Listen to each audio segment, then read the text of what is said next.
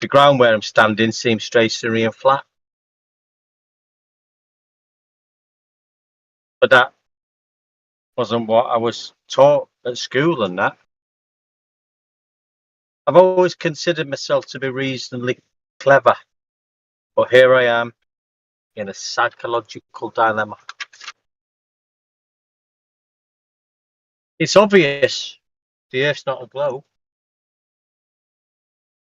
but don't ignore what you've been told. Psychological dilemma. Don't let the truth unfold. Protect the model at any cost. Psychological mind loss.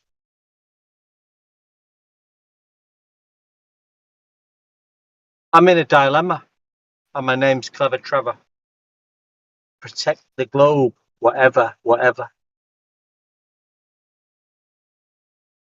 I'll say definitions are not definitions, and that horizontal leveling can also be curved. I'll say anything to protect my globe world.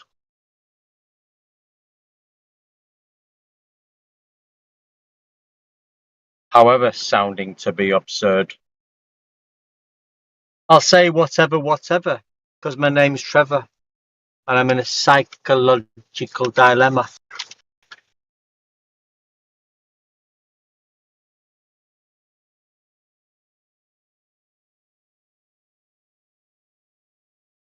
Hey, did Nathan do a show today? Yeah, that was good stuff. On deck. Yeah. Hey, Alpha, you know what? He did. And you know what? He fucking ripped it apart, mate. He was on top form today, mate. Who was in here? Top form. Who did he catch in the wake of that? Any of the other ballers? What's he called? What's he called? Politico. Yeah. Oh, Politico. He was not. Oh, Awesome. he was. Nathan was on top form today, mate.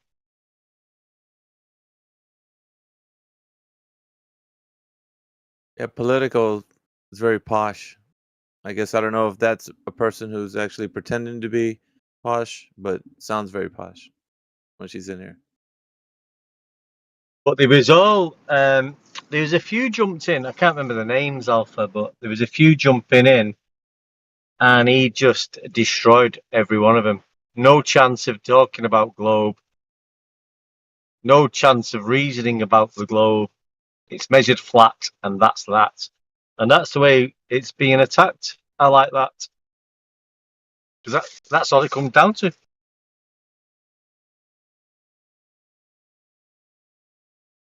He's not taking any shit off anybody. I think you're a poet and you don't even know it. Because you rhyme every time. I'm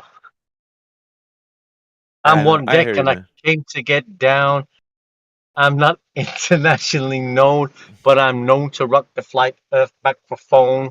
Ladies love me, girls adore me. I mean, even the antisocial flat earthers love me. The way that I rhyme at a show. The reason why, man, I don't know, so let's go. Yeah. Just put a little background music to it, man. You can be another YouTube star. I don't know. Yeah. Do you, man? I mean, never stop being creative. Yeah, man. But I think it's got to a point now where there's different. I mean, I love this server. I love you, Alpha. I love all the people in here and Jedi and Finn and like that. And I think this server's great. I also, I'm in the Nathan's neck of the woods as well, and I can be a bit like that myself. I think AI picked up on it a bit yesterday, where he sort of said, "Deck, calm down." I might have been coming across a bit like I'm not giving the person a chance to talk about the globe or poles or domes or firmaments, because I'm not allowing that to happen. I won't allow it to happen, but I know for the sometimes for the convenience of the audience, that's good. But I think that's where my mindset is at the moment, and I think Nathan proved that today. We're not taking any shit. We're not even. This is the way it is. It's measured flat, and that's that. fucking take it or leave it. If someone's coming in genuine, that's maybe a different. But I feel you can sense them people coming in, and I did feel that person last night coming in on me, and I knew that was an anti-flat earther, and I was a bit strong with him, and I got a bit told off for it, and I do apologise for that if I did come across that way. But that's how passionate I am about the subject and my reality. So if I upset anybody, I do apologise. We allowed him to air out his worldview completely. And then he imploded at the end and demonstrated to everyone the bankruptcy of his opinions. In total. Mm-hmm. I think that's the best way. Because what happens is if we fair, but it's case by case, I think. You know, you gotta roll with what juice you think you can get from that stone. You know what I mean? Yeah, how much you can squeeze out of it. Yeah, so I mean it is a case by case, man. You can't really it's not I guess a simple methodology you just apply to everybody. You kind of read out the conversation, how it's going, and you know what to apply. It's like you got a lot of tools in your tool belt, but you can't use the hammer every time. It's not gonna be useful because sometimes the guy's a real sophist, and you have to apply, maybe I don't know, a saw. Who knows? But like it's a different method every time. But the type of method that you use is the end result is still be the same. Yeah. But you can't keep using this because it sounds like, okay, if you start attacking a sophist who's making it sound like you're not letting them speak, and if you're just over talking them, it's gonna sound like you're being unreasonable. And I know you're not, but it's just optically it's gonna look that way. Yeah. The third party perspective is gonna take it that way. But however, Alpha. Yeah, so do you get what I'm saying? It's a tool belt. Yeah. No, but I realise that myself, and and it's no excuse. Depending on my day or what's happened to me in that day or who I'm speaking to, and then I come in and I'm speaking to, I can't be correct on what I'm just going to say, but usually I'm correct that if someone's coming in a nicety way, asking me about firmaments and north poles and south poles, and I can understand straight away if they're an anti-flat earther or there's someone with a genuine interest. And if it's someone with a genuine interest, I would definitely take the time and explain things more clearly. But I know I can pick up on these things sometimes, most of the time. But yeah, that's just me. That's me. That's who I am. My personality. That's one deck. Sometimes I'm a bit gentle. Sometimes I come in hard. I don't know everything. I respect everybody in here, especially you, Alpha, AI, Jedi, all the guys. You know so much, and I've listened to you for so long, and I've got respect for you guys. So, but I hope to think that you guys know that I'm in this together with you.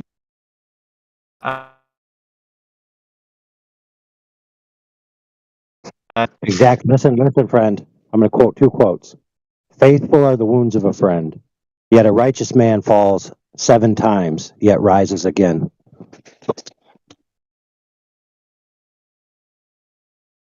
That's a good quote.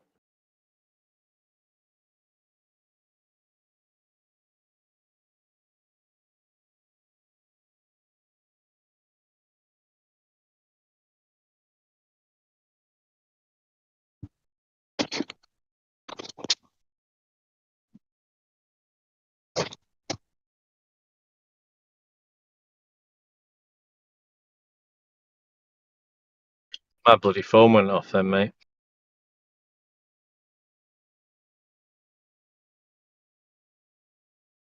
But anyway, my phone went off because someone was bloody ringing me in the middle of that, and I had to say, ring me back in now and remind me. Then I lose connection to the server. So just at the crucial point, I lost all connection. I don't even know if I'm on the being heard now. But yeah, so apologies anyway if I've upset anybody. I've got the deepest respect for everybody. But also, I respect a bit of that respect back. because I've been here for a while myself. I'm learning. I've got mistakes of my own, but I'm sure you all know who I am.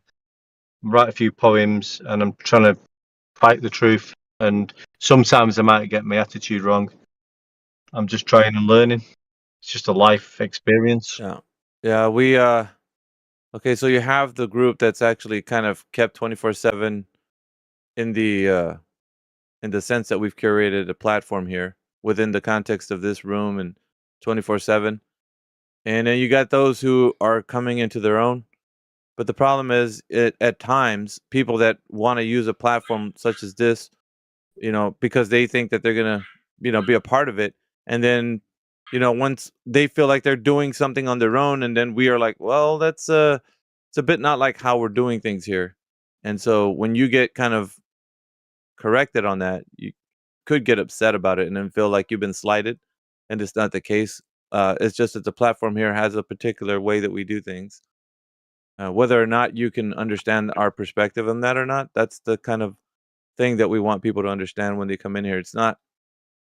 This isn't your platform, it's not mine, it's ours. And so because of that, we have to take care of it in a way that we're going to be able to have people come in here and question, and not just have someone overtalk them and just not let them speak. So it's got to be a platform where we have to get that back and forth, as painful sometimes as it is, because we have to let some of the globers that are staunch in their position sit here and ask those questions. You know what I mean? It's painful sometimes, but it doesn't take somebody to just rumpus them. We have the mod control of this room to stop them if we need to. The reason why sometimes people are let go is because the moderators are listening to them and they want them to go. So there's I think always sometimes this room's always we know who moderated. they are. They're Yeah. repeat offenders though, too, many of Alpha, them. Plus, we can see the future. yeah. I mean, I've been in the conversations. A lot of you guys, when we're talking to these guys, and I know the scripts. So, but yeah, sometimes, yeah, I'm. But I hear it from a lot of people on this side. Getting, QE can get like that. Nathan definitely gets like that. But I mean, if it's a thing that on this platform that we're not, there should be some right when you come on this platform, guys, just be a bit more reason. Or if I am getting carried away, if AI wants to come in and just say, one deck, you're being a bit, just say, listen, one deck, just calm down a bit. I'm not, I'm not saying I want your arm around me and wrapping in cotton wool, but just say calm. I can get passionate about this subject. Yeah, but in the mix, you're gonna charge him with stopping you from telling the truth, and he's not doing that. So that's what you're gonna feel like at the moment. And so doing that in that heat of that passion, you're gonna think that he's not letting you, shellac a baller. That's not what he's doing. Yeah. He's always Well, listen. AI has always been in the interest of the room or the server. He's always been there's never been a time where he's just looking to just shut someone up because he feels like not letting you speak. But at the time, it feels that way to you because your only concern is to make sure that the baller gets his, feast on his bones, yeah, that kind of thing. definitely. Yeah. All right. Well, So apologies to AI. Apologies to the server. Not that I did anything dramatically wrong. I was just stating to the guy that if you're mentioning North Pole and South Pole, you're going to need proof of a spherical Earth. And I never mentioned anything about a firmament, so don't put a firmament on me. I mean, that was it, really. yeah, but did you now? Let's be real here. Were you over talking him? Did you not let him speak? Did you? Were you just? I did. Yeah, Okay. I was a little. Okay. Yeah. I was. Yeah. I was a All little bit forceful. I was forceful. I was coming across a little bit hard. Yes. Okay. Well, And But that's all. that's my passion. That's fine. People were allowed Rubber, to talk. Rubber, His show. your connection is messed up. Rubber, your connection is messed up. We didn't hear it. It's kind of a garbled mess. Is it still bad? No, not yet. Still bad? All right, it's getting better. Damn. Getting better. I'll check in a sec. We heard that.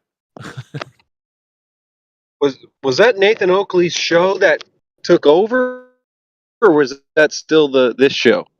Nathan Oakley has a show here for a couple of hours in the morning on Fridays. Oh, that's what I was like. Why? I didn't Yeah. know he came in. Yeah, he does that. I see, So but he doesn't have mod power. no, we do.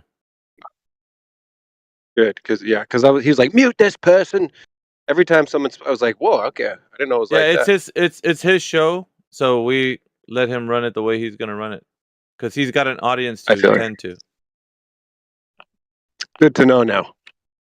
So, am I okay now? Am I all in the fucking clear or what?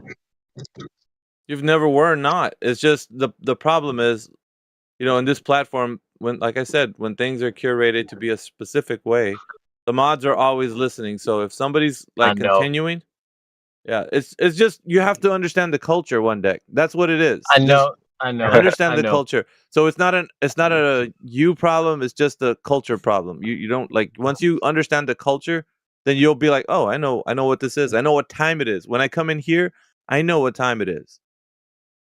That's all. But also, Alpha, and I love you, mate. You know this. And what I'm saying is, I know. I don't know. I'm probably going back 4 months. I remember being on this platform, and you were saying, as soon as you come here, say anything like that, I'm gonna fucking shell at them. They're not getting any fucking chance to talk. So, Yeah. and I've seen that attitude from you. Yeah, I'm not. Mhm. Don't think I'm having a go at you. Know. I'm just saying. We've had that conversation together, but then I've also seen lately and we've talked about it, Alpha, your cat and mouse approach, where you'll fucking tease the mouse and claw it, and then you're gonna fucking play with it, and then you're gonna eat it, and then I've seen you're really chilled out, fucking calm approach, and I do like that, and I wish I could be a bit. I think that's the right approach. What you're giving at the moment. But I sometimes find it fucking frustrating, especially when it's an anti-flat earther fucking glober coming in just to wind you up and talk shit. But I know you've got to take into consideration the audience, so maybe I've got a bit to learn. But anyway, I'm not going to talk about myself anymore. But I love you all anyway. And Yeah, I there's like, well, and I would say it this way, man. There's always the time for that, but then you got to understand when to use it. It's the passion can be utilized, but instead of it being like a wild bonfire, you have to use it like a controlled welding torch, like something very hot and very controlled, very precise. So every day that you wake up one deck, it's a day to reset, refocus, reanalyze, and be better than the day before. So you can always, nothing's set in stone at like who you are. You can always change your ways. You could say, you know what, I'm gonna get up today and I'm gonna make today a little bit better than yesterday, and continue to, like, and for lack of better words, evolve your attitude. So you're not, one deck is not just one thing all the time. You can change every single day. You can reset, refocus, realign yourself, and make yourself better than the day before. That's all. could be 2 decks. I could be 2 decks one day. Yeah, but you get what I'm saying, right? Like, so it It could doesn't. be big. If I deck. was like that before and I'm not like that now, and I want to be something different, then Hey, you listen, could see Alpha. the evolution. Go ahead. Do you know why? Do you know why I'm called one deck? Not really. Oh, I'll tell you a little story. So I've always been a DJ. Yeah, I like my house music and playing on turntables and mixing tunes in. Done it for years. So I had some like Technics turntables years ago, and my kids were young. One of my daughters was a bit ill, and I used to have my Technics turntables in my bedroom. I went out with a friend of mine, and I didn't come back home for 2 days. My partner then, who's my wife now, was not very happy, and we had a big fucking argument. And she said, "You've been out for 2 days, but our daughter was ill. You've been clubbing it and doing what you've got to do, and you've gone out and you've just been enjoying yourself and left me to the fucking hassle of the kids." And what she did is, in the bedroom where my decks were and my speakers, she picked one of the decks up, which is quite a heavy Technics 1210 deck, by the way, and she fucking threw it across the room, and it smashed my fucking deck. Right? She fucking threw my turntable and smashed it. And I only had 1 deck. So from then I was called DJ One Deck. Okay, that's kind of a crazy story. Yeah. Yeah, it's a All true right. story, mate. That's interesting. You could also be like one cassette deck. That's all you need, man, as a DJ. Just one cassette deck. I don't think these Okay. youngins know about a cassette deck. Amish, come Oh on. yeah, the C60 What do you mean by cassette. cassette deck? Man, don't you need two turntables to freaking sit up there and like do all your scratching and stuff? I want to rock right now. Does that girl Politico come in here quite a bit? Because she didn't really have much to say. It was a lot of just jibber jabber and. She's mainly just a bunch of hot air when she comes in here. my It's God. mainly sounding posh, mainly sounding like she's somebody that's hoity-toity, but it never really comes out to be where she knows what she's talking about. She doesn't know. And you could easily I mean- expose her by that, but it's just somebody that, like these sophists that come in here, they like to spin everybody's wheels and say a whole bunch of like absolute nothingness. That's what she does. I mean, it's That's it. hard. I mean, Alpha, IAU, and Jedi, and AI, and everyone I fucking know in here. I've known you guys for years. Indio, Right? Amish. Yeah, India. Yeah, the guys there, mate. I know them all. But listen, it's hard. I mean, IAU, and then you'll have that half an hour conversation with one guy, nice and calm, and you're talking about perspective and you're going over the what is just so obvious, and why should I have to go through this conversation anymore? And then somebody else will come in and you'll go through that again. Yeah. Sometimes I get to the point where I'm not fucking talking about this anymore now. I'm fucking sick of it. Right? Yeah, I'm that's not fine. yeah, that's the way I am at the moment. Like, and that's why I'm getting like, that's no, good. I'm not. What? So I'd say this, man. Like, what is your main objective when you come in here? What gets you into this room every day? What do you want to do? Do you want to just shellac a baller, or do you want to speak the truth and let somebody hear it, no matter what somebody's feeling about their opinions? So it's Yeah, up to you, well, I because mean, you make a decision, right? So and listen, this is rhetorical. You don't really have to answer. It's rhetorical. So it's just basically I'm putting it out there for you to think about, right? So when you come in here, if truth is the main objective, then you're going to speak it. Whether or not the person that's listening to you is convinced, we have an audience that's in here that could contemplate what they're saying, what you're saying, and then they can make a decision for themselves, and then truth will do the rest. So our main objective is just to plant seeds, to say what the truth is, and I kind of go through the reason why people have that cognitive dissonance, about thinking that the earth is a globe.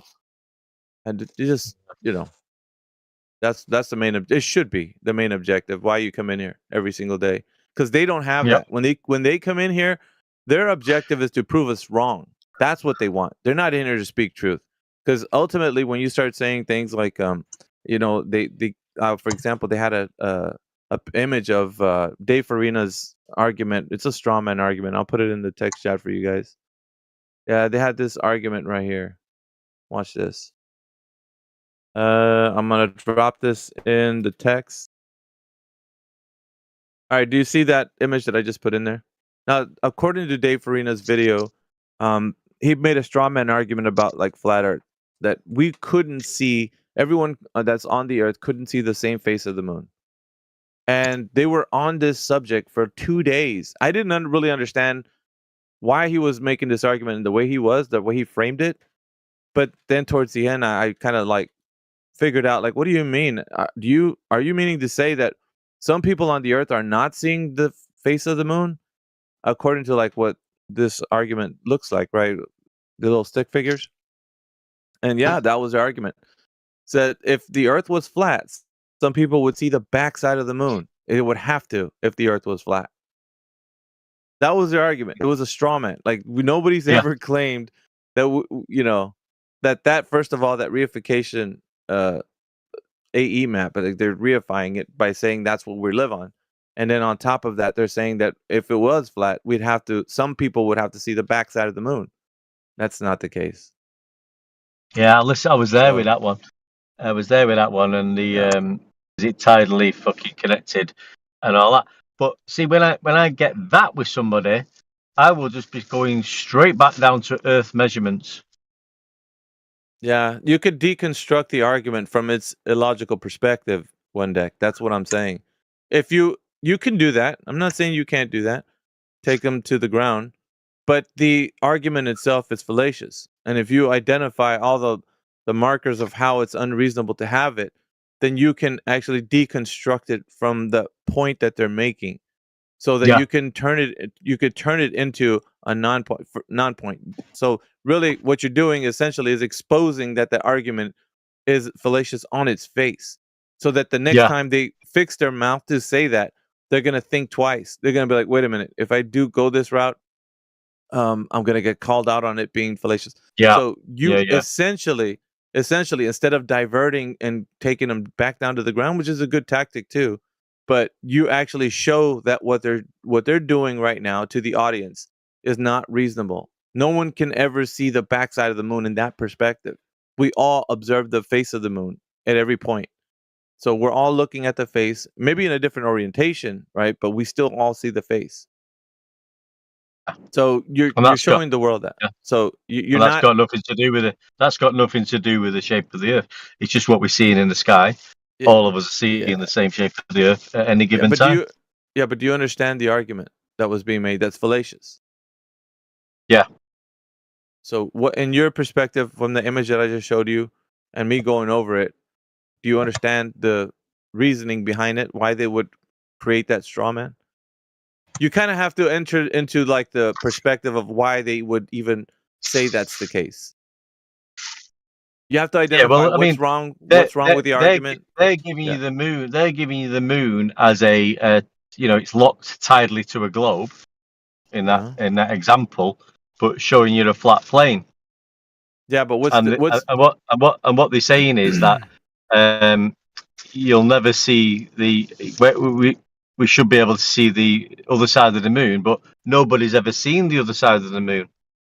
We so what are they only ever see that part of the moon. so Everybody. what are they saying essentially in their unreasonable argument? What are they saying? They're saying that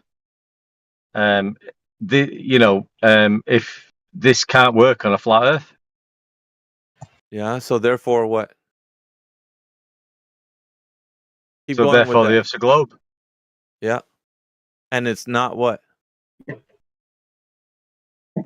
You gotta again. fill in all those blanks. And it's not what? It is a globe and it's not what? It is a globe. Yeah. And it's not what? And it's not What are they trying to prove that it's not? One day. rotating. No. They're trying to prove that it's not flat. They're trying to prove that it's a globe. It's a false dichotomy in the first instance. They're trying to prove that the Earth is a globe and it's not flat. So they're showing everybody how illogical the flat Earth is. You get it? It's an argument built and designed to make flat Earth look like it's not possible. Do you understand? Yeah, I understand when you're pointing Yeah. it out, but you're right, and that's where you've got probably an advantage on me, and that's probably why I just fucking bring it straight back down to earth measurement, because Yeah.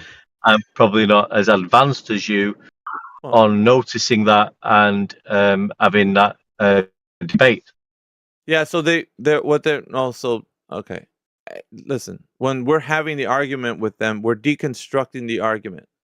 When you want to come in and jump in and say, well, let's take it back down to the ground. Essentially, what you do is you undermine those flat earthers who are deconstructing the argument. You're not letting us deconstruct it so that the audience can see how illogical their position is. And that's what we're doing.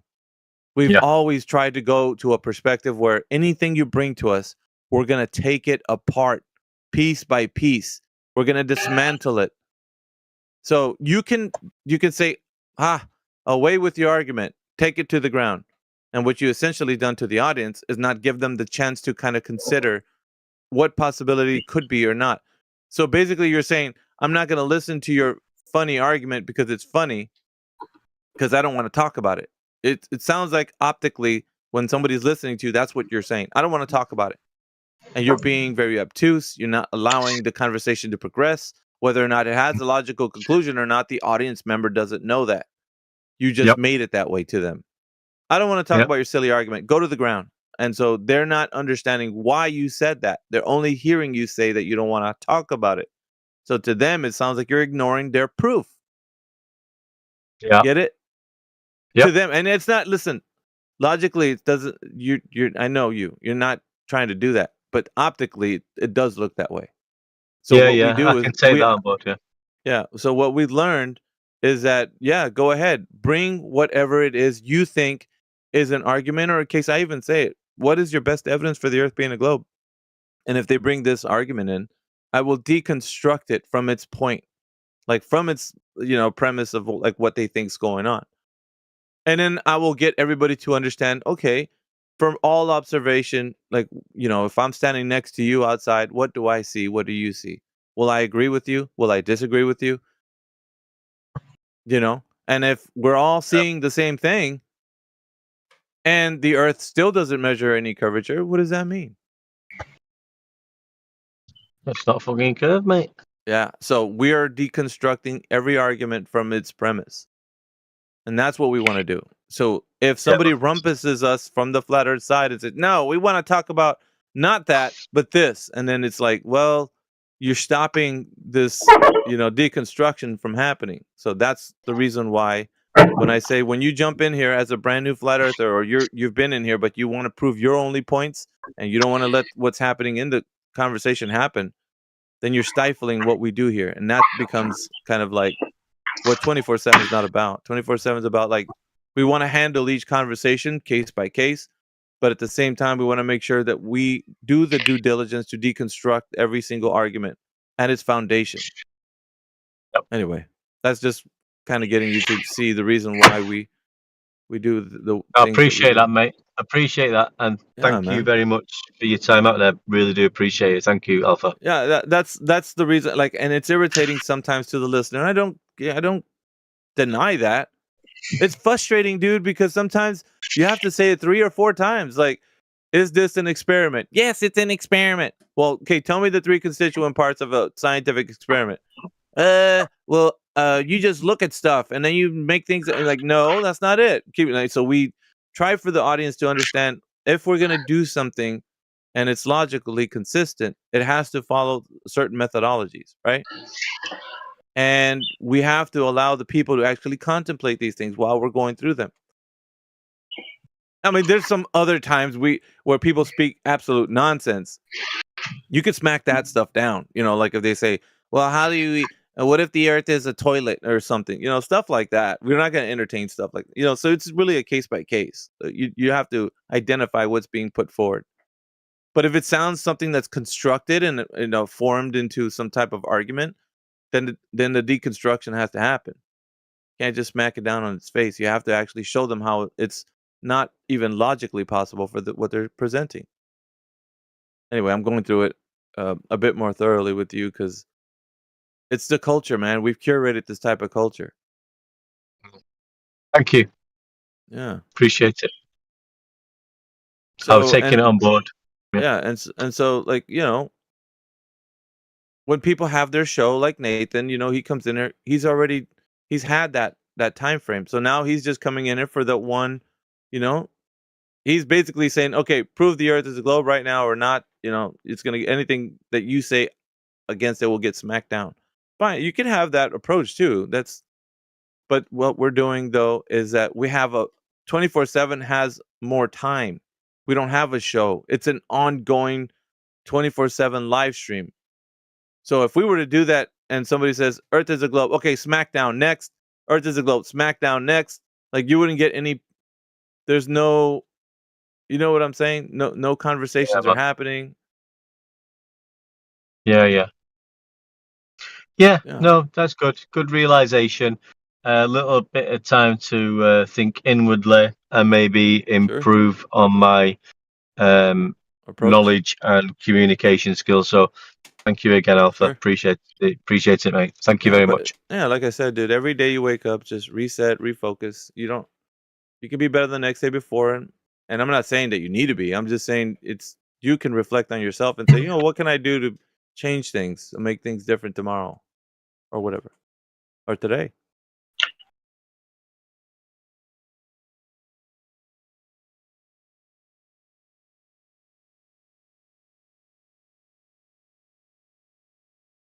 The true test, I think, for everyone is when they stand alone with a baller and they hear these kinds of arguments, and we're all witnessing that. We're all saying, I want to know how he's going to approach this, because we listen to most of the conversations. We talk about it. This person handled it this way. I think this person's doing well, like, because we all know where we came from. That's what we do. We analyze like who's doing what, and most of us that have been doing this a while, we understand how to deconstruct those arguments. But Yeah, and I think we also try and let each other stand on their own 2 feet, because it's more powerful as a community when people see us as individuals responding instead of covering down for each other all the time.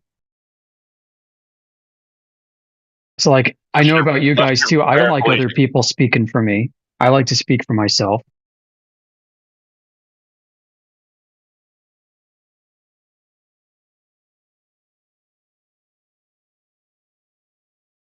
Recently, the approach I employ is not that great for conversation because the incredulity of the baller or the anti-flat earther comes out pretty quick. But instead of just begging the question with them, like let's take the moon, for instance, if they say we never see the other side of the moon, well, I'm not going to beg the question with you that there is another side to the moon that you believe is there. You think it's already a ball and there should be another side. There's no evidence for that. Why would I allow you to plant that seed in the mind of the audience that it's a possibility? But the problem is that the baller and the audience becomes incredulous. What do you mean you don't believe that there's another side to the moon? Of course it's a ball in space. So they start to flip out.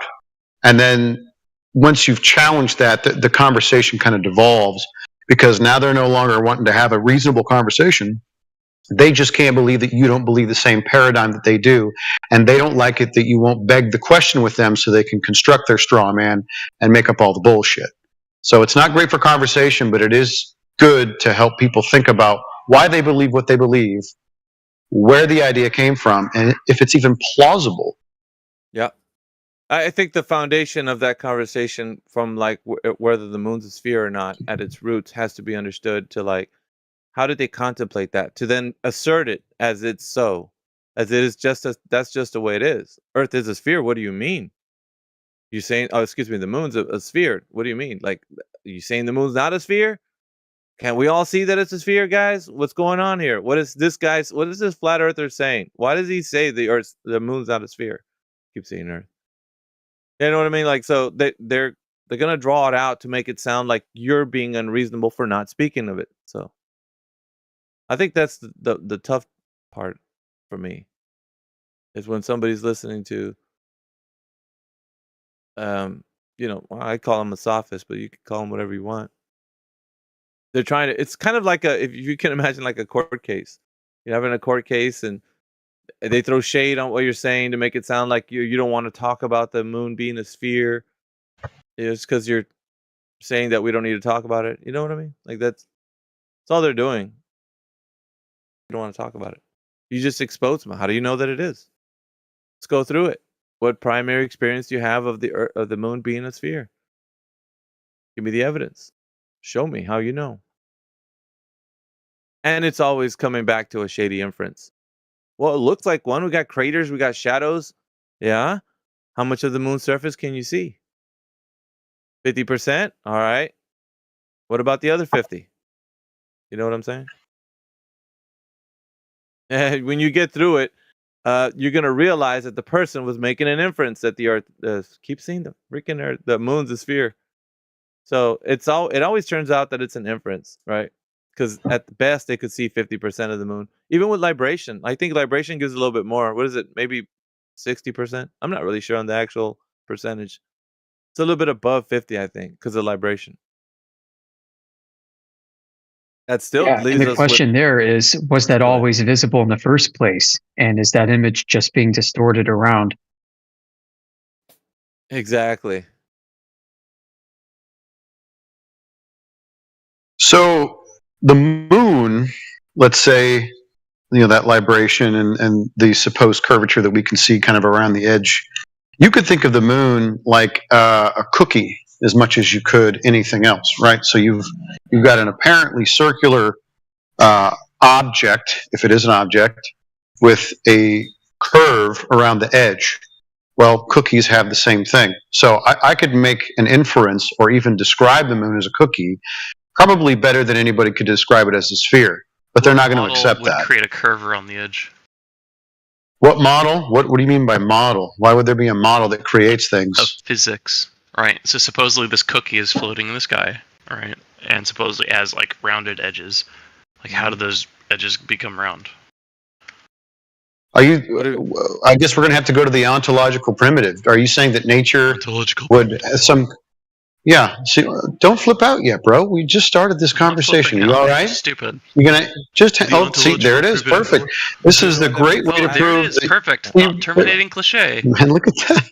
Oh man, look at that. Look it what he's doesn't doing. take very long for you guys It just doesn't like take long for him descend to just freak out, and now he copies me, and it's hilarious. So why? Let me just ask the guy before he continues with you. Do you know what he just said, Clueless? I'm gonna unmute you. Just you know what he said. I want to know if you identify because you mocked it. So I don't know if you know what he said. I'm kind of curious. Go ahead, Clueless. What did he say? Let the audience know that you know what he said because you started mocking it. So I stopped listening at the word ontological because it's fucking stupid. Do you know what that means? Do you know what the word means? I understand that.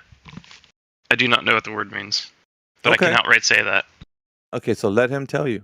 Says who? Do you want to tell him what that means? All right. So in the ontological primitive, that discussion, we're either saying, well, nature creates itself, right? Big Bang. You can use whatever self-creating mechanism you want, or it had to be a sentient being, intelligence, whatever you want to say, creator, if you like. So is the description that you're using, physics creating the moon, is something conceptual creating the moon, or is it a sentient being or force? So which side do you fall on? Does nature create itself, or does a creator create? All right, I'm gonna mute him. Go ahead, Clueless. It is completely and utterly dishonest to pigeonhole it as either a creator created it or nature created itself. It could have always just been there. Could have always been. So it just existed. Great. Sure. So what mechanism is, so there is no creation story then? More evidence to it just existing, right? Than a creator having created it. Such as? Such as we exist. You and I are talking to each other now. As far as we know, we exist. That's evidence that we exist. Fuck you. Wow, dude. Like, this is desperate. Dude. Are you okay? Oh, yeah. Are you okay? It's better if you just don't, like, can you not copy me every time I speak? We can have a reasonable... Wow. Yeah, are you being reasonable? Are you being reasonable? Really? Yeah. Yeah. So he gave a creation stories, but you said that there isn't one. Did he leave? No, I muted him because it's just kind of ridiculous at this point.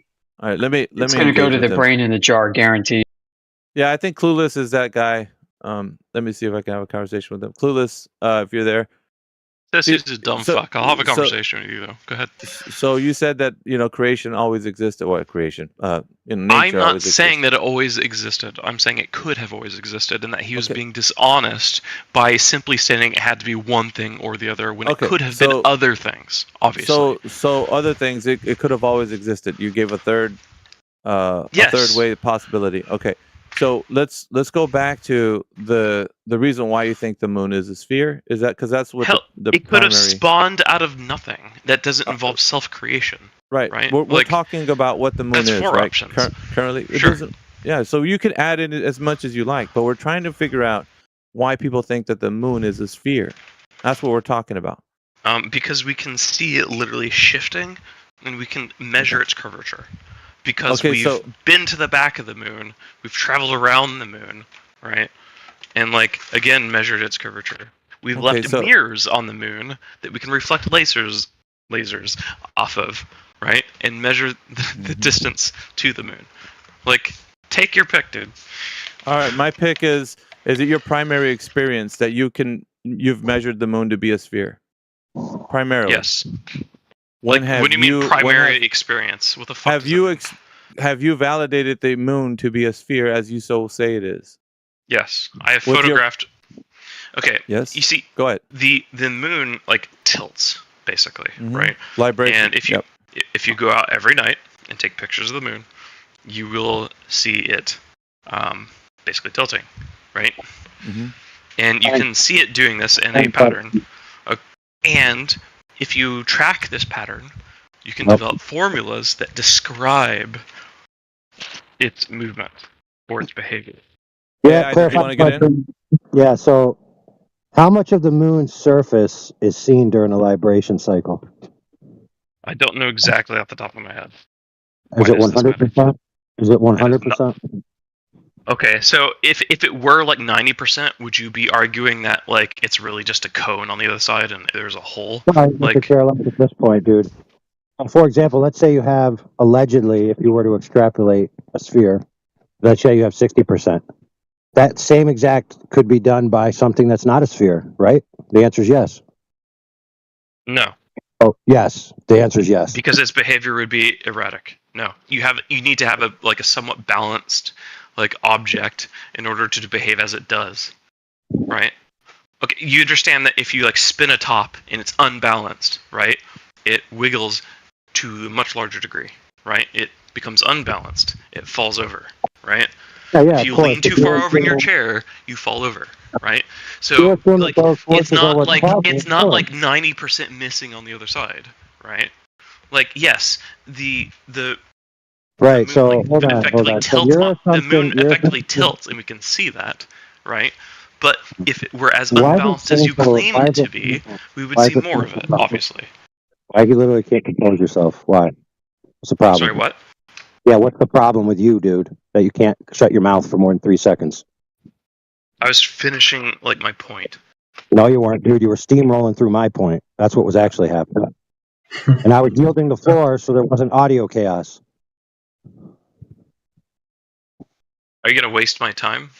You have the floor. Oh! Thanks for your permission, dude.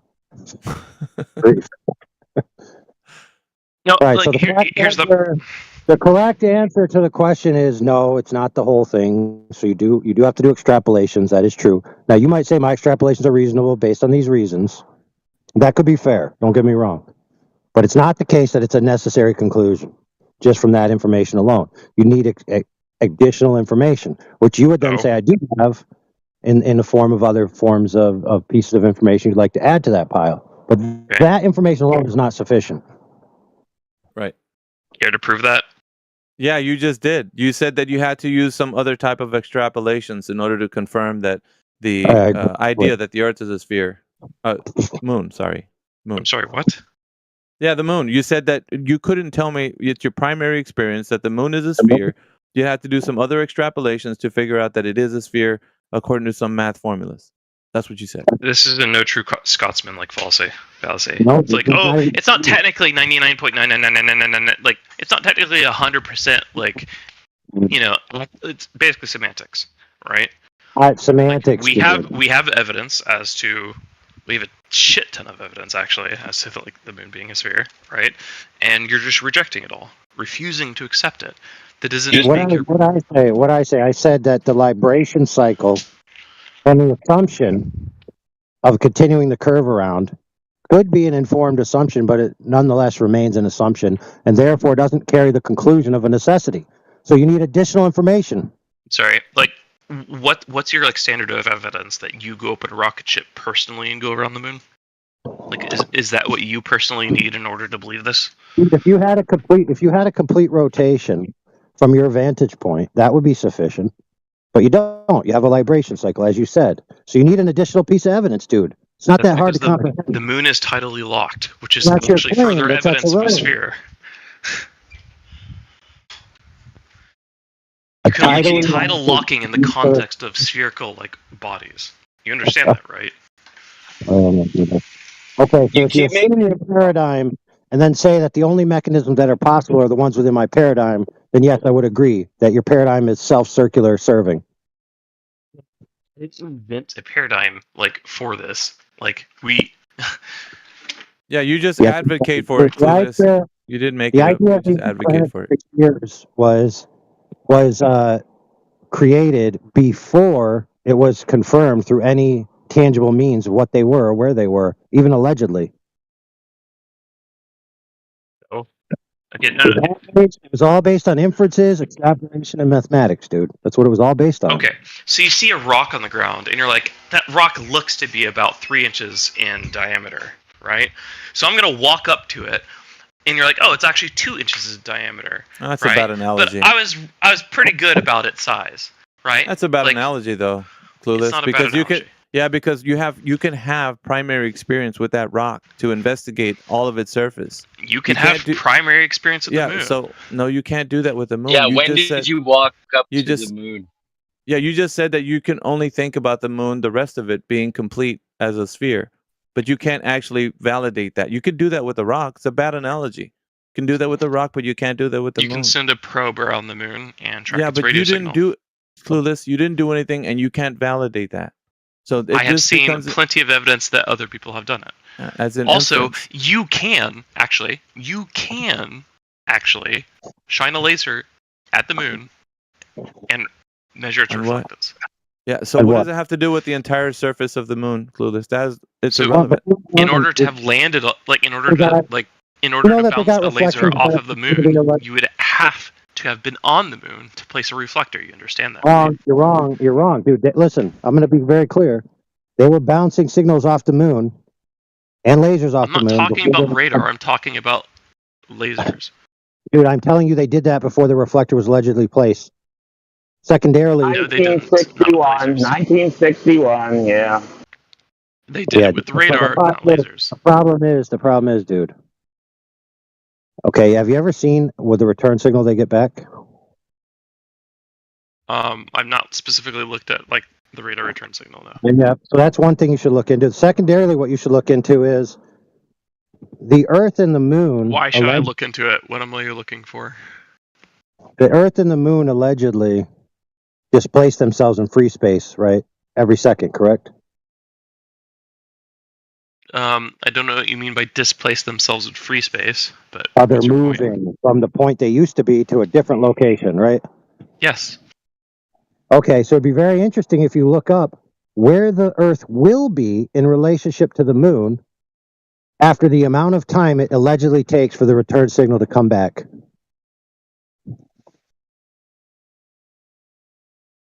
Because remember, the speed of light is fixed, right? But the Earth and the Moon are moving, right? But they're not just moving in one singular vector. If I'm not mistaken, claiming that you have evidence? There's 11 motions, right? Some of which are in the millions of miles per hour category. You're rambling.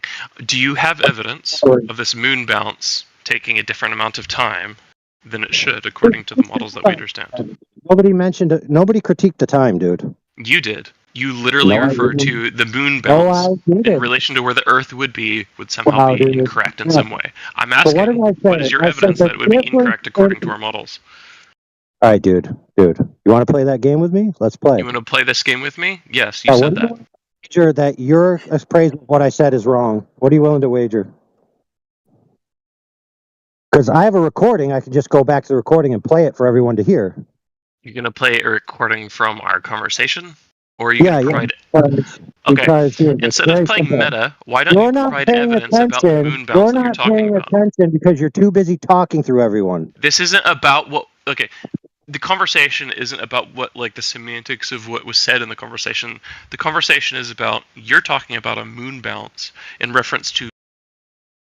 I'm going to say what I want to say, unimpeded. And then I will open your mic so you can say what you have to say without two people talking through each other. Because you're too much of an asshat to relent long enough to let people finish their sentence. So, what I said was, the differential in the displacement of the Earth relative to its previous location in free space, the amount of displacement in the amount of time it's alleged for the bounce to take. I didn't say the time was in question. I said, what is the distance during that amount of time? That's simple, right? Maybe try paying attention next time. All right, now I'm going to mute. He muted you. AI, I don't know why you did that, so he didn't hear you. He just said that in the text. He said in the he said it in the text channel. Remove his ability to speak. If he's going to demand that he's allowed to talk incessantly straight through people, and when someone tries to clear the room so that people can hear one party speak and the other party speak, he's just being an asshole. So he can just go fuck right off. Or he can apologize for that type of behavior, and then and only then will he be allowed to speak in here again. Okay? Yep. Asshats like that aren't going to be allowed to take up anybody's time in here, period. Yeah, so Clueless, you have to mute him Fuck and the apologize. idea that somebody's muted because two people are competing for the mic and they just say, okay, I'll speak, then you speak. And you say, oh, no, that's wrong. I should be allowed to talk straight through you. No, not going to happen. All right, so if you're listening, Clueless, you have to unmute AI and apologize for muting him, and then you can be able to speak. If not, you're probably not going to be able to speak here. And your name is very fitting because you're clueless. And you don't want to get put onto that list, man. That list of people that can't come into the most popular room in politics. You don't want to do that. Unless you do and you don't care, which is up to you. But yeah. Let us know in the text when you've unmuted him, and then he'll unmute you. To be fair, you know what, point of order. He unmuted you. Yeah, but obviously it's like if two people are competing for the mic. Yeah, nah, Right. he can just kill himself. I still have him muted. You can't say that. No, sorry. Oh, now you're banned. Now he's gone for good. You can't say that. Instant ban. That's a TOS violation, man. That is that should be a ban for the server of telling someone to off themselves. Yeah, it is actually. It is. No, definitely. I know. It should be. But anyway, the point I'm trying to make is like, if two people are combating for the mic and it's confusing for everyone, if you mute the other person and you keep talking, everyone else can still hear both people. So you're basically saying, I want all the people listening to endure audio chaos because I'm a selfish, self-centered douchebaggery, basically. Why should we allow people like that to do that? It makes zero sense.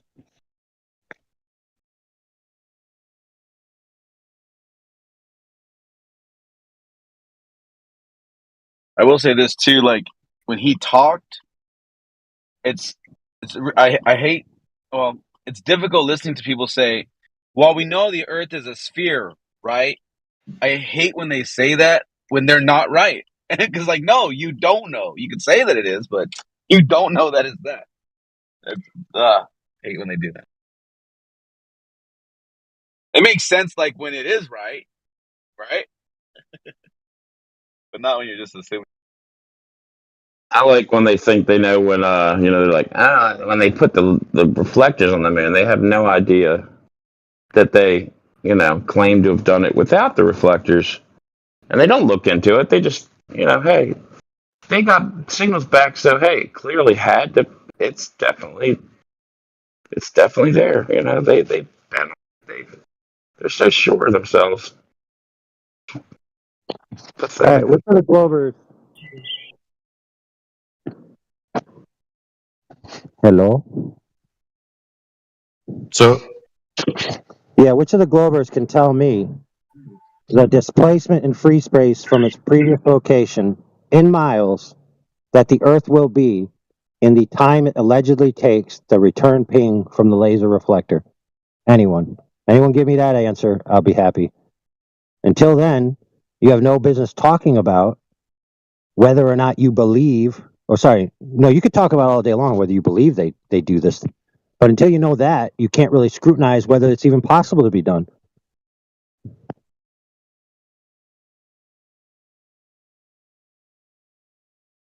I'm gonna guess it's a lot.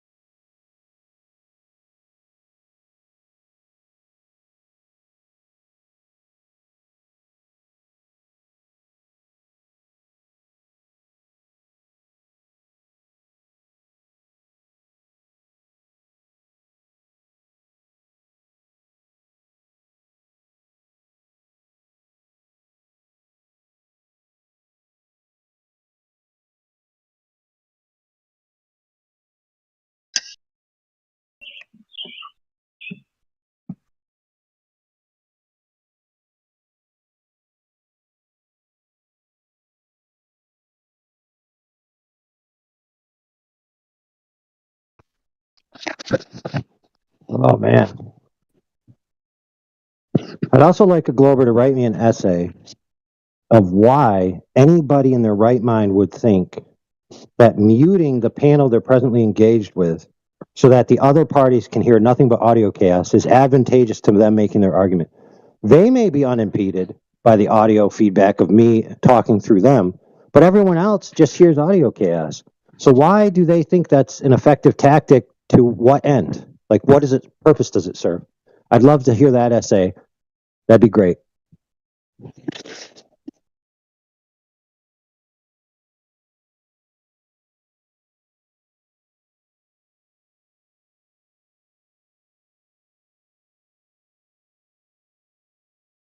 Can we get the distance of how much it moved, or do I have to go look that up myself? Come on, tell us, Dan. He was like, I'm waiting for the answer. Lewis couldn't provide the answer for everybody. It's funny because, like, all right, it's wobbling, it's spinning. What are the other? It's moving. It's 66,000 too. So those are the three I know. I mean, I guess you could consider the whole damn ball of wax, going through the whole solar system. I don't know, does that count? Because the moon supposedly was a whatever. I know three.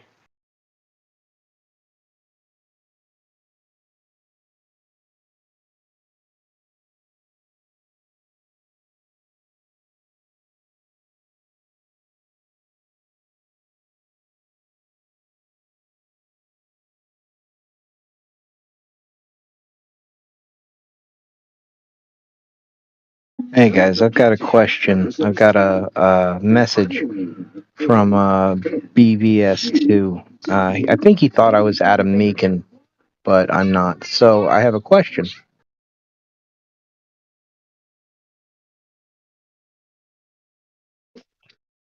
Okay, it says. Shoot, senor. Okay, thank you. I was going to read it. I think I made a mistake with my Earth curve math. Could you help me? 8 inches per mile squared. What does this actually mean? Because I was led to believe that it would be 25 distance 25 miles. 8 times 25 miles squared would give me 5,000 inches, then 416.67 feet. But I think this is wrong. And I'm thinking in my head over here, I'm over here like, I've always wondered that myself. Is it just every square mile it's supposed to have dropped 8 inches from where I'm at in every direction? Or is it 8 inches per mile and then you get to 2 miles and it's, 16 inches, squared?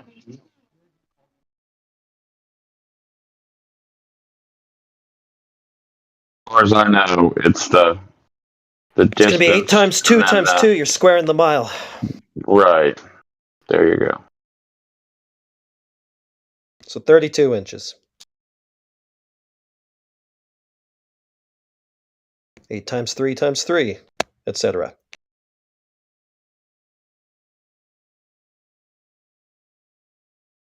Could you say that again so I can understand better?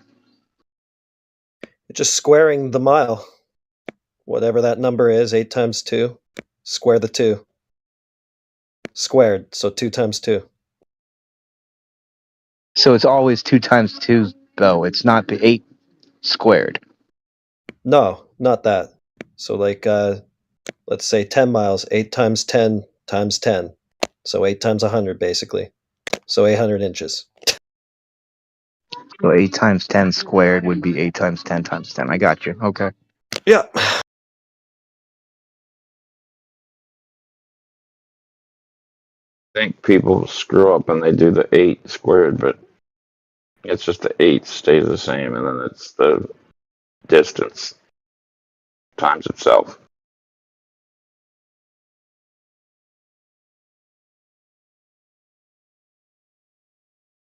All right, I'm doing the email. I have to start the email. Hey, this is not Adam Meakin. I'm just gonna say that out loud.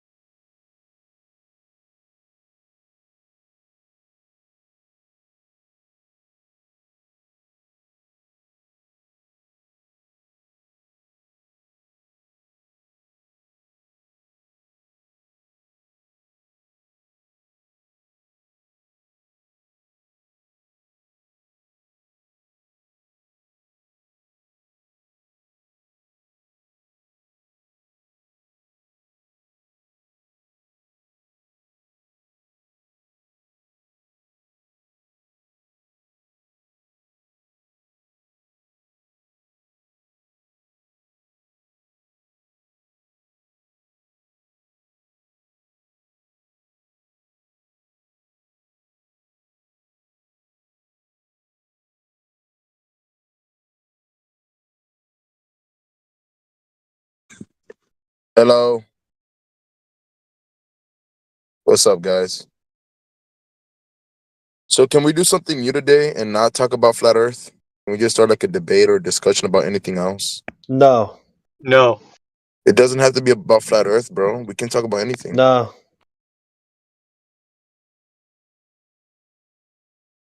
Does I that want to answer make your your question? I want to make your VC the biggest VC in the whole server. It already is. But It has been for like half a year. you have a bunch Number of one, mate. bots, bro. Your server's full of bots. Do an AFK check What? right now. See how many of these. Yeah, like the guy called Politics Bot, you mean? Is that a bot? I know who all these other people are. I don't know who you are, though, and you call yourself a bot, so sounds like You know who protection. I am. I'm one of the most famous people in the server. Oh, never heard of you. So yeah, most of the people in here are bots because they're muted, bro. Oh, yeah, good logic. Physical. Do an AFK check right now. See how many of them are around. I know who they are, idiot. But they're not here. They're only deaf. They're deafened and they're not here. They're muted and they're not speaking. There's nobody interlocking. There's only. So anyway, like Yeah. when you asked me if we could talk about something other than flat Earth, like people being muted or bots or whatever, for example, remember the answer was no. So anything flat Earth related to say? Let's not talk about the fact that the Earth's not a globe and it's measured flat. Let's talk about something else away from that subject. Exactly. I'm trying to help your VC. Yeah, but we don't need your help, though. It's been going good without you, so thanks. But anything flat Earth related to say? I'm trying to bring up another topic besides. Yeah, but we're not doing that, though. We're not biting. So go ahead with the topic. All right. So I got a topic, guys. All right. want to. This one's mostly about religion. So Yeah, no, not that one. So it'll just be the flat Earth topic. Maybe he's in the wrong server. Yeah, you're in the wrong server because this is the biggest channel in the politics server. So the server is like mainly about flat Earth, I guess. So I guess that's what we're gonna have to talk about. There is religious servers if you want to hop in there and talk about religion all day long. Go for it, mate. Listen, I don't mind talking about flat Earth, but I'm saying, how many times can you talk about that and have the same conclusion? Nah, well, just type in the chat when you want to talk about flat Earth. Thanks. I'll tell you, dude. I'll tell you how. I can talk about it every single day and enjoy myself.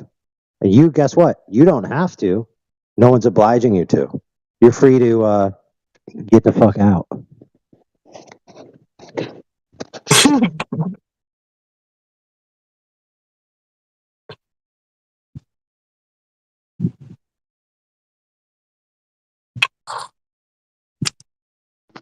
Hey, could I read you this email and get your thoughts on it? Go ahead. All right. To my understanding, I'm pretty sure it's 8 inch. It's 8 inches, 0.22. I think of supposed drop.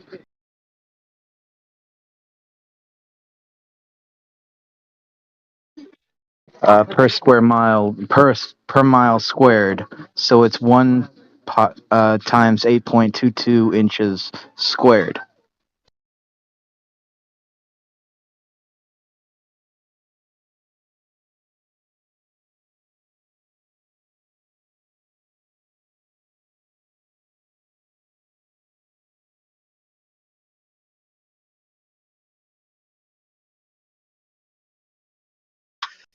Yeah, I think there's a claim on the table of the geometry of the globe, mate.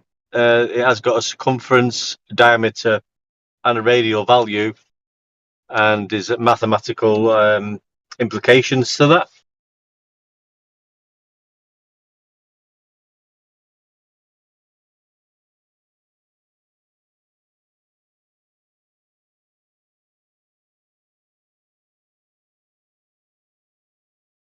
I'm just trying to figure out how to tell this person, the information that I kind of understand, but it's, oh man, I'm not gonna lie, I'm not great with it.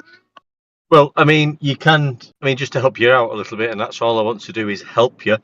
If you just Google like what the circumference of the Earth is, and there's an app like the Earth Curve Calculator, It'll tell you what the dimensions of the Earth are supposed to be and what the distance to the horizon. By the way, they do claim the horizon is a physical location, and there's a distance to it, and it's all in the Earth curve mathematics. So you can actually just Google that and research it. It's all there to see.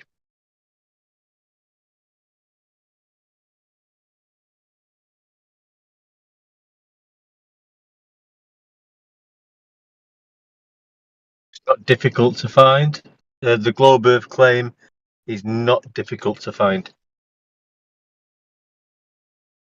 I'm still trying to write the message.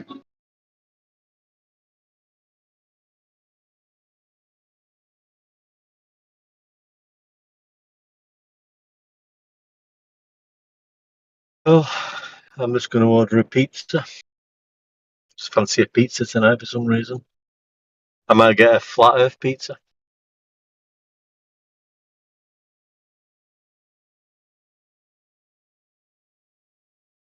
You'll need a flat Earth for that pizza anyway.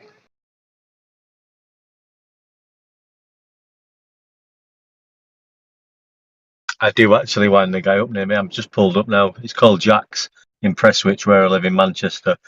And I do wind him up when I go in. He knows I'm a flat earther, but every time I go in, I ask for a flat earth pizza. And I keep just trying to persuade him to like put it on the menu. He's fucking not having it. But I mean, I might just video this. I might just go in and video it and then post it, and then you can all see what I'm on about, and I'm not lying.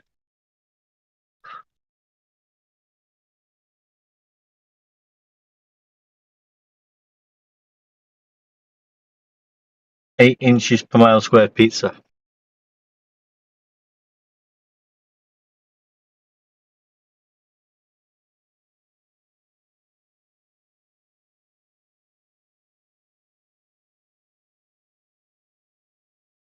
Yeah, man. I want to go in and video it. So Hey, camera. Hey, camera on, guy. Camera off or go bye-bye.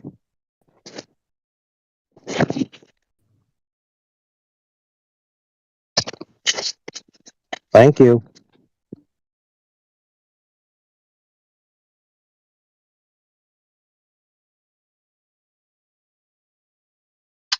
So, I mean, at present day situation, we've all been talking about this for years, some of us months, some of us weeks, some of us 10 years, 15 years. What is the most devastating evidence to be presented that we live on a spherical, rotating, globular Earth? What is the one piece of evidence that just nails it in the coffin? Any Globers like to explain?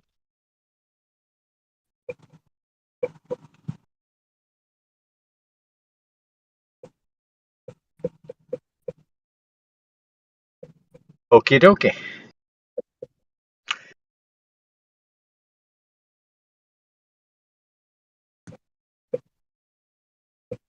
Any globe evidence whatsoever?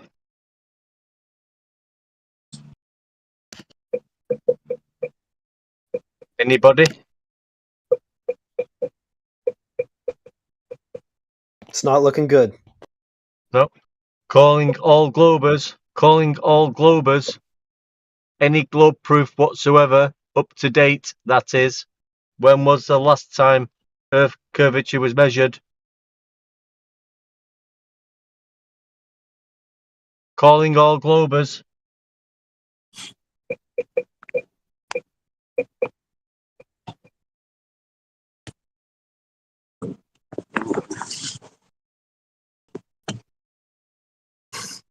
Okie dokie.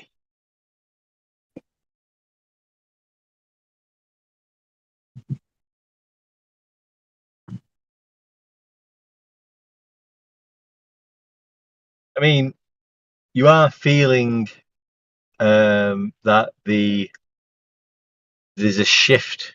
There's definitely a shift. You can feel the shift, can't you? You can Nobody feel the shift. responded to you, bro. This VC is dead. Everyone in here are bots. Let us talk about something else. There's definitely a shift because there's no Globers anymore. So can I bring up another topic That's about not anything else? No, it's a flat. This is the 24/7 flat Earth server. That's what we talk about. The lack of evidence of curvature.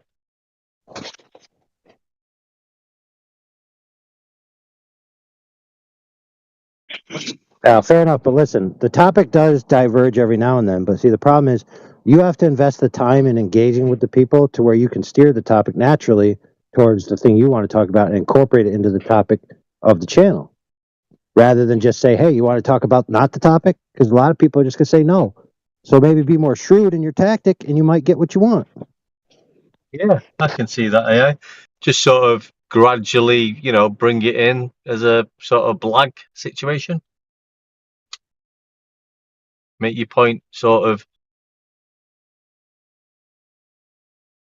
undercover.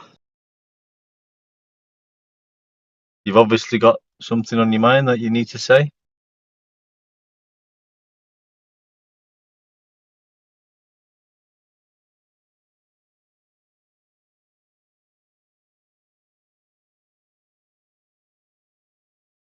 I mean, you've said religion. I mean, the globe belief is definitely like a religious belief.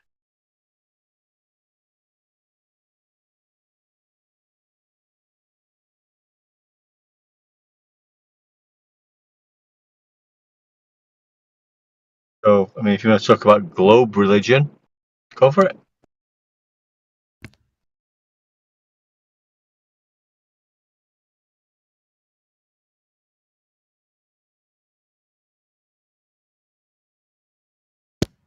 Maybe not.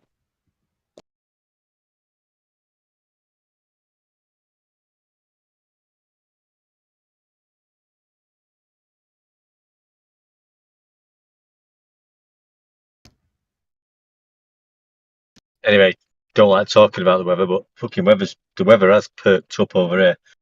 And it's usually around, I mean, this is the whole thing about May Day. It's like that's like the cross quarter day in between the seasons. And that's when it sort of embeds in. Even though spring started on the 22nd of March, you don't see the results of spring until about 40 days after that, which is about the 1st of May. And then you'll see spring into action, which it's probably doing about now for most people. Just sort of talk about that because nobody else is saying anything about anything else. It's straight up summertime where I live now. It's like 86 every day. Where do you live? I live in southern United States in Alabama, but it gets hot right around March, and it stays hot till Thanksgiving. Yeah, but it's not officially summer, is it? Oh no, not yet. But we just, like I said, the cold, like it was. We had a cold winter, but the seasons here, I know, it's like a switch flips. Like, see, turns in the winter, it instantly turns into summer. I'm sort of like that with the, I'm a dead ringer for the solstices and the equinoxes and all that. So my partner says to me, "Oh, fucking summer's here now." She said that to me yesterday because we've had some nice weather. It's 25 degrees. I said, "But it's not summer. We're still in spring. Spring has just kicked in. Even though the beginning of a spring was the 22nd of March. Yeah, it's not shown its effects till now. Now you're seeing spring. Yeah, and then summer will hit. The summer equinox will hit. Solstice will hit on the 22nd of June, but you won't see summer hit till probably mid-August, and that'll be another bank holiday or it'll be a cross-quarter day, and that's when it embeds itself.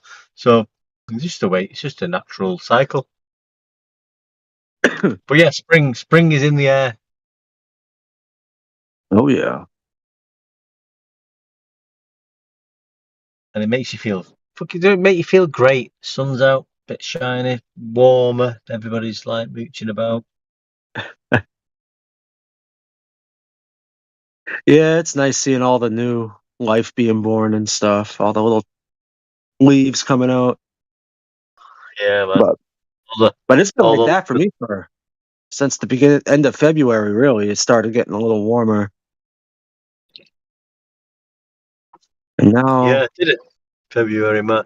See, it didn't, man, but yeah, man, no, it didn't in the UK. It's been fucking wet and miserable over here. But they do say in the sort of zodiacal thing, which I'm not preaching that or anything, but there's a 40 from the day of spring, which should be the 21st of March, maybe, when the sun's hit the equatorial plane, blah, blah, blah, blah. There's a 40-day period after that. There's a handover time where, yeah, that was the handover, but you won't see it till 40 days after. And usually May Day, May Day is usually about a 40-ish day period after the handing over from winter to spring. There's always a 40-day period where that's when it shows its face. There's a handover schedule, yeah. And it's 40 days apparently for some reason. I don't know why. So come June the 21st or 22nd on the summer solstice, that's the beginning of summer. That's the handover from spring to summer, but you won't actually see spring till 40 days after that. That's the handover period, but then summer will hit 40 days after the 21st of June. It's a handover period. It's usually 40 days for some reason. I don't know why. everything always happens in 40 days. Noah's Ark, all that. Well, yeah, 40 days and 40 nights. Yeah, 40 days and 40 nights. Yeah, I don't know why that is, but yeah, that's what they say.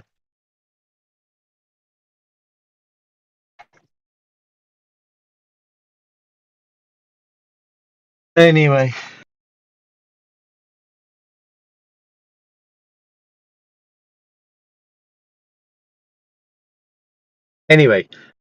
I would actually say to myself, I know the Earth is flat and it's measured like that, and I think I could back myself up on that. Because of the distance to Polaris. The distance to Polaris. The distance to Polaris is a flat Earth measurement. I don't know any distance. What is the distance to Polaris? I heard you say it like a million times. Sure, that's your argument, right? No, not the I don't know the distance to Polaris. I've never claimed that.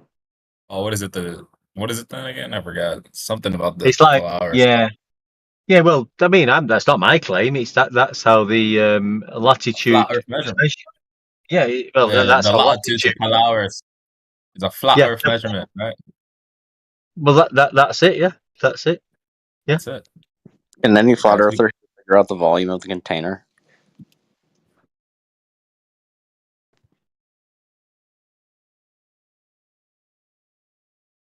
No, I've not. No. We know the nature of this container. Do we know the nature?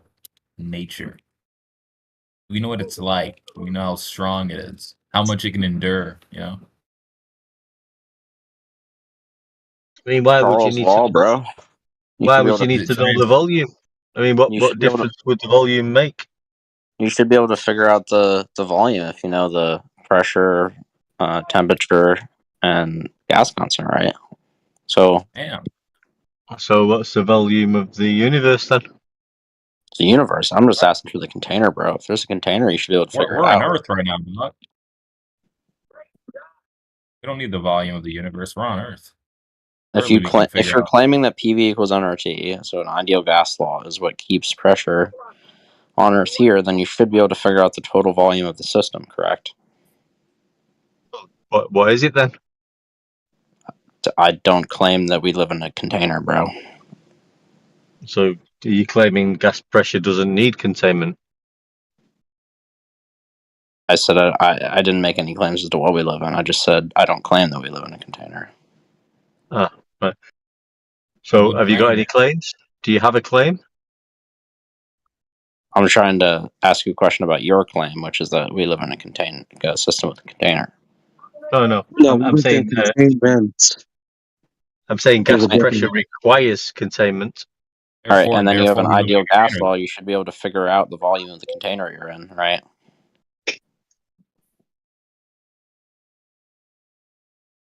I don't think so. You can't say gas pressure requires a container, then not want to talk about claiming container.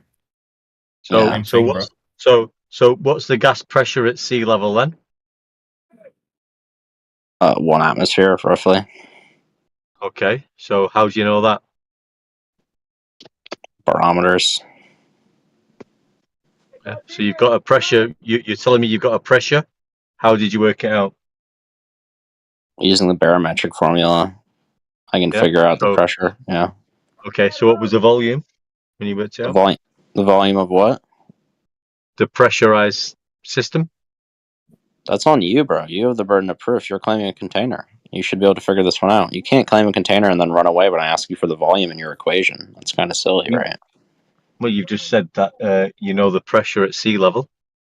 Yeah, I use the barometric formula for pressure, which uses G. It has 9.8 meters per second in there, bro. This letter B, she'll probably go back to sleep. So we've got pressure then, yeah? Yeah, which means we should have volume if there's a container, right? We should have a finite volume if there's a container. So can we have pressure without containment? Why are you trying so hard to run away from this point, which is that the formula that you're using to say that gas pressure needs a container requires a known volume? And if you know the variables and everything other than volume... When did he use that formula? I think you brought it to this conversation. I didn't use formula. Well, gas pressure requiring a container is in PV equals nRT, right? Okay, so you're pushing that claim onto him because he didn't use the formula. That wasn't his argument. That we need a container. Is what you're doing. No, I don't think that's what he's saying. Really? Dude. So then the gas law. You're pushing the formula onto him, and he didn't bring it up. You did. Yeah. So he doesn't think we live in a system with a container. I don't know. You'll have to ask him, but stop pushing the straw man. What do you mean? He claims that we live in a container. That means he didn't say P. No, he didn't give the gas. That means the gas law applies, dude. You can't say something and not have a gas law. That wasn't his argument though for why gas would need to be contained. That's correct. I was asking you, how can we have pressure without containment? That was what I was asking you. Well, why can't the gas laws apply if you're claiming a container? Didn't say they don't apply, just that wasn't how he argued. So deal with how he actually argued.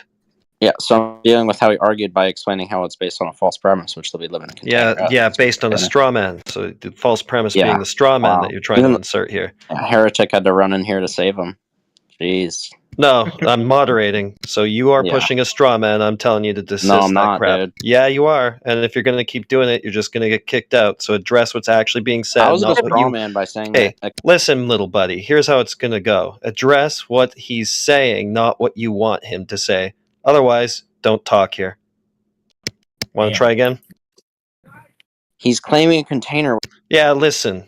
So address what he's saying, not what you want him to have said, okay? This is pathetic.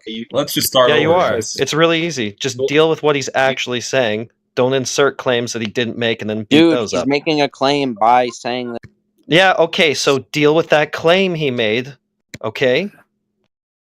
I am, you just don't like the way I'm doing it. Yeah, because you keep pushing that it's not a straw man, the variables. Why don't we just start over, guys? Why don't we just start over? He's not making a claim of volume either. Man. He's also not making a claim of volume. It's just making a claim of a simple antecedent relationship in nature. So that's what the claim has actually been. Stop bringing in all this extra crap. Exactly. I mean, that's what we all taught at school. A volume, dude. Have you ever been taught? But there isn't a claim as to the volume, just a claim as to an antecedent relationship. Okay, go ahead, One Deck. You can have your conversation back. I'm just moderating this asshole. Yeah, no, we know a pressure, and we know the ideal gas constant, and we know the temperature. We should be able to figure out the volume, right? If we have a container, that's how things work. Yeah. So where's sea level? He doesn't. Where's gas pressure established from at sea level? It's just the mean, like, altitude at which Yeah. atmosphere does it? or pressure So equals one is atmosphere. the gradient difference a level? Is a gradient difference local linearity? It's Yeah. So if it's going to be established, locally flat. if it's being established at level sea level, is gradient also a level? If you're on a line, yeah, it's going to be level. Yeah. Yeah. So it's not curved then. Do you not know how circles work? There are a bunch of points, basically. We're not talking An about infinite number circles. of lines. Yeah, we We're are talking about. we're not talking about circles. We're talking about sea level. Yeah, why did you run away so hard from this, bro? No, I'm still here, mate. I'm here. Still, I've not run away. I'm here. I'm curious though, like with him saying that you have all the variables. I mean, we do. Like you. He doesn't. He doesn't I know. have all the variables. Exactly. What variables don't I have? That's impossible. Gas is constantly being created. Yeah. So we've established that at sea level, at 14.7 psi at sea level, yeah, the gradients will also be a level differential, yeah, from horizontal. Yeah, locally, yeah, things are going to be level. Yeah, I agree. Yeah, so they're not. So not curved then. Yeah, locally they're not curved. I agree. Yeah, yeah. So horizontally, sea level. Locally, yeah. Yeah. Okay, that's what's your point. What does that mean locally? Like it's locally flat, like a disco ball. It's locally curved. Do you know what local linearity is? Well, it depends. Oh, well, that tree's local to me, but it might not be local to someone else. How local are you? Local, as in for a function, everything's going to appear flat at a given point. Yeah. Have you heard of Einstein's fucking perspectives, mate? Why are we talking about Einstein now, bro? Well, you're talking about perspectives, aren't you? And relatives. Bruh. Bruh. Functions and relativity? Okay. You have to try so hard to get away from everything. Okay, so let's start again. What's the pressure at sea level horizontal? Mean is 1 atmosphere locally. Okay, so how is gradient recorded in the horizontal plane? It's just a change in altitude from a point. Yeah, so it's not curved then? Dude, I said it's just a change in altitude from a point. It doesn't matter if it's curved or not. Yeah, so if you're starting from a level measurement, how does it become curved, or does it not? If I'm on a basketball and I go up 1 meter in altitude, I'm starting from a level. I'm sorry, mate. I might get told off for this by somebody, but you're not on a basketball. We're talking about the pressure at sea level. That's the horizontal plane. Now we're going to talk about gradients going up. Now, if we're talking about a horizontal plane at sea level, as we're going up, is that also horizontal? Bro's playing the semantics game. You sound like Price of Adam right now. You're like level. Come on, dude. Okay, we're talking about sea level, 14.7 psi. That's sea level. So the gradient differential must also be level. If I have a point and I just increase an altitude from that point, Am I correct? I'm not going to let you disturb my conversation. Because it's based off of a retarded assumption, which is that level equals flat. So sea level is not sea level then? It's just from a point. Local linearity, dude. Everything is flat. Okay. So how is sea level not horizontal? It's horizontal locally. Everything is horizontal locally. Yeah. Okay. So we've got a horizontal local. So we've got 14.7 psi horizontally locally going up in gradient, established from the lowest point of sea level going up in gradient as a horizontal reference. Where's your curve? Semantics game, bro. Level. What if it was another word? What if the word was curved? Like, this is the only thing you have. You don't even look up local linearity, please. It'll make more sense. What are you talking about, dude? You're just rambling now. Yeah. You just said, well, what if we didn't have the word level and it was curved? Because the only thing he has, he's like, oh, well, level means it's flat, right? No, level is horizontal. We're taking 14.7 psi from sea level. That's our established point of the pressure on Earth, and it goes up in gradients, and it's a horizontal reference frame. Where's the curve? Local linearity, bro. It doesn't curve. Okay, Yes. there you go. Welcome to Flat Earth. Welcome to Flat Earth. Price of atom clone. Level is level. Level. Level is level. Horizontal is horizontal. 14.7 psi is at sea level, and it is level and horizontal, and the gradient will go up in horizontal reference to that. No curvature involved. Where's your globe? You've got none. So if I was standing on like a curved basketball, if I was standing on a sphere, hold on. If I was standing on a sphere and I measured the pressure, does it have to be curved? Does the gradient have to be curved if I'm on a sphere standing on Earth? Yeah. What the If hell, it's bro? the same everywhere at sea level, right? Of course it would. You What won't does have that sea mean if you level. were standing on a You won't sphere have and it would sea happen? level. If you're standing on a sphere, you won't have sea level, will you, Well, dickhead? exactly. You Sea wouldn't. level is just You know what sea level mean means? altitude, bro. Sea level is just mean altitude. Yeah, so is it level or is it curved? Is level curved or level? Sea level has nothing to do with actual level. It's So just is like level curved? Answer my elevation. question. It's just average Is elevation.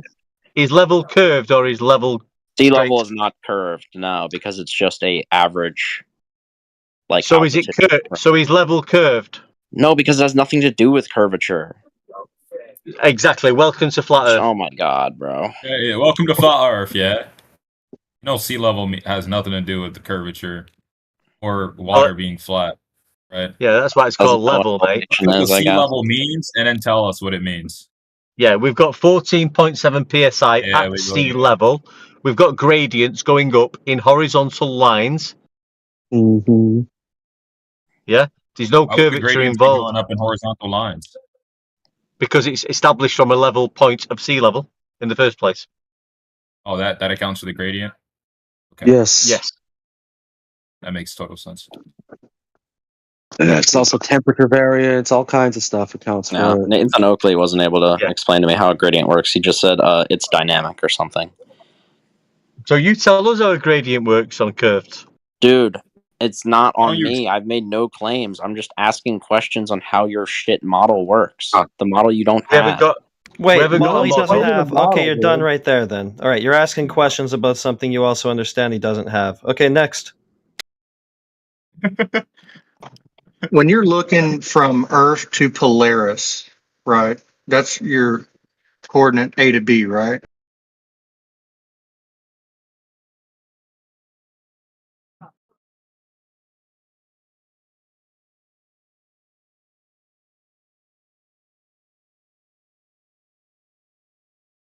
What was it? Say that again.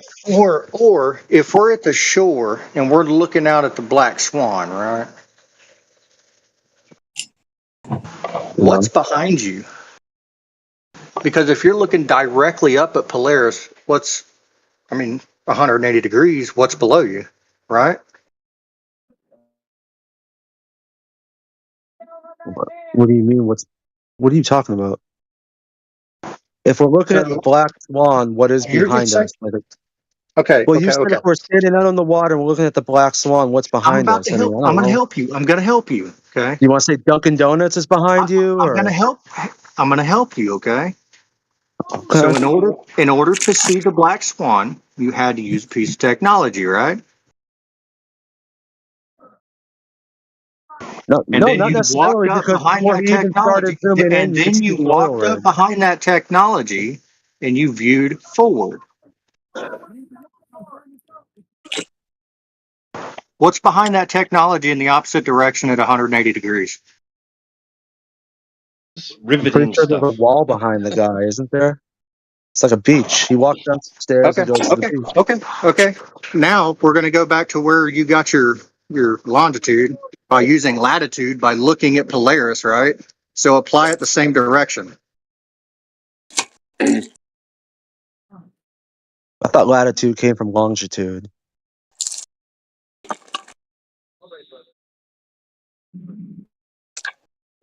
So once you get to where the surface meets your feet or the bottom of your shoes, that's just it, right?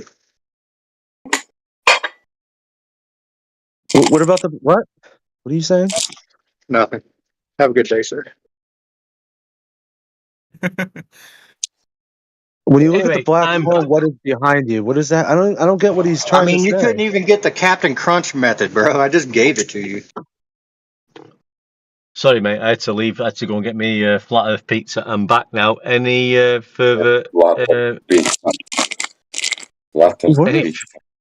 I have no idea what point he was trying to make. well, they've got no point to make except that they live on a flat Earth. That's the only point they can come back to. That's the only point they've got. He said if you're standing. He said if you're standing on the shore looking at the Black Swan observation, what's behind you? I don't know. Okay, so if you're standing there and you're looking directly up to Polaris to get your longitude, what's 180 degrees from you? Well, you wouldn't be looking directly up at Polaris from the location of the Black Swan, but I mean, whatever. No. I was using the Black Swan as a forward observation to try and get to get your longitude understanding while you get your latitude. I'll tell you what you're doing, mate. I'll tell you what you do, mate. You're getting mixed up, and what you do is when you. Yeah, I'll explain why. Okay, if you're looking directly up at Polaris, okay, what is directly below you? At your zenith. At your zenith. Are you saying you're underneath Polaris and it's your zenith? Is that what you're saying? Okay, you are the entity observing Polaris, and you're looking directly straight up. Now, 180 degrees from Polaris past you is what? No. If you're underneath, No. Excuse me. I'll have to get a mod in a minute because I'll start getting a bit shirty. But what you're saying is, listen. Let me talk. Let me talk. Excuse me.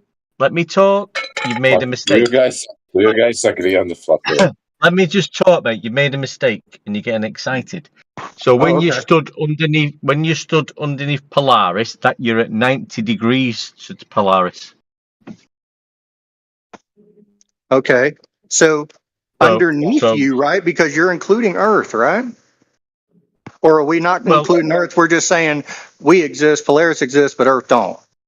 No, we're not saying any of that. That doesn't matter. When you stood underneath Polaris at your zenith, that is a 90-degree elevation angle measurement. Yeah, I know. What if that 90 degree, which is 180, is from the observation of looking 90 degrees? No, it's not 180. It's definitely 90 degrees. No. It's a measurement. It's definitely 90 degrees on the horizontal baseline. Can we take core samples of the Earth? That's got nothing to do with being 90 degrees underneath the zenith of Polaris. Would that be 180 degrees from the observation of 90 degrees of Polaris? We've not even gotten to 180 degrees yet because we're still underneath Polaris, the zenith, at 90 degrees. Yeah, hold on. All you want to talk about is Earth, right? But you're leaving Earth out of that whole problem there. No, I didn't talk about anything. You said 180 degrees and underneath Polaris. That's incorrect. You'd be at 90 degrees. Okay. So at no point in time, right? Because at no point in time there's 180 degrees, right? I didn't say that. That's you're saying that, not me. Okay, so is it either only 90 or there's 180? I'll just say it again for you one more time and the audience, because I'm being very polite tonight. When you stood underneath Polaris at the zenith, that's a 90-degree elevation angle measurement using the surface of Earth. Okay, so your head is looking directly up at Polaris. Do you agree? Okay? Your head is directly looking up at Polaris, right? You're looking directly. You're looking directly up at Polaris, right? You don't have to look up. You don't have to look up. Stop jumping. Listen, you're looking directly up at Polaris, right? What from the back of your head to Earth? What is that? That would be 180 degrees, right? Well, we're not bothered about that. What we're establishing I know you're not bothering about it. That's the whole purpose. That was the whole purpose for the question. No, but what we'll do with you, we'll go from 90 degrees to 0 degrees, and we'll establish how the latitude is measured and the distance Congratulations, to the equator. congratulations, you just proved that Earth exists. Well, obviously, we live on Earth and we know we're all existing. You're a fascinating person who's just proved nothing. I don't understand any of his points he's trying to make. I'm really trying to listen to him, and I don't get Well, what he he's. keeps saying 90 degrees, 180 degrees. If your back was turned, if he was looking up, I don't know what his point is. What we're saying is, if you were stood underneath the North Star Polaris, at your zenith, you would be at 90 degrees to it. And 90 degrees is two straight lines. Yeah. And you're using the surface of Earth for that measurement. So I think he might carry have on. been trying to imply that there's a 360. Not sure, but I don't know. I mean, it's getting a little bit tedious now with these globers. I don't know what they're trying to say. They're coming all out with all sorts of nonsense. So, any glober got any globe proof?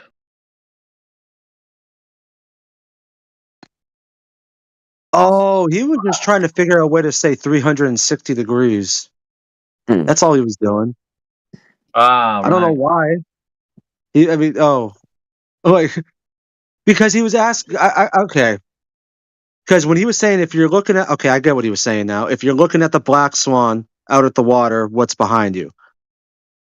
So let's just say, let's say beyond the Black Swan is just empty ocean, because I think there's islands and stuff. But okay, so you go like opposite direction of the Black Swan. You keep going out past it, then you turn around and you look at the Black Swan, and then there's water behind you, and that makes 180 degrees. That's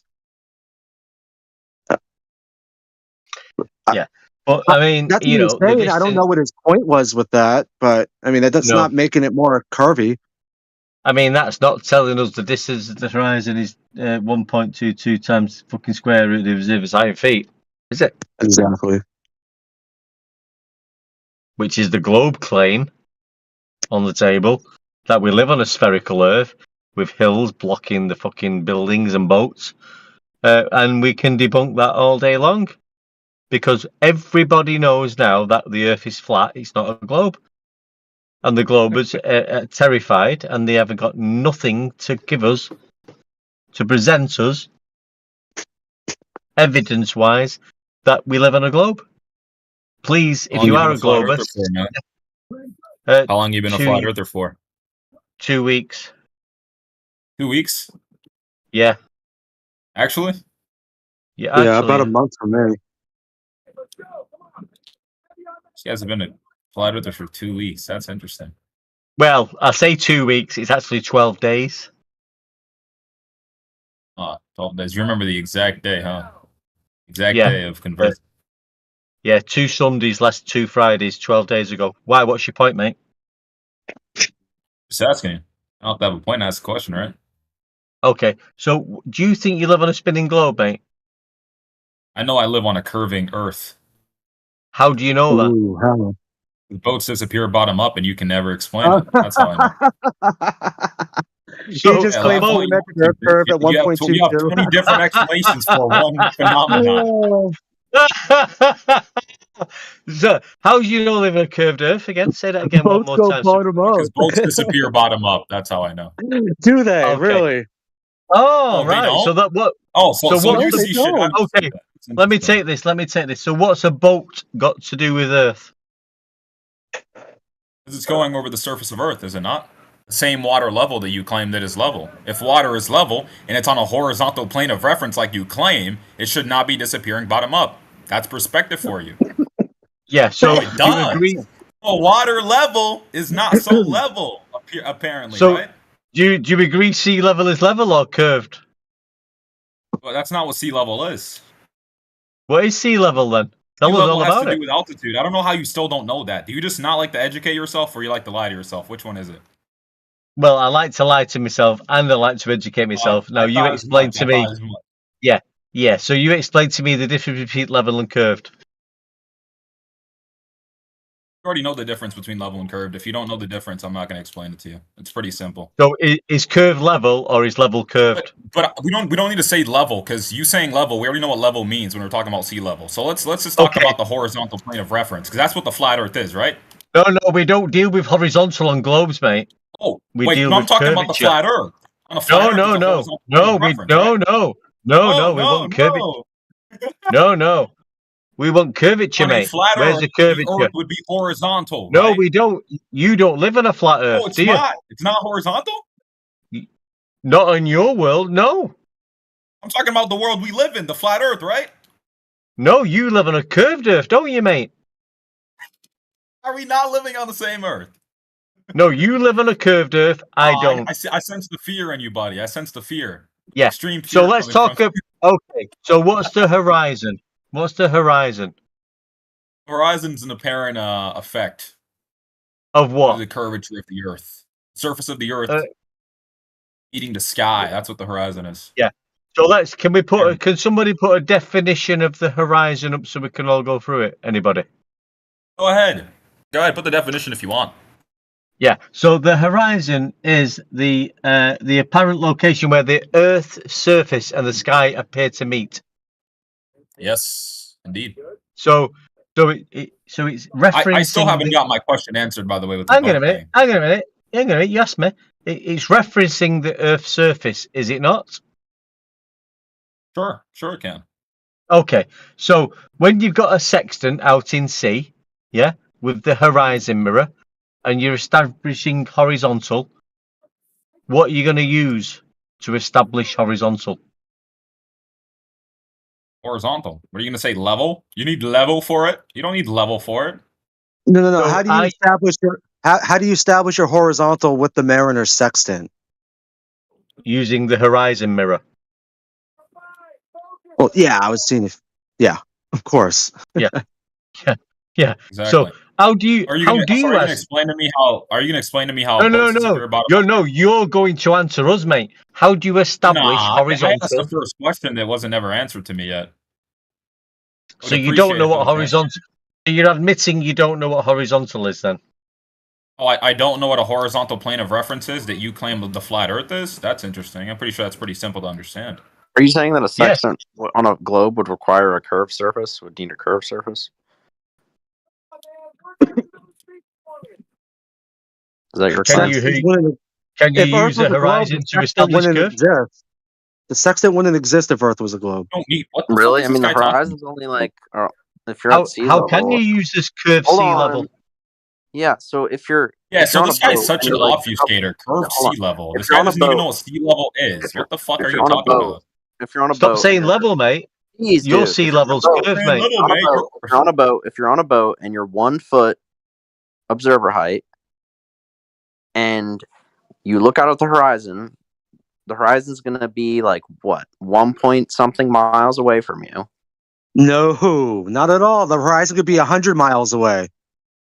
What is the horizon, mate? Hang on, he doesn't know what the horizon is. What is the horizon? The horizon's a geometric point of where your eye. No. Oh boy. No. Don't tell me no. Look in chat, dude. Look in chat. No. It's never been described like that.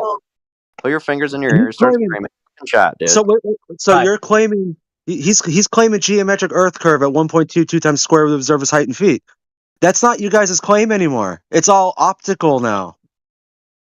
Have you never heard the Black Swan argument before? Oh my God, the Black Swan. Yeah, you ever heard of refraction, or are you gonna just make sure that doesn't come up in your mind? You don't know what a pencil in water is, mate. You don't know what a pencil in water is.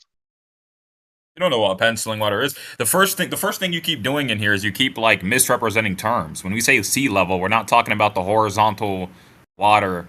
It's being just horizontal forever. That's what the sea level is. Okay, look up sea level and then give us a definition. Go ahead. You won't fucking do it. He's gonna find the word. Do it. This guy's a fucking do it. I'll do it with you though. He's gonna find the word mean. I'll do it with you, mate. I'll do it with you right now, mate. You know exactly what it means, but you refuse in reckoning the height of the geographical features such as hills and as a barometric standard. It's only 500 feet above sea level. Ooh, that's what we mean when we say sea level. Oh, you're 200 feet above. So is level curved, mate? Is level curved or level?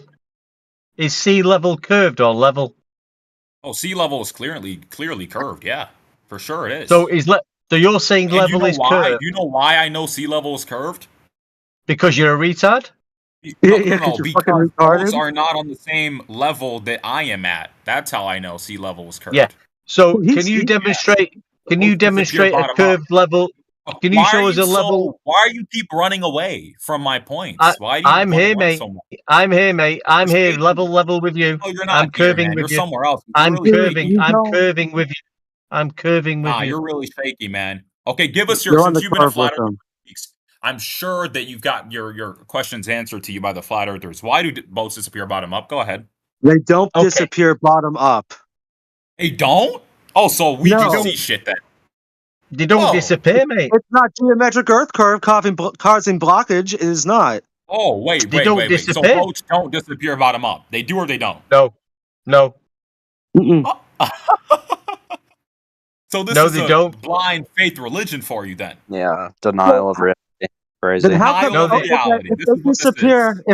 If boats are disappearing bottom up, if boats are disappearing bottom up at 1.22 times the square of the observer's height in feet, then how can we see stuff beyond that? 1.22 right now, dude. Do boats disappear bottom up? Yes or no? No, not at all. They do. No, did it float, mate? Okay, show me a boat going out that doesn't disappear bottom up at a significant distance. Go ahead. Okay, hold on. You do any experiment, bro, where you have a big ass boat go out, it's gonna disappear bottom up, just like That's every not other an boat. experiment, you moron. What's the cause and effect? Hey, but listen, Jojo, you've got it. Hey, Jojo. Hey, Jojo, you've got it all wrong, pal. You're talking about optics. I can tell you how Earth is measured. Oh, optics. You're talking. Yeah. You prove that optics is what causes bottom up obstruction. Yeah, now the distance to the experiment. The distance to the equator. Experiment. You go ahead. It's not a scientific experiment. It's not scientific, mate. Nah, I need a scientific experiment for that. No, you need an arse whipping. You need an arse whipping of a flat earther. Right, listen. The distance to the equator is flat Earth's measurements, mate. That's the latitude. I wasn't talking about that. You're not going to obfuscate. Boats don't disappear, mate. Boats don't disappear. I'm not going to let you Yeah, your mum's a fucking This guy's a panic sandwich. Yeah, your mum's a fucking whore. He's over here spazzing around like a fish in a boat, saying boats disappear bottom up due to geometric earth curvature. And then wants us to post videos of boats not doing that? He's a spastic. So boats don't do that. So we're seeing shit then. Yeah, absolutely. Yeah, you're not seeing shit getting blocked by physical earth curvature. The planes go ahead disappear. and give me a citation. Hey, Jojo. Since you just made a claim. You made a claim. I want a citation that boats don't disappear bottom up. Walter, you got 5 minutes for that citation as well. Hey, Walter, dickhead, Walter, the planes disappear bottom up. Walter? Nope, never made a claim about planes. Made a claim about boats. Well, what's the difference between a plane and a boat? Can't obfuscate. What's the difference between a fucking boat and an oil rig? Are you going to provide me the citation? Yeah, 4 minutes. So listen. Wait a second. Hold on. Provide that citation. You want me to provide a citation that says something doesn't that boats don't disappear bottom up due to earth curvature. I'm gonna need No, they don't disappear bottom up, mate. That's your eyes, mate. That's your eyes. They don't disappear. That's my eyes. So my eyes are playing. Yeah, that's your eyes. Yeah, they don't disappear, mate. Okay, so when I see the Earth as locally flat, right, locally horizontal, my eyes aren't playing tricks on me. But when boats are disappearing bottom up, with they don't disappear, mate. No, they don't disappear, mate. They don't disappear, mate. They don't disappear. Sometimes they don't. No, they don't disappear. Yeah, Black Swan, buddy. For you. You're tripping, mate. You're tripping. You're tripping. Oh, I'm tripping. Look at my eyes. I can't see that boat no more. What? That's not due to earth curvature. Let me just post what they're talking about, guys. He's claiming geometric earth curvature, but then says, "Oh, the Black Swan's refraction." And what are you claiming? Fuck the Black Swan. Can you double speak a little harder when you talk? What are you claiming then about the boats? What are you claiming? Huh? I'm claiming that you have to look through air to see stuff, and sometimes things get a little silly looking. So what? Oh, they get a little disappear, mate. Sure, maybe it can disappear, mate. Sure, maybe it can disappear at closer range. Whatever. Yeah, Jojo. It should never disappear bottom up because you're on a flat horizontal plane of reference, right? Jojo, Right. Jojo, Exactly. Jojo, oi, Jojo, Guy's what's the fucking distance to panicking. the horizon? Let me just ask Who him the this. fuck is What? JoJo? Oi, dickhead, what's the distance to the horizon? He's making up random names. Hey, you gonna give me an Jojo, explanation for both disappearing bottom up? Jojo, what's the Hey, distance to hey, the horizon? I want the Jojo, explanation. what's the What's the distance distance to to the the horizon, dude? You've been a horizon? flat earther. You see bolts Have you disappearing got a bottom up, and you're claim? just like, Have you got a nah, that's claim? not Earth Do curvature. But you I'm not have a gonna give claim on myself the an table? explanation. I have no Jojo, explanation. But it's not this. Jojo, It's like Jojo, you know the do you have a sun's not claim? 90 million miles away. Jojo, Jojo, Jojo, You don't know how close it Jojo, is. Jojo, Interesting. do you have a claim? Hey, Jojo, do you have a yeah, claim? a claim is that bolts disappear bottom up due to physical Earth curvature. That's my claim. Right, prove it. And I want Prove you it to then. tell me. Prove it. No, I can prove already it. prove it. Yeah, Go on, trigonometry then. man dropped it in the chat. Do you want a Prove citation? it. You Prove want a it. citation? Yeah. You want a citation? What did Yeah. he Got drop you, in the man. chat? No Let me see. Yeah. He dropped the Prove it. videos. Dude, have you guys never seen a boat disappear bottom up? You guys are What's your newbies claim, flat earthers. Jojo? Jojo, My what's your claim is claim? that boats disappear bottom up due to Earth Right. curvature. Prove it. Yeah. Prove it. And you haven't gave me. Prove I it. just proved it. Prove Trigonometry man it. dropped in the chat.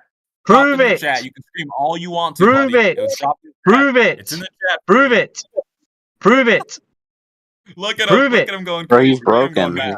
He's broken. He's short He's circuiting, broken. He's dude. a broken man. Right, can we stop Prove the it. repetitive shouting? We're gonna I keep don't pressing him care on. who. Oi! I don't care what side the repetitive shouting's coming from, but it's not leading anywhere. If there's information, can we provide it and peruse it, please? Yeah, old dude. Right. I try to ask him. I try to ask him for Right. information. Right. No, Okay. we're just Okay, trying to mate. figure out Right. what your claim is. Yeah. You're This saying guy's boats are fucking triggered. I claim. Boats disappear. Hold on. My claim is that No, boats no. disappear bottom up. It's pretty simple, and I want you to explain to me why, and No, prove to me no. that it's No, not no. physical Earth. No.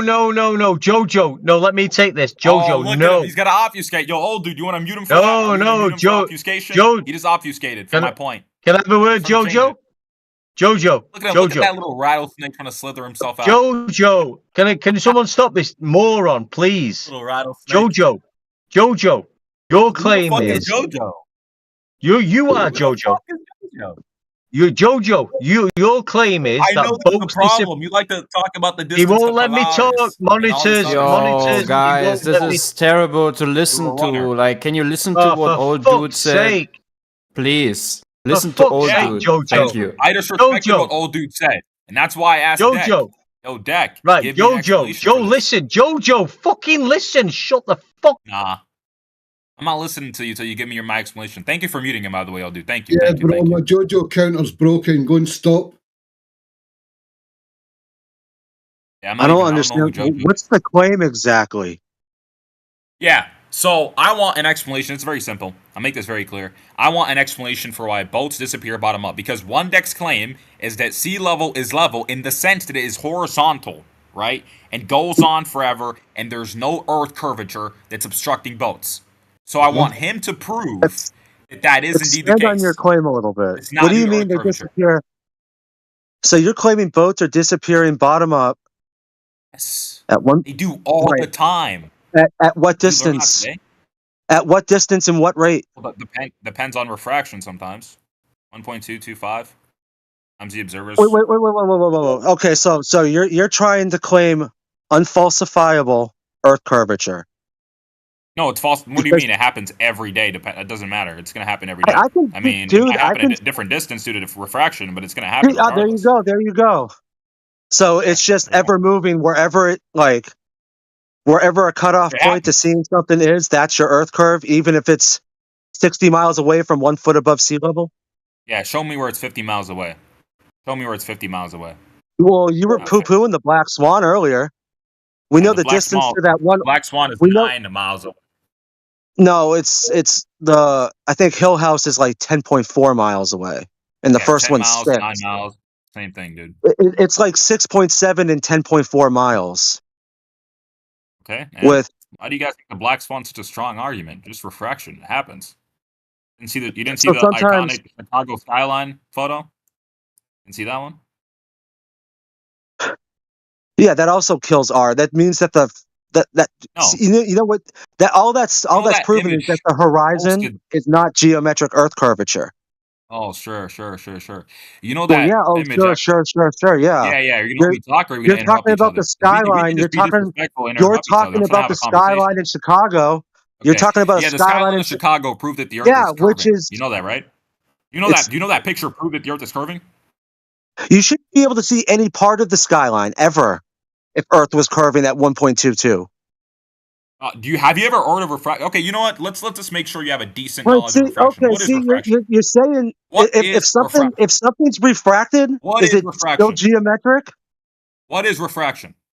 Refraction's when You tell when you're us. looking at something through a different medium like glass or water. No, it's not when you're looking at some. Oh my god! Okay, we'll post a What citation happens for when we have refraction? refraction. Snell's law, right? What is refraction? You Stop tell me, shutting You my post tell mouth. I us, it. know you're Matt. unmuted. Post Help it. him out. You tell us, Matt. You tell You us, tell Matt. us what refraction is. You don't know what refraction is, but I don't you're think you know what questioning Earth refraction curvature. is. Tell us What what you it say? is, then, Matt. If we don't know, you tell us. No, Teach us. T-Dub, I'm not even. I'm having a discussion with him, T-Dub. Are you gonna have to help him out, or what? No, teach I don't us. think you Teach know what us. refraction is. Scientist, you couldn't give me the definition for refraction. What is refraction? Then you give Refraction it is to us. Then. refraction is the Oh, thing that Matt scientist. said I need to makes make. He's the saying stuff like he knows what horizon he's in talking about. He needs to know Chicago what he's talking about. possible on a globe. So it was Matt pointing out refraction. Good, Matt. Yeah, scientist. Can you define refraction? Bro, it was the thing that you pointed You. out, saying this is why the horizon is geometric. Yeah, and he should know about it. That's a claim that we make. The refraction's a thing, right? There's no doubt refraction's a thing. I mean, is that So he all it should is know by what refraction is. definition? It's the thing that makes the horizontal horizon that is below the curve appear at eye level. Is that the definition of Yeah, refraction now? refraction can. Yeah, there's so many examples and experiments of refraction, right? Where it can make the apparent position of where an object is be distorted, and it can appear closer, or yeah, that's what refraction. That's what happens during refraction. So yeah, that's a real thing. I mean, that's like that's You- what your claimed effect You're is. I mean, saying. that's your claimed No. effect that's not even been shown, but that would be like saying that like that's what gravity What do you is, mean? the What do you mean that effect. hasn't been shown? What do you mean that hasn't been shown? I mean, that's your You claimed don't know what. effect that Have you it never? brings Have you things that are never below. seen? I mean, No, not Have you never really. seen an Honestly, not really. experiment of refraction? Honestly, no. I'm I still, haven't really seen that many Why? times where something is way Why? below me and it Why pops not? up towards my eye level. I just don't see that really anywhere I go. Well, it's not that you don't see that anywhere you go. It's just that you should at least do experiments, or at least check the videos out that do experiments on what do you refraction. mean by experiment? You keep saying the word experiments. I Scientist, don't think you know what an scientist. What do we experiment mean is. by when we're talking about refraction and light? What are we talking about, scientist? Oh, are you referring to me as the Specifically. scientist? Because I forgot I added Oh, that Well, to geez, yeah. yeah. your name is Okay. scientist, so I'm just calling you scientist. So Well, I when we're am a talking about scientist, refraction and right? light, what are we talking about? I A moment of forgot. I silence. You don't forgot know what the that fuck you're talking about, brother. Yeah, No, refraction I is just when forgot I light. was a scientist for a minute. Yeah, light bends Yeah, when it that's passes through different mediums. It's something you should know, but apparently you don't know. It's interesting stuff. What what type of different You don't medium medium? is know the what light refraction going is. through? It's all going through the same thing. It's What? changing in optical density with temperature and pressure, though, so it's a different medium optically. Exactly. So it's funny you don't know what refraction is, but you're like, well, this is I don't Earth think you know what curvature. Like refraction is at the all. fact that sometimes you can see this Chicago skyline and sometimes you can't from Lake Michigan proves to you that there are some atmospheric conditions that is causing Show me that. when you That's can't. literal proof Show me when of you that. can't. Show me when you can't. There are plenty. What are you talking about? Have you never seen the other images, T-Dub? You have to find them for yourself. There are other images where you can't see the Chicago I've skyline. seen images of where you can see it. You got to do your People research don't more. Then post there's sometimes where you can't see pictures it. of when you can't. Okay, pretty sure the photographer that they used, took plenty of pictures when they can and when they couldn't. Hmm. Yeah, I mean, if you're going to claim you can always Let's see it, see, then that's hold just on. false. And the other thing also is the image No, itself actually proved that the Earth is curved. no. Listen, Matt. You claimed sometimes you can, sometimes you can't. Okay. I'll give Said, you. oh, I've I'll never been try to there find a photo personally for to you. see it myself, right? But all I've You seen is pictures where you can see it. Well, yeah, that's what they're going to show you. Obviously, Who's posting the pictures? they're Who's posting the going to pictures show of you the when you cool can't shit. see it? Of course, they're going to show you the cool shit where you're able to see the Chicago skyline. I mean, Oh, we're just going to show you the shit that says that the horizon's not geometric Earth curvature blocking things up at 1.22? Oh, jeez. Oh, jeez. It's Saying the so same thing. You didn't even know what refraction yeah, was, dude. because And you the don't know thing what is, the refraction is, you Chicago fucking skyline dummy. image proved that the Earth was a globe because the other buildings were obstructed by Earth curvature. So something's clearly obstructing those buildings. So even when you see the Chicago skyline, you're like, "Oh my God, Oh, Earth is Lord flat." have mercy. It proves that Earth is curving. Because the other buildings are You- obstructed. So What, interesting. what is Snell's law? Since you Why are you want to bringing claim up? you know so Why are much you about bringing up Snell's refraction, law? You don't even understand what what is Snell's refraction is. law? Huh? Huh? I'm not talking about Snell's Snell's law. law, You're let's not going to go. obfuscate Chop it. chop. What is Snell's law? You didn't know what refraction was. I'm not going to explain to you what Snell's law was. No, because you literally don't know what refraction is. So do you You think didn't that know the that medium refraction is All when light right, bends with new game, new game. First person to adequately quote Snell's law doesn't get banned. Okay. the A it's the relationship refraction between the path index taken by a ray of for light and different crossing the mediums. boundary of a surface is separation between two coexisting substances and the refractive index of each. It's exactly what the fuck I said, but really, really short. all right, Right, it was all in good fun. It was all in good fun. Nobody's getting banned. all right. So if I have two mediums and there are different optical densities, will that apply to Snell's law? Will there be refraction occurring? Yep. What two mediums are you talking about when you're looking out through the water? Air and air. They can have different optical densities though, depending on their temperature and density, dude. Same medium. What's air? Is air? It's not like a giant wall of Yeah, glass is dude. going to You don't know shoot what up and refraction is start when it comes to reflecting things temperature. upward. All right. So what is the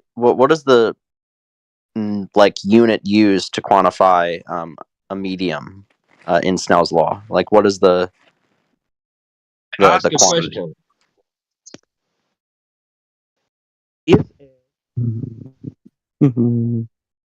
I wish I was Snow.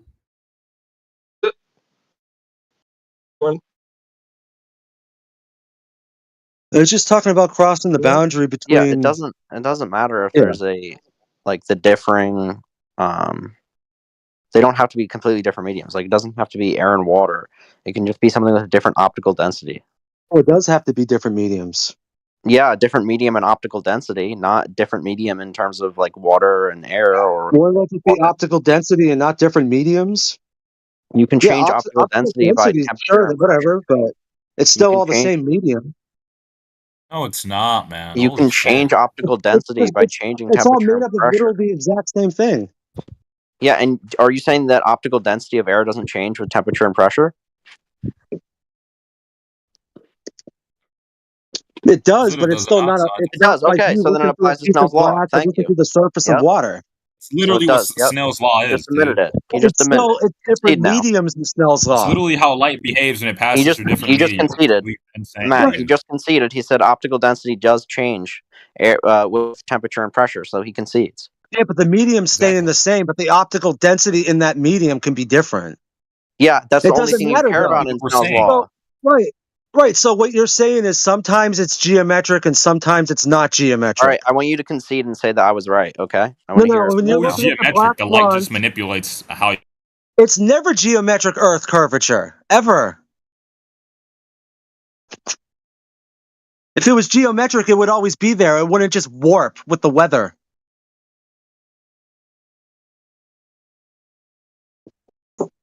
There's time lapses where the dude that did the Black Swan, BLSM B69 or whatever, he was doing time lapses, and within 15 minutes you could see like this. It looked like a mosque, could have been a hotel, whatever. And then 15-30 minutes later, it was completely gone. And then 10 minutes later, you could see the little domes on the roof. And then the next day, you could see the whole thing perfectly and the parking lot. It wasn't geometric Earth curve trying to reappear. You guys are claiming boats get blocked by physical curvature at X distance, but that X distance never exists because it's different literally minute by minute. There's no geometric anything taking place. The size of the ball is clearly changing. What was that?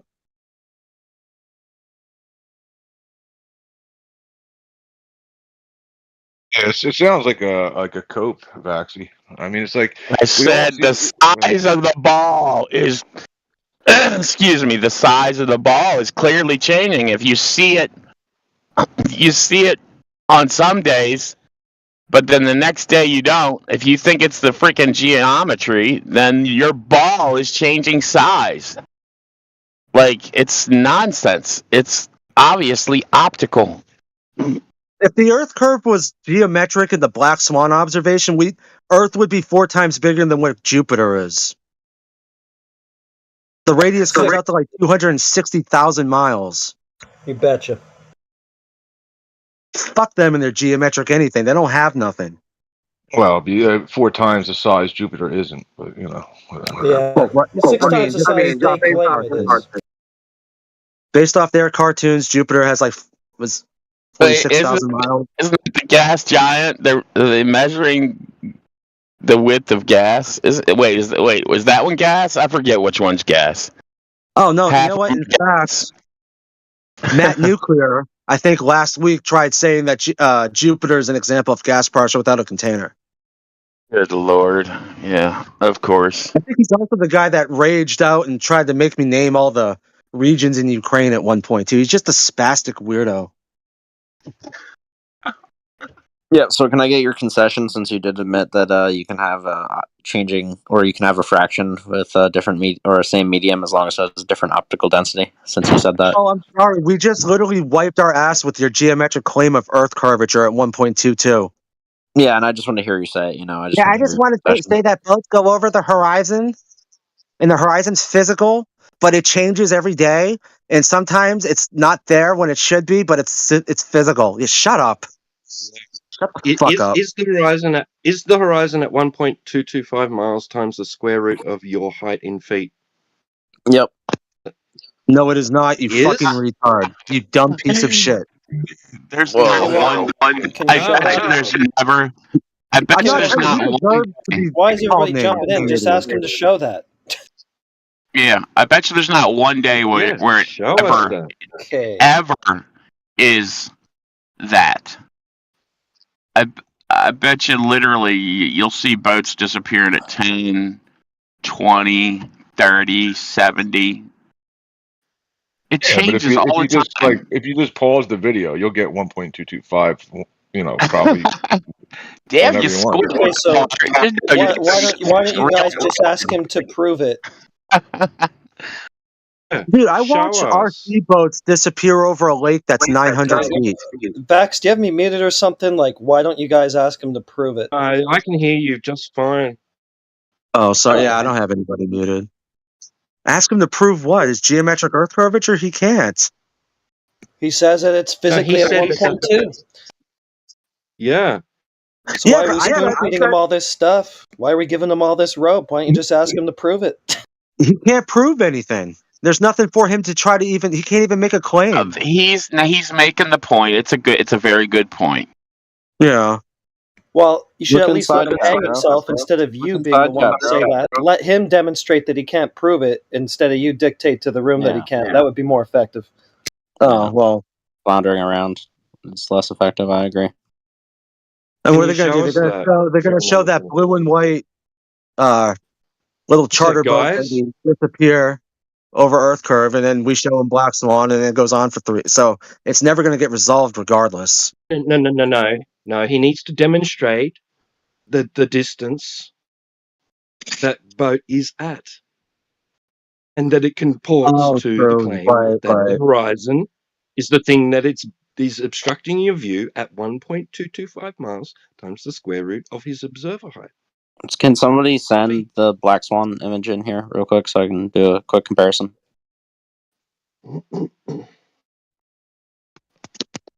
I might have it on my clipboard.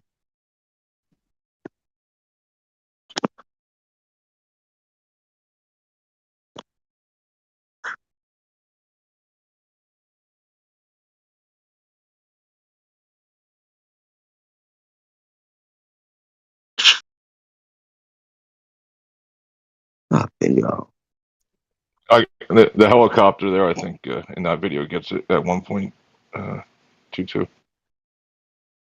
Oh God, please tell me it's not that Stephen Hawking bullshit.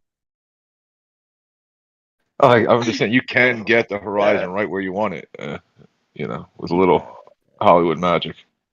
No, because I did the math on that like probably a year ago. Some idiot sent it to me, and even like where they're claiming the height, the height of the helicopter should have already been blocked before you could see it. Or I looked at that and it ended up making the Earth smaller. Wasn't there a horizon somewhere? Oh, maybe I'm thinking about a different one. Where Can you can somebody see send the you can image if they have it? Or see the The horizon Black in the Swan, back yeah, anyway. it's hard wait, to I think figure out which one is which. I think it's Hold Oh, on, there. Thank you. I think I got it. No, he got it. Somebody got it. Oh, okay, well, I'm gonna post it anyway. All right, so Trig guy is gonna destroy this, I think, real quick. Have you guys ever been to the beach? Have you ever been to the beach and just looked out and see how far you can see? You ever done that? Yes, and it always kills R every single time. Well, I'm saying, if anybody's ever been anywhere, to a lake, the beach, wherever, man, you always see way farther than what they claim that the horizon's supposed to be at, or the edge of the edge of the sphere. The water in the Black Swan is like way too fucking dark, dude. And I'm gonna explain how. Yeah. Yeah. Wait a second. Hold on. What do you mean the water's way? What are you talking about? So look at the image I sent. That's called a Fata Morgana. It's a mirage. Water expert. Oh Yeah. my god. Here you go. It's the mirage. So it looks like it lifts up Fascinating. the horizon. We weren't talking about beyond. mirages. Yeah. We weren't talking about mirages.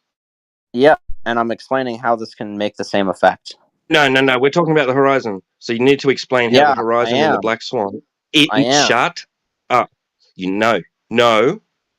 You need to explain how the horizon in the Black Swan is the physical geometric horizon at 1.225 miles times the observer's height in feet. So why doesn't he have an object out at 1.2 Why doesn't he? This is a faulty, Not why doesn't he? observation. No. Not why doesn't he? Faulty observation. Stop. And You said that the horizon is at 1.225 miles times the square root of the observer's height in feet. But in the Black Swan, it clearly is not. You want to tell me how an oil rig at 9.4 miles is appearing in front of the thing that's blocking it, that's supposed to be blocking it? Wait, blocking it as in fully blocking it? Partially, fully, doesn't matter. The thing obstructing it is supposed to be in front of it. That's how it would be obstructing it, but it clearly appears behind it. Yeah, how is something at 9.4 miles appearing in front of something that you claim is at 1.225 miles? Yep. So if you want to engage in a conversation, you have to let me speak for more than like 10 seconds, dude. My God. All right, go on then. All right. This is obviously some sort of miraging happening because you can literally tell by the second platform habitat is hidden partially compared to the platform Hill House. What happened to the catwalks on the second platform? And I have no idea what you're talking about. What happened to the catwalks, you say? Sounds like you have a claim about what happened to the catwalks. That's why you're asking, right? Yeah, I'm asking. What do you? Okay, so instead of flipping your question onto us when it's you who's obviously got the answer, why don't you just tell us what happened? Hidden by Earthscarf. Okay, so that would be the geometric horizon at 1.2 miles. Yep, and it's there. Yeah. So why is the horizon behind it then and not in front of it? Because you use technology to move. Why are you talking? Because I'm answering it. Shut up. It's not a question for you. So why is the thing that you say is blocking it behind it? Just lifted it up. Fata Morgana Mirage, dude. So it's not in front of it. Nope. It's geometric. Okay, so it's not in front of it, but it's blocking it. It's geometric. It's a geometric point, but you can have an optical points that bring it up That's a appear. begging the question fallacy. Shut up. It's not geometric if it's never there. Okay, so he's trying to have his cake and eat it too. Now he's double speaking. It's not in front of it. We know that something has to be in front of something in order to block or obstruct it. It's not in front of it, but it's still obstructing it. So he's just an idiot. Are you saying so it's what there blocks are blocking obstructed it, on the but you second can't So see platform? now it? just a hard reset. Now he's going to ask me his question again that he claims to have the answer for. We just did this. Next. Dude, it's painful to hear. He literally thinks that it's like there, but like you just can't see that it's there. But the other thing is back blocking the ladders or whatever the hell he's saying it's blocking on the. If it's blocking that at whatever, gosh, that would put it even further back. If you're saying that's what's blocking, unbelievable. Yeah, I mean, you've lost your entire mind. You think that something can block something while also being behind it. So, I mean, I know that you're not going to get it, but you saying that on the mic and us having that as a clip, yeah, just be quiet. You've already hung yourself. You've already embarrassed yourself enough. You just keep on saying But it. you've already done Let me it. speak. You've already done what we needed you to do, which is make an absolute blithering idiot of yourself. Thank you. You say that something is blocking something even though it's behind it. I know you're not going to get it, and I know you're going to just double down and NPC reset and repeat it all again. That's fine, but we've demonstrated for anybody listening how retarded you are. Thank you. Well, you did that for us. Well, someone greater than he has already attempted to solve this problem by quote unquote demonstrating the path of light that would be needed in order to have this observation. By the name of let's see, Walter Bislin, who's also famous for the Walter Bislin's Advanced Earth Curve Calculator. Now, all that he really did was just draw a bunch of lines back to the observation point, and what's interesting is he had to crisscross his rays. So before the focal plane, they invert. So if you know anything about the way optics work, if they invert before the focal plane, that means the image is going to arrive right upside down, and then your focal plane is going to flip it, and then your brain's going to flip it, right? So you'd be seeing the thing upside down. So this homeboy who claims to be an expert, his best thing he could come up with is an inversion, which isn't demonstrated in the image. So if Bislin can't conquer the problem, then why should we take this guy's word for it? Would a more simple explanation to seeing these things really far off in the distance just be that the Earth is not a globe? Would that just all like kind of fix it? Oh my gosh. Yes. It's It's literally that simple. They got to shoehorn everything into everything. And it's always a mess. have they, do they It opens up more. tell them the story about Bislin freaking just making the Earth curve calculator, just like he puts that little button on it where you can just like slam that baby all the way up so it matches anything. Like, if anybody doesn't realize how silly that shit is, I don't know. I just don't understand people that just don't actually like think. I'm not the brightest guy in the world at all, but you got to be dumb not to figure this shit out. Like, pretty damn quick. Yeah, it makes it unfalsifiable in any situation.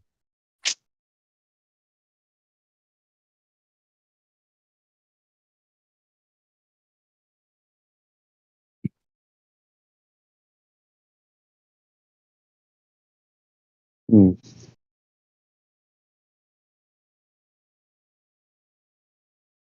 Yeah, it's so weird because for like all the other like the top like the mainstream globers that are everywhere, all they're gonna tell you is how it's not physically geometric and boats don't actually disappear. But like that's this really old rhetoric, and it's like how long have they been talking about this? Trigonometry just did that. Trigonometry Huh? just did that. Trigonometry man just I know. told us that first he says boats go over a physical curve, right? And then tell us, well, it's not actually physical. it's a mirage. Yeah, then he set the what is it, the Phantom Morgana, where it's upside down, and it's like, Oh Lord, you're right. I was just gonna say somebody explain Phantom Morgana just for me real quick. the thing is, the oil rigs aren't even like, they could be two giant statues of my dog taking a shit and be all wavy. That's not the point. Those are just demarcations of distance. Yeah, I know that. It just blows my mind that yeah, they just God, I can't believe it's like, oh well that the ladders from the oil rigs are clearly being blocked by the actual The water geometric was too dark, curve. dog. He started saying the water was too dark. Dude, he looks like water expert. Hey, dude, this dude. Come on, that's not seawater. That's Phantom Morgana, freaking magical water. Well, not Doing only that, things. It's doing but like things. the cranes, for instance, right? You know how the cranes get real wavy. Yeah, the wavy cranes, dude. What the frick? Wavy cranes. It's so stupid that it's not even worth refuting almost. It's like, just let them say it and just let it hang there. Just let them come out and tell you that their globe proof is a wavy crane. Like, why even engage with it? Just has there let ever them been say a that. replication of the Black Swan, or is it just a Yeah, lots. Yeah, you're just too ignorant, I guess. You haven't been paying attention. Is there How many proof? years have you been out here and you haven't even seen that? Can you send one? Yeah, There's so you many- posted one earlier. Really? I did? Yeah. There was another Black Swan you posted earlier from that location. You did it yourself. The Black You know Swan. what's amazing? Refraction, the refraction they claim, right? Not only can it make something like an oil rig appear in a location in which it is not actually, right? It also makes the edges of the oil rig look all bumpy and weird. Doing Right. two things at once, is it? It's doing two things at once. But another thing about the cranes and stuff, it's like, there's a lot of fumes going on those oil rigs when they're pulling all the oil out and running. Like, It's not even your problem to worry about, though. It's their problem to worry about that the best thing they can come up with is wavy crane. Just them even having to point to it is a problem for them. Yeah, like I said, it could be a giant statue of my dog taking a crap, like, and be all wavy. Who cares? Like, it has nothing to do with the rig itself. It's about where the horizon is that you claim is geometric Earth curve. I know, but they want to talk about the rig. So why doesn't the rig look like it's stretched out all the way to the horizon? I wish I could have just said that to the Globers. I couldn't. I did the argument really crappy. Hey, I let them just. It was chaos, though. Are the cranes still in functional use, or the oil rigs? My apologies, the oil rigs. Apparently not, but they keep the lights on for some reason. For tourism or something. Curious, I didn't know. Wait, those rigs aren't being used anymore? Apparently not, but you go past at night and they are lit up like a fucking Christmas tree. Oh yeah, Like I some mean, you people say can't it have looks a. like all of them lined up together. Some people say that live there have driven past or gone and seen it, and it looks like all of them lined up together. It looks like Santa towing his riding his sleigh. Reindeers pulling Santa along. Yeah, but I mean, there's like 15 of them out there, isn't there? There's at least 4 in line. But I feel like in that one area, it's littered with oil rigs. Because you could, I mean, he's got ones where you can see that are 43 miles away, and then the horizon, whatever You got distance A, you behind got them. B, you got C. Yeah, there's a whole bunch. And they're all illuminated at night. And you got a big old camera to reach out there and see them too. Well, see, well, actually, the guy who just said that, he in chat commented that he thinks that zoom capabilities on camera can kind of jump up over the curvature of the Earth to bring No, things no, into no. So focus. if you got a straight tangent line, right, from your 90 degree, right? You Yeah. need a When you flat look Earth for over that. Yeah. the bulge or the M, okay, refraction would start after that top portion of that. So what are you having a tangent to if everything's flat? No. So I said I may have misspoke when I said tangent. That's why I said 90 degrees from the observation. Yeah, flat Earth required, but yeah. Okay. Are you saying the refraction starts at the geometric horizon? By using an optical zoom to zoom forward, you're actually manipulating the line of sight. What? What? Okay. You're changing how air behaves. Light. You're changing how light and air behaves. Are you looking further through it? The camera. Yeah, you're looking further. Oh, At what's there. You're looking further through. You really just say that with the camera, you are affecting how light behaves in air. Ooh. You're looking past it. Okay, so you're saying the naked eye is only 1.22, right? And then you grab a piece of technology and you're like, hey, we're going to look out farther. So you're actually looking farther than your eye can perceive what you're actually looking at, right? Well, you're talking about the Rayleigh. Sherlock. He's talking about the Rayleigh criteria of 1.2. That's the Sherlock. angular resolution. Right. So now you're saying, so now what you're saying is when you view it from 1.22 miles with your bare eye, nothing beyond that point can change ever at any point in time. That's what you're saying. No, we're just saying that there's no geometric obstruction of a curvature horizon there, which is an oxymoron, but I digress.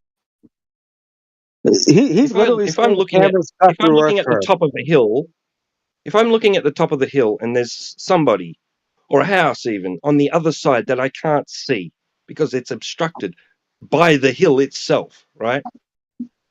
And I'm looking at the top of it, and I zoom in, and I zoom in with a camera, Am I just going to see like a larger version of the top of the hill, or am I going to see the house and the people behind the hill? Oh, because now you're conflating the fact of looking through atmo, gases, temperature densities, atmospheric pressure, particles in the air, and all that stuff, and you're conflating that with a solid mountain. Good job. He offered you a dichotomy. Is he going to see the top of the hill or not?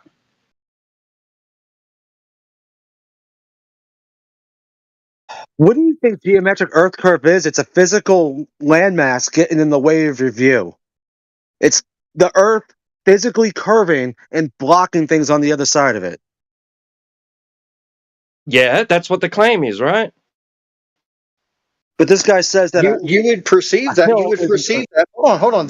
If you're looking at it at the naked eye, right, and you're only looking at it 1.22 miles, you're not measuring in between the curvature with the bare eye. You're not doing it. So what you do is you grab a camera. Hold on. And what you do is you grab a camera to look out even farther, and you're still not measuring that in between the A and B point. So you're just skipping over the part that the fact that there's actually a top center there that you're looking past, and once you get past that, that's when refraction starts to occur stronger. Wow, how convenient. The first oil rig is completely visible from the naked eye. And that's at 6.9 miles. The first oil rig is a Black Swan. Welcome to Flat Earth. Welcome to Flat Earth. So your whole, the technology's making the curve disappear is not true because you can see that first oil rig. I never said it disappeared. I never said it disappeared. That's literally what the heck. Yeah, that's true. Exactly that's fair. It wouldn't be right to say it disappeared because it would have to have appeared in the first place, and it never did that. That's true. Right. Yeah, because you're looking over it with a zoom. So you got you got a ball in your hand. If you put something below the okay, hold on. Would you deny? Let me just finish what I'm saying. Would you deny the fact that if I'm a little bit unclear. Relax, man. I'm just a little bit unclear. So, if you had a ball, right, and you had something below, the curve, and then, held it in front of your face, right, you would never be able to zoom in and see it again, or would you? I'm just trying to get clear on just that point. Okay, let me ask you a question. If you're looking at 1.2, No, no, no. I'm not. Okay, so he asked with you a each other. question, so that's not an invite for you to just change the topic with your own question. So if you want to speak, then just address the question that was asked, okay? Try again. Yeah, because T-Dub asked you, and now I kind of want clarity are on you it too. speaking or are you going to let me talk? Yeah, so go ahead. I don't know if I'm going to let you talk. That stands to be seen still. You have to answer the question. Okay, if you take in effect the fraction you would have to have from the circumference of the Earth times or divided by the height of the observer on that circumference.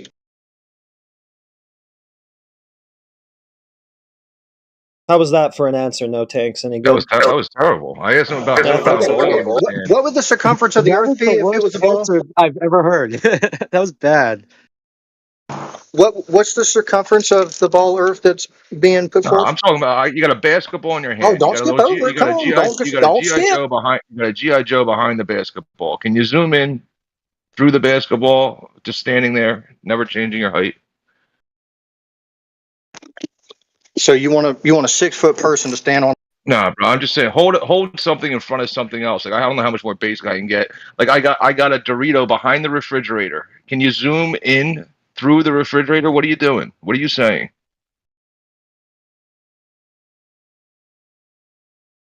Things that are physically obstructing something in the distance, right? Like a hump, like a hill, right? You don't change your height. You don't change your elevation. You only zoom in.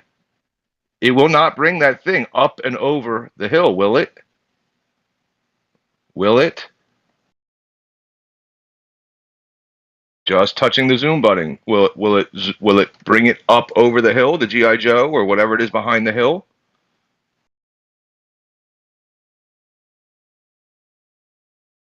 He's not going to answer. I don't think he can speak if it has to be on point. I don't think he's capable of it, so that's where he taps out. He's ready to obfuscate, so he's It's not almost willing to as answer if he's directly. saying, it's almost as if he's saying, right, with your naked eye, you're not seeing the refraction that's involved with the Black Swan. It's only because you've zoomed in that now you've got these, you're observing these effects which the naked eye couldn't see, couldn't perceive it, couldn't distinguish anything beyond a certain, the limitation of the human eye. And once you zoom in with a camera, suddenly you have these effects that are taking place that you couldn't see before. Yeah, it did sound like that's what correct he was me if I'm leading to. wrong. No, it sounded like because he was Correct me if I'm conflating the diffraction limit of 1.22, saying, well, once you change the aperture and you zoom in, and now you can now get a greater angle on, I don't know what he's imagining, little like raindrops of mirror images of things below the curve or something. But he's saying once you zoom in, you can now clear up that refraction and see it more clearly. This is all a mental exercise. Has he ever done this in practical reality? Has he ever done this? Because there's a lot of things that people are just talking about. Nothing's been done. What we have presented right now is something that has been done. What he's presenting is something that hasn't been done.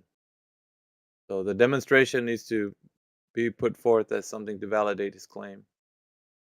Wouldn't you agree? Yeah, that's right. That's why we were asking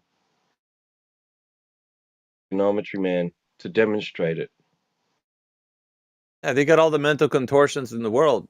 That doesn't mean anything. Can they put forth the demonstration of what they're saying to validate their claim?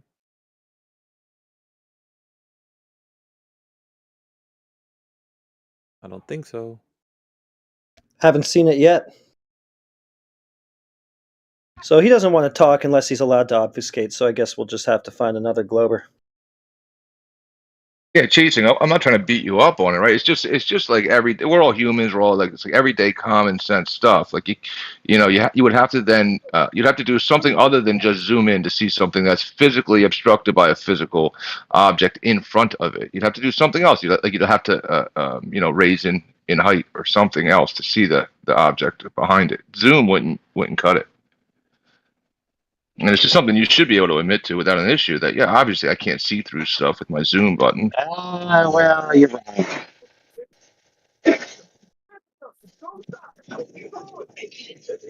You want to know why? Guess not. Oh well, I won't tell you why then.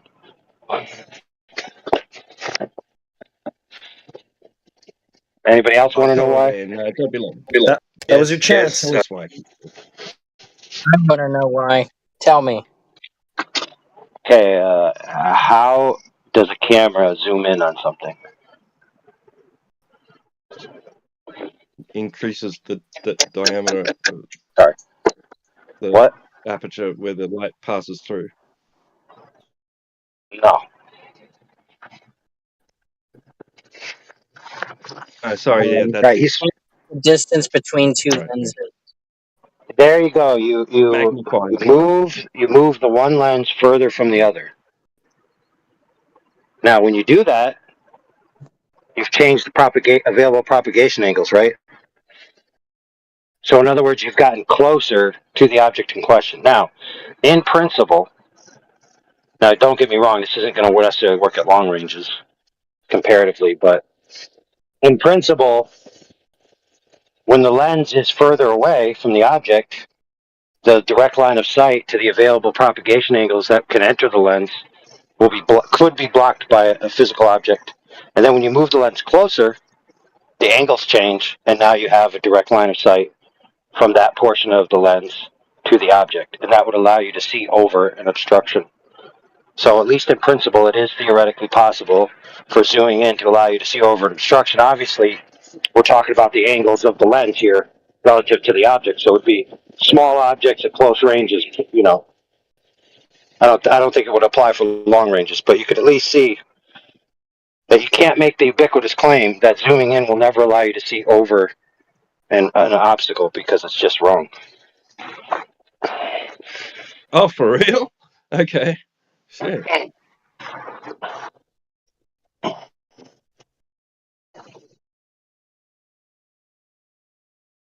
Keep in mind, I'm talking about, the difference in the triangles of the width of the lens, So you're not going to see over a 20-foot hill in front of you, but you can see over, a block on a deck in front of you. Would you have to be below level with the sagittar? Below or level above? I mean, like, so you got your lens where it's cut off in half, by like the obstruction. Well, and also you're talking about optical zoom, which is the camera actually moving forward. Oh yeah, digital zoom is nothing. I mean, digital zoom is just expanding the pixels you already have. It's not zooming in at all. Right. So we're literally talking about like 10 inches, like moving forward 10 inches, then that being amplified by something else. Yeah. The point I was making simple is, like, if you do move, let's say your lens is 10 inches for whatever the heck reason, your zoom allows the lens to move 10 inches forward into free space. That's going to change your angles, right? So you could theoretically see over something just with a lens. Yeah, I can see that. Now, it's going to be small. Don't get me wrong. It's going to be small scale, right? Right, but you couldn't be below the thing. It wouldn't work if you were below. Center of your optic could be below the center of your optic could be below the center of your lens could be below the object. And then after you extend the lens in space towards the object, it's now, let's see, well, the top of the lens. So the center would be below, and the only thing that would change would be the top. Right. But if the center is perfectly in line, then you moving it forward and backward along the center isn't going to change the angle. But the top portion's angle will change. Every time you move the top portion forward or backward, it's changing the angle. Right. So in other words, at 0 degrees, the propagation angles are 0 degrees, the reception angles are 0 degrees. They're always going to be 0 and 0 if all things remain level. But at the top portion, right, you're going to have, let's just say, 57 degrees, and then you zoom in, and now you have 64 degrees, right?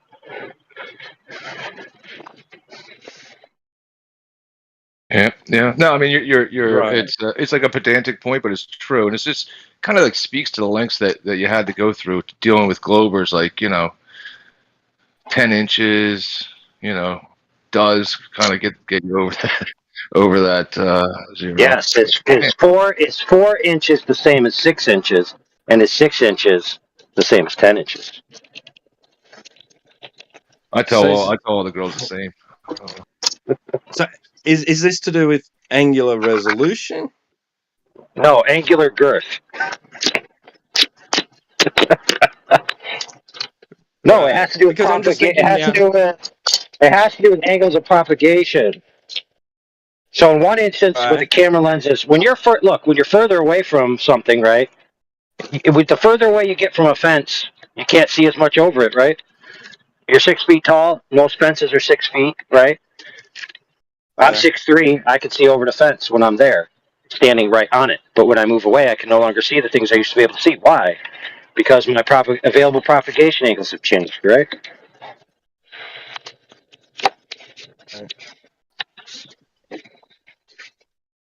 I'm just thinking of the hallway with the light demonstrations now. Like if there was a slight, imperfection in the flooring in the hallway, it's actually being obstructed. The light's actually being obstructed from view, and now you you zoom in and you can see it Yeah, again. but like for example, the Life is Short one, right? That effect occurs in his video like inches above the floor, dude. Not slight imperfections above the floor. Right. Okay. Right. Yeah, we're gonna give the construction crew the benefit of the doubt that they didn't make the thing, 3 inches humped in the middle.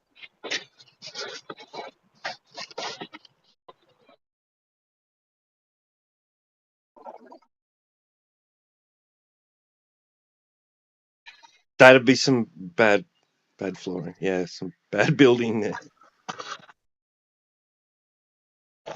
You know how you could tell it's not 3 inches humped in the middle, bro? The easiest way? Tell me. The floor trim. Floor trim's 3.5 inches. So if you could see the floor trim looks all the same, then nowhere in the floor did it vary greater than 3 inches, right? It's 3 1/4 inches. Well, there you go. Right. Because otherwise you'd have to scribe it, or there'd be a gap, right? Otherwise it wouldn't look parallel to the floor surface.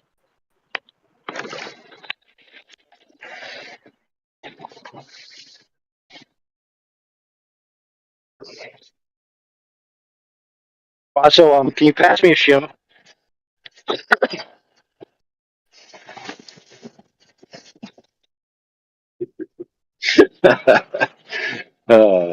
I keep forgetting that Wonka vision hasn't been invented yet.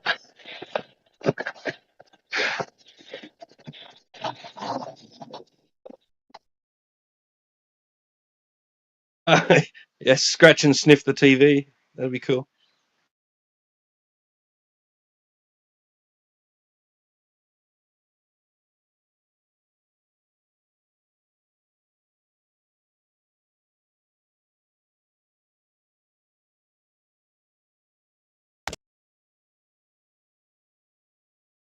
The point is, like, okay, is there or isn't there physical obstruction of your view at 1.225 times the square root of your observer height in feet as a result of the Earth being a sphere with said radius of 3,959 miles? I would Marine say situation. you're gonna need the level to be synonymous with horizontal to determine that. I think that'll always be my answer. But yeah.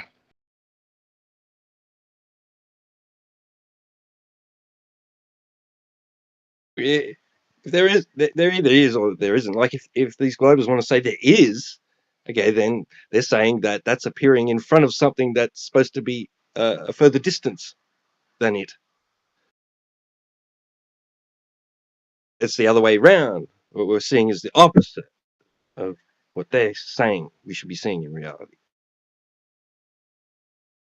But then, then they'll backpedal and say, okay, now it isn't at 1.225 miles. It is at 1.225 miles. That's by necessity. That's what the boat has to be going past in order to appear obstructed from view. Right? Yeah, it's a strange thing. They'll cling on to this must be the case. They've never seen it to actually be the case ever in reality, right? But they're like, this is what I was told must be the case. I've never seen it, but I'm going to search for it now on the internet. But I'll never find it. But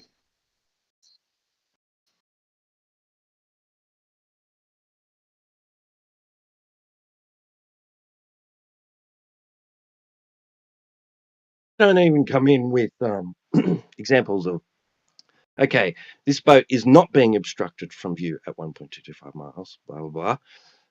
It's actually being obstructed from view at X 5.8 miles, right? And here's how much appears obstructed. Here's the distance. Here's how valid distance of the object, the boat, what, blah, blah. Here's where I was located. Here's my height. Details like this. And then they say, and there was this much refraction on this day, so that if I was looking at an Earth, I was observing from this height on an Earth with a radius which is like 7,000 miles, then and obviously this is what I'm looking at right now, with all the details leading up to the result, to the observation that they're making. They don't even come in with that.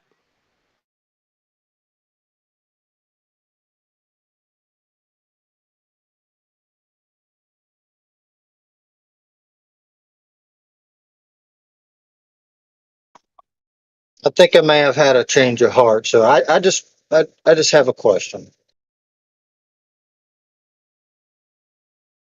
T-double answer again.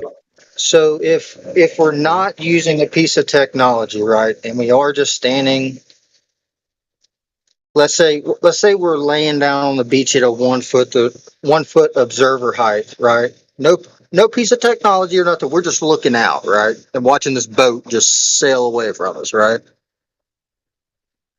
What Right. if it is starting to, if the bottom of the boat is starting to leave our eyesight, what is that portion? Is that the horizon starting to, like phantom in, or? And I mean, I can give you my opinion. My opinion is that you got the difference of the sky being opaque, like pretty much see through. You got the color of the water. You have the little waves in the foreground, like from you to the boat. Kind of like little tiny waves in the foreground, just little ripples on the water. And then you got the boat that's actually in the water. It's not sitting on top of the water, right? Like it's in the water or displacing the water below it. And then you have the angle that you're viewing to the bottom of the boat, trying to resolve everything along that straight line distance, being the waves or whatnot affecting your view to the bottom of that boat. Perspective plays a role in this. Things that below eye level seem to rise towards it. Things above it seem to come down to all to converge at the middle. So you have the sorry. So you have the viewing angle to the boat, to the bottom where it meets that colored water and the little waves in the foreground, and then you have the light bouncing off of the bottom of the boat trying to reach you. So you have all of these things: the angular size of the boat decreasing in the distance, all of these compounding factors, so that you can't differentiate between the bottom of the boat and the water. Yeah. Okay, so when that starts to occur, you like, oh, I see the bottom of the boat starting to disappear, right? Then as it keeps sailing, you can watch it gain distance as you can see, let's say it has a mast. You just watch the mast slowly come down, right? But it's gaining distance away. All right, can I stop you there and ask a question? Is the portion that you can see reducing in angular size as it gets further away? I just said it was going away. I mean, perspective. I understand Yeah. that, but if Is it's it reducing? disappearing, Is the though, portion remaining which you can see? Is it reducing in angular size? it should do it from top and bottom at that point. Yes. Is it reducing in angular size? It's pretty I simple already said answer. I understand perception and Is that a line of yes or a sight, no, and sir? from not using technology, watching it leave away from me. That answers you. Okay. Is it appearing to reduce in angular size? I don't know. You tell Does it me. appear to be getting smaller? Does it appear to be getting smaller? I don't think you heard me. I guess you just tell me. How about that? Wait, so you couldn't Yes. answer Yes, it does. you couldn't answer intellectually Goodness. honest that question whether or not you know. It's a yes or no, chasing. Okay, I said it's going away, and I understand perception Yeah, and line yeah, of sight. yeah. So But why would that not not an answer answer? that question? That's a No, goofy question. it's not a goofy. It's either if it's goofy, if you think it's goofy, you could say no and then give a reason why it's not. But if you say yes, then you could also give a reason why. Do you agree with him? Okay, I said when the boat first disappears at the bottom, right, and it's leaving away, and we notice, I oh, heard hey, you the look, first okay, time. I heard and you. we watch I it heard you keep going chasing. away. Chasing, I heard you. That's not the point. The point I'm making is either you agree or disagree. It's a It's yes or changing no. the percentage of the viewpoint. Okay. Sir, Yeah, he why did. can't you just Alpha. He answer? just Yeah, like I'm. This is the thing, though. When we ask people certain questions, and you could give your reason after you answer yes or no, but why can't you say yes or no? That's intellectual honesty in a conversation. So are you not he, intellectual enough to he understand what I'm didn't know saying? what angular size change meant. I mean, he was I pretty just said the sure, but he percentage of wasn't viewpoint 100% sure. changes. So Yes. no, Tanks, couldn't he have clarified that before he would have given his rebuttal? He gave a rebuttal, so in Oh other words, my he understood. goodness. Y'all are Yeah, like see, talking to this a is wall. no, the wall is you, sir, because you could How? easily I'm say saying the yes, boat's going no, away. yes or no to T-Dub's question would have Okay, been how about helpful. this? Everything stays the No, same not how size about this? all No, the not how time. about this? Why don't you No, just answer the question direct, man? Yes, it's yeah, increasing. I mean, in angular. I yeah, mean, decreasing angular size. it's It's pretty simple. simple. Yeah, he's boot scooted. But here's the thing, though, let's say he disagreed, I don't care, so long as he said no and then give his rebuttal to why it's incorrect. But the part about this, like this dialogue, is if we're having that dialogue with somebody, it's good to kind of clarify whether or not the person agrees or disagrees. And in either case, it's fine so long as he justifies it in his rebuttal. But the fact that he didn't want to that's like one of those sophist tactics. We don't need that. We need He this didn't. He didn't intellectual know. He wasn't honesty. 100% sure on what angular size Okay. change All meant. right. All right. So then couldn't he have clarified that? Wait a minute. Before I Not without answer, sounding dumb. may I clarify this because I don't understand. That would have been helpful, right? No, Tanks? Yeah, but he would have sounded like he didn't know what he was talking about. Okay, that's the problem. So when we have these dialogues with people, we want to make sure either the person understands or not. So if they didn't understand the question, he could have clarified. See, wait a minute, what did you mean by that? And then T-Dub would have went into it, but he didn't want to answer. That's what sophists do. They would just keep from keeping the dialogue, to be honest. And T-Dub asked like 3 times, maybe 4. It's okay. It's okay not to know these things. We don't mind explaining as long as we understand what it is that you don't quite understand. Yep. It's That's that all I was simple. asking him. That's all I wanted him to, like, if he didn't understand, say, hey, wait a minute, I don't know what you mean. Or if it's the direct question, he could have just said, no, I disagree, and then give his rebuttal why he disagrees. See, the thing is, we can't move forward in the dialogue if the person's not giving us an indication whether or not they understand. So we don't know. And so you get what I'm saying? That's the frustration. No, it's not your guy's fault. I was just picking up on it that he didn't. He was just like, I know what perception is. Is that what you're talking about? It's not your fault. He's got to say it. So do you think it's good to answer a direct question, no Tanks, when somebody asks you? What do is you the mean a benefit? direct question? No, I'm just kidding. When he was asked, T-Dub I'm asked kidding. him. I was doing it. I was doing it to Yeah. you. Didn't glitch call. Yeah, but what I'm saying is, do you think it's useful in a conversation? Yeah, 100%. Yeah. Okay, so do you think he should have been honest when asked? Yeah, I mean, should you be? But he's a man. He's not going to be. He's going to pretend he knows what he's talking about. Right. And then T-Dub just repeated it like over and over. Angular, does it change in angular size? And he's sitting there thinking like, does that mean what I think it means? So couldn't he have said, "I don't understand"? Of course, of course. Okay, all right. Yeah. I think he definitely understood what the fuck he was talking about, bro. So He what was you're saying, 80% sure. so what you're saying, no tanks, is his own pride got in his own way. Yeah. That's what I heard Fancy happen. that, bro. Fancy that, eh? No recourse to the man, nothing against him, but that's what stops us all. We think we know things, and then when it comes down to it, we think we're cornered, and we think everybody's after a gotcha, and we freak and we bolt, and it turns into an argument, and it's not about that at all.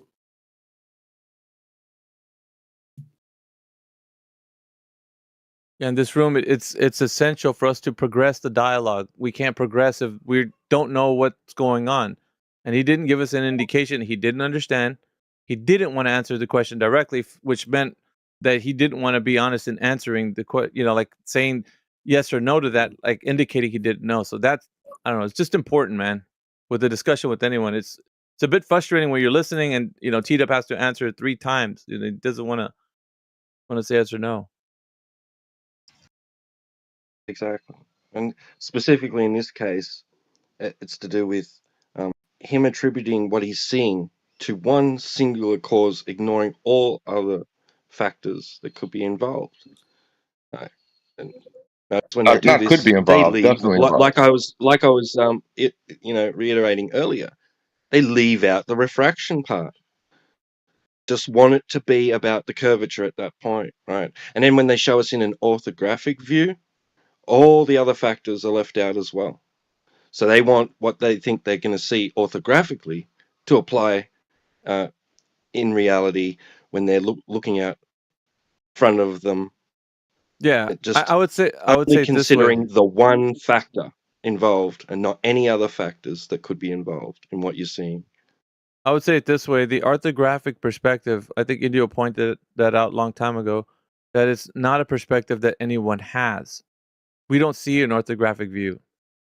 That is a perspective that's taken by somebody who's abstracting an idea to someone else. So if you're saying, well, this is what the Earth would look like from this perspective, and they show you like the ball Earth with the planets around it and, in the solar system, no one's ever taken that. No one's been there to say, yeah, I can confirm that's exactly the way it should look. Because nobody's seen that perspective. Nobody sees in that perspective. We only see the first person perspective. Yeah, that's the word. That's the word you were looking for. It's called perspective projection. Is the opposite of orthographic projection. Yeah, because we don't see an orthographic view. That's a conceptualized view. When you're trying to abstract the thing that you're seeing, you're like, okay, well, think about it like this. From this angle, this is what the whole thing would look like. But who's seen it in that way? You know what I mean? We only see in first person. What's up, Mick? What's up, everyone? What up, Indio? Yeah, I think that point was essential also. But, I guess having them be honest about that orthographic viewpoint of you're trying to bring forward this, because that's all like you've been shown, right? With the Earth as a globe, you're showing solar systems, galaxies, you're showing like this outside perspective, and it's like orthographic, and you're like, how are you gonna square that when the only thing you see is first person? You can only say that these cameras that are out there doing something are showing you that view, but it's still not the primary experience. I don't know. What do you guys think? Me and AI have talked about this before.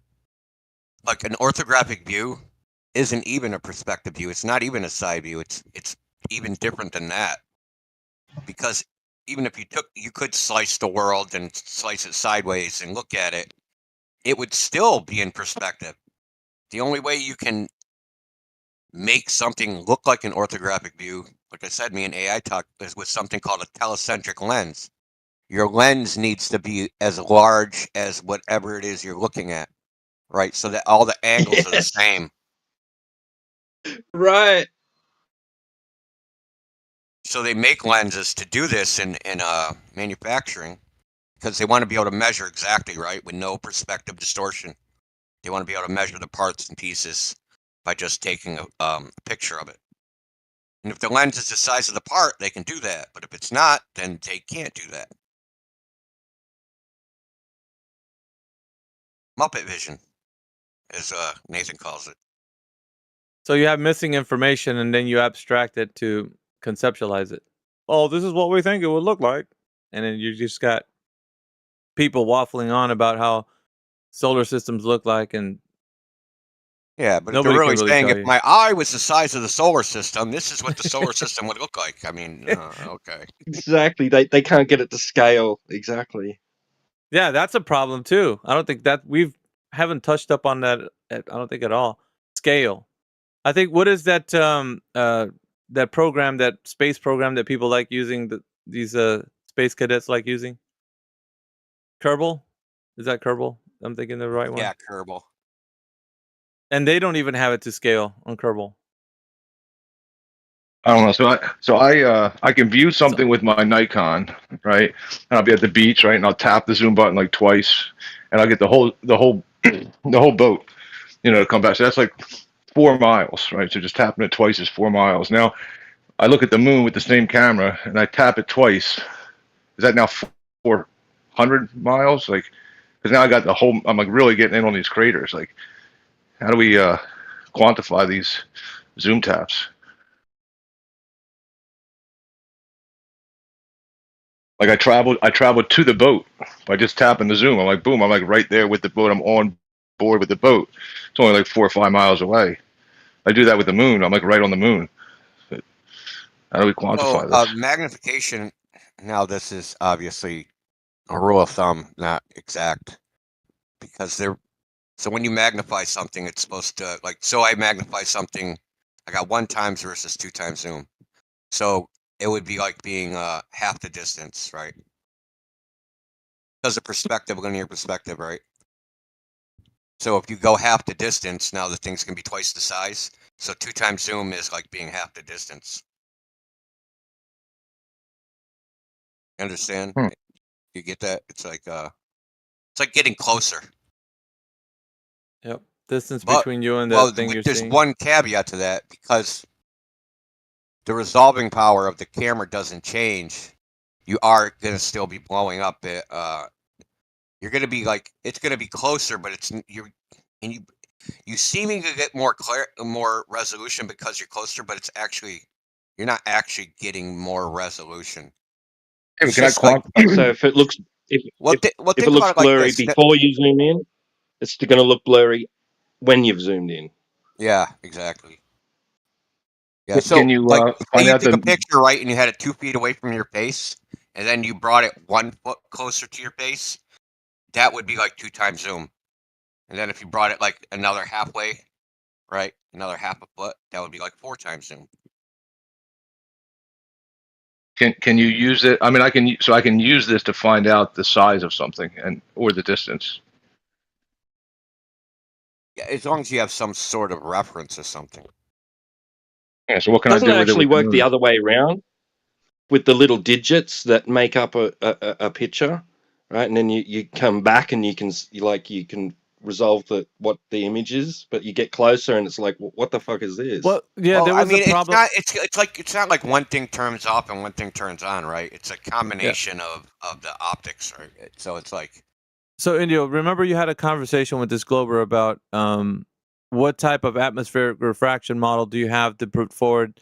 They were trying to get to the subject of like how the atmosphere has many different layers of like that. They were trying to resolve the problem of refraction. So Snell's law would say that 2 contacting media would be the case for there being refraction, and they were using a gradient to say that you had the layers of the atmosphere being the 2 contacting media, like one heavier than the other, meaning that the heavier layer is contacting the non-heavier layer, and then it's causing the refractive index to be changed. So I don't know if you remember having that, and you were saying Which you were. one? I think I've you had were. that conversation 30 times. You were saying the okay. So tell me. I think you asked them. Tell me in the Black Swan image, what's the refractive index of that day according to the image that you see?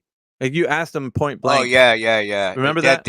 Yeah, exactly. So if they What? had like a predictive model, they should be able to look at the image and tell us what the Exactly. weather was then. Exactly. So you could do that with images. If they had the model, then all you need to do is take the model and say, okay, let's just apply that model to the image, and then we could tell you how much refraction there is between the observer and the thing you're seeing in the far distance. So you'd be able to say, okay, well, I mean, you see the oil rigs. We know the refractive index of the day from the observer to that oil rig for sure, because we have a model.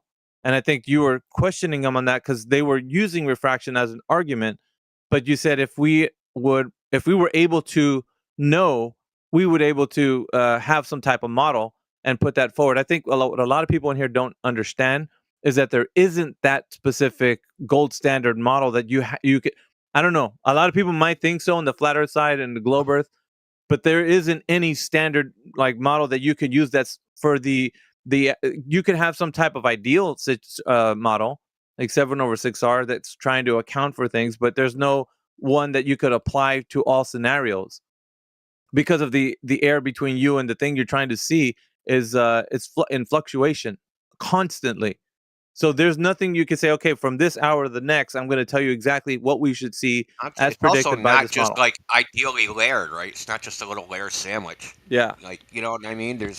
It's flowing like it's called gases it's flow. flowing. So there's discontinuities, right? So like Yep. if you had some optical path, you might travel a mile along it, and then it'll be one temperature and pressure. But then for that next mile, say, or not even the Changes. next mile, it'll change for like 20 feet, and then for another mile, it'll be the same as it was, and it'll change for another 20 feet. You know what I mean? There's discontinuities in the air. It isn't like some It's so spherically symmetric layer sandwich, dude. That's how many of dumb. us have actually contemplated that when engaging with that argument? I think that's often too much not spoken of because we don't ever get that far deep with the glober because they're just I'll bring it up. so go ahead, Larry. You I go. bring it up all the time. As someone who rides a motorcycle, you can go within 100 yards, it'll go from hot to cold. And, when the temperature is like around 70, 75, it goes from bearable to unbearable. So you can definitely feel it when you're on a bike. And we're talking within like 100 yards, right? It doesn't take very long for that to change. So you guys were saying miles. Yep. No, it happens within a few yards. So I think this was is the in the problem, literature right? too. Well, hold on, Mickey. This is in the There you go. literature too. It's not like some flat earther made up stuff. If you actually look, because they use something called they tried to make a device called a scintillometer. A scintillometer. Scintillometer. So what it does is it measures like the scintillation of. Sometimes they use radar. Sometimes they use like light, and they try to measure like how much it moves around to try and predict to figure out the distance between 2 points, right? So you get like a receiver and a sender, and then you beam your electromagnetic radiation, and then how much it kind of like the image of it wobbles around. You can tell how turbulent the air is. These things don't actually work, but because of course they're applying this crazy model to it. But they admit it's in the mainstream literature that the air is like discontinuous. It's not like some layer sandwich. It's not a layer cake. It's flowing. Discontinuous. Like the analogy they use is it's like beer bubbles, right? So there's like bubbles of like different temperature, pressure, air within the greater, So if you have the air generally, right? But within that air will be discontinuities or like bubbles of like different Pockets temperature, of different pressure. Yeah, hot and cold, hot and cold, hot and cold. Yeah, And pockets of it. sometimes those can be large or they can be small. There's no. It depends on whatever the weather is that day. Yep. It doesn't. There's no.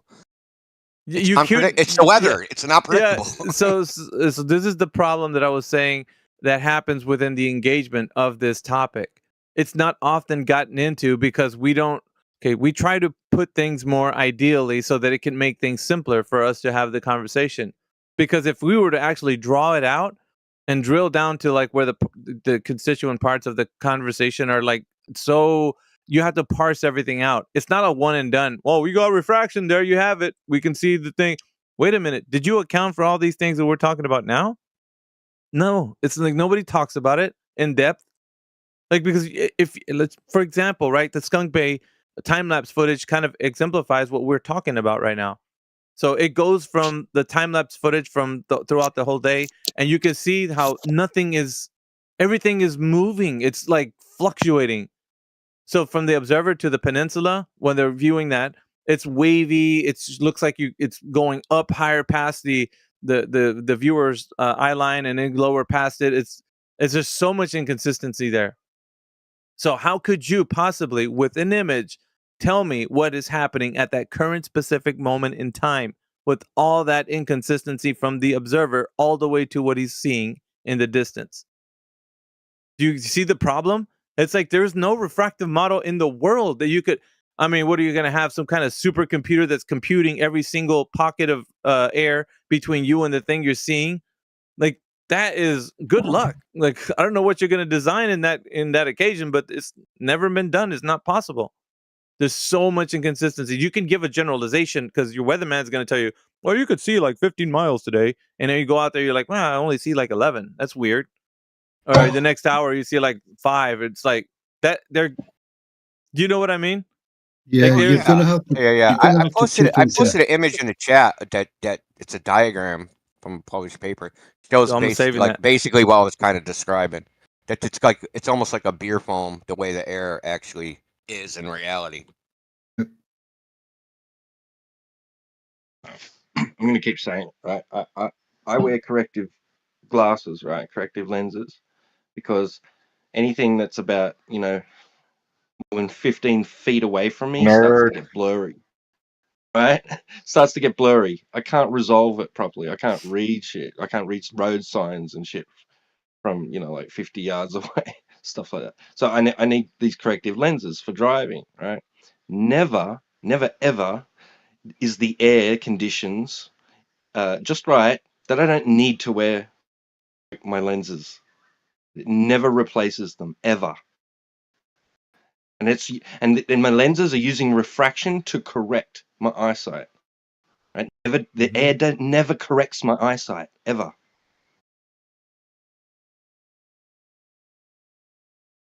You sure about that? What if you drive faster?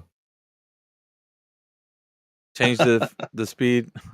No, I mean, it's like, hopefully we're elucidating some of the points that we should be making whenever we have the refraction conversation, because it's so often we just dive into like what could or could not be seen. We fail to forget that it's really difficult to quantify it in a way that's meaningful to say that refraction is something that's like it's applicable with this gold standard model. Like, okay, let's just say we figured it out, but then you're already bypassing the fact that it's so complicated to have some type of model that you can apply to it, because it's a fluctuation from moment to moment. You got pockets of different type of air in between you and the thing you're seeing in the distance. I've never seen floating objects. I mean, like the guy asked me earlier, haven't you seen refraction? Like in a picture, somebody claiming it to be refraction when it just looks flat and horizontal. But I've never seen like buildings in the distance just floating in the sky upside down, trees up in the like high up in the sky. All these things that I know are on the ground. I've never seen them high up in the sky. It's never happened to me. Well, I Well, mean, pay you have attention. Every time a glober says refraction, it's because it doesn't look like a globe. But anytime that it looks like a globe, then they're saying, oh, there's no refraction. It's obviously they're cherry picking the data, right? I'm just touching on what Mickey's saying. I don't really even get into it. I just don't see it anywhere in life. Like why would I talk about like aliens all day? I've never seen. I don't think these things exist. Why would I pay any attention to them? I've never seen floating mountains. I've never seen things just projected up into the sky. I mean, why give it any attention at all? That's because they're refracted. The mountains are floating. They're just refracted, so it doesn't look like it. Might just I might just be like trying to like soothe my own like lack of knowledge in this refraction, but by pointing out that I don't give it much attention because it just sounds like bullshit. Look, it's almost like not even worth arguing with them guys because most of the guys don't know about it. It's better to just ask them the question. Well, at least in my opinion, because we know why they appeal to it, right? Is to make the globe unfalsifiable.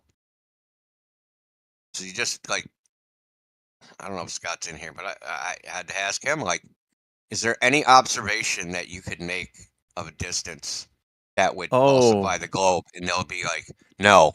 Well, then bye. Yeah, speaking of Scott Indio, he actually says that he took an argument from Peters and he's got the ultimate globe proof.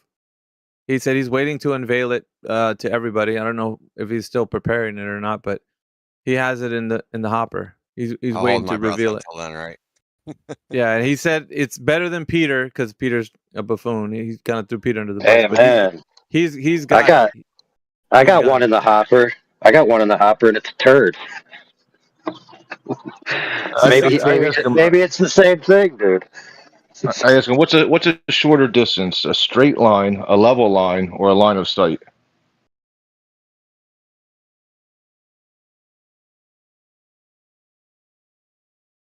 All right, nobody has the answer? I mean, aren't those all the same thing? Usually. But you could say the line of sight is the longest because it could be refracted at some point. So when they're using the measuring device being a line of sight, it would be the least reliable of these tools.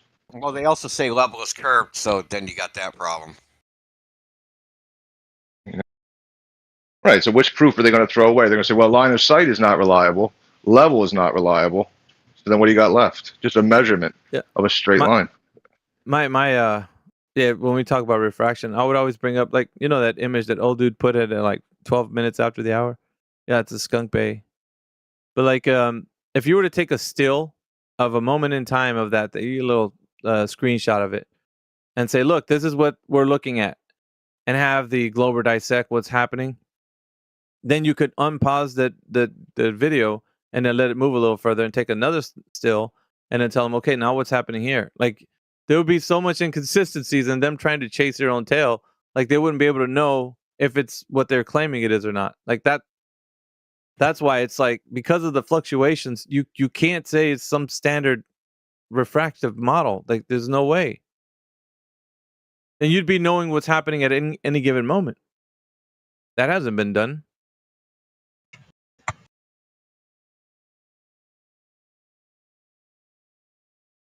I don't know.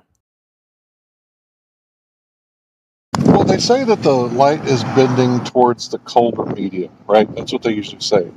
But I just went over how as you go over the surface of the Earth, hot, cold, hot, cold. And always bring up the 8 inches per mile squared because they have to be saying it's bending at 8 inches per mile squared. But then when you say that, they say, well, it's the light's bouncing off in all directions. Okay, so which path of light is it? Is it the path of light that goes up into the air? And then is it bending back down? Because if that's true, then what Matthew says, well, it's only a few degrees. It's only this much degrees. Well, that wouldn't be true. So if it is going 8 inches per mile squared, then how is there a denser medium from 1 foot above the surface, 10 miles away, looking at the Ulrich's pillar that's 1 foot above the surface? What denser medium is more dense than 1 foot? And if it goes much lower than that 1 foot, it's going to hit the surface of the water.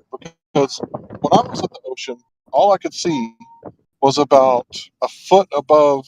If I got any lower than that foot, I couldn't see the objects in the distance 10 miles away from the side of the bay. So to me, that has to be 8 inches per mile squared, if that's what's happening. But you can't really hold them to it because as soon as you put their feet on the fire, they start dancing around the fire, kicking up dust. Like I said, it doesn't say anything to make it unfalsifiable. It's almost not even worth the effort at this point. Like Yeah, everything's just an illusion then. And so then, what's your claim of the Earth curve in the first instance if everything's just an illusion? Yeah, well, that's what I mean. They have like a standby. Like, no matter any observation we do, oh my God, the horizon's 30 miles away. It's supposed to be fucking 3 feet away. Oh, that's refraction. Oh, it's 1,000 miles away. It's supposed to be a mile away. Oh, that's refraction. So no observation that you can make can falsify the globe because they have a magic refraction slider that will just make a curved surface look flat somehow, even though no one's ever actually observed any of this crap in reality. Yep, that they have no knowledge on. They got a refractive slider on Walter Bislin's model. That's dumb, dude. It's No a one ever literal slider. looked at a freaking yoga ball and was like, "Man, that looks like a pizza." Like no one ever did that. Hey, Indio, we were talking about Ordnance Survey the other day. Have you ever seen a military survey for refraction? No. There it is I then. have not. There it is then. Well, I mean, I've been following the Ukraine freaking Russian war pretty closely, like watching videos of like, so like they're firing artillery and stuff, and they like aim the artillery. There's actually a theodolite mounted to the side of it. Yes. So they can know what. They're not accounting for refraction, man. They're not doing that at all. And the thing about Ukraine is Ukraine's super flat. So like, well, if it is a flat surface, like is an actual flat surface? What does that look like? Concave? Like? Yeah, that's what I was going to say. How did you measure it to be flat then? I mean, unless you are saying it, somebody measured it to be level and horizontal, being synonymous. Is there a guidance system on the rocket accounts for the geodetics and then another one brings it back up to level? Yeah, that's a lot of work they don't need to do. Like, fucking hell, dude. Wow. It's point and shoot, guys. This is what we've been saying all along. Lasers, ballistics, eyesight. If we see it, there. Wouldn't you? And if you wouldn't put you a think the straight line This military? is a good idea, man. We should go out. I wonder, because LIGO is supposed to be actually made flat. Now, they still say that it's, we made a straight line, but it's a straight line on top of a curved line, right? The Earth's a curve, but we made a straight line. So I'd like to go out there and just like take a theodolite and see if it looks not flat. See if it looks like. No, you just got to bring a marble and lay it at the ends, and it'll roll towards the center. Because what they say is it. Hey, that's actually a good point. So what? Hey, hold on, friends. Hold on. Guess who's claimed to have done that? I'll give you a cookie if you can guess who. Xanax. You got it. Xanax says, no way, dude. Dude, Indio knew the answer because Xanax claims to have done everything, so it's obviously Xanax. It has to be Xanax, man. Xanax used to kayak by the frickin' oil rigs, man.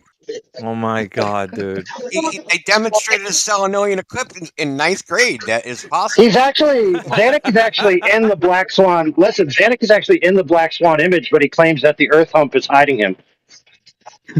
Yeah, you can almost see his paddle. His like when he's like stroking, because it's like a kayak's double paddles. Like one paddle's in the water, the other paddle's up. You can almost see one of the paddles.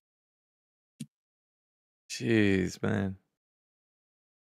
No, Xanax actually did claim that in ninth grade. Frickin', the teacher said a selenilian eclipse. They showed us how it's possible in our ninth grade class. He actually said that, dude. I couldn't believe it, man. What ninth grade school did you go to? State. I want to know what state that was. California. Maybe Stephen Hawking was the professor. Because I don't think each state has the same curriculum as everything else. Because my last year in Fort Hood, we had a kid who grew up in the Texas education system, and he didn't know what the Mason-Dixon line was. Yeah. So, well, I mean, the selenilian is so obscure. Like, why would they be teaching that in a ninth grade class? It's just absurd. Well, I mean, they should start teaching this refraction thing that everybody brings up. That's what they should start teaching. Not in boot camp. We gonna die if we do. Because that's the thing, man. This theoretical bullshit, it fades away when the rubber meets the road. When real life actually starts happening, there are no feminists on the Titanic. Maybe Benjamin should make a Nobody's accounting Coriolis for curvature. a Coriolis / refraction sniper. No, but like think about it, right? In the military, aren't they trying to make it as simple as possible because they got recruits from everywhere on Earth? These guys, I mean, like I was gonna ask this as a sidebar, but wasn't the IQ test designed for that to get the aptitude of the average person coming off the street to see if they're able to carry a weapon into battle and not shoot their own persons that are with them? Like, so they have to put them through some kind of test to see if they're mentally capable of doing such tasks. So, Yeah. well, I mean, wasn't that why the IQ test was designed into you? I don't know if somebody knows about this a little bit more, but that's what I've heard. I'm not exactly sure why it was tried. It was probably designed for eugenics purposes, quite honestly. Well, I mean, Well, that's what I I know heard. that Was, and in the military. go ahead. Well, they probably said for one reason, but then they were like, they can't come out and say, "Yeah, we want to kill the retards." So they got to be like, "Yes, we're trying to." I was curious. That would make you get it. Are you saying that you should be, if you want to convince somebody to shoot other people with guns, they shouldn't be that smart, right? I mean, is that the? Yeah, you have to at least be able to know what you're doing on the battlefield because it's crucial, right? You're getting instructions sent to you by a person who's instructing you. Okay, look, this is what we're gonna do, and if the instructions aren't able to be, understood to be carried out, like how could the person then run around with a dangerous weapon into the battlefield and do what he needed to do as far as his job goes? Like he'd wind up wound his own side. Yeah, you know what I'm saying? I appreciate all your reasoning, but I don't think they're that smart. I mean, the guys that I know who all wanted to go to the military were like, I don't know what I'm going to do in my life. I'm a retard. I'm just going to join up. You know.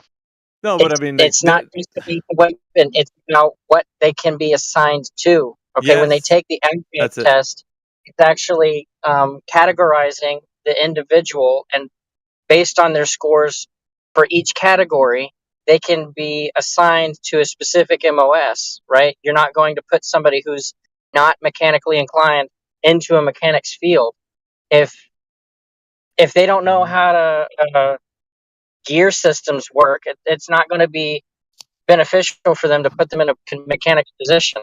They're going to put them in something Yeah, like 100%. Like in the I had friends who they got like put into the cryogenics department because they were smarter. But yeah, I mean, the guys who were shooting the guns, they're not they're not the smart guys, right? Well, there's still a cutoff, right? Because when I took it back in high school before 9/11, I was doing it to get out of class. I didn't know that they were going to give me a freaking test. So, of course, I blew off the test and didn't give a fuck and scored like a 33 or 35 or something. And they were like, whoa, you barely passed. So they said if you would have scored much lower, I think it was like 32 or 31 or something, that I wouldn't have been able to be allowed in. And of course, I didn't join. That's you had to literally not try though to get in, you know. Yeah, I literally blew off the test. Like And still, you still made it though. You just made it, dude. ABCD. You made it. There's the general score, which scales your overall knowledge, right? And then each branch is only going to accept up to a certain number. Like if you score on a specific number, then you won't be allowed in. Like, I think Kiko, you're breaking up. Kiko, we're losing you, buddy. Yeah, we lost you. But hey, is there any evidence they use refraction in naval warfare? That's where I was going with it. Yep. Yeah, well, Not I mean, naval, think but just back to like the 16th century, right? When you got a man of war, right? So they don't have complicated like they just see the ship, right? You see some other ship, they're firing cannon at you. You start firing cannon at them, right? You're not like, man, if I aim at the frickin' Mirage or the trial and error. It's trial and error. Okay, let's bring it in a little closer, guys. Yeah, of course. Wasn't that the purpose of the crow's nest? To get higher and get a better angle on where you wanted the guns to hit? Wasn't the guy yelling down like farther, closer with his binocular, like with telescope? Isn't he saying no, 30 degrees lower? Like he's, you know what I mean? Well, like he's kind of the guy that you need. So also you can use if you have an idea of how big the other ship is, you can use your sextant, right, and measure the size of the ship and figure out roughly how far away it is. Right. So if you know it's a 200-foot ship, and then like you can measure it as like, okay, it's one angle of degree. How far away is 200 feet? One angle of degree. How close does it have to be to me? You can figure it out that way. But Indio, he didn't account for refraction, so how would he know? Yeah, it's a good point. I mean, it could be anywhere. It might even be on land. It's just it loomed up over the artificial horizon, so there's no way he's guessing at this point. He might be firing at the Flying Dutchman for all he knows, a ghost ship.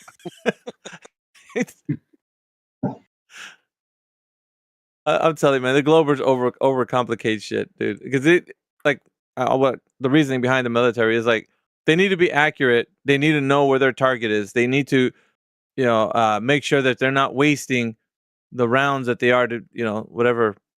The important part is not to waste your people. That's what you don't want to waste, man. It's the I don't know. people. You seen the price of these missiles? They're like a Javelin missile is like $3 million or something, like one shot. Yeah.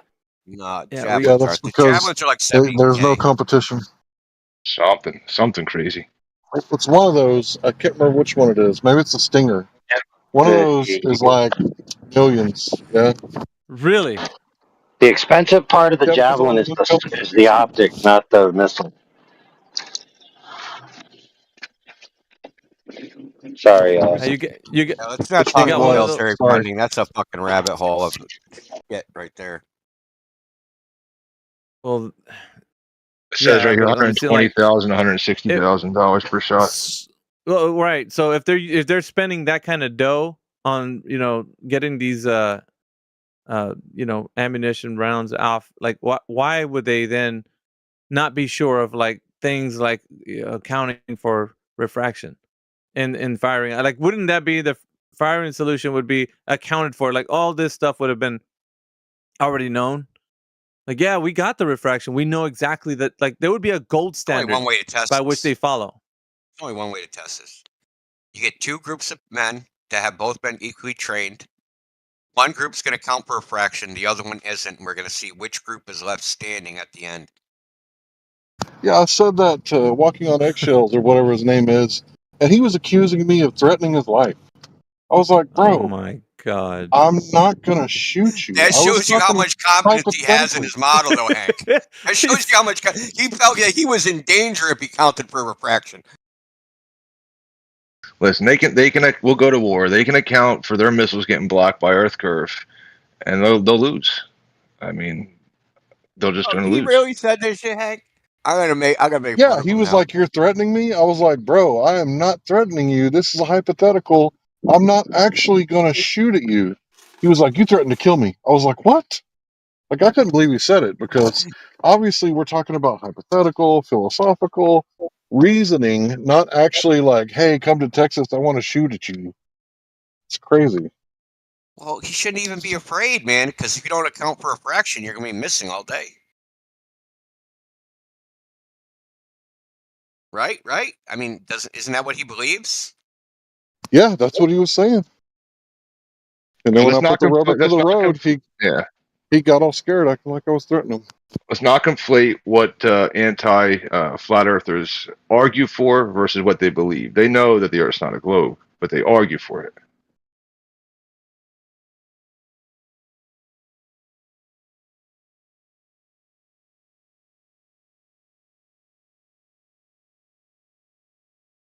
Yeah, I couldn't tell if he was actually serious or if it was an act, because he's an actor. But from the way it sounded, the inflection in his voice, like he actually sounded scared, like I was going to hurt him. I was like, bro, I would never shoot at you. Like, calm down. What are you talking about?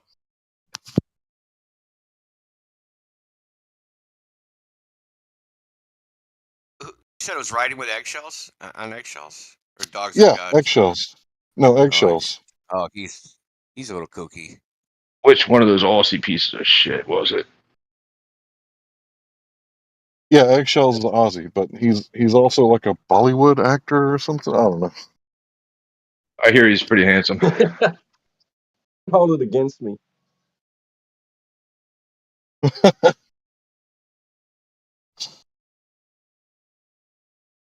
No, he isn't the first Australian actor we've come across. Zysis, all the way back from like 2015 in Free Chan, was also an actor. Were you being serious? T-Dub, you're a Bollywood actor? Who, T-Dub's a Bollywood actor? Is he being serious, man? Are Dude, you that's really? like my dream career. Like, what are you talking about, man? Those movies are great. What movie did you come out in, T-Dub? Where the Indian guy opened up the banana and then stabbed the guy in the chest. That's T-Dub. Dude, Bollywood is so awesome. It's like Hold on. music. It's like a musical and an action movie and like softcore porn all mixed into one in like every movie. And you know that one hero that he pulls out a gun, and then his gun pulls out guns, and then those guns pull out guns, and he has like 75 guns all connected to one handle. Yeah. That's hilarious. That's not a gun. This is a gun.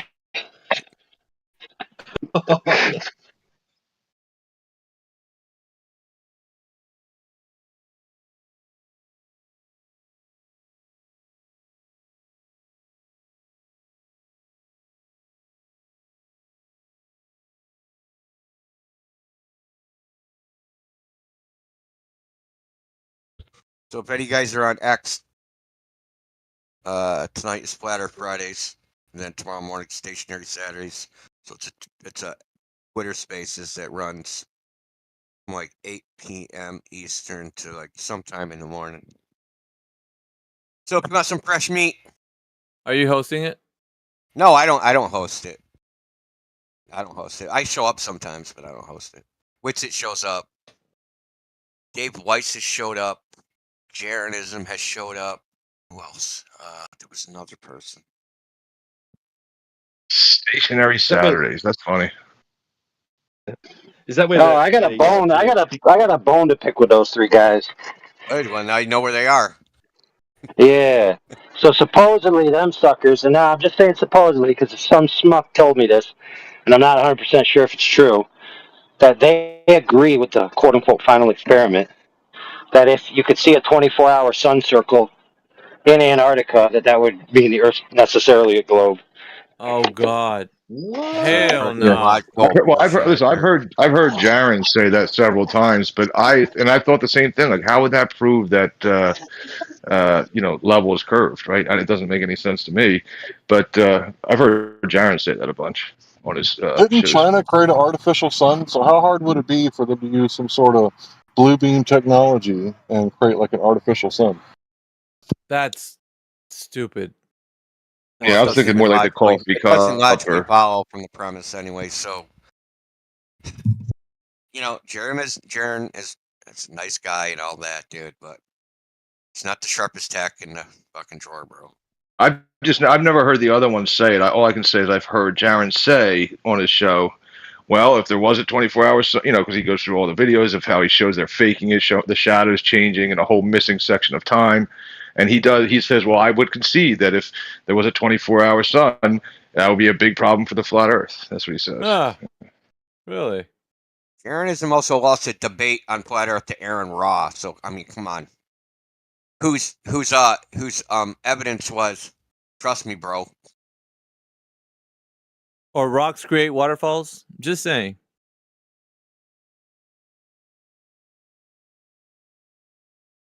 Yes, when you're talking about cause and effect, is it the proximate cause, the efficacious cause, or the subliminal cause, or the exponential cause? Yo, who can play audio in here? Anyone have the ability? Mickey, you have the ability to play audio? Quetzalcoatl, but he's not here. I mean, I could do it. Okay, I'm gonna try and do it. Hold on. Dude, this is classic craziness. Clay's right there doing something. Classic McLoon.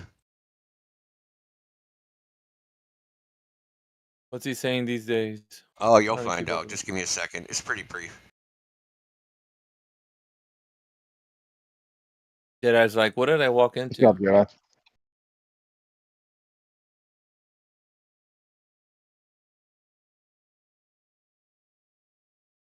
They call it the final experiment, AI? Is that true? Yes, the final experiment. Because once you see that, it's over. It's over. Hey, it's like the crane kick. If performed correctly, there could be no defense. You wait like 4 minutes for that other leg to come up, and then you're just like all dumbfounded that I actually did. You get knocked out.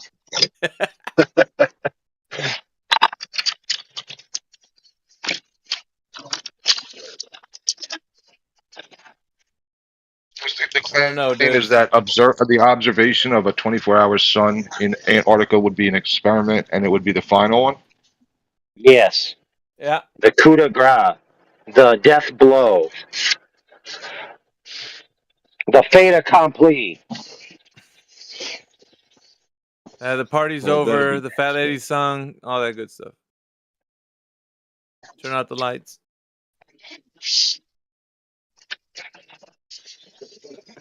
Oh my god! How's it going to be validated? Are they?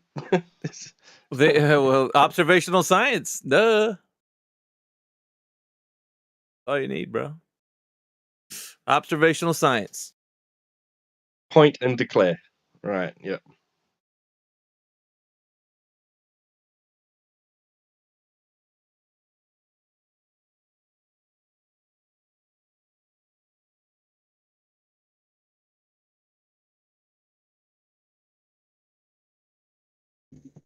Yeah, you but ready?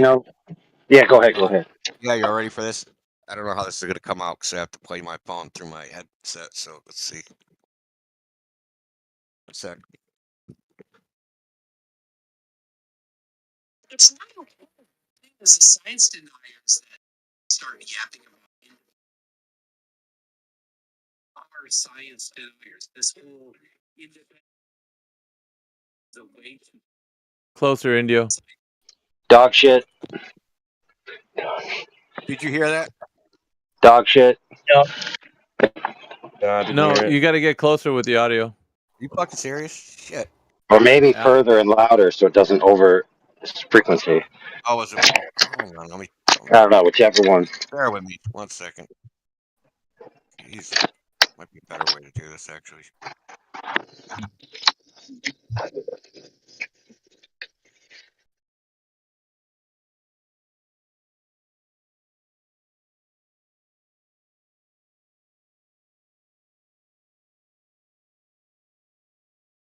Can share screen in here.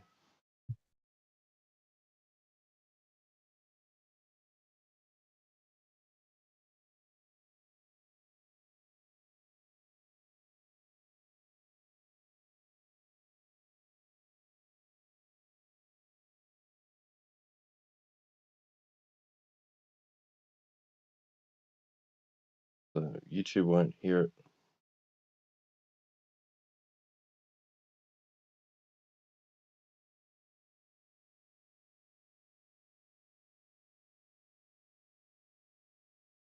YouTube's fucked up, man. Who was I trying to look up the other? Oh, go ahead.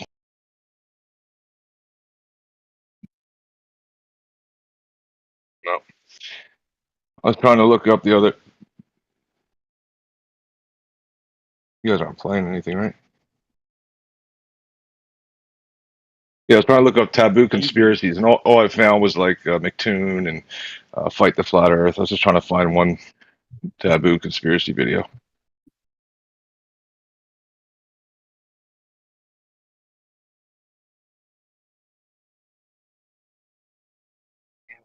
Oh, you Popular. searched up like the title. Well, yeah. Well, I was just looking up. I looked up taboo conspiracy Nat Geo. I just wanted to show that Nat Geo video I shared, and then he's popular enough to be mentioned first by everybody else besides himself. So. Oh wow! I think I got it figured out. Hold on. Hey, thing is, the science deniers that start yapping about independent variables and control variable, they are science deniers. This whole independent variable, dependent variable thing is a way to deny science. What? Y'all hear that one time? Nice science. Did he The put nice his science real by name to accepting that? stuff. Sorry, did that guy put his real name to that? Yes. Or is that? Oh man, that's not going to look good in history. Dude literally said the scientific method, which is the independent-dependent control variable thing, said that is a way to deny science. Like, what the actual fuck even is that? Dude, if you That's guys don't watch crazy. like robot polisher videos, he's been like exposing these clowns like Flat Earth and McToon, the dumb stuff they say. Like just blatantly lying, saying ridiculous things, not conceding. Like, oh my god. I'll give them credit for having to listen to their garbage, man, but just complete exposure of these zealots, man. Remember the first time McToon came on to 24/7? He basically said he can't think of any reason why something would displace itself down in your field of view other than physical movement. That's what he said. In regards to the stars. Well, yeah, but it's like he couldn't even concede at that point in time that perspective causes things to recede in your field of view.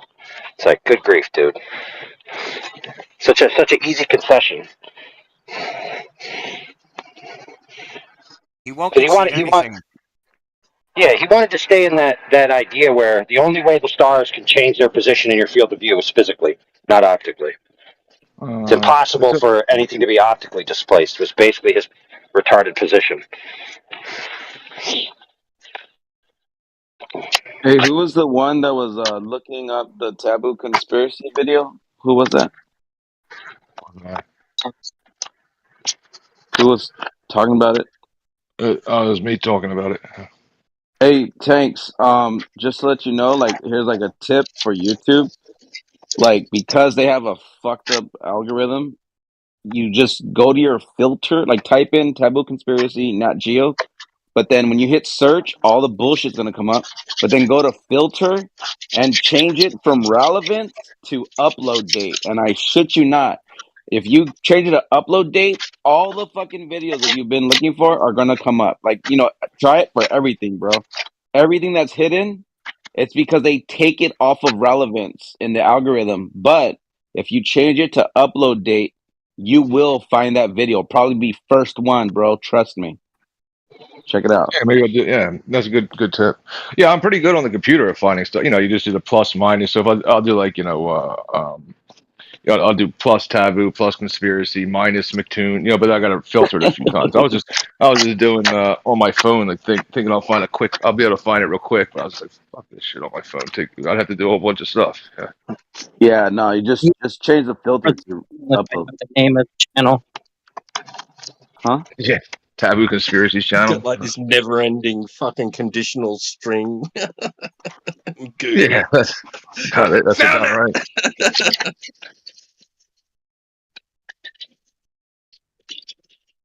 Yeah, that goes for anything that you're looking for on YouTube these days. Everything's censored, it seems. I have looked up by title of somebody that I subscribe to. I just watched the video, and it still won't be on the first, second, or third page when I search for that video. It's fucking crazy how they do that. Yeah, it won't just match the exact phrase you type. It'll, you type in somebody flat earth and they'll say somebody flat earther debunked. That's what you'll get. Yeah, exactly. Like, oh my god, bro. They do everything, and it doesn't matter if you like the video, doesn't matter if you follow the person, doesn't matter if you just watched it. That algorithm throws that video all the way to the back, probably.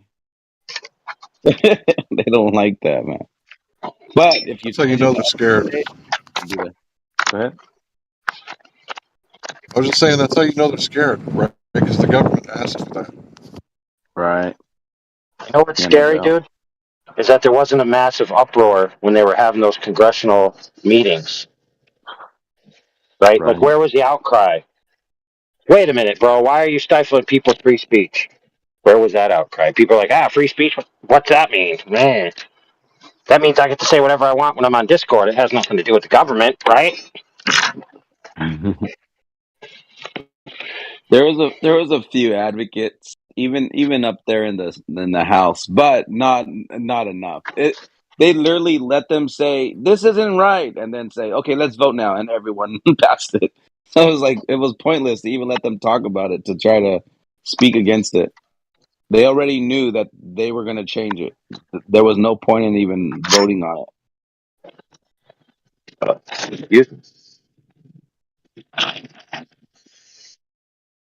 Anyway, as the unofficial spokesman for zip tape is awesome. It sticks to anything. You could cut it. You could wrap it around corners. It's waterproof. What's not to love? Use my promo code. Get stucked. it. I didn't even know that was a thing. Zip tape. Oh yeah. If you know, you know. If you don't, you better go find out. I I think I gotta go find out. I don't know. Oh man. Yeah, Robot Polisher's been pushing out. He's been cranking out videos against FTV, Craig and McToon lately a lot. Dude, it's so funny. McToon on X said that this was a new low for flat earthers when the video was literally just posted without comment. There's no even comments about him. It's just him talking. So apparently, posting videos of him talking is a new low for flat earthers. Crazy. Oh, he commented on the one the Troon the clown McLooney Troon Yeah, the clown. yeah. And he No, commented maybe on the it. one before that. I think it was the one before that actually, because there's Oh, one okay. before that which is just as bad.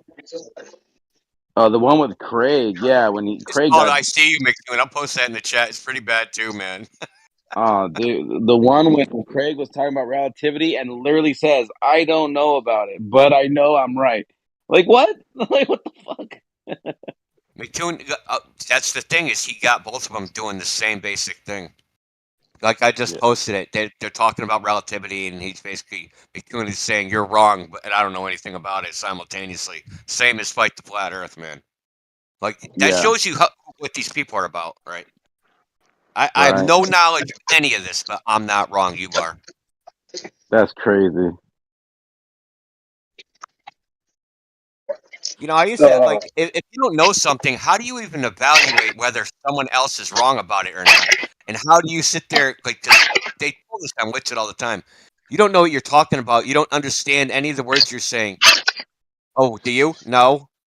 Well, then how do you know I don't understand it if you don't understand it? Right.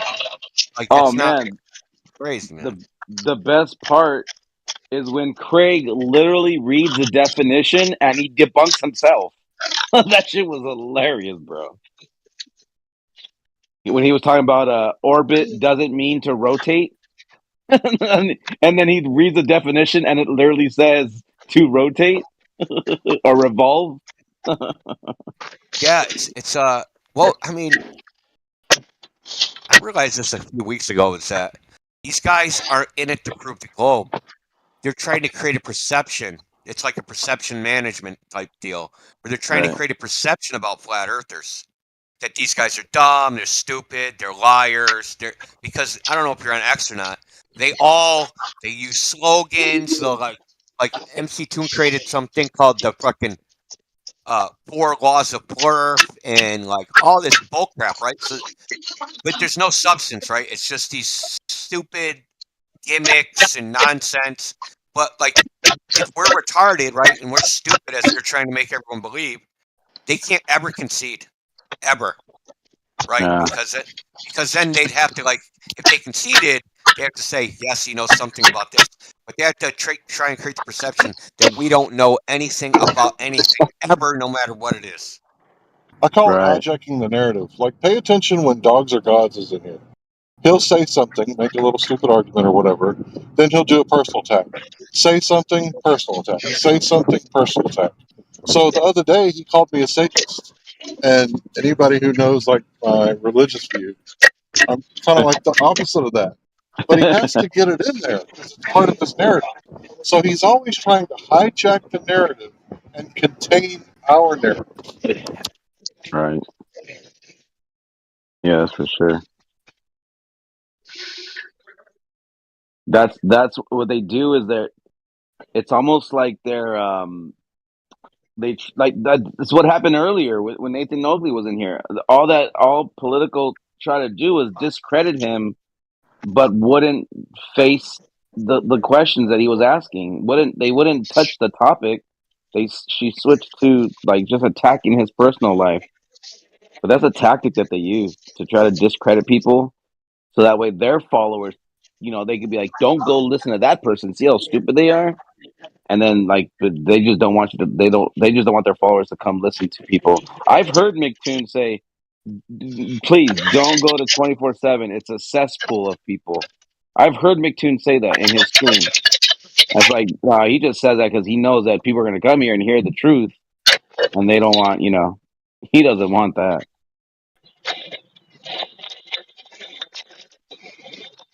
I wouldn't even knock that. Let him say shit like that, because that's how I found out about the flat Earth myself. A bunch of dickheads saying Eric Dubé's a retard, and Yeah, well, last time McToon was in 24/7, he made an argument, and he said, "Okay, where's the citation or where's the evidence to support that?" And he wouldn't provide it, and then he was basically told, "Look, you got to provide that." And then he's like, "Okay, whatever." And then we muted him, I think, and then while he was muted, he left. So basically his foray there, the last one, was just him not proving his point, basically. Right.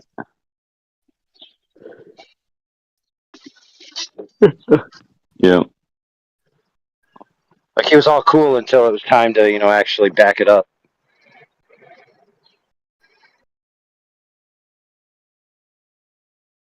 Seriously, anytime you guys see Dogs or Gods in here, challenge them.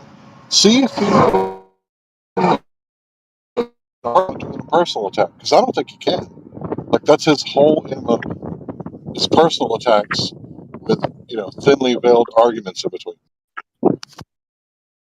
Yeah, when you back them up into like a position of you're just trying to tell him like that's not how it works.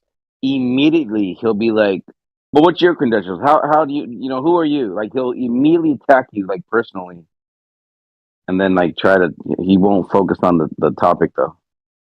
Yeah, he does that Yeah, a lot. everything's personal with him. Yeah, like everything is like extremely personal. He doesn't really care about the argument. He just wants to get those personal attacks in. Yeah, it's tactic. I mean, one would What's speculate. hilarious? Go ahead. What's hilarious is so a lot of degrees that you get say right on it science degree, right? So if somebody asks you, like, if you do have one of these types of degrees, it's not in particular, like, it's not in physics or whatever, but it's still science, by the name on the title of the degree. So you could tell them, "I got a science degree." That's what I tell them. I say, "Look, I have a legitimate science degree, 2 fields." Now, what are they in? science of performing arts. Education, dude, and art, yes. But literally says science right on it. So according to their own stupid word games, I'm more qualified than them.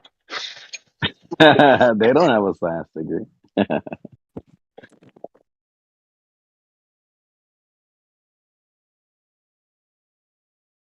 If we could just get back to the guy who said independent and control or dependent variables is for denying science.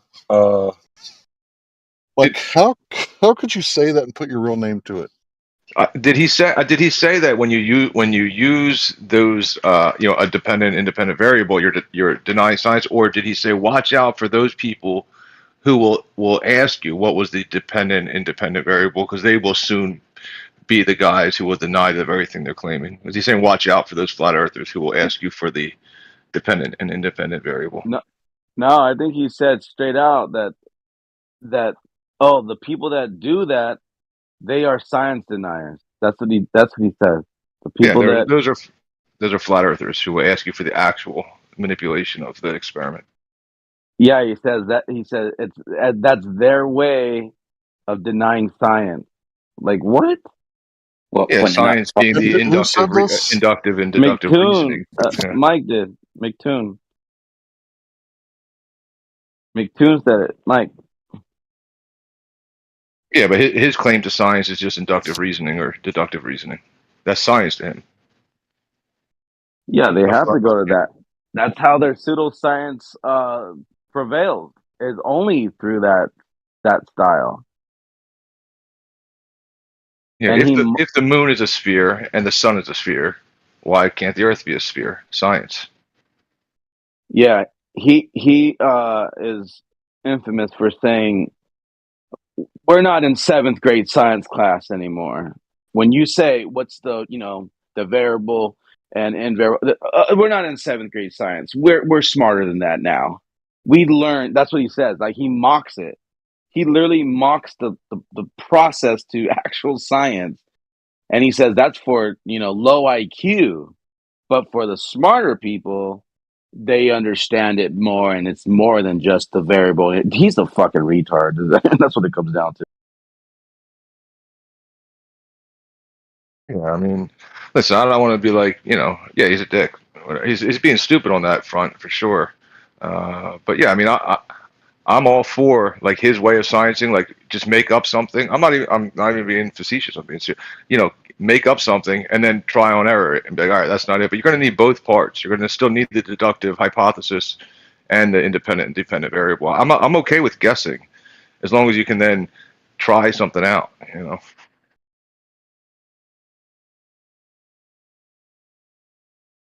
But to just try something, just to try something out as a mind, as like a thought experiment, and then say that's science, that's not okay.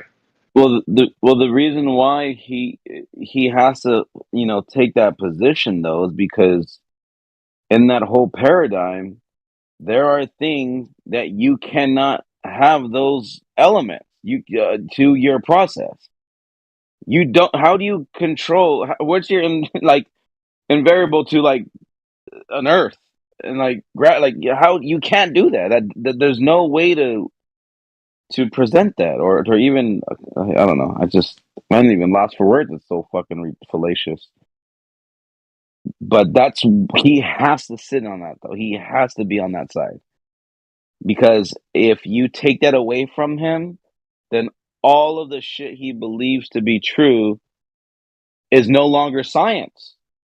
Yeah, it goes down the road of, well, what would you consider to be proof then? Absolute certainty, being able to manipulate a variable, and then from there you say, well, we don't have proof. We just have strong evidence that would logically lead you toward the conclusion that I want you to go towards because proof does not exist. Yeah, I mean, it leads you down that road. Right. And then Well, then if you can't prove anything, how do you know the Earth's right?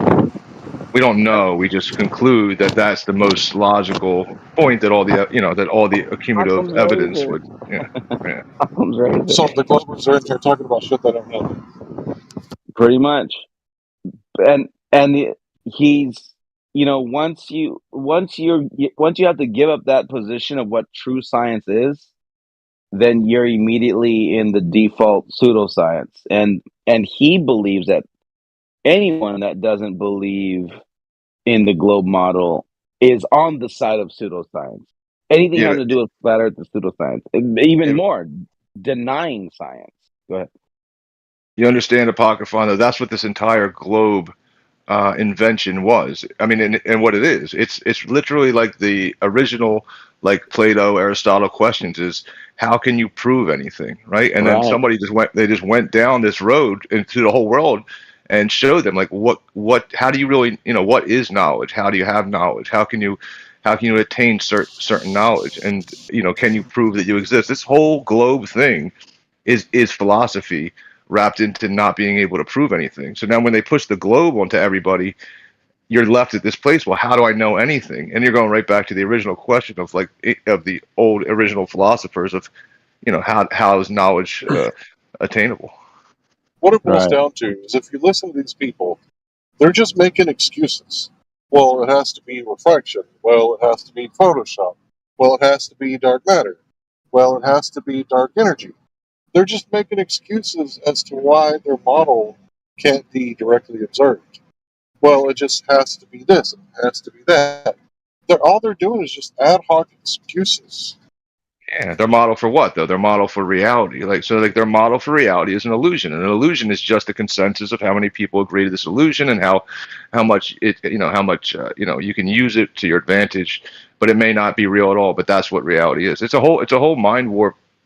That's what it really is. Like truly, it was invented. I mean, some people think otherwise, but in my opinion, they put these 666s in there because it's, and they put all this stuff in there to tell you that this is all part of their like philosophical game, to where you won't be able to prove anything, and then you'll be stuck between either choosing that absolute truth exists, or or the only absolute truth is that you don't know anything absolutely.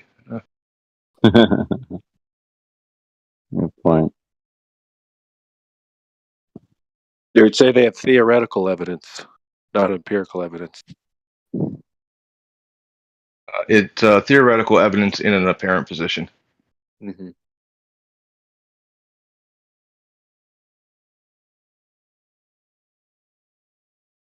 I remember when they used to say stupid shit like theories are above laws. Like theories are more true than laws. And then after QE started coming around and pushing them on their independent variable, they called him Independent Variable John. Like, not as a term of endearment, but like slagging him because he was asking for the independent variable. He's like, oh, you got all the science, show me. And they were like, oh, look, it's Independent Variable John again, asking for that independent variable. And now they say that, well, you can't really prove anything. So before, you had to deny all of science in order to think the Earth is flat. And now it's like, well, you can't prove anything anyway, so why worry about it? Yeah, it's crazy.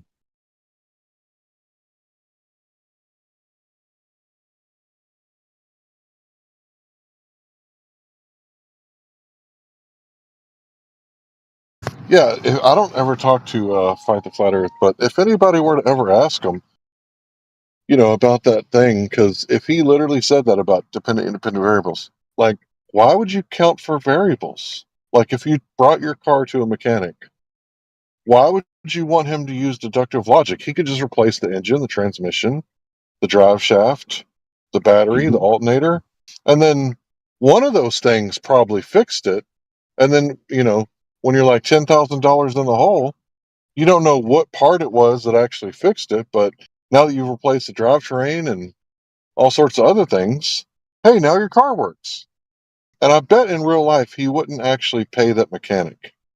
Like he would say, you're a shitty mechanic. I'll see you in court. I had a mechanic who he gave me a deductive reasoning. He said, listen, I replaced your fuel pump. We put the pressure gauge on there, and you weren't getting any kind of pressure reading. So I was like, all right, well, I mean, if that's your reasoning, right? So then I get the car back. He puts the fuel pump in it for whatever much money it was. And then I don't want to talk about how much money it was. And then I get the car, I drive it for a mile, and it stops running again. I go, Did you I blow a put gas in. gasket?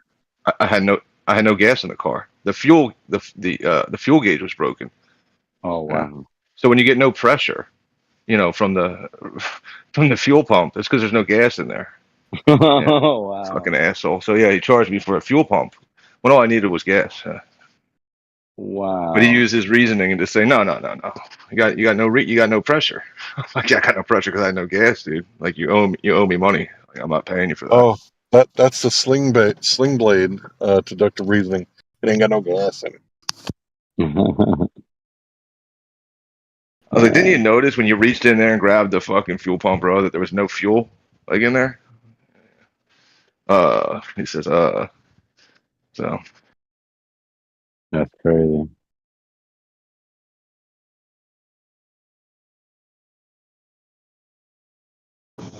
I would say the technicians have to go off the vagueness of the customer complaint. Yeah, I mean, my complaint was, hey, my wife was driving the car and it just stopped. It just sputtered out and stops. Can you come pick it up and find out what was wrong with it? Could be no many gas, things. no gas in the car. That was like number one, right? Like, you would think that's a pretty obvious one. I don't know. I hear you, Mr. Yeah, Mechanic. Not your fault. you start going through a checklist. That's why it's called a labor guide. Yeah. That's No, why. listen, That's why I mean, shops. That's why yeah. shops charge by the hour. Listen, it would have taken them 10 minutes. That's No what's pressure in the called rail, no commission. gas. That's what's called commission. I learned about this with like one of my first cars. Had a Honda Civic that wouldn't start. So I was, trying to figure it out. It's like, okay, it's getting fuel pressure. Okay, it's getting spark. Okay, it's getting compression. It's like, okay, well, what is it? So eventually Should I be a figured crank it out. sensor. Yeah, eventually I figured it out. This is a good example of observational science, right? So I see no fuel pressure, therefore needs a new fuel pump. Never mind that we could check fuses, relays, no gas in the tank. Instead, we just observe and declare, and it costs you money. Yeah, he trusted the technology. Yeah. Trusted the science. Whatever that means. Yeah, so I mean, yeah, it's just to say that there could be other options. You got to test it out, like Larry was saying there. You got to test it. You got to put, got to put some kind of testing to it. Yeah, tell us about that. Do we have to acquire tools to do that too? You could have just put your fingers on it and felt that there was no pressure. Well, what How you would would you go expect about if the that? fuel pump is going out, you would expect it to have low pressure. So I How would kind of you think go the mechanic was a very without tools? How do you check pressure? Do it. Hello. You just put your finger on and feel. Put your finger on it. Put your So how do finger you on the take it rail and apart just to put your feel it. finger on it? Oh, come on now. We don't need all that. Come on now, you're just telling me to put your finger No, on it. I listen, I want to like, hear it. I mean, you're making a claim. I like You're tools. making a claim. I want to hear it. Check it out, homie. Check it out. So it's a standard practice in the area in which I live that part of the state inspection for a vehicle is a hand cup pressure test. So they literally put their hand on it and see how much pressure they feel, and then they pass or fail the vehicle, for goodness sakes. 0 tools for that portion of the test. So they didn't have to take nothing apart to acquire that pressure. They And just listen, I stuck like their finger on the tools, car and they man. were like, "Yep, Tools, there's the pressure." tools are good. I Just so know, you know, dude. tools are You good.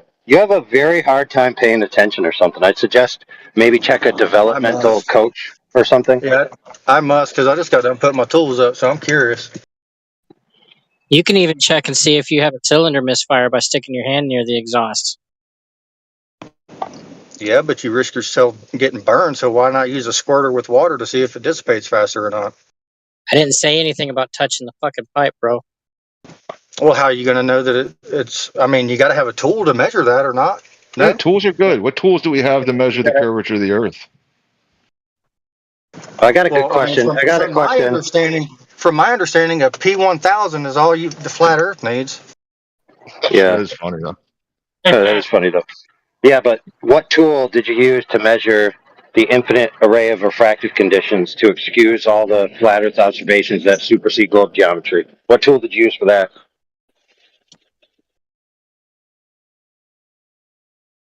Yeah, this is just say I like tools, man. Like I always bring up like I like the water level tool. I like that tool for establishing a horizontal plane of reference in regards to the curvature of the Earth. I wouldn't put water tools in my gas tank. Technically, on a globe, I mean, wouldn't the theodolite on the surface of the Earth technically see dip, way off in the distance? Because, the Earth should be curving as soon as it's leaving from where you're standing. I mean, technically, I guess. You know what I mean? Because every time I see this, I'm like, oh yeah, I mean, the Earth is. So how much Earth of it is flat? You know what I mean? Well, what tool would you use to measure curvature? Well, I have none in my mind. The only thing I keep being told is these theodolites, these sextants, they measure dip angles, and it's like, man, well, if I'm measuring a dip angle, that thing it doesn't even have to be off the ground, because technically on a sphere, the dip should be starting as soon as you step 1 foot away from the spot you were. You know what I mean? So I don't use It's theodolites, below right? the But theodolite. hold on just real fast. I don't use theodolites, but I've been delivering for a long time, driving, and in the past 20 years of me driving, every time I see some people that are doing road construction and surveying all that stuff, they're not like miles away down the road from one another. They're usually like 50 yards tops, maybe 100 yards the max, but it's usually not even that. Like usually it's like 50 yards away. They're just on the opposite side of the street. They're like 50 feet away. And Yeah, then they're they not very combine all far. those readings, right? Right, but they never Yeah. shoot from like 6 miles away to get any kind of observation, because do things shrink in the distance? Yeah, that sounds Things absurd to shrink, do yeah, that too. Yeah. right. So you couldn't really measure over long distance, right? Dude, that mechanic just gets so upset. He left again. He's trying to ad hoc reason his way out of it. He brought up like tools as if people were against tools. Like I got tons of tools and I like tools, and like that's my that's not my thing, but that's definitely part of the flat Earth reasoning. Like what the tools that we use to measure the Earth curving, et cetera, et cetera. They all are we need them to work, and what we need them to do is to measure the shortest distance between 2 points, and we need them to measure a straight line, and that's how we measure the vertical change from that horizontal. And the tools that we use are like theodolites, lasers, and water levels, and water. And these things are pretty much synonyms, and they all establish horizontal. And those tools that we're using to establish horizontal are the same things that they would be claiming in the globe are curving. So, I mean, I don't, I do agree with the law of non-contradiction that you can't have a horizontal curving line. So, I would ask. I like tools. Tools are good. Tools are what make the Earth flat. I don't understand why he attacked me on tools. Well, he probably uses tools all day long and can't imagine doing something without tools. Yeah, I like tools. I like tools. I don't know why he's like, oh shit. Some people feel inferior or inept when they're around tools, and it's kind of like a self-confidence thing or a self-conscious thing. Maybe he's not, comfortable using certain tools, or he's got some accidents. You don't know. Maybe he dropped a drill on his foot or dropped a screwdriver on. I don't know. He's definitely a mechanic, because he got pissed off when I said that the mechanic shouldn't get paid for misdiagnosing the car. He's like, nah, shit, man. He put effort into that. He tried his hardest and damnedest. Like, come on, dude. All right, I appreciate it. Here's $100 for trying.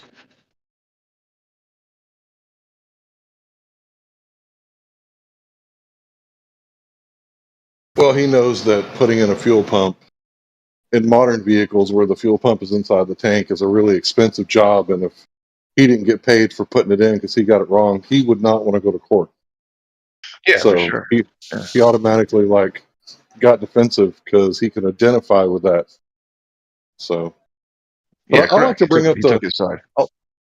when people talk about science, I like to bring up the two cars, two brand new 2024 Chevy Silverados. I disable them, and I tow them to the mechanic.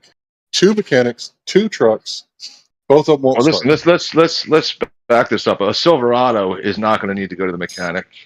Maybe a Ram. I said I disabled them. I Hey, that's disabled them. So let me finish. So the first one has a theory, and he says, I think it needs a new starter. That'll be $500. The second one, through a process of elimination, identifies correctly that I removed the starter fuse, because that's the easiest way to disable a vehicle. And he replaces the starter fuse only. That's the only variable, the independent variable that he manipulates. And he correctly charges me $500. One of them, I get into it, it won't start. That's a pseudo mechanic. I got to take him to court. He's got a nice theory, though. It's a working theory. He didn't test it. The second one, it actually starts, and he deserves every bit of that $500, even though it was only a $30, $50 fuse. But his experience is what I paid for. I don't have to take him to court.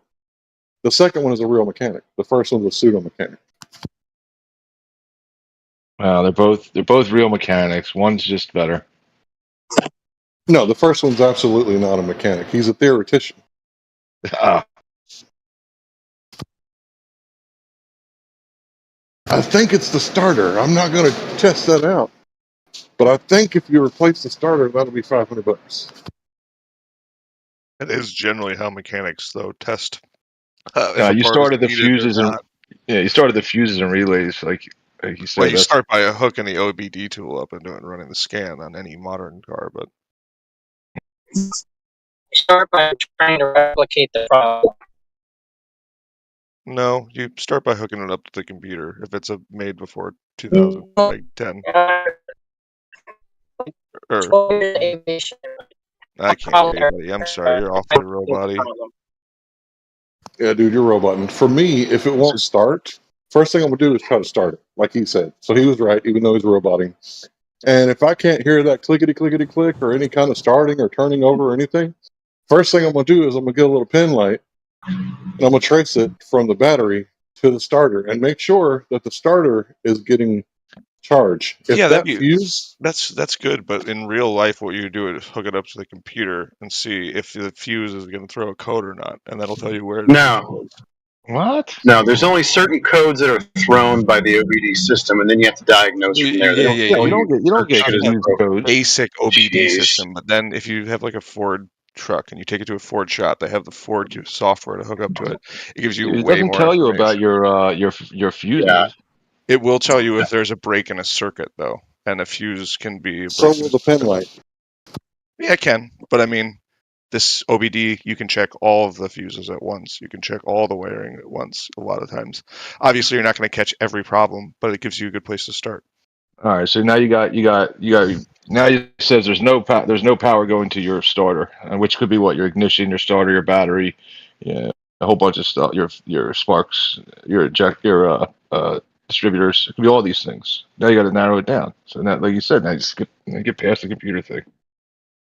But listen, what do you think? Who do you think's the better? I mean, we know who the better mechanic is, but are they both mechanics, Cooper? Or no? I think I would say they're mechanics. both mechanics. Yeah, for sure, they're both mechanics. I mean, even parts monkeys who just sit there and replace parts all day are mechanics. But Larry, he's got a degree, that mechanic. So I mean, Who's had their vehicle in the shop the longest? Let's play a game. Anyone? That guy who got Throw a me number. I've never had any their wrong fuel pump, he got it right back to me. All right, so mine is 65 days in the shop. Oof, was it like a warranty thing? With an electrical fault. Fault. They couldn't figure it out with any of their diagnostic equipment whatsoever. Ultimately, they got sent to a specialist in the brand of the vehicle, and guess how they solved it? The whole thing. They visually traced the wires, and then they found that two of the wires were fused together by a small pinhole leak in the exhaust, which caused the housing to melt and the two wires to touch and to short the vehicle's computer to where it didn't know what the heck was going on and shut the whole vehicle down.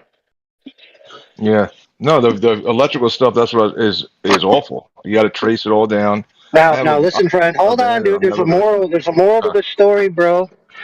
The moral to the story is don't buy a vehicle in a non-lemon law state, because if I had bought it in a lemon law state, I would have gotten a brand new truck. All right, go ahead. They're all lemons.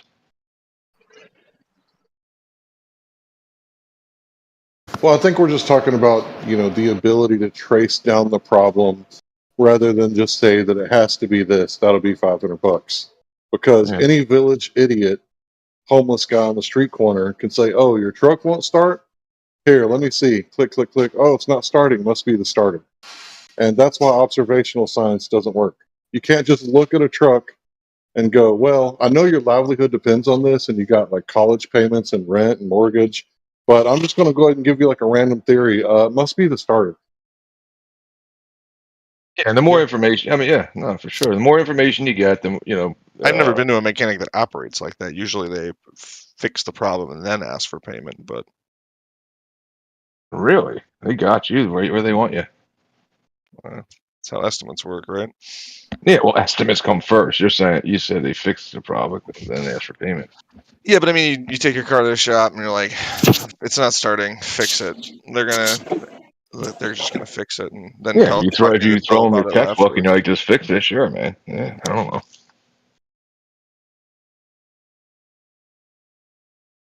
No, I mean, listen, that's not. I have a lot. I have a lot of cars now. I've had a lot of cars, but yeah, that's not. They'll run it past you. They'll say, listen, two options. We can try. We can start with this sensor. Hopefully that's it. If it's not, it could be a more serious issue, Yeah, they and give you work up the from there. estimate. Well, Make sure you don't balk at the price and be like, "Oh, fuck that."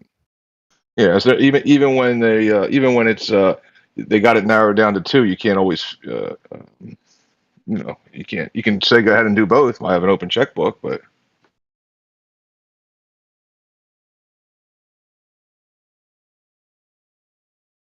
Yeah, but I think the overall encompassing moral was that there's always going to be a cause to an effect, right? So that's actual science. There's going to be an actual cause that's creating the effect.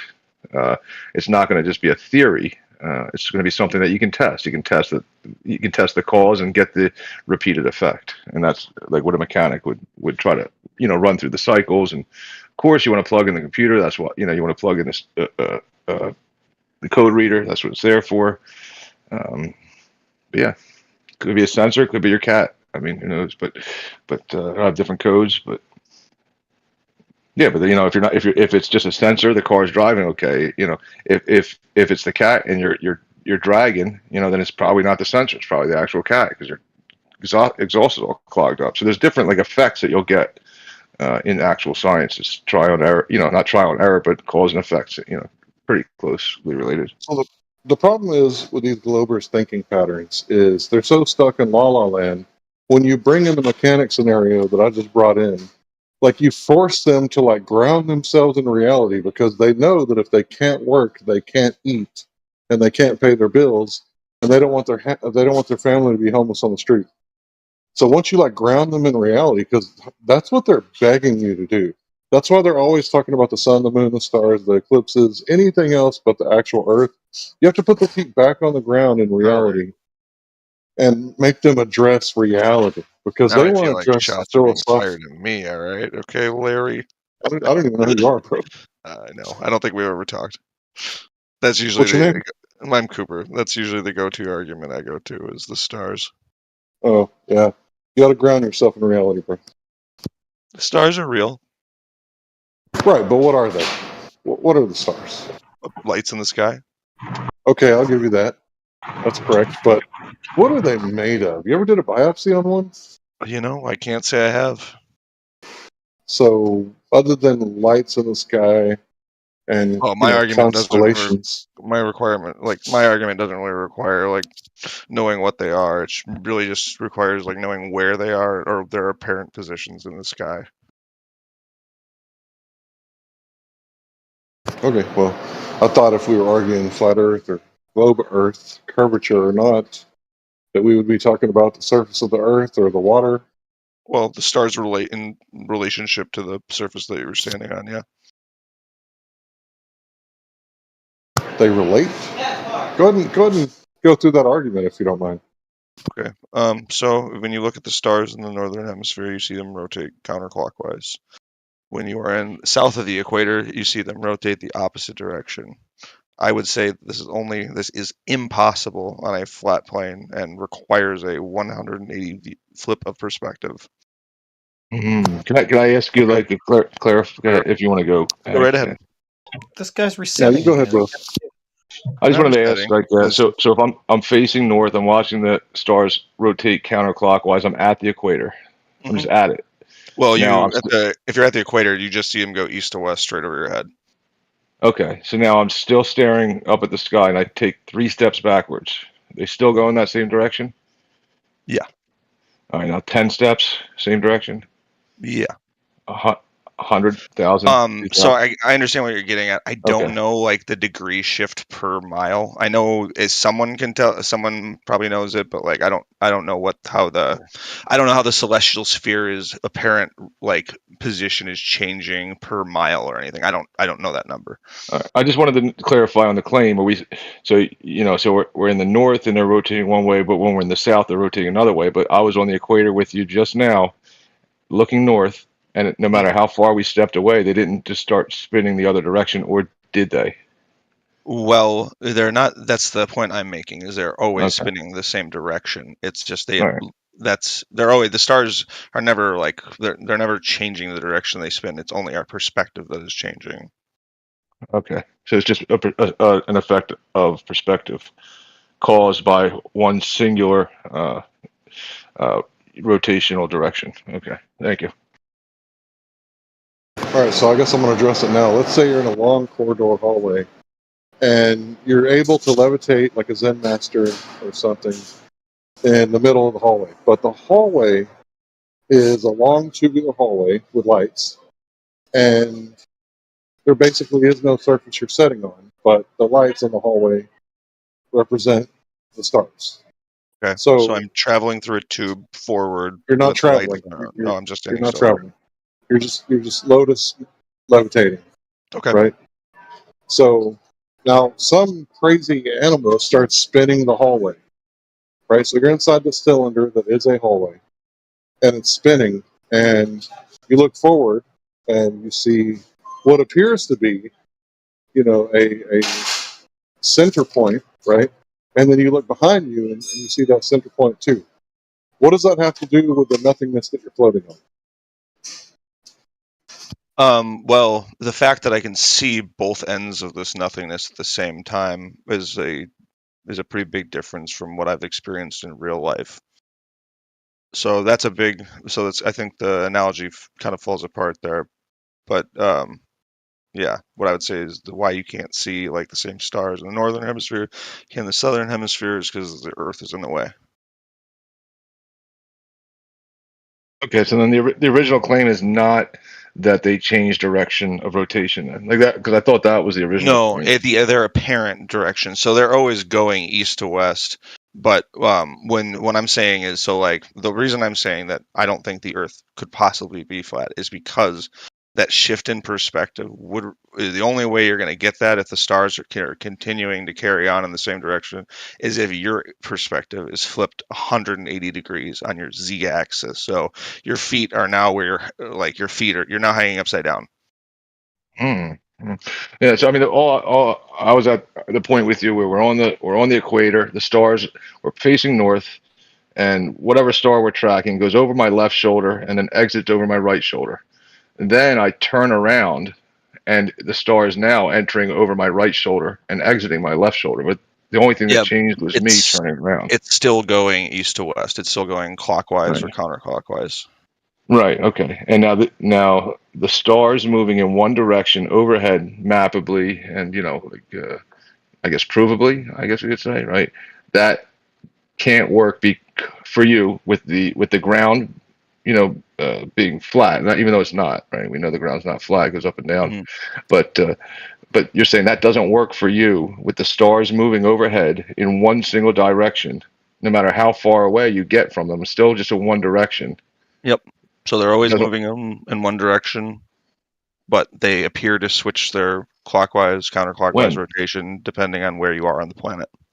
No. When does that? That's why I asked you. We're at the equator. They're just going one direction, east to west. So I mean, it would be a gradual by degrees. So as you go up, as you go like up as you go north, you'd see So I'm going north. proportional degrees increase. So they're going to start rotating more on their poles. No. They're It's one always rotating star on the going around the poles. North Pole, right? So Yeah. we're at the North Pole, right? And we're going to Mhm. step 10 feet away from the North Pole, and we're going to see that, okay, these stars that are near the North Star are going counterclockwise, and then we're just going to keep facing north. And Oh, I understand what you're saying. We're going to take the longest ever walk backwards. I understand what you're saying. The flip would happen basically at the equator. So Right. So now it wouldn't be so now, it wouldn't be noticeable. It wouldn't be observable until you get like a significant degree away from the equator. So like if you're up like where I am in Minnesota, you're like up 30, 40 degrees latitude or latitude. It's easy to see. It's going to get harder to see the farther you go towards the equator, and then back again, it'll get easy as you go south again. And you know what? I'm sorry, I got to cut this short. My kids just got home. I gotta go. Sorry. See ya.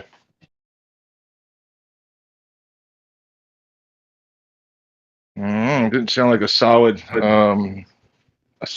the stars start flipping around proof of that he had there.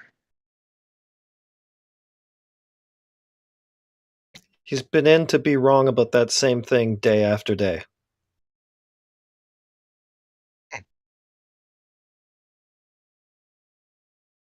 Yeah, he keeps resetting and coming in with that same argument after he gets talked about other things as well, and or talked to about other things as well, and still doesn't get it. Something wrong with him. Broke him. The globe broke him. Yeah, I wonder what he imagines happens at a certain point. I don't know. I didn't get there. Maybe He keeps you guys, saying you that, guys know. gets completely rebutted on it, and then he just comes back and says it again. Yeah. Bro, what assumption is required to carry his conclusion? At least one of them. So he said it himself. The apparent position. Then later in his argument, he switches it to the actual position. So he wants you to think an apparent position is the actual position, right? When it's the not actual position. So he's making claims about where the stars are physically in relationship to the Earth, purely based on where he sees them, which me and him already went over that optical effects alone can cause counter rotations, things to go opposite, things to be upside down. So he hasn't validated the location of these things in free space relative to the Earth to make definitive geometric claims about them. Nobody has. Nobody's been to the star field, turned around and saw the Earth within it to be able to tell you its relationship to it. Nobody has. No alleged objects have. There's never been in the history of humanity a claim to have been in a vantage point to be able to make such a positively affirmative, definitive conclusion. It just doesn't exist.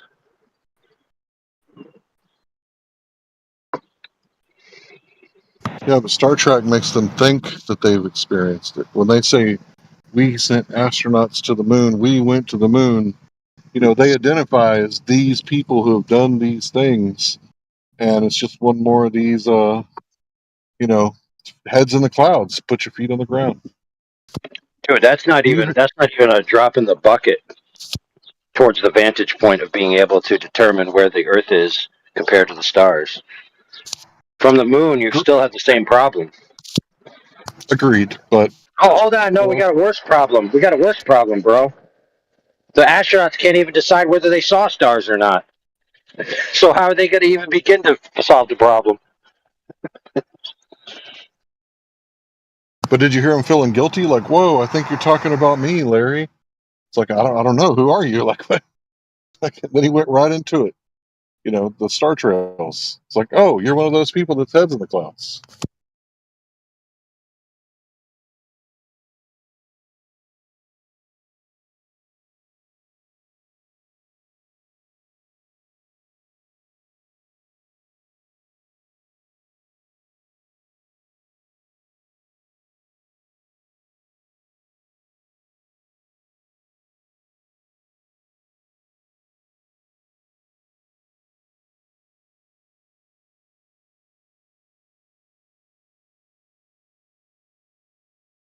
Oh man, it's so quiet in here. If only we had let politics bot help us out, we wouldn't be suffering.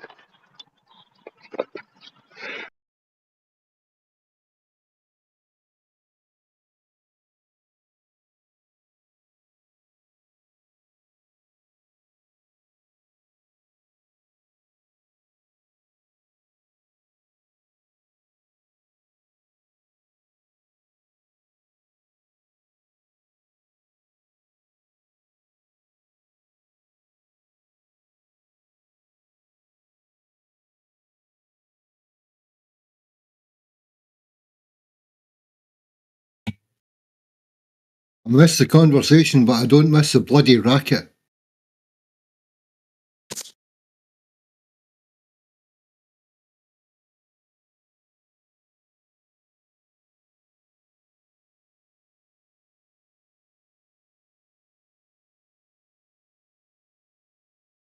Larry, Yes.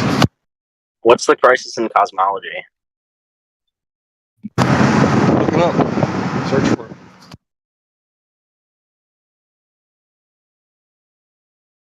You tell me. You got a computer in front of you, don't you? Nah, it's only like the third time I've heard you say it, so I just wanted to hear it again. Why don't you tell me about it? Like, this is your cosmology. Teach me. It's your cosmology that's in crisis, not mine. I didn't make up 96% of the universe. You guys did. The crisis in question. Yeah, go ahead and tell me about the crisis in cosmology. I don't know what it is.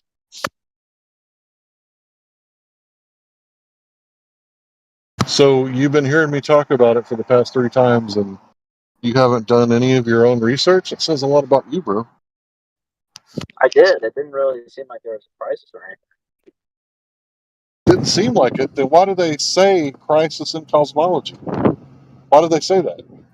I think that's your line. I've never heard anyone else say that but you. Oh, I'm the one who invented that. Where's my Nobel Prize, bro? Because all these scientists are copying me when they say, see, cosmology, we have a crisis. Yeah. So where's my prize money? I think I see the problem, Larry. The problem is that what they meant to say was a crisis in cosmetology, because they're always having to slap lipstick on that globe Earth pig. Jekyll Well, heard crisis in cosmology. And very interested. Jekyll, we're talking about the crisis in cosmology right now. Oh, thank God, the crisis of cosmology. We need this. So are there any I was just telling Globers here Larry, that can teach us about the crisis in cosmology? Or are they just going to ignore I it think you and know it not look best. at it? I think you know it best, Larry. I'd I like to don't be think seeing any of your. you guys can actually repeat the argument because you don't know what it is. You just quote unquote know that I'm wrong about it, right? I don't think not one single Glober in here can teach me about the crisis. The crisis in question. How many people have died from this crisis? How many Globers in this room can tell me about the crisis in cosmology? Not one? So that means you've been ignoring it this whole time, going la la la la doesn't exist. Right? Nobody looked it up. Nobody did any of their own research. They just came here to go, I did. All right, so tell I me did about look it. it up. What's the problem that can't be fixed? What's the problem? Gravity is too weak, apparently. That's right. Your shit's weak. Go on. And your supposed solution was electromagnetism, correct? If you were a Glober and you wanted to solve the crisis question, you would say electromagnetism, right? That's what you said. Yeah, it's a strong force. Or at least look into it. Is electromagnetism a strong force? Decreases faster in strength than gravity. It's cubed, not squared. Yeah. It's cubed, not squared. First time I heard this.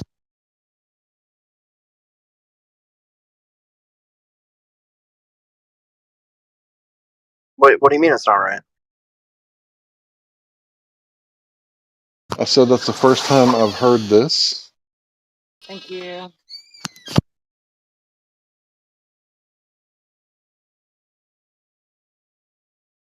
Can you cite your source for me and show me that it's cubed and not squared?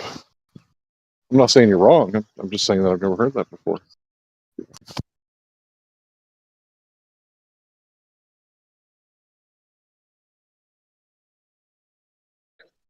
All right. After proper citing of the source, I will grant you 1 point, and I will give Larry 1 demerit. Yeah, magnetism decreases by the cube of or cube of distance.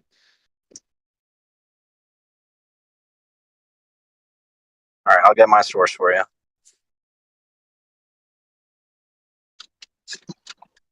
Don't forget, friends, you can cash in your points for merch at our sweet merch shop. All right. Is that a part of Nathan Oakley's gig, or? No, that's just part of me mocking idiot Globers who think it's immoral for Nathan to make money off of his efforts because they're stupid. I don't think it's immoral per se. I just think it's pretty funny. It may be funny, but like you said, it's not immoral. Yeah, I don't think it's immoral. People are voluntarily purchasing the ship in church.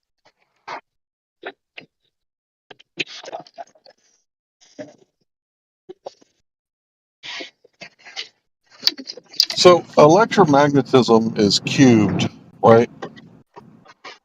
Isn't electromagnetic radiation just a funny word for light? Yeah. Doesn't light go off the inverse square law? That's why they call it the inverse square law of light.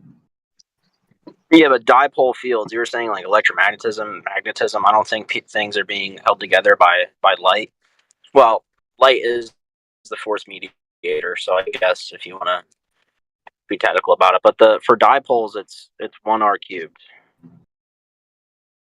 Dipoles. So Yeah, two poles. as opposed to as opposed to monopole magnets, monopoles. which don't exist. Yes, I don't think there is a solution. I think that the model is wrong from the get-go. The lambda-CDM, if you look up what lambda means, I think that's incorrect. I think that the evidence for that is the so-called axis, where it's not just random. There is no center, because in deep space they found, if I could just finish, in deep space they found evidence that the deep part of the galaxy lines up with the Earth at the equator, and I think the pole. That's why it's the axis. So yeah, that destroys the lambda part, and then the CDM, the cold dark matter part. Professor Krupa, he talks about how it got debunked with a certainty of 5 sigma. So yeah, there goes your model. Like there goes your crisis and everything. Yeah, I sent my source, and why would you expect like the cosmic background to look different from where you are, like dependent on the observer? It's going to look the same no matter where you are, right? Like you're going to appear to be the center of it. That's the thing. It's not supposed to look like we're the center. But when you look at the axis of evil in cosmology, the deep parts of space line up with the Earth. It's supposed and to if look there like is no preferred position, no, you're not understanding. No, it's You're the not center of understanding. You're not understanding. You're Bro, trying to say something and make it sound like it's true just because you're saying it. you're not letting me finish. So how would you I'll be right know back. you Like 2 minutes. understand what I'm saying? Yeah, Oh now my you're goodness, letting me it's finish. so Okay. simple. It's so simple, Yeah, dude. no. I sent my source if you want to look at that. If you're looking out, if you're looking out at an equal distribution, yeah, we get it. But if you're looking at an equal distribution that fades off at a particular range, then anywhere you're in it, if it's ubiquitous, it would appear to be the same, like a circle around you. However, if there's a particular oriented axis, that's a totally different thing.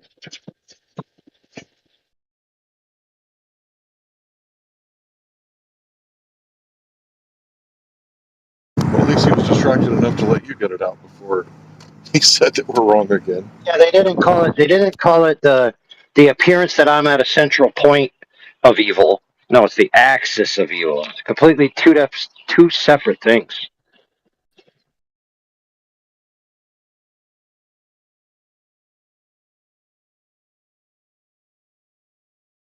And that algorithm, it's definitely skewed in your favor when you start searching it up on your favorite search engine. It's going to come up with all kinds of excuses as to why it looks like deep space lines up with the Earth's axis, but in actuality, it's actually wrong. And excuses. That's why. If I'm not mistaken, I think the guy in that one documentary actually comments. The one guy that's actually the dude who's studying all that, like the figurehead, the spearhead. He basically says, like, if it was an equal distribution, it would look like everywhere you are is the center. But because of this axis, it's oriented on the Earth in particular. It's like, good grief, man. Like these guys don't even look into these things beyond a cursory level of top 5 Google searches. Hey, what's your evidence, bro? Just screenshot the top 5 Google searches and send it to me, and that's your evidence, yeah.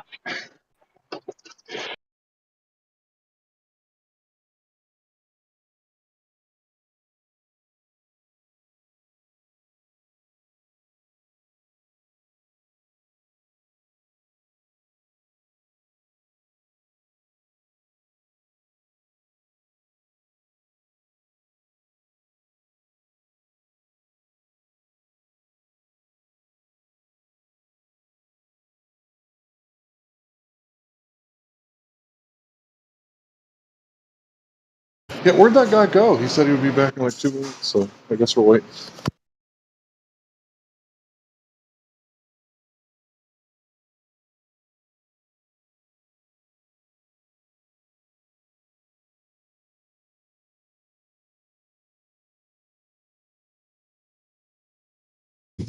All right, I'm back, Larry. Can I hear about the crisis of cosmology?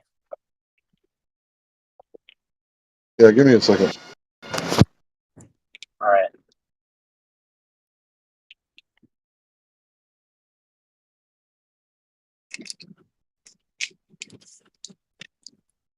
So there's not just the one crisis of the cosmological constant crisis. Oh God, this is like a Dr. genocide. Yeah, if I could just finish without you interrupting. Can you govern yourself? Are you capable? So Yeah, Dr. yeah. Eric Lerner talked about the helium catastrophe. And there's far too much helium in the universe in order for the Big Bang to have ever happened. So in the early 90s, he wrote a book about it, about how the Big Bang never happened. And you can go to his YouTube channel, LPP Fusion, and just kind of watch a little bit about it. But yeah, it's definitely not the only crisis in cosmology. Thanks. Well, I think the helium could just be solved by the fact that helium fuses in stars. So there's a lot of it, Yeah, too much of it to ever be compacted into one single singularity. I guess that's kind Well, everything was just of protons.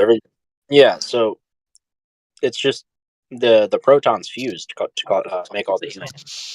Sounds like an excuse to me about an argument from ignorance because you didn't even look into what I said. You just have an answer already ready, even though you Yeah, haven't really addressed the argument. It's kind of weird. that's what happens, Larry. That's what happens when you actually know what you're talking about. You kind of just have answers for things when you don't have to look them up before you have answers. Like they're just in your head. You just like make up an excuse in your head. Well, I could be wrong, but that's probably the most likely answer. Man, good grief, dude. You can fact check me. Justifying stupidity. Hey, fair enough. It's not an unreasonable answer that the problem is solved by helium being created after the Big Bang. That's not categorically unreasonable. However, you did admit that it's just a post hoc rationale that you don't know whether it's true or not. So I would suggest finding out, at least in your own model, if it's consistent. All right, I'll do that. Yeah. Well, that's the thing, AI. Right? You've hit on something very important there. Larry thinks that the solution, that the only way you can get past the crisis in cosmology is to just throw all of globe cosmology in the bin. Globers just say, well, we don't know enough yet, right? Larry hasn't made any good argument for why we have to throw all of globe cosmology in the bin on account of this issue. Because you cannot repeat it. End of story. You cannot make a fusion. Show me a fusion of show me any kind of helium star fusion or something you can repeat in a small scale. We can. What are you talking about? That's a lie. No, you can't. Are you? You don't hear of fusion research reactors? Excuse me. Of course you can, but the reaction doesn't last even 1 second, not even a half second. No, it doesn't even 1/3 of a second. It's even less. So you tell me, it makes a spark, and this spark is basically the continuation of an everlasting light source that we see in the sky, right? You nut job. Think about it. This is illogical what you believe in. So what you're trying to tell me is that, yeah, so, because you don't have the mass of the sun on Earth, and you have to replicate it by using crazy magnetic fields or inertial confinement, and it's not a very long time of confinement, that means that it's not the same thing. You're still fusing atoms, dude. It's still the same fundamental, generation for helium, right? It's not in any way different. So It's just the on a sun smaller is scale. basically a perpetuum mobile, something that fuses itself and continues in energy. Yeah. I'm sorry. You know how burning fuel works and etc. So the sun must have a cycle where it has a renewable resource. No, it's not. It's consumable. There's a Hold lot of on, friends. Hold on a second, dude. We gotta acknowledge greatness when we hear it. Ripcord, you are credited 17 points for the proper pronunciation of etc. Go ahead, continue. Yeah, sorry, my bad. Wait, so flat earthers get points when they pronounce something correctly? Where's my points?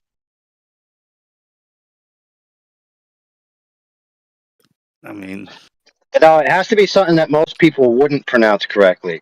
Most people say etc., not etc., right? So, All right, look, when you do something notable, listen, when you do something notable, I'll give you some points too so you feel included, okay? all right. Well, that's true. Most people don't pronounce it right, so I actually agree. Yes, listen, friend, you'll have your I'm with Flat Earther hoodie in no time, okay?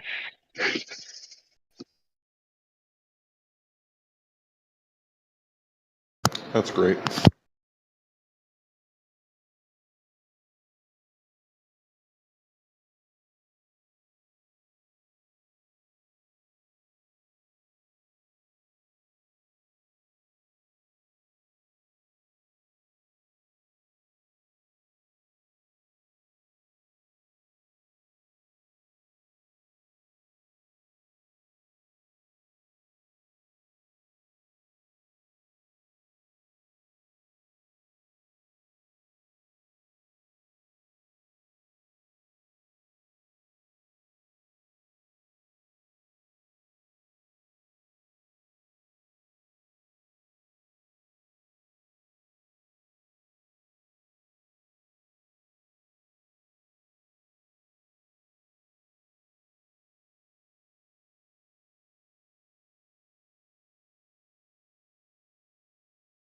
All right, somebody give that guy some electrolytes and ginkgo biloba because he clearly forgot what he was talking about.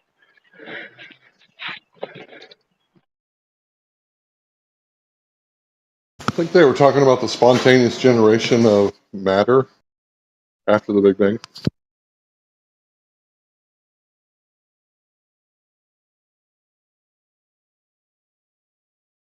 Because remember, nothing exploded or expanded, as they like to say, and then matter came about later.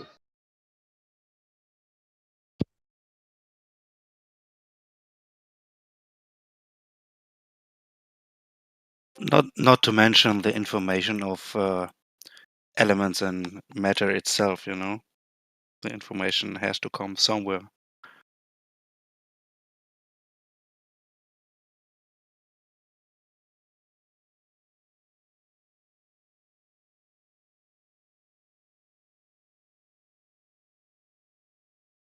What are we talking about?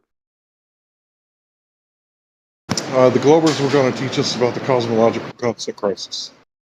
They're taking a long time now.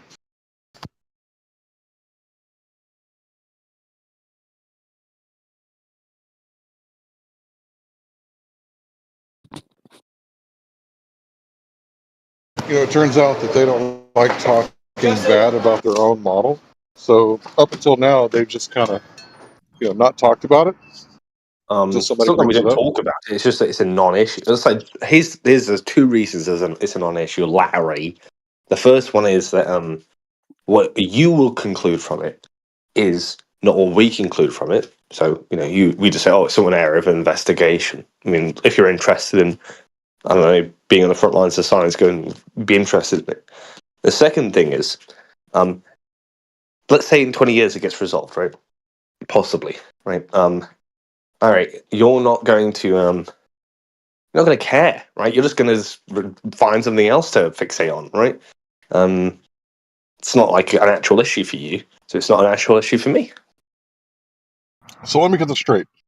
The reason that it's this crisis in cosmology, the biggest mixed match between observation and theory in the history of science, the reason it's not a problem, right, is because we have disagreements and then you escape to the future fallacy. Is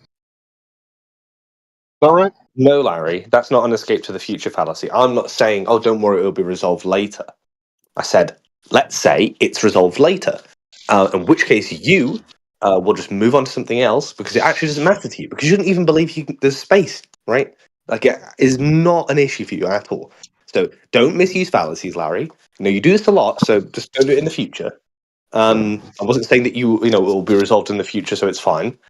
And the first part of the argument was just to say that, with the actual problem, it's you're putting a lot of norms onto it, like the biggest crisis in cosmology ever, right? No, it's not just I don't one really care crisis. how you want to phrase it or what platitudes you want to use, Larry. It's a problem at the cutting edge of science. That's fine. He said it's not just one crisis; it's multiple. It's like a genocide, man. Whoa. Yeah. I take umbrage with that remark, that it's the cutting edge of science. So you can either retract that remark or lose 2 demerits. Yes. Oh, I don't know. Okay, I'll change it to it's the area of Bleeding edge. science which It's we the know bleeding little, edge. right? It's the bleeding edge. Yeah, okay. Well, whatever you want to frame it as. But the point is, Larry, that you're saying that this is like, we had to throw away globe Earth because there's a crisis somewhere at the edge of the universe about the age of the universe, and it's just a non-issue. Like for you, for I, right, has no bearing on globe cosmology really in a more local sense. It's just whatever. Well, see, I tried to walk you down this path before, but I don't think you understood, how important it was after the Michelson-Morley failure. That's what it should be called, where they tried to show that the Earth is moving. Can I just finish without you interrupting? Could you stop acting like a petulant child and put yourself on mute while I'm talking? Thanks. Yeah, after that, you guys had to come up with all kinds of stuff like Lorentz contraction and all sorts of weird things. It would have been really cool if you guys would have just said, look, we thought that the Earth was moving, but we can't find any evidence for it. It's not my fault that your cosmology has went down this road that led to this crisis. How many solutions to it are the Earth is flat? We don't need a solution. We That's have just weights, I think. observational science, like you guys call it. Yeah, but how many doctorates of physics do you think are going, geez, this would really be solved if we just made the Earth flat? It's almost like it makes more questions than it answers, weird way. I don't know, Larry. I think can you even tell me how it entails that globe cosmology is all bunk, Larry? Because I don't think globe cosmology's ever been finished, right? So in that way, you're always going to have that opinion. Every time that we resolve something, you're always going to say, well, there's this other issue that you have, that's going to be true forever, basically. So you're saying that there's always going to be a crisis? There's always going to be an edge of science we don't know about, probably, in your lifetime, right? Definitely. Okay, so you admit your crisis is always going to be Hold on. This is too easy to pass up. Show me the edge of science or it doesn't exist. It's past the ice wall, bro. Cosmology, see? Past the ice wall.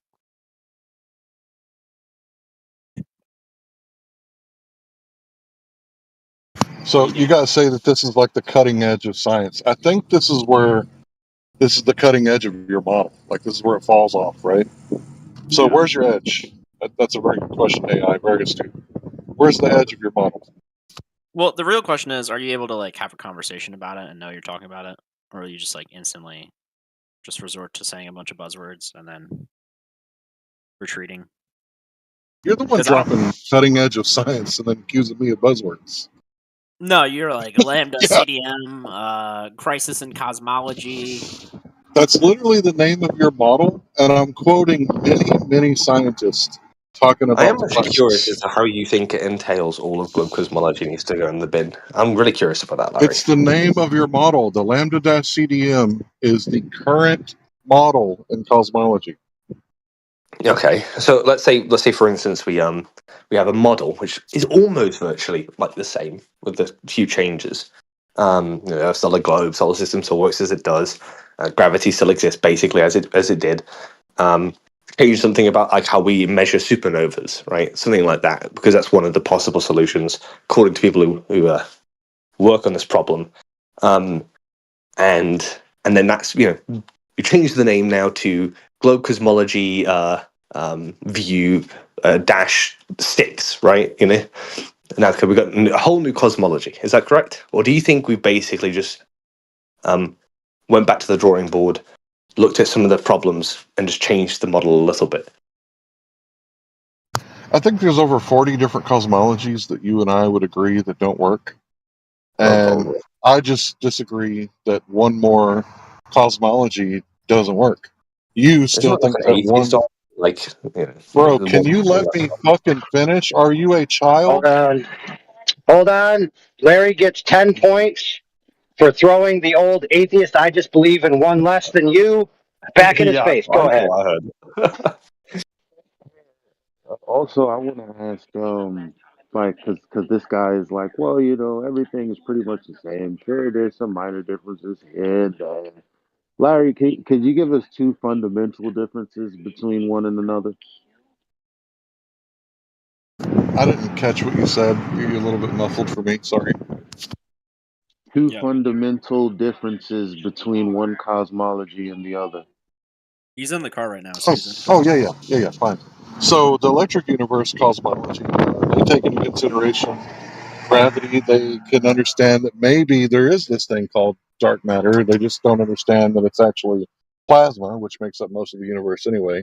And whereas the standard model of cosmology, they completely ignore things like this and only accept very few little attributes of electromagnetism, like or maybe they might accept, some other tiny little thing.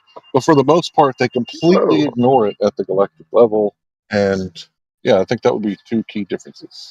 Yep. So my 1 nanogauss electromagnetic field is gonna cause a solution to be fixed, right?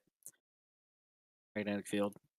I already explained how dipole strength is a cube. It's cube of distance, not squared. Yeah, but is electromagnetism a strong force or a weak force? It's a lot stronger, but the fields required. How about gravity? Is it a strong force or is it a weak force? It's a weak force, but the strength required to achieve anything that we would need to see in reality would require magnetic fields millions of times greater than what we observe anywhere.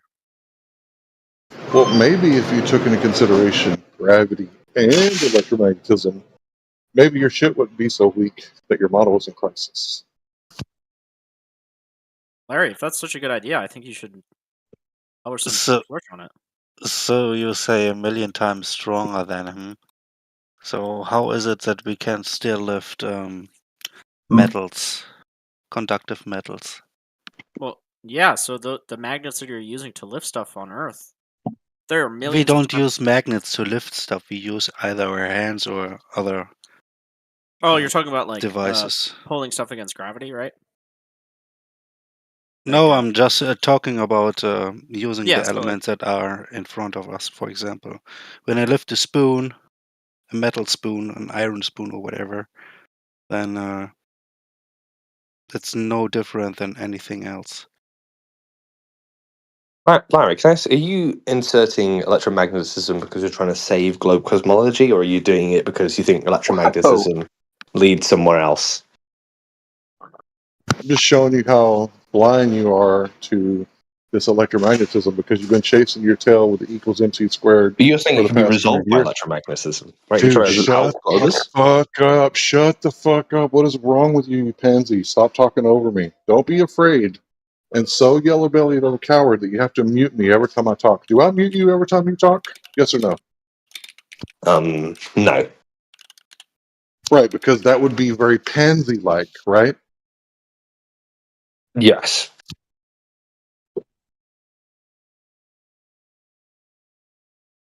Larry, are you gonna write a love story for electromagnetism? Because I mean, that's a pretty strong attraction. Like that is the strongest force known in the galaxy, dude. There's no such thing as an attractive force, my friend. I'm I just like attractive. pointing out that all these Globers, they have like a really strong bias of these fundamental forces, and they want to pretend like gravity is a force and not a pseudo force. But when you actually bring up a real force, they're like, "Oh, you're crazy. That's a strong force, and it's cubed, not squared." So, man. So Larry, have you seen Dude, all these flat earthers are just so Larry, have you seen what's hardcore been adamant going that on gravity in doesn't Europe? exist. Have you seen all the pink skies with the electromagnetism going on in Europe? It's just radiating the skies beautifully. And this magenta pink, it's not even green. I've never seen anything like it. You've never seen a pink sky before? No. This isn't like a sunset pink. So I don't appreciate your snarky tone, but it's Yeah, like it's a in the electromagnetic. middle of the night right now, so there is no light. Yeah, You don't. Okay. I'm gonna Google what you're talking about. If it's not crazy and mind blowing, I'm gonna kill myself, and it's I your just fault. I'll posted. be in my death note. I just posted it. So save your tombstone. But I just posted it in the chat there, and there's a lot of pink sky. It's Nope, so I pink. can't take it back. I have to commit suicide if it's real. It's like a big Pepto-Bismol commercial or something. I don't know what's going on. Yep. So Larry, can you explain how like my refutation of the electromagnetism saved everything is illogical? Yeah, you said it's cubed, not squared. Therefore, Yeah. So you just dipole. ignored the part where I said that the stuff we observe in nature for how strong magnetism is in galaxies and other structures is orders of magnitude less than what would be required to have the same effect as gravity. Orders of magnitude less. So what are you saying? I was saying that electromagnetism is null, effectively. You have an entire barrier of electromagnetic field. You have a field stopping or trapping charged particles. What are you talking about? You can't hear you. You sound like you're an air traffic controller. A flat Earth air traffic controller. Negative. That could be next to the RV center and the recruitment office over here on Wheeling. You've got to remember. I think he's on. You've got to apply it to the. You've got to apply it to what the globe says that the universe is, because that's what Larry's doing, right?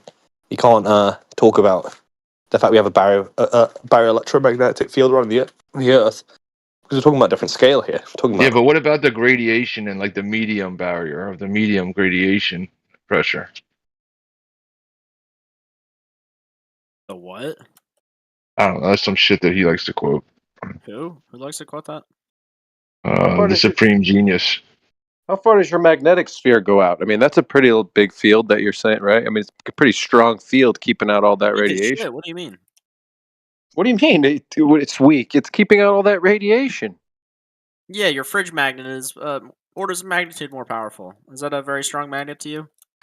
I'm saying the fact that the Earth somehow has a field being created within the Earth, going through the mantle, outside, and then a barrier is formed thousands of miles away, you know, to form a shield so the sun radiation doesn't get through. I mean, that's remarkable. Come on. Give it up for electromagnetism. You should be on your feet right now. I am on my feet because of gravity, not electromagnetism. I'm just saying you should be applauding and respecting it just as Prove much it. as you. Prove it. Prove that it's gravity and not electromagnetism without manipulating buoyancy or density. No way. Are you actually trying to suggest that electromagnetism is what causes downwards acceleration? Is that really what you're trying to go with right now? Have you guys not looked at the electrostatic model of gravity that I've been posting? I haven't seen you post it, but I would definitely like to give that a read. That'll be a good comedy skit whenever I'm with my friends again. Well, I'm driving right now, so you're going to have to wait. Alright.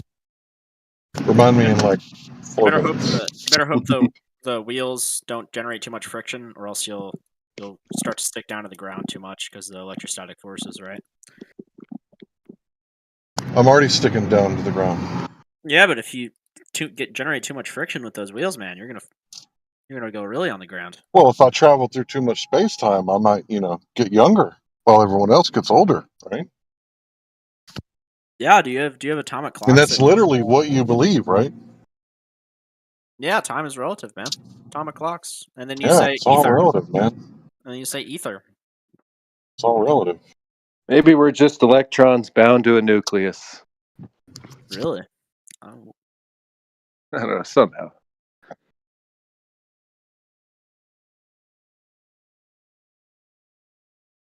Maybe we're just two lost souls living in a fishbowl.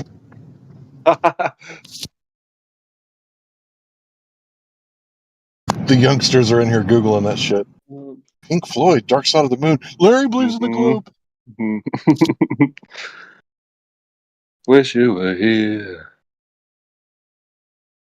Oh my god! I just heard a sweet dance rendition of "Breaking the Wall." Oh my god! Which So dance version? And can you send it to me, bro, please? yeah, I was. I-tier is a astrophysicist, right? Aren't you in school for astrophysics? Physics? I-tier? Yeah, I am. Do you know Turkish. Crisis in Cosmology? I'm familiar with some unsolved problems in cosmology, and I'm familiar with Larry's choice to phrase it that way. I don't know if I necessarily agree with it. Well, please tell us about it. Well, it's not really my Please, field. We can't get any Globers to teach us about the crisis in cosmology. Well, what do you want to know about it? Well, I mean, I just like I'm sure you've read a great deal about it, haven't you? Not a great deal. I've read a little bit.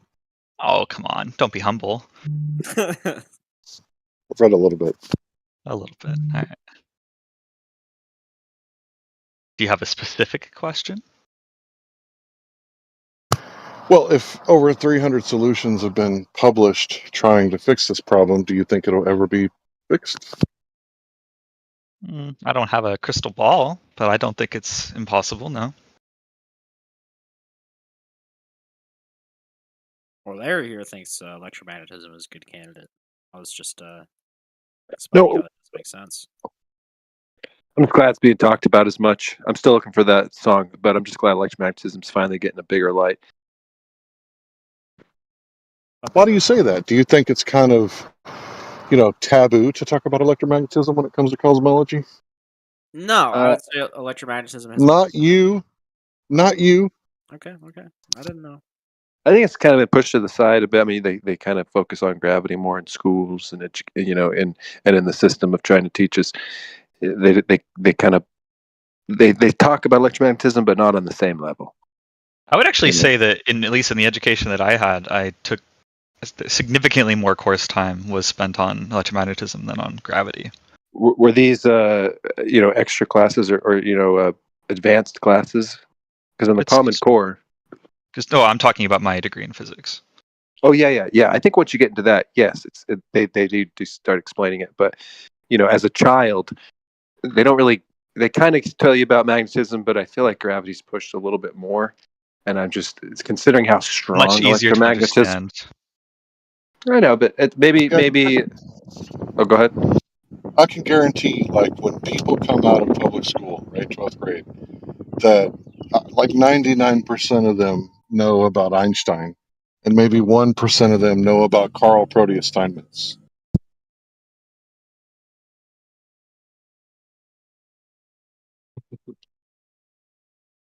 Therefore, Earth is flat.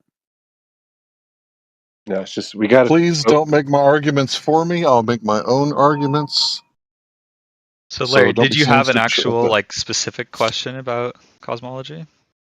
Yeah, I just, wanted to go over that, right? This crisis in cosmology. They keep bringing it up because I brought it up first. And I think that it's really important that we look at the four fundamental forces and understand that there is no unifying theory. The four fundamental forces. Yeah. There is no unifying theory, right? Well, hold on, Larry. What are the four fundamental forces? Strong, weak, nuclear, electromagnetism, gravity. Gravity's a force? According to the fundamentalists. I'm just fucking with you, man. I'm sorry. Yeah, according to the fundamentalists. So we got fundies out there that think gravity's a force. I hear it all the time.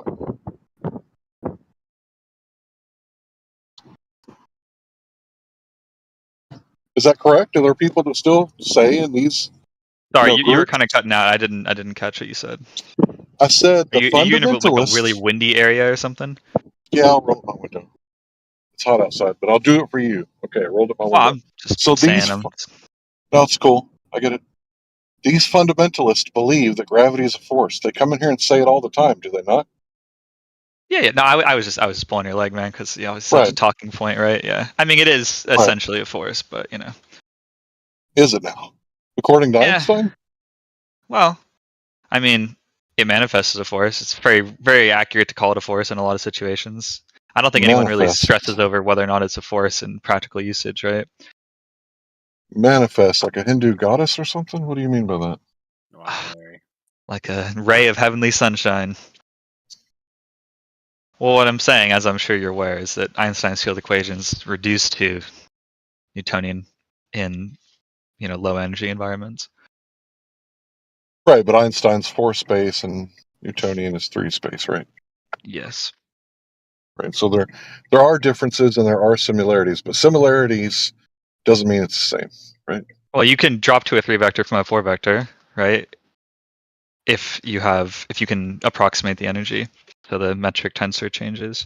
You can literally just transform it directly into Newtonian gravity. That's too much in the for low Larry. in the low mass limit. Well, suppose with math you could describe it however you wanted to. Well, not if you want to make accurate predictions, but sure.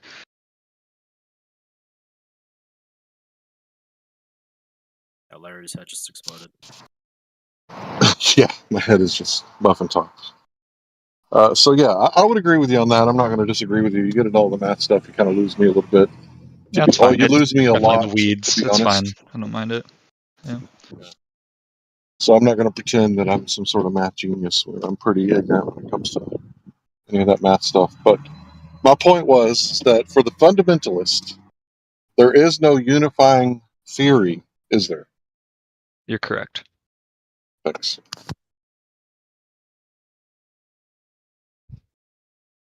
Therefore, and that would be the basis of the crisis, right?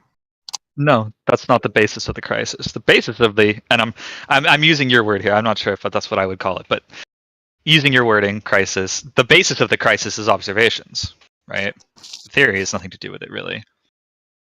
Well, the observations don't match the theory. That's what the Harvard paper says. Right, and so the base is what we observe. That's the problem. Right. So when you have theories that don't match Sorry, what the paper are you observation, referring to? If you just do a quick search, mentioned a paper, but I'm not familiar with it. that's all right. Since I'm at work and I can't do anything right now, if you'll just do a quick search on cosmological constant crisis, you click on the It's just a paper Wikipedia. discussing doing a review. That's fine. I don't need that. Yeah. Okay. Yeah, you click on Wikipedia. It's the first article. I'm familiar with the field generally, right? I don't study it like in depth. I got you. Yeah, if you click on the first cited source, it's a paper from Harvard. I think like the first Fine. link. I've read the review articles. Yeah. Okay. Or papers. Yeah, it talks about not matching the observation compared to the theory. So it's Yeah. vacuum catastrophe. Wow. No. No? You want me to cite it? I will. Oh, sorry. I misunderstood you. I thought you were talking about something else. False vacuum. All right, what was the thing that I was supposed to cite a while ago?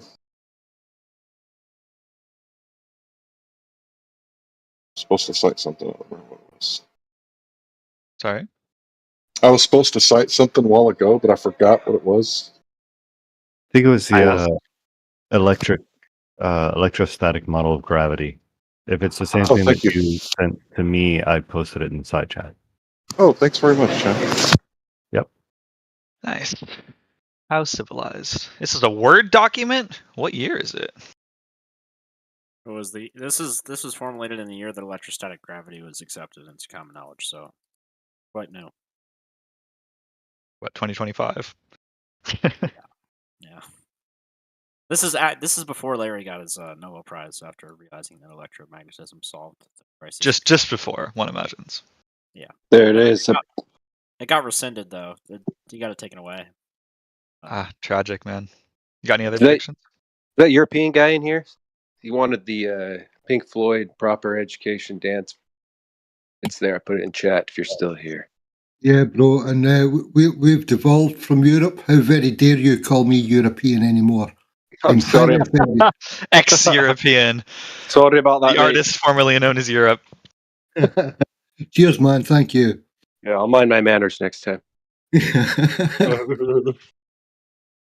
Anyway, but I'm still not hearing like a question, Larry. That was my question. So there do I is think no it'll be unifying theory. No, bro, listen. There is no unifying theory for the fundamental forces. Not yet. Right, there is no theory for everything. There's no string theory, no M theory. It doesn't exist. It's not real. Well, no theories are real. I mean that it's not working. They can't get the math to work. Even after they invent 11 dimensions, it still doesn't work, right? I am not an expert on string theory, so I will not comment on that. Well, by all means, please do some research.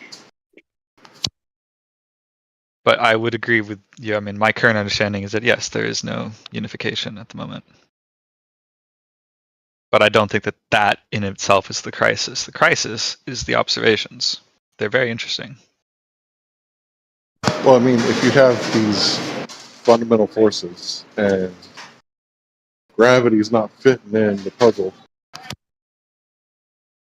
I don't believe, and this is where my knowledge deviates because I haven't studied it super heavily, but I don't think gravity is a massive component of this.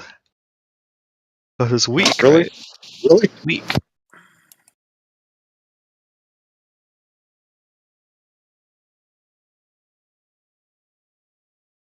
Stronger than electromagnetism in the sense of universe, though. Is it? Most definitely, yeah. And the strength and the. It's yeah, EM's 1 over r cubed, right? Yeah. Oh, yeah. I've gotten to a little kerfuffle over that. Apparently, they didn't think I was. Thought I was wrong about that. Well, you're correct.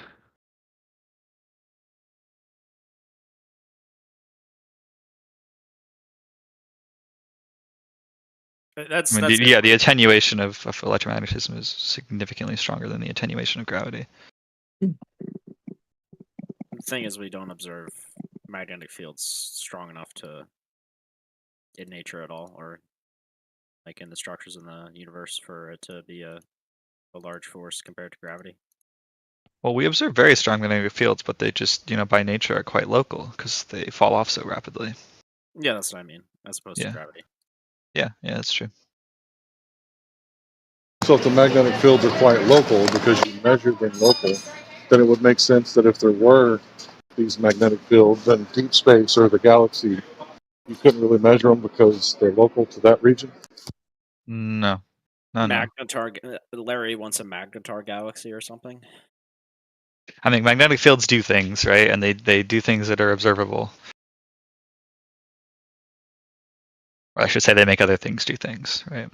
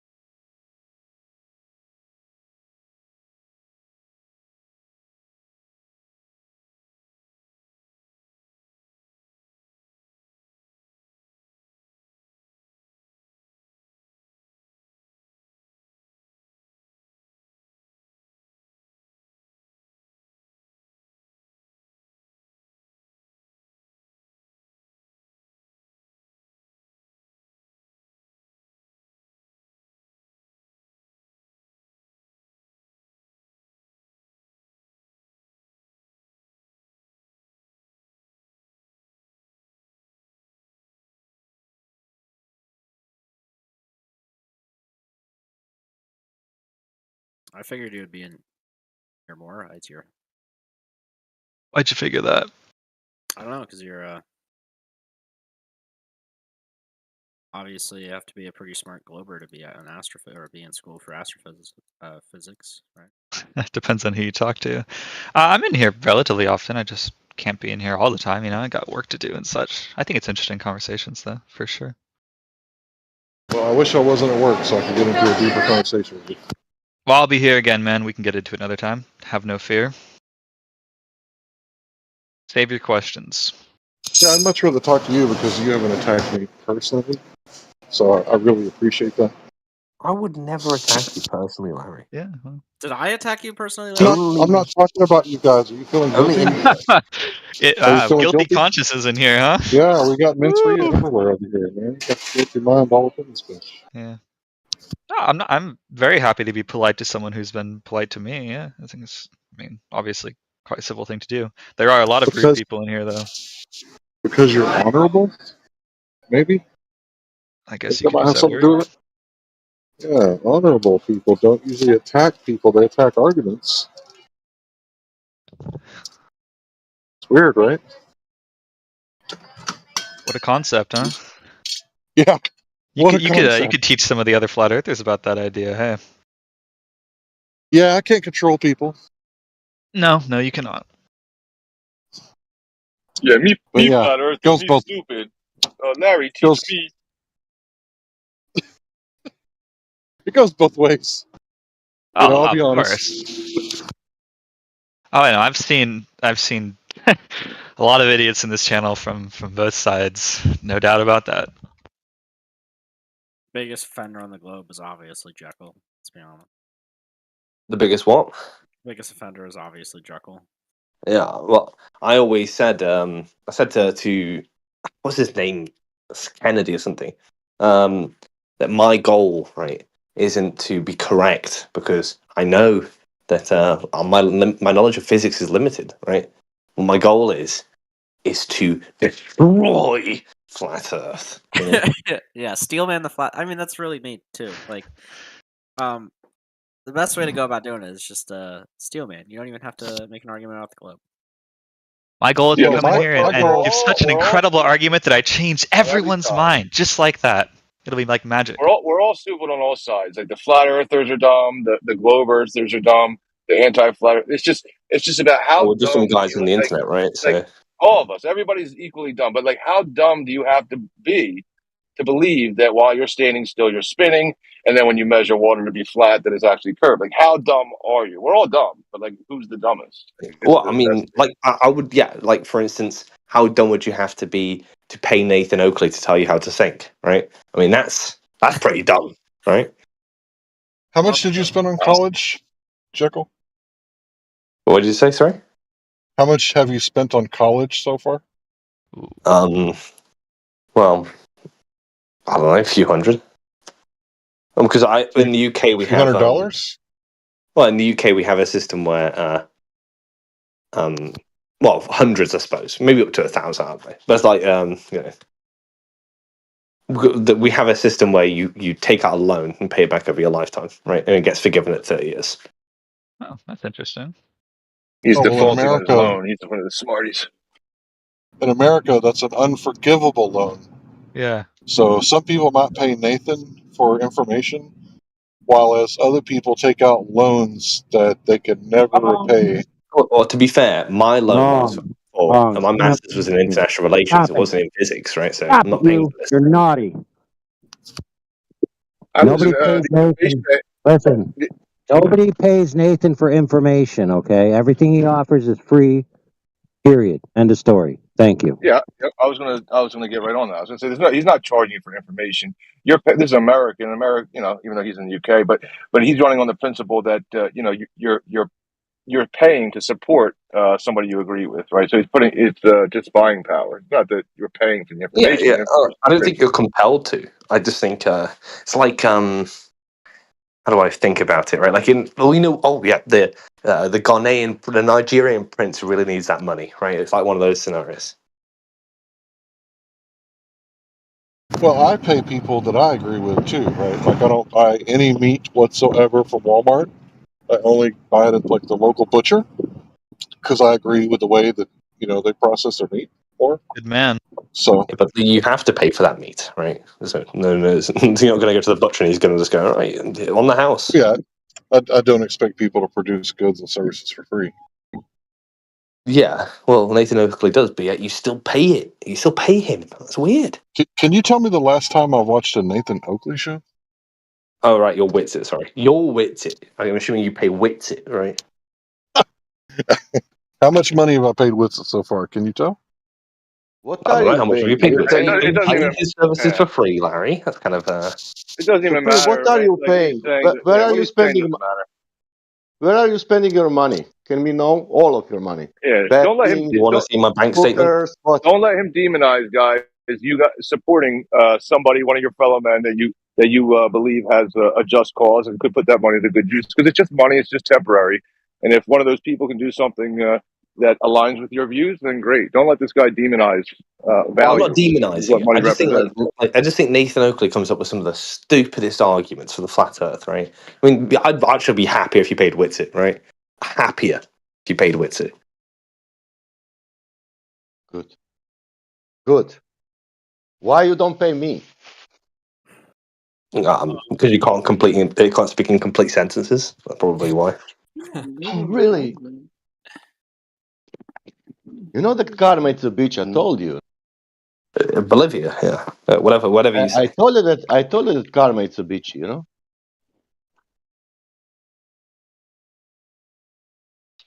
You will find out that in your life What's coming, you know. You're young, but it's okay. which one of his arguments was a bad argument? Where do I start? So his container argument, bunk. Black Swan argument, bunk. Well, You need what's flat the Earth for that, argument? bunk. Just start with one. Repeat his argument and then justify why it's wrong. Oh, okay. Well, his container argument says that you can't have gas pressure without a container. Gas will move into the available space. That's true. That's a natural law. All right, however you feel about it, Elijah, it's still a bunk argument. Well, it is true. I mean, that's how gas pressure is defined. Aren't you like a part of Nathan Oakley's inner circle, Elijah? Isn't that correct? What does it matter? I'm just trying to figure out. Like, if I asked any child on the street, that was in like 7th grade, they'd be able to define gas pressure, and it most definitely would mirror exactly what he said. I'm just trying to figure out what's dumb about it. I don't know if I should go into this for like the 100th time, but can I just ask you a question? Do you think that you can have a gradient in a container? Why not? Okay. Do you think that a gradient could extend to 10 to the negative 17 torr? Why? How would I know that? So it's possible you could go to I know space. that. It's possible you could go to space, right? I know that containers have a gradient. I know that. Are you asking me if you can have a gradient of gas pressure without containment? Yeah. So no. no. It's a question of. Can I ask the guy who if space is defined by the low pressure, by certain low pressure? Fundamentally, no. It's called a natural law. And you think it's possible to go to a place which has 10 to the negative 17 torr? Then why would Nathan Oakley say? Well, I didn't tell you what I think. Possible. It's not possible in the globe. You know, like I didn't tell you. I didn't tell you much what I think. I just parroted a natural gas law. But you're not sure then. You're just not sure that that's even a good argument. Oh, I'm sorry. Well, I asked you what his argument is, and you said, "Well, you can't have gas pressure without a container." I'm like, "Yeah, that's a gas law." So I'm trying to figure out why you're saying it's dumb. But no one who knows anything would claim gas is uncontained. It's more of its quirky Nobody's little saying application. It's a quirky application into space. Why space can't be real, right? Well, we can't go there. And he says you can't go to this location as 10 to the negative 17 torr. And all you have to ask him, really, is can a gradient extend to 10 to the negative 17 torr or beyond? Every time I've asked a flat earther, they say, I don't know, right? So why does he keep saying it? Because you can't have gas pressure without a container. But nobody's claiming that. Yeah, you are. Certainly it's contained. Yeah, he's just saying that, like, can you have a gradient that extends up to that high? No. It's not low. What's a container? There's gas pressure. There's gas pressure is defined by the area that the gas molecules will hit the walls of the container, and then there's not that. So it's not like there's a gray area. There's either containment or there's not. So there's two horns of the argument. Yeah, so I'll let you go, Trey. Yeah, so you're misunderstanding Jekyll's question, which is that we are automatically assuming a container. We are asking you, at what point would a container be required? Could the pressure gradient extend? Who's saying that? Who's saying that? Jekyll asked you a question. Can the gradient Yeah, go I'm to not. zero? I'm not concerned with that because I mean, you got to understand when you say someone makes a claim, you got to stick to what they say. I don't care about your belief system. I don't What? care Are you? about. I don't care about your paradigm, and so you cannot fill in with words that I'm not using for your argument. It just doesn't make any sense. When Well, he said Nathan's argument was specifically what it was, I said, yeah, well, yeah, that is a gas law. For you to infer or to, it's just weird yeah. It's to not on your begin saying script. that That's we're why.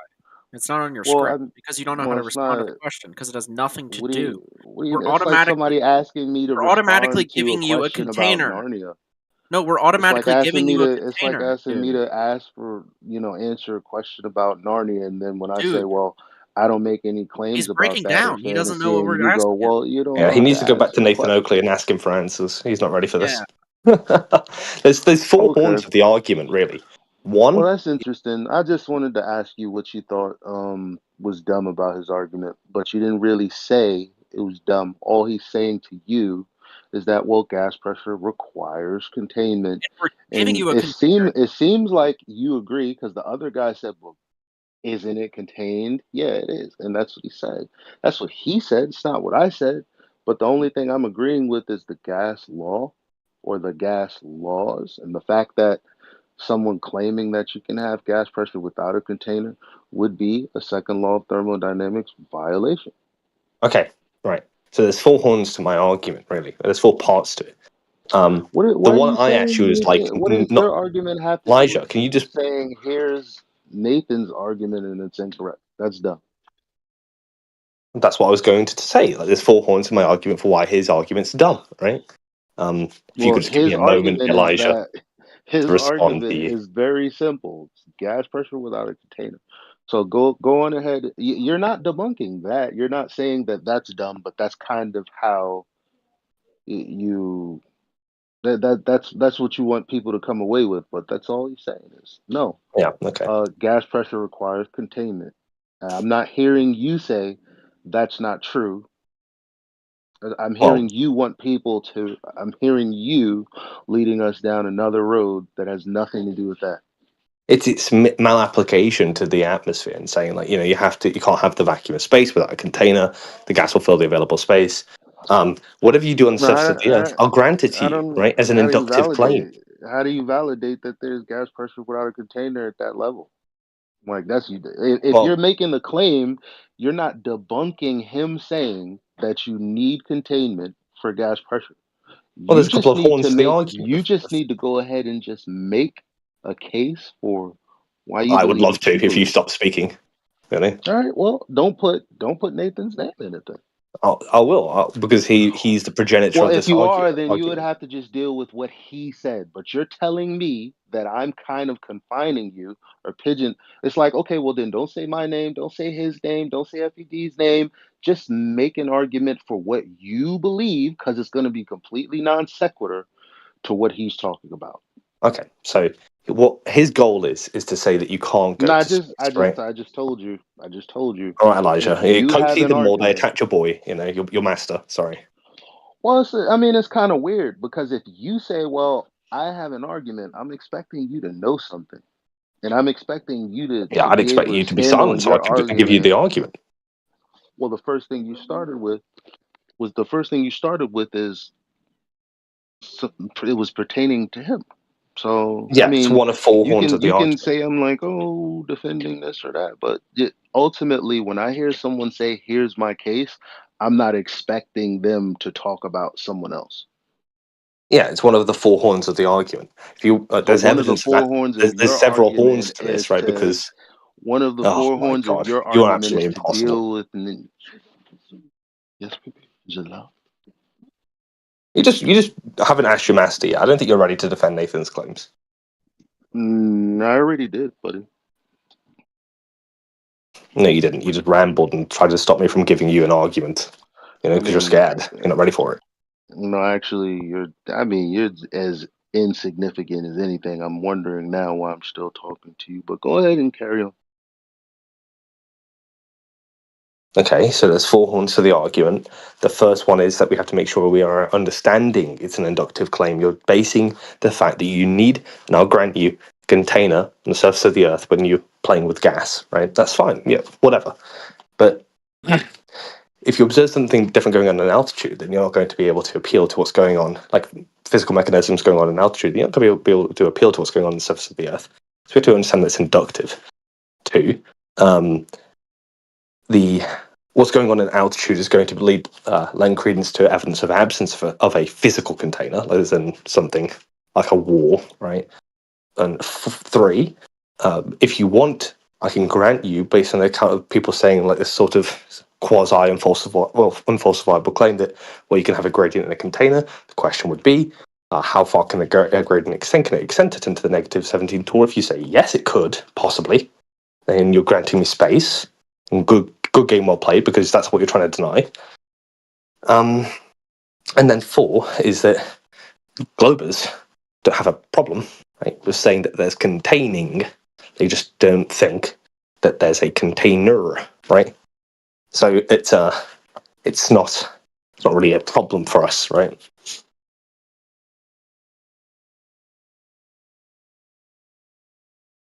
And those are the four horns of my argument.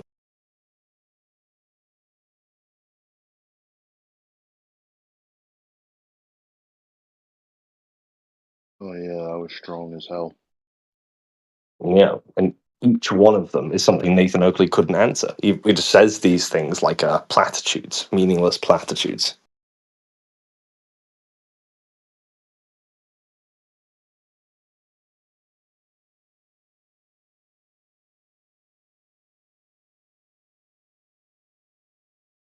In other words, Elijah, there's four ways a glober could still go to space, even with your container argument, or Nathan's container argument that you believe in.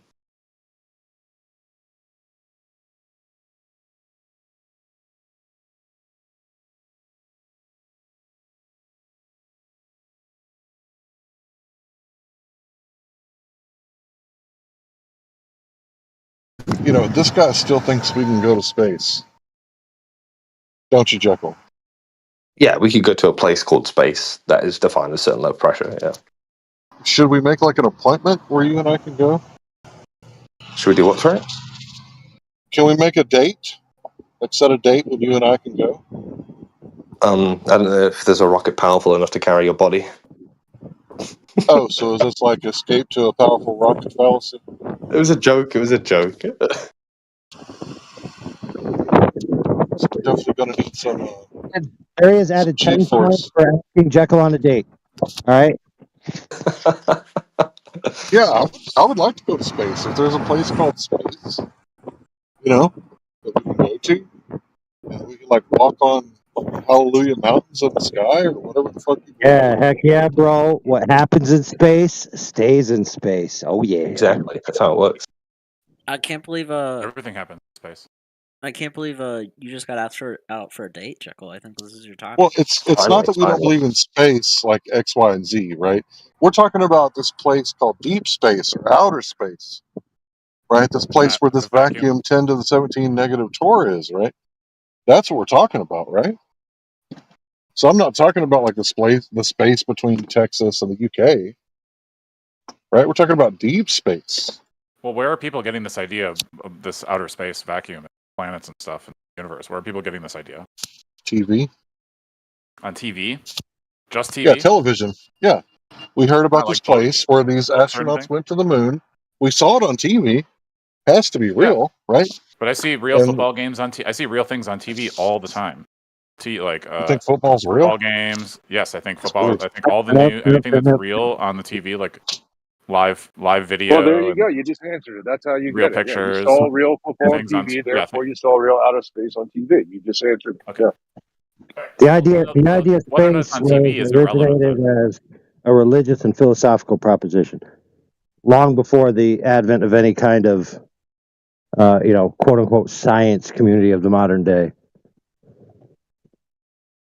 I don't know. I mean, I went to Cape Canaveral and looked at the rockets. They're massive. Who cares, dude? I seen rockets. Well, because it's not. I mean, like I didn't get it from TV. Like I got my idea for rockets in space Dude, from you had the idea before that, did you not? I went to Florida and saw it. He slipped and Is fell that the on first Florida. He time? didn't Is even that know the why first he was time you going to came upon the Florida. concept? No. My grandfather He sent didn't me even, a picture one time he of didn't a even know rocket why he was flying in going to space Florida. He because he slipped was and in fell Florida. into Florida and was like, I don't know why I'm here. And now I'm Did you see? noticing outer space exists. Did you see the Yeah. surface of? Did you see the surface That's of what you're Florida claiming, when the dude. You're rocket being like was?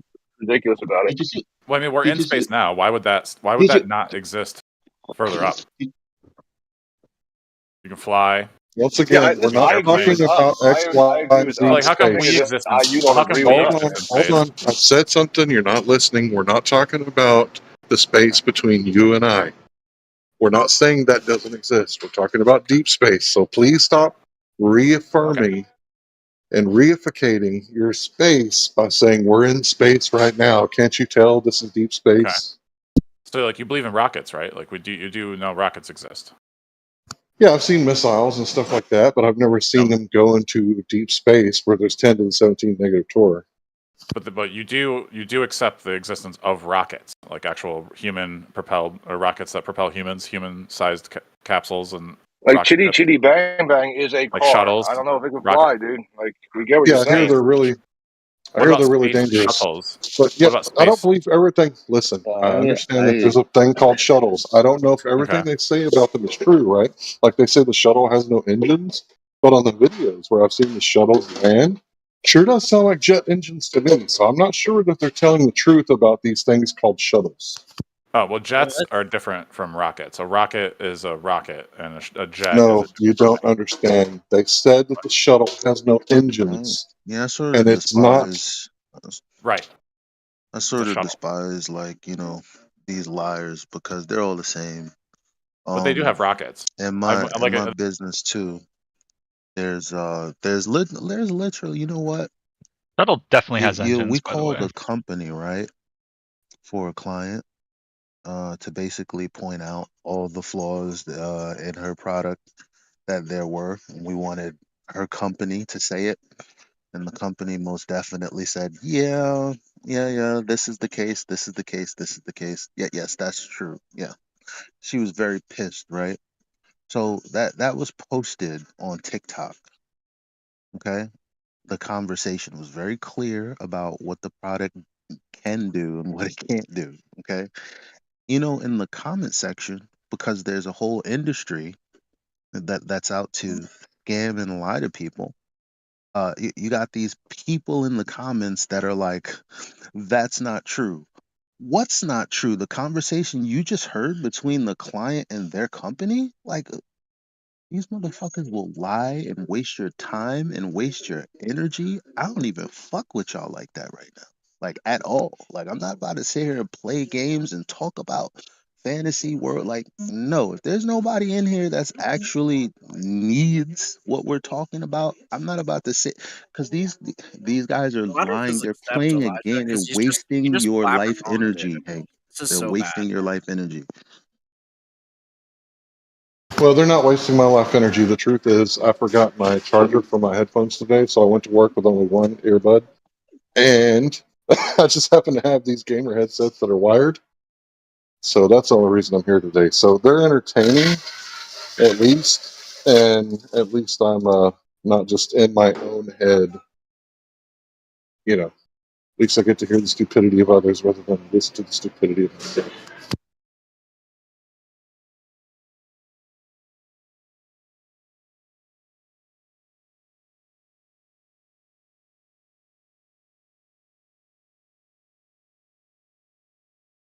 I'm just being honest. Yeah, I I mean, just listen, that like to guy, point he, out he that there's a trusts and he distinction believes between what people that he's are being wrong. told about rockets. That's okay. He can trust and believe it. But there's a point where some people are saying we differentiate, and there's no evidence that this thing can exist in a way that they claim it exists. But he believes and he trusts. That's okay. Yeah, no, he doesn't. He's a liar. There's a difference between somebody who's devout and someone who's just lying, bro. Like, because once the facts are there and you're willing to be like, no, yeah, like you just reject it, it's like you're a different kind of person now. Like, What and it's fact? like we kind of get caught up in talking to those people, when the people that are truly deceived and they have some sense of self where they're going to be like, okay, self is what this person telling me the truth. These people aren't even they don't even hear what you're saying. Like, they're not here to talk to you, bro. What facts? That's not Elijah? entertaining. Like I don't know, like rats I running mean, around in outer space on video. I don't know. Like people, I don't know. Mainstream guys are talking about how these Tesla rockets are bullshit because there's rats running around in outer space that you believe in. See, I'm not really he's here the for. lowest scum of the earth. I wouldn't knowingly waste a breath unless there were other people listening. But clearly, it's just you and me, and this is why I disengage. I also I'm not just really don't here. like people lying on other good people's name. I'm not really here for conversations with people like Jekyll who say they're not really here for the truth or accuracy or I didn't whatever say he that. said. Yeah, you said that you're here to make flat earthers look dumb or something like that. You said it like Well, not even an hour ago. there's kind of difference there, right? Because I said I'm not bothered about He was being lying when correct he all the said time. that.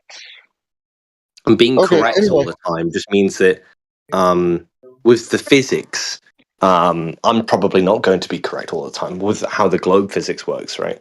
That's someone else's problem as far as I'm concerned. But with flat Earth arguments, I know they're weak, and I am always correct when You I said point it them as out. a joke, bro. But like everybody knows that that's the truth. That's why you're called an anti-flat earther. You don't Yeah, care that the Earth's not a globe. You just hate the flat earthers. I just think the flat Earth arguments given to deny the globe are weak, regardless of whether or not I know What's the physics. evidence of the globe? The globe being the straight line curve, the straight line that's set out in reality using water and level as horizontal, and that the Earth spins when it's used as a Earth centric system as being stationary, Earth center, Earth fixed. I mean, so where's the globe to put up against the flat Earth reality? There is no globe. It's just how fucked up can you be? How retarded can you be? Yeah, I'm just See, making it clear see, to Larry. see, see. Being correct I'm about the not, physics, about the globe physics, is not my I'm not concern. one that, you know. I'm not gonna be naive now. I'm not gonna call people out for things that I'm not gonna speculate too hard. But the bottom line is, you remind me of all of the other trolls that are on Facebook, because there's barely a single genuine person that opposes um the real arguments on there at this point. You know what? Someone said, well, what would be the rate of change over a mile? And somebody said, dumb question. Like, because he's a fucking liar. Because every time someone asks a question that gets someone really thinking for themselves or says something that's just objectively true, you got these motherfuckers that just come out of nowhere and be like, that's dumb.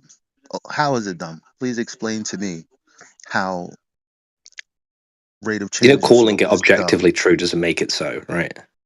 You're not even responding to what I'm saying. I don't give a fuck about you. You're scum. I just did. I'm talking to everyone else. Like, this guy literally says dumb question to a fundamental truth supposedly about what he believes.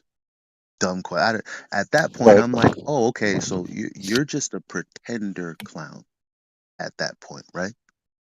Yeah. Because Yeah, you're gonna tell me that an Nah. aspect of what you believe, there's an element in there that I'm gonna ask about, and you're gonna say dumb question. Oh, let me explain, Elijah. I speak stupid, dumb question. I speak stupid, dumb Elijah. I mean, stupid, dumb elation. Whatever it's called, whatever their Stupid Dumb language is, Elijah I is speak. correct. I have an astray. No, listen, dude. I speak it. So let me explain. What he said, the rate of curvature is irrelevant. It's because no matter what counter evidence you provide, he's just going to say scale or he's going to say refraction. So he's correct in that from his worldview, the rate of curvature is actually irrelevant because he doesn't need it for his point because it's unfalsifiable. Well, he didn't have a point. Someone asked a question. It's as simple as Googling the answer. That's an insufficient retort.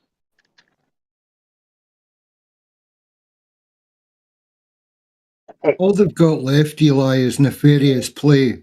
It's like bad tackles in football. Anything to stop the play, anything to hold up for time, anything to complain to the referee and muddy the waters and sway the crowd. But it's not actually the game that they're playing. They're running interference 24/7. And that's what bothers me about it. I want to like people like Jekyll. I want to trust them and I want to have a decent conversation. But when all you get is fallacious nefarity and veiled insults and attacks, it's a waste of time.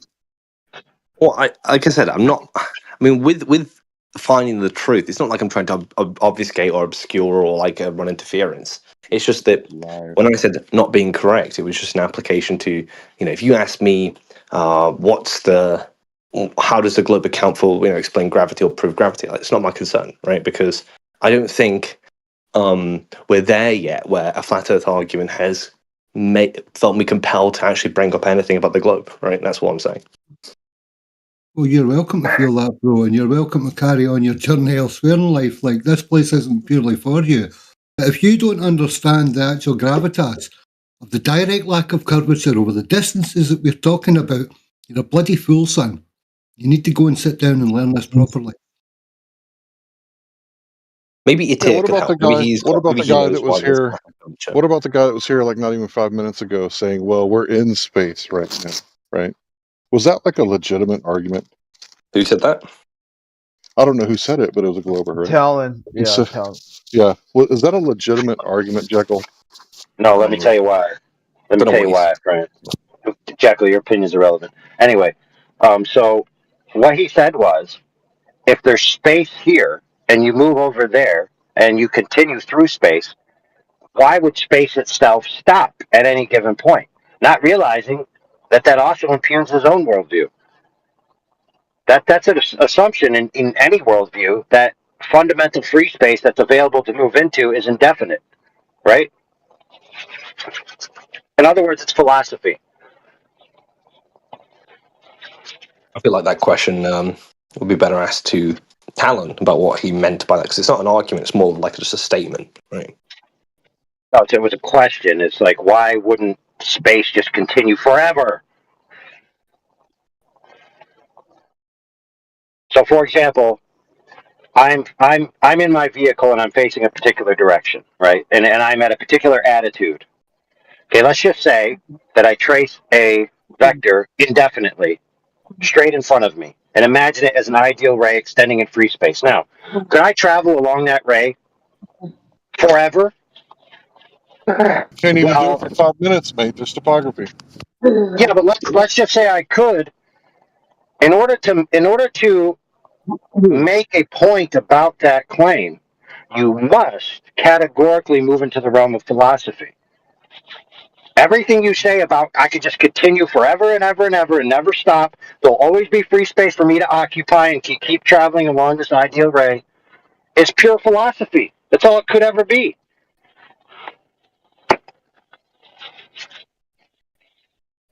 But he just so flippantly says, oh, well, space just keeps going. Now, interestingly enough, the philosophical proof that this question is incoherent and can't be answered is like 2,000 years old.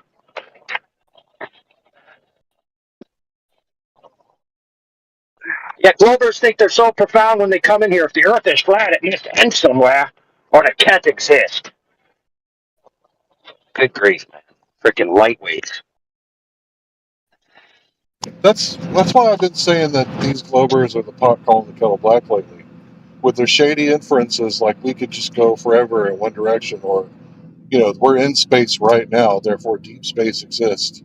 Right? They're the pot calling the kettle black, right? While they're saying that they have all this science and philosophy backing up their model, they really don't. It's very philosophical. So if I were to make the claim that, hey, the Earth looks flat, they're going to say refraction. But if they say, hey, the Earth looks like a globe, I'm going to say refraction. And they're claiming higher ground, as if somehow their argument is superior than mine, when really it's the same argument.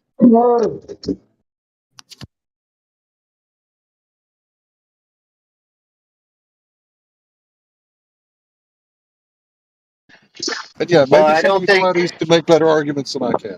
That's probably Look, true. Go ahead. they would not agree it's the same argument because they would claim that they have a proven mechanism and an empirically and quote unquote experimentally validated manner in which light behaves that comports with their worldview that doesn't comport with yours. Right? To which then you have to ask, okay, well, where's the brass tacks evidence of that, right? And then they'd have to present it to you. Well, go ahead, Glovers. Present it. Present the evidence that your argument is superior and that you're not the pot calling the kettle black.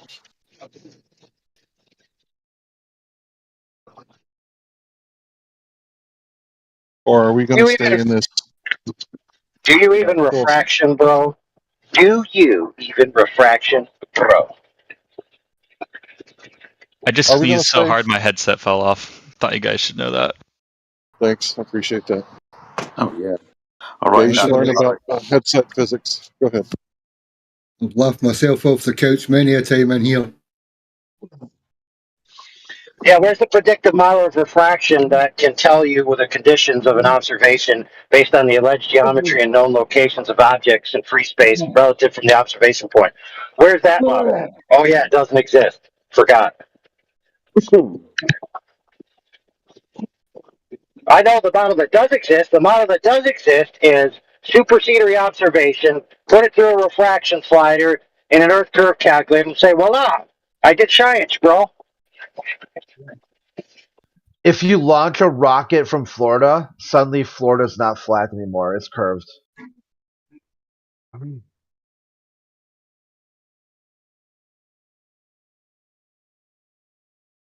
Well, that's because the Space Force and gravity force, not the electromagnetic force. Like if you just go to Florida and see a rocket, you ignore the ground, and now the ground is curved after you see a rocket. Yeah, why did Bislin's attempt to excuse away the Black Swan via ray tracing result in an image that should have been inverted in the final optic, the resolved image, dude? And nobody caught it. I'll tell you why. Because Bislin was just pulling it out of his ass. He didn't have any validated anything. He just drew a bunch of lines on a piece of paper, said, oh, look, my lines arrived back at the observation point, therefore refraction.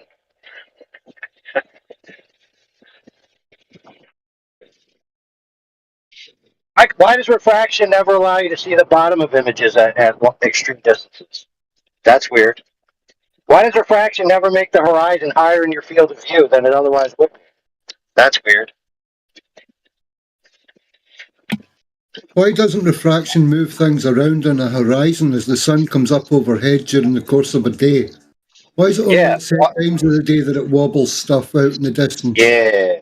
Why is it at night that I can see lights for hundreds of miles away when I shouldn't? Yeah. And why is it that refraction never makes it look like when you're looking straight as if you're looking down? By displacing everything in your field of view to make you only have a quarter of the sky and 75% land in your vision. Yeah. Why? Is it scared of the dark? Where does it go at night time? Listen, I want the truth. You're not alone, man. You're supposed to say, yeah, there you go. I was going to say you're supposed to say you can't handle the truth.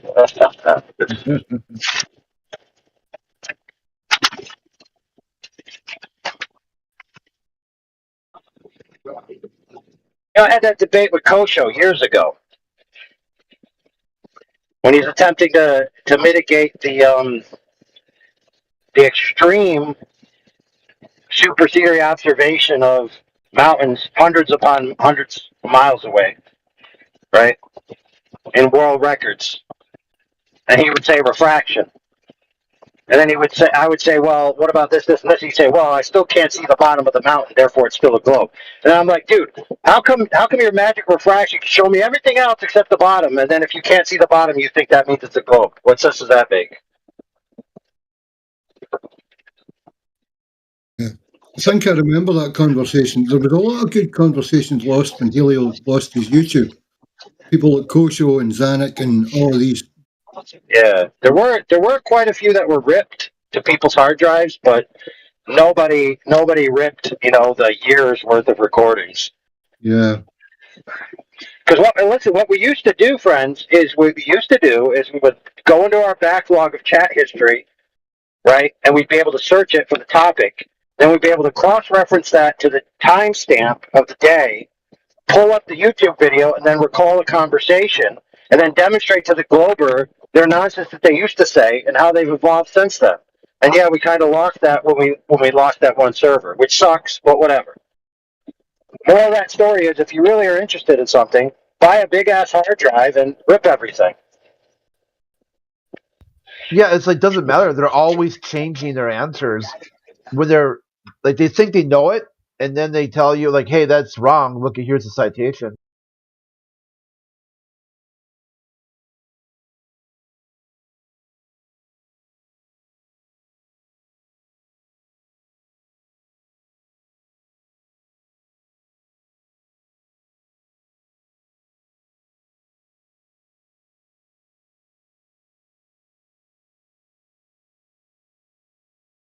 I remember when they used to say, "Yeah, you can see Chicago, but how come you can't see the bottom?" And we didn't know it at the time, but the Chicago skyline is in a bathtub. It's actually below lake level. And we were like, "You shouldn't be able to see the top." And they would always respond with a non sequitur, but you can't see the bottom, right? As if that was some sort of proof of curvature. But now they don't even argue that anymore. Now they just say, well, it's refraction. So if it's always refracted, I love it when they say refraction. If it's always refracted, then you can't tell where the actual geometric horizon is. So if you can't see the geometric horizon, then you can't see that it's a globe unless you go to space. And the fact that nobody's going to space, the only way you can see the globe is if you turn on your TV. Larry, you want to hear the dumbest comment ever made about the Chicago skyline? Yeah, go for it. Okay, so in regards to refraction as being the excuse, the person putting up the excuse of refraction is asked, what are the different mediums? You know what he says? The glass and the air and the water. The glass from the buildings is one of the mediums. Oh man! Oh boy! I thought he was going to say from the camera. Oh man! At least he should have said from the camera, right?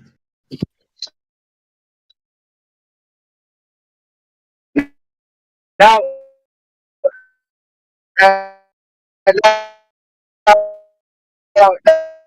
You're in between towers. Yeah, we can't hear you. listen, homie, I'll give you. Yeah, but check this out. I will give you. You're good now.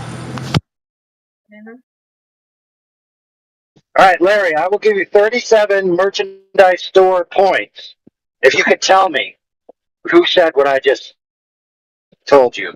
Now, I will give you some hints. It happened in here. He's a recurring person. That's obviously spastic in that vein. So that narrows it down at least a bit to give you a chance. All right, who said it?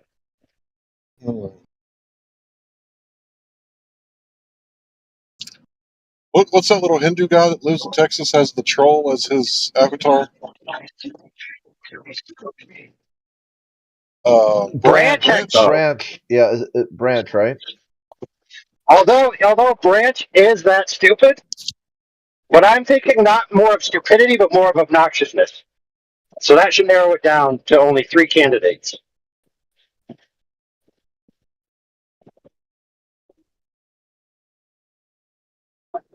Gosh, I don't know. That's a hard one. Man, dude, that was the best hint you could ever have been given, dude. Obnoxious Rob? Just listen to it. Rob Obnoxious? There you go. There you go. Yep. Rob Obnoxious.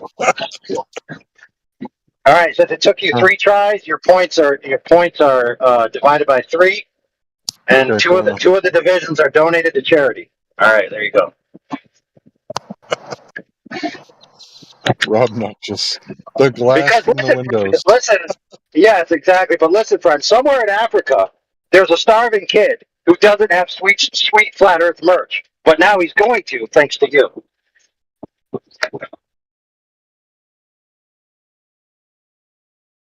You don't even got to go all the way to Africa. We can just go to Palestine. Anyway, Gaza is what they call it. Yeah, so Rob Noxious actually said that in good faith with a straight face. And he's not a part-time comedian, just to be sure.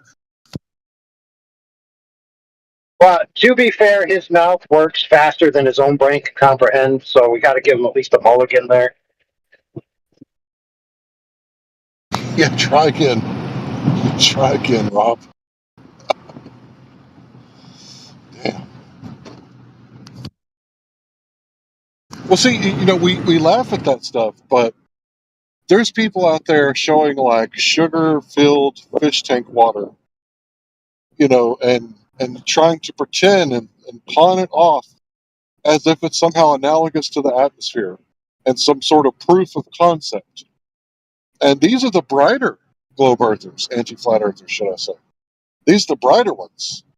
So, you know, and think about the colleges. Remember the bowling ball, and the tennis ball, and the baseball, and the golf ball on the trampoline? As if the fabric of the trampoline is somehow analogous to the fabric of space-time, which is not made of any baryonic matter whatsoever. It exists in a perfect vacuum, or a near perfect vacuum, they say. So, I mean, really, Rob Noxious isn't that far-fetched. He's not far from the beaten path. I've never really understood these arguments about the indexes of refraction, like what is the second medium. It's just total misunderstanding of how that works.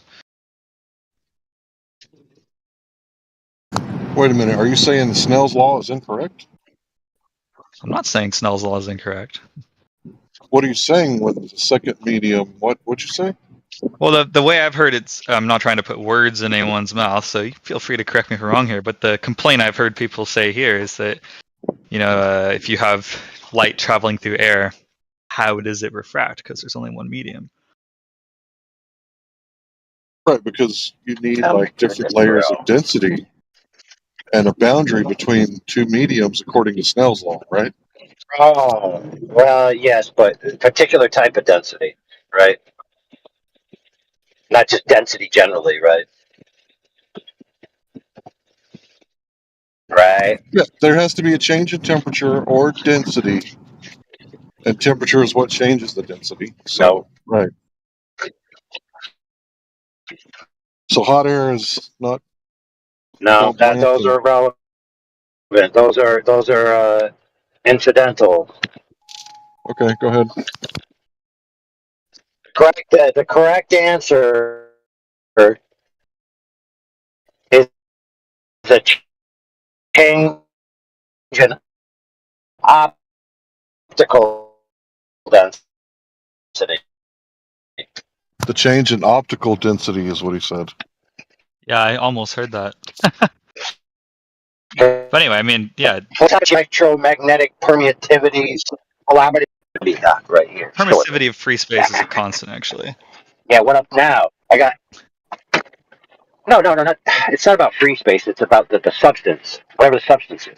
Anyway, light can totally reflect going through air.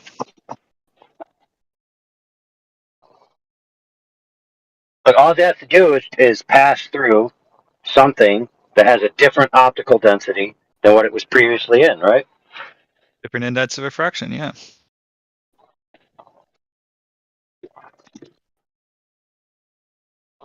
And of course, I'm sure we all know that air under different conditions has a different index of refraction. So, never really understood what the problem was. Well, you need a normal line, which needs a boundary, right? If you want to do some calculations, sure, but real life does not require everything to have a normal line to everything else. Well, I mean, that's Snell's law for you. Hey, that avatar in text chat, that's a Mr. Giggles sock.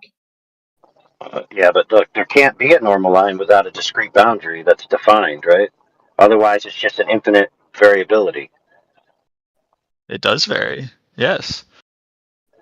All right, so if you have infinite path variability, you can just pick any path and just say that's the path. Well, nothing can be infinite because these things are discrete. You're wrong, sir. Let me tell you what's infinite.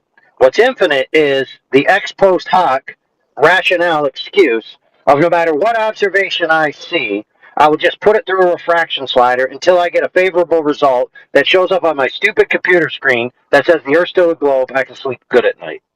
You appear to be changing the conversation here. I'm talking about light refracting through air. Dude, what am I talking about? That's a really interesting question. I have no idea.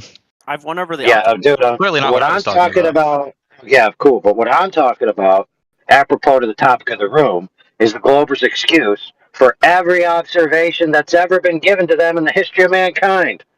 So I'll just assume we agree that light can refract through air. That's fine. Yeah. Let's say that in principle that's true. Okay, where is the brass tacks proof that it operates in a manner to supersede all these observations that defeat globe geometry by orders of magnitude? Where's that proof?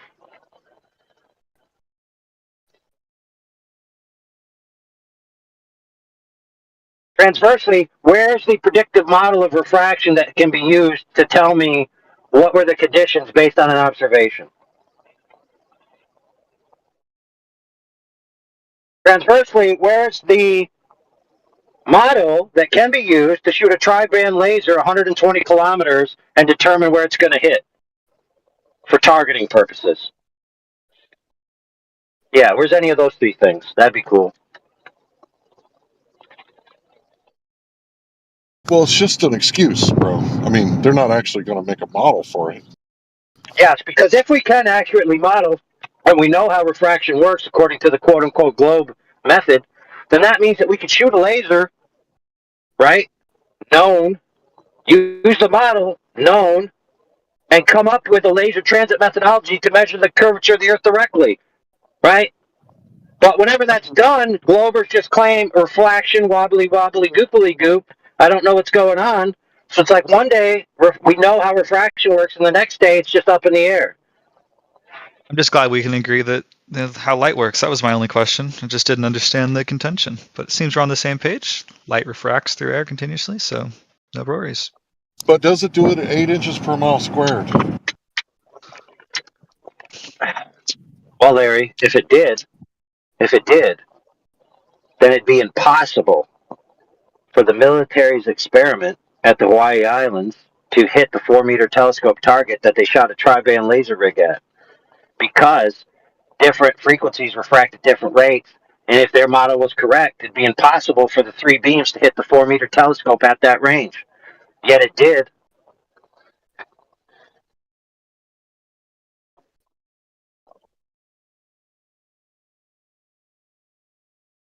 Well, that's why I said it's just an excuse. It's not meant to be taken like rubber to the road, real world analysis, right? It's just meant to excuse Exactly, bro. away the observations that Or the pilot makes. how about another one, Larry? How about Dr. John Dee, PhD physicist specializing in optics, presented with the idea that the Earth might be flat, decided to use his expertise to create a laser transit methodology using a dual band laser inches off the surface, using the dual band laser for the exact reason I just explained, validating to himself and convincing him that the Earth was flat. Now, but wait a minute, that can't be true, because Globers swear that there's no legitimate scientist that believes in the flat Earth. So wait a minute, I'm in a paradox. My mind just exploded. Holy crap. Link for this tri-band laser thing you're talking about? It sounds interesting. The Hawaii one. Yeah, it is interesting. Not only what's interesting about it is that the guys who did it didn't know what was going to happen, and when they analyzed the data afterwards is when they figured out that it's a bunch of hokum schmokum. Yeah, He sounds actually interesting. did his Just hoping someone thesis. has a link. I think he did a PhD, either a PhD or master's thesis on it. Yeah, sadly, dude, our text here is constantly deleted as a rolling delete. That's just the way it works on this server. So we got to go to our other What can server and pull I it up. what could I Google to find this thing? Someone will post it shortly. Don't worry. You know, it's like Bill and Ted, dude. You ever seen Bill and Ted? Nah, I've never seen Bill and Ted. So in Bill and Ted, they're time travelers, and what they do is whenever they need something, they just say, "Hey, Bill, remember to place that gun in the future, back in the past with our time machine in this box." And then when they reach in that box, there's a gun there because it just appears. Excellent. What did you want, AI? John D. Rampion. Well, you could put John D, but also, if you don't mind, put the joint forces, refraction, tri-band, laser, transmogrifier, beam, shotifier one as well. Yeah, you'll be fucking lucky. It's Friday night and I'm stoned. You'll get John D. You like it. 2 seconds.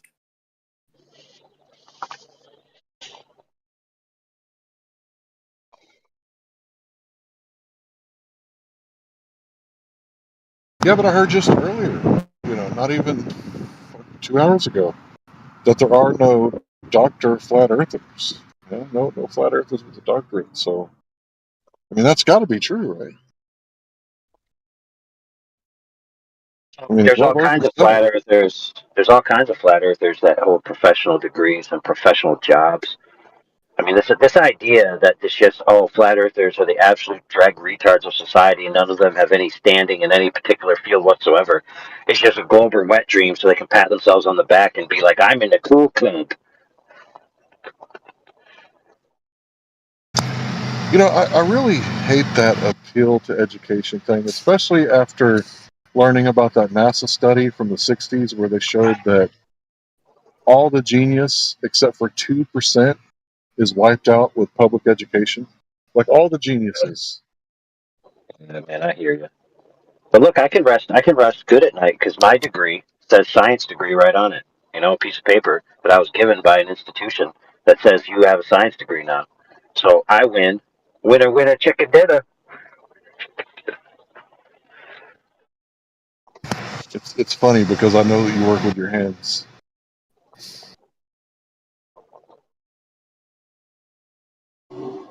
Which is Larry, remember that one honorable. time? You remember that one time I was in an argument, and so I stopped what I was doing, and I took all my levels and laid them out in a very precisely OCD fashion. And I took a photo of them. Then I asked the guy, "What are these?" And then he bailed immediately. I don't remember that. It was hilarious. I made a meme. It hasn't quite taken off yet, but I'll go ahead and try to post it real fast. Since I'm at the red light. Red light over.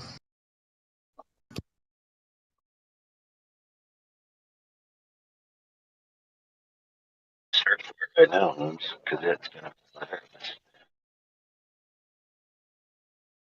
search. I could search by address of where I took my photos. Cool.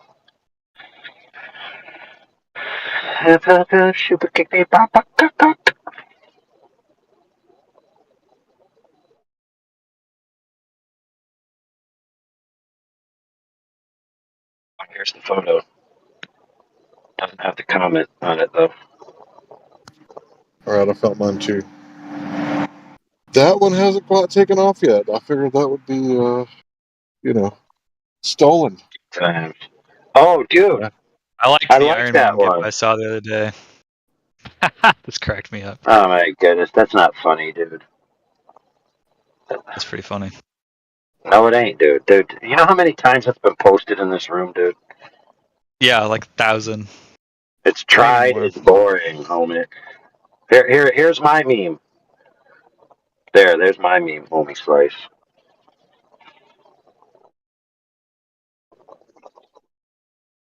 Globers and leftists can't meme. I wonder if there's Hey, more than just a Larry, correlation. why is yours not in motion, dude? Yours is still. What the heck? Gotta have some motion to attract the zoomers. They got very short attention spans. No, dude. The point is that the guy in that little image he's saying in the GIF form, he's attempting to level the water by pushing the water under the level. It's freaking hilarious, dude. Oh man, it's hilarious.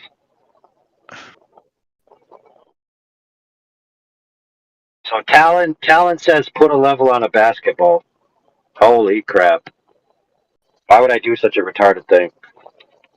Oh, so I'm gonna go read this paper someone linked.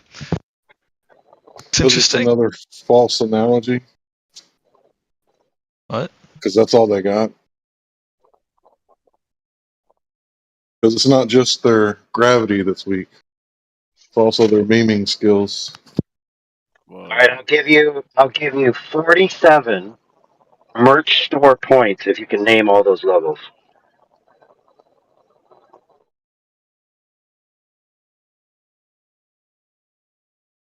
I think the little one's called a derringer, right? Maybe colloquially.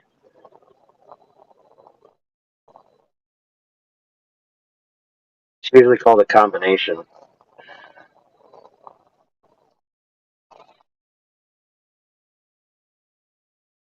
Are there actually different types of levels? Heck yeah, bro. Let's see. So the box beam littlest, level, screed level, torpedo level. yeah, I mean there are all those names. So like from this one, the littlest one is a combination level. The next one's called a torpedo level. That's 8 inches. The next one's 2 foot. Next one's 4 foot. Next one's 6 foot. Next one's 8 foot. Are these your And levels? then, yeah, there are also like 35 and something, almost 36 inches one, which are called sill level, and then one that's longer called a jam level, which is for setting doors, so it's longer than 6 feet. Are these levels expensive? I mean, not too bad. So the biggest one is like $100 even, like $99.99, and then they go down from there. Yeah, but I want you Glovers to think about this for a second. I don't know what kind of structures this man builds, but he builds structures that people live or work in, and BattleMod builds roads. Both of those guys are flat earthers. Yeah, then I asked him why can't he just like do a measurement over 300 miles, and he's like, because it would be inaccurate or something. It's pretty interesting. Can you make an accurate measurement over 300 miles? Well, yeah, what are you planning to measure? How are you doing this? he said he was measuring a highway, like he did a 300-mile piece of highway, and he said it took him like, I think he said like a week to do 300 miles of highway. So I asked him, instead of just doing the 300 miles in all one day and just averaging it out over a day, like doing a bunch of measurements and then seeing what the average is, like that'll be a lot faster, I think.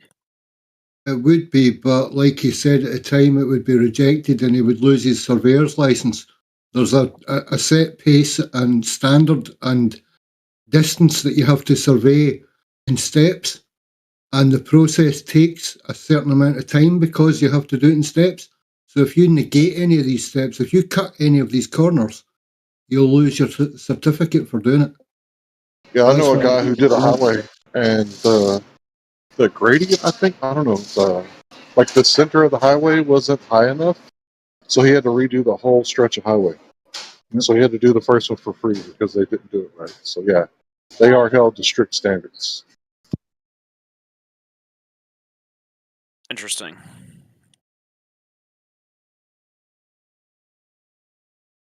Yeah, bro, and I help write standards so that you can get free stuff if you're a municipality.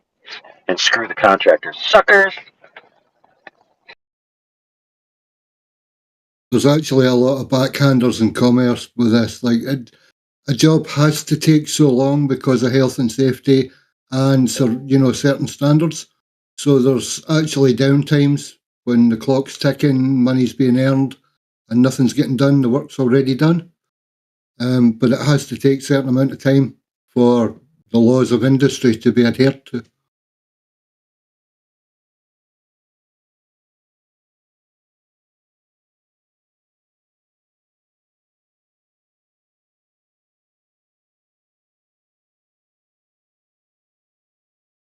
I just freaking had a homeless guy get in my van to get warm. It's freaking cold as shit in Maryland right now. It's raining. He's sitting outside with a blanket. I see him outside the store all the time. So he gets in the van to get warm. And he's talking about this and that and Israel and this and that. And I'm like, I said, what about flat earth, yo? And he's like, oh, he goes, I know we didn't go to the moon. I'm like, right? He's talking about how he didn't make a phone call to the moon. And then he's like, you know, he goes, you know the United Nations map? I'm like, yeah. So I'm talking to a homeless guy about flat Earth. It was funny. Anyway, I let him get warm in my car. Gave him $10 to get soup. God bless you, Yeah. bro. Good on you. He's been through some shit, man. Poor guy. Yeah. He's missing all his fingers too. He had a transmission drop on his freaking fingers. What the On hell? on one hand. Yeah. That's messed up. He just had it. He goes, my brother's name's Brett, because my name's Brett. He goes, my brother's name's Brett. He just got, he's doing 30 life plus 30. And I'm like, what? He's like, yeah. He tried to blow his head off, and the bullet went out the side of his head, and he was shooting at a cop car and he's trying to get killed, but he wasn't bluffing. He actually pulled the trigger and shot. Dude, but these guys, man, dude, he did it with a rifle, and I don't know, man. You got to make sure that shit's gonna work, man, because these guys have bullets going out the top of their heads, out the side of their face. Bro, Just what's doesn't wrong work. with society that people are considering ending their lives like this all over the place? Like, what's wrong with us that we're picking up our arms or hunting weapons, and we're considering ending our lives or ending other people's? Like, this is happening more and more and more all the time, man. Yeah, he said he hasn't had a drink for 4 years. He doesn't look drunk to me. He seems like lucid. He doesn't look high. Like, I'm not, I don't know it all or anything. I mean, but I'm pretty sure I know when I see a drug addict. Just didn't seem like it to me. It's not just a firearms thing either. I mean, it's like people are turning anything into a weapon and going crazy with it these days. Yeah, he lost his wife in 2019, so he says he gets survivors, he gets Social Security, says he gives it all to his kids though, because his brother takes care of his kids. I don't know. Didn't seem like I was just like, Don't you have a coffee business or whatever? yeah, I just gave him a piece of chocolate with a bunch of espresso beans. He's like, man, this shit is freaking awesome. You should get him to work for you. You should just leave him in your garage. Get him to do work. Nah, I can't have the homeless guys roasting my shit. It's gotta be on point, man. I don't let nobody touch my beans. Teach him, man. That's why you don't pay him. You just let him sleep in the garage, and he does all the work. Sleep in my garage. Yeah, that's not a bad idea. But he gets a place to sleep, food to eat, and he gets skills. He gets to work for your business, man. I got a homeless guy who knows all my secrets. He's not homeless anymore if he's in your house, is he now? He'll go, now I can't have more people in my house. He's not in the house, he's in the garage, man. I'm thinking about moving the business to the garage. Do you think someone that chooses to live on the streets would care about how the beans would be roasted? Probably not. I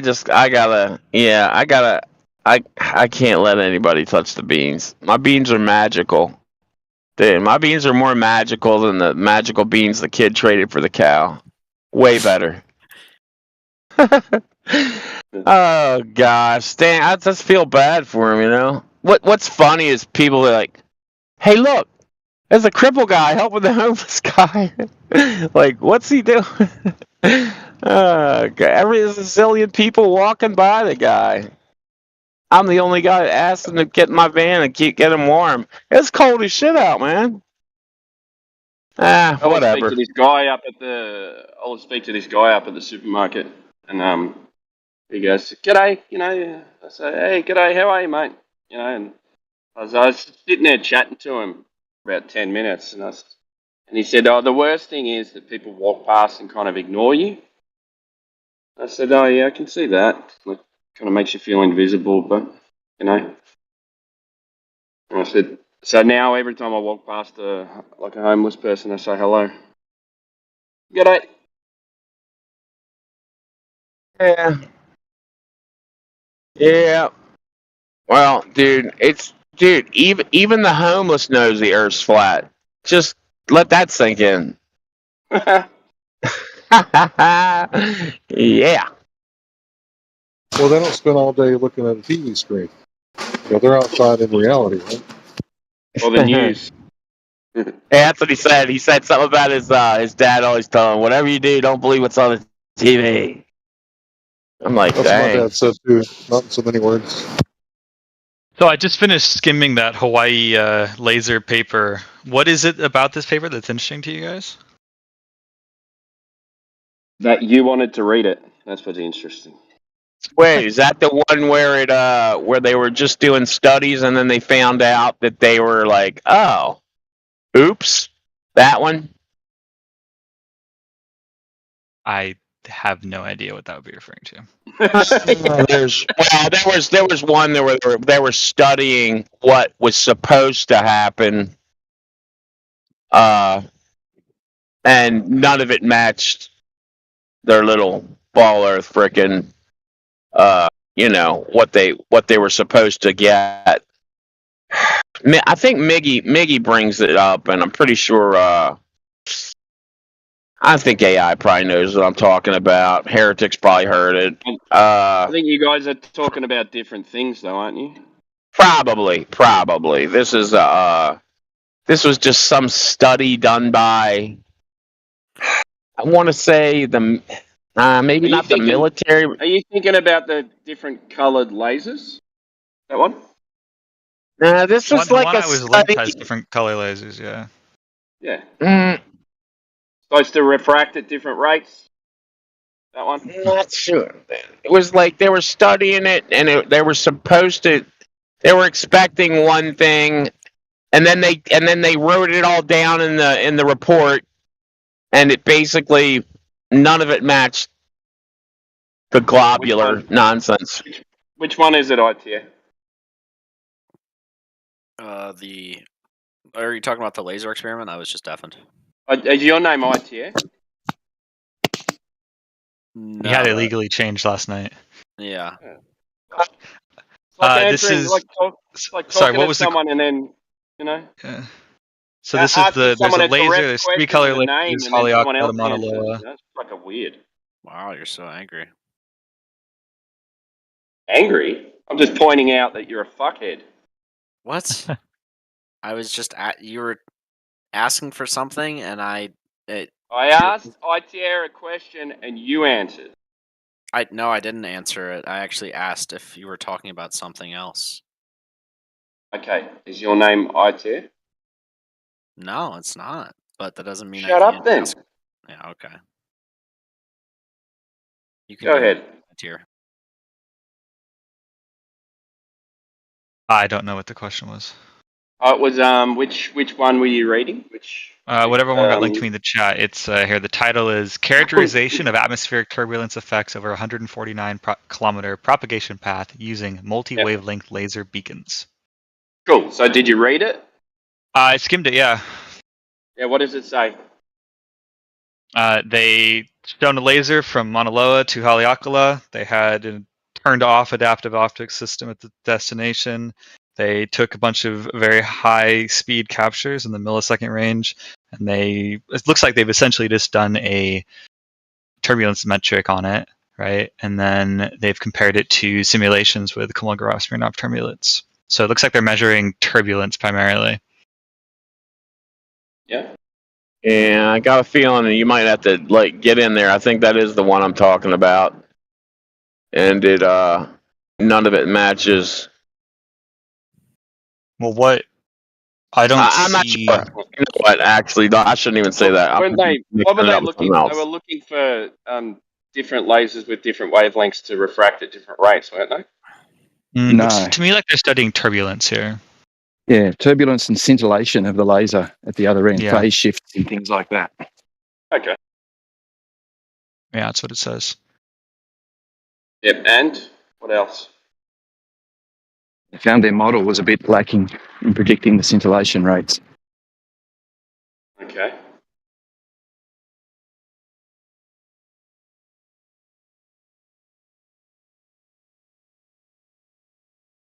So, what's the conclusion?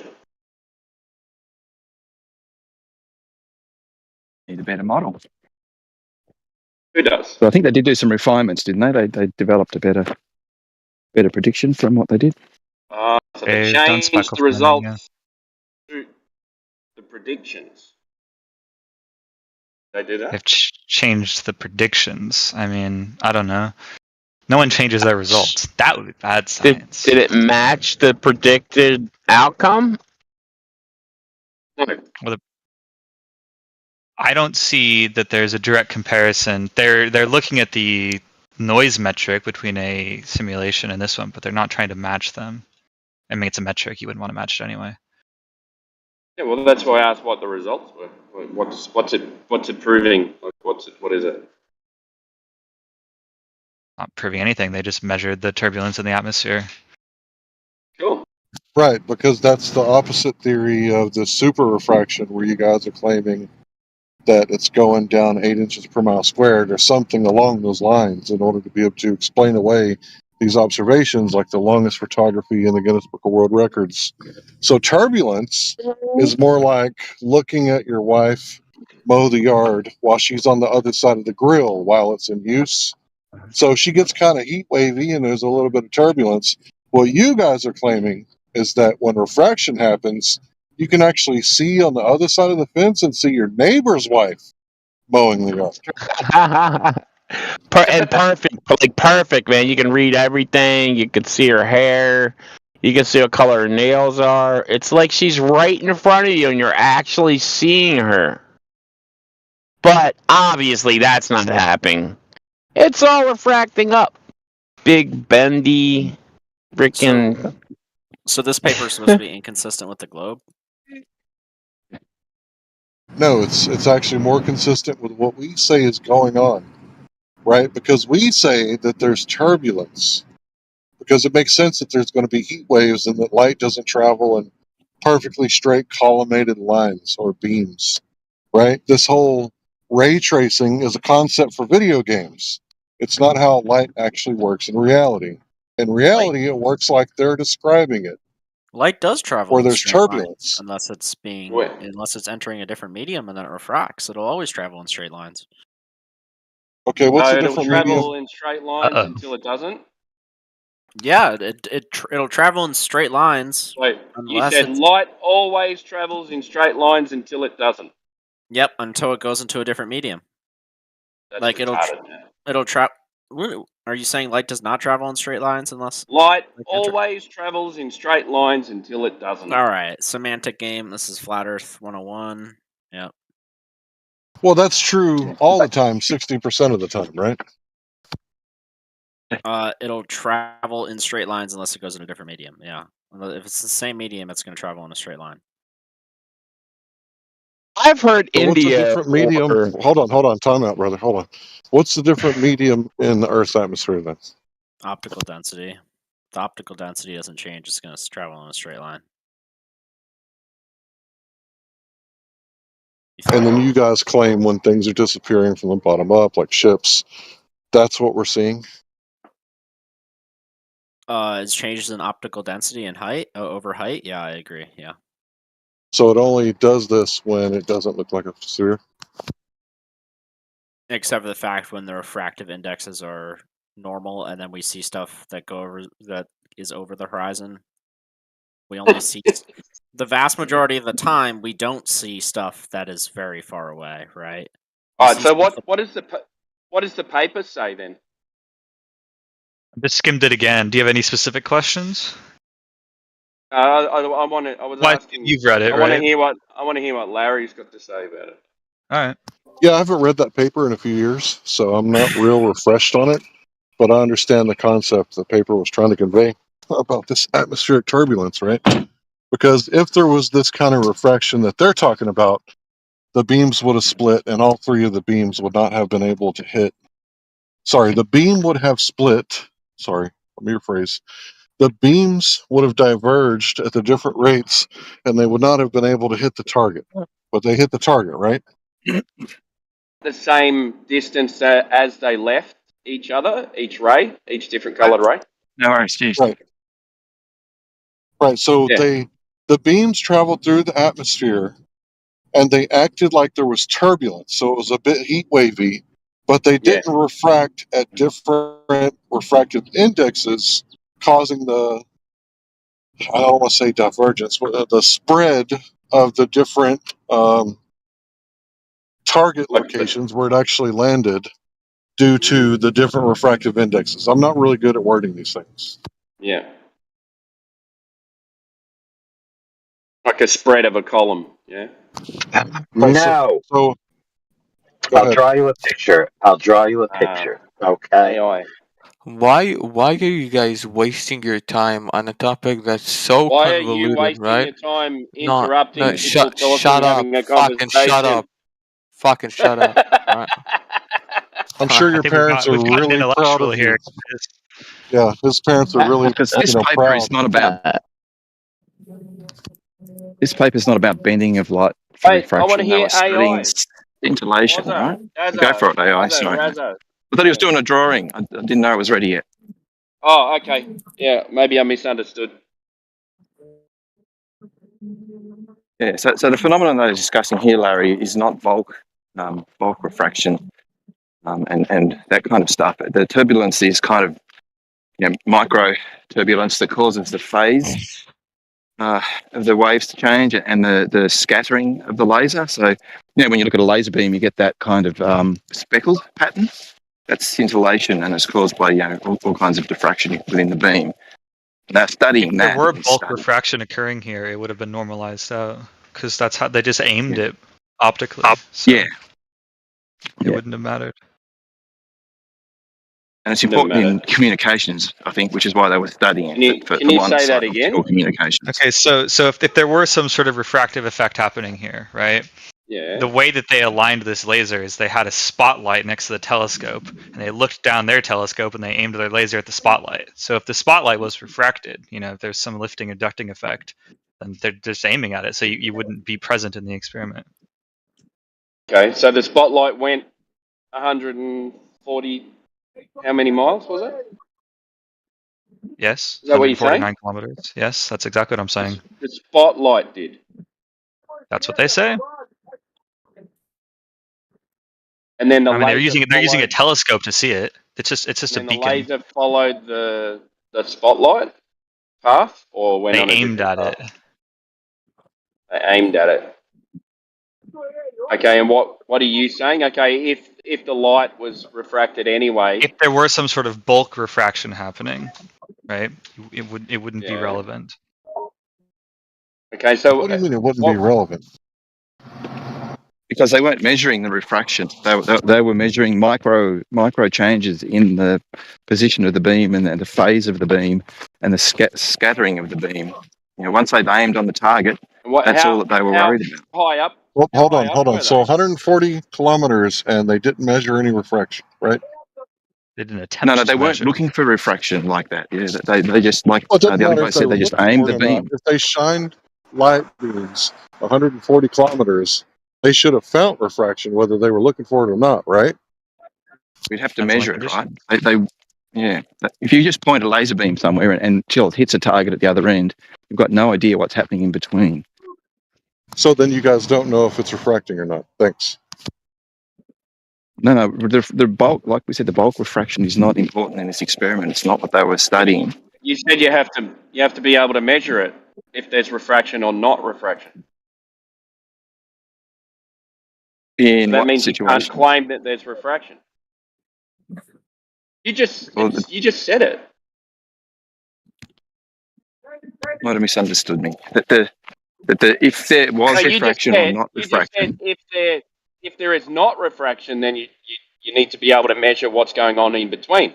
So that would be the case if there is refraction. You need to be able to measure what's in between too. Correct or not So the correct? study wasn't about what's going on bendy No, I'm wise talking between. about The the study's claim about that this. I'm talking about the claim that you just made. I'm trying to think what actually I said. I just repeated what you said. Repeat it again. You said if there's no refraction, then you would have to measure that because you're pointing a laser at a point, but you don't know what's going on in between. So that would be the Yeah, case if there is refraction, then you would have to measure what's going on in between as well, because effectively you're just pointing a laser at a target. Yeah. So that's right. They weren't looking at what was going on between in terms of the bulk bending of the beam. So They then you just needed don't to get know if there's the other end. refraction. No, they wouldn't have done. No, there could have been big refraction No. or small refraction. Yeah, you're never going to know, are you? Not in that experiment. No. No. So why are you bringing up refraction if it's not mentioned in the I thought somebody else observation? did. I think they talk about the small scale refraction impacting the So they do scintillation. talk about it, because you said they don't talk Yeah. about it. But it's not about the kind of refraction we talk about when we're detecting Earth curvature, right? It's not that sort of scope. It's just micro level changes in refraction causing the scintillation to change.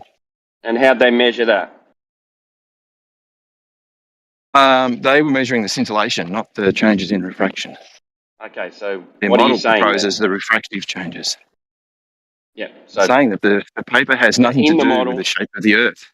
So why are you talking about refraction then? That's you, I think. We can't get off the topic, yeah. It's So it's didn't one of someone the say that things that it's influences all what the they light observe. the wavelengths of light behaved equally, and that's one of the. Because the you guys killers were here? saying if there is bulk refraction, all the lights can all work. But then you look at the paper and there's nothing I about posted my refraction. You just picture. added into it. I posted my picture, homie Slicey. That's nice. Very colourful AI. This is a nice picture. Nice job. Better So than now I this cares. there's If you that were my pic. I kid, don't I'd know. put that on my fridge. Yeah, I don't know which paper. Listen, I have an official science degree, so shut your mouth. All right. Anyway, what was I? Oh yeah, hold on. You flustered me You're by drawing. congratulating me on my art skills. So I'm beaming with pride and Are you joy. blushing? Yeah, exactly. um, okay, so the premise of the article goes like this. Okay, if the model of globe Earth terrestrial refraction is true, then the image above the purple line is what should have happened. The three lasers should have spread out to the point where they missed the target, based on the refractive rate of the different refractive rate of the wavelengths, because it's wavelength dependent. It is But wavelength dependent, but you have to ask yourself, what amount of effect do you expect here? If you look at the long distance observations, where we can both agree that refraction is clearly occurring, where whether or not it's the cause of the distance is neither here nor there, right? But there's obviously waviness yeah, in the that's cool. atmosphere, That's stuff like cool. that. But you see, the problem is that people waited for me to give my explanation of this image, and then you just pooped all over it. Well, I did say I put it on my fridge, so. Fair enough. Now, so the bottom image, if I can be so kind to be uninterrupted, the bottom image there is obviously what would happen if the terrestrial refraction model wasn't the case. At least that's the way the argument goes. Okay, now you know it. There you go. Yep. So did they just aim all of the lasers at the target, or were the lasers all aligned and aimed as a unit? I believe they were on the same slide. I think it's coaxial, yeah. Yep. How big was the target? I wonder at the other end. What the 4 meters of 4 meters if memory serves. 4. You're correct. It's 4. Well, it's 3.67, but they rounded up to 4 because they like to make more money. And there's a 1 micron difference in wavelength between the shortest and longest color. So 1 micron difference. Is that a measurement of the placement of the targets, like the bullet holes? No. It's a measurement So to of speak? No, the wavelength. Measurement of wavelength. color. Oh, okay, I got you. Sorry, this isn't my argument. Sorry for fucking.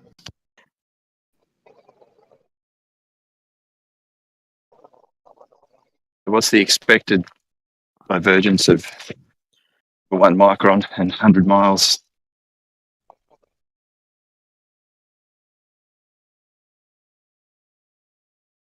The correct answer is exactly as much as needed. To fit the globe Earth model. Oh, that's the problem. To fit the refraction model. Yeah. Dude, why? No, think about this. Why would the military want to know the effect of a tri-band laser at that range? So they can hit a To know, target. yeah, to There know you if they're hitting go. refracted targets or if they're hitting real targets. Yeah, so they can blast Ranging. somebody's ass. That's why. Because of Lahaina.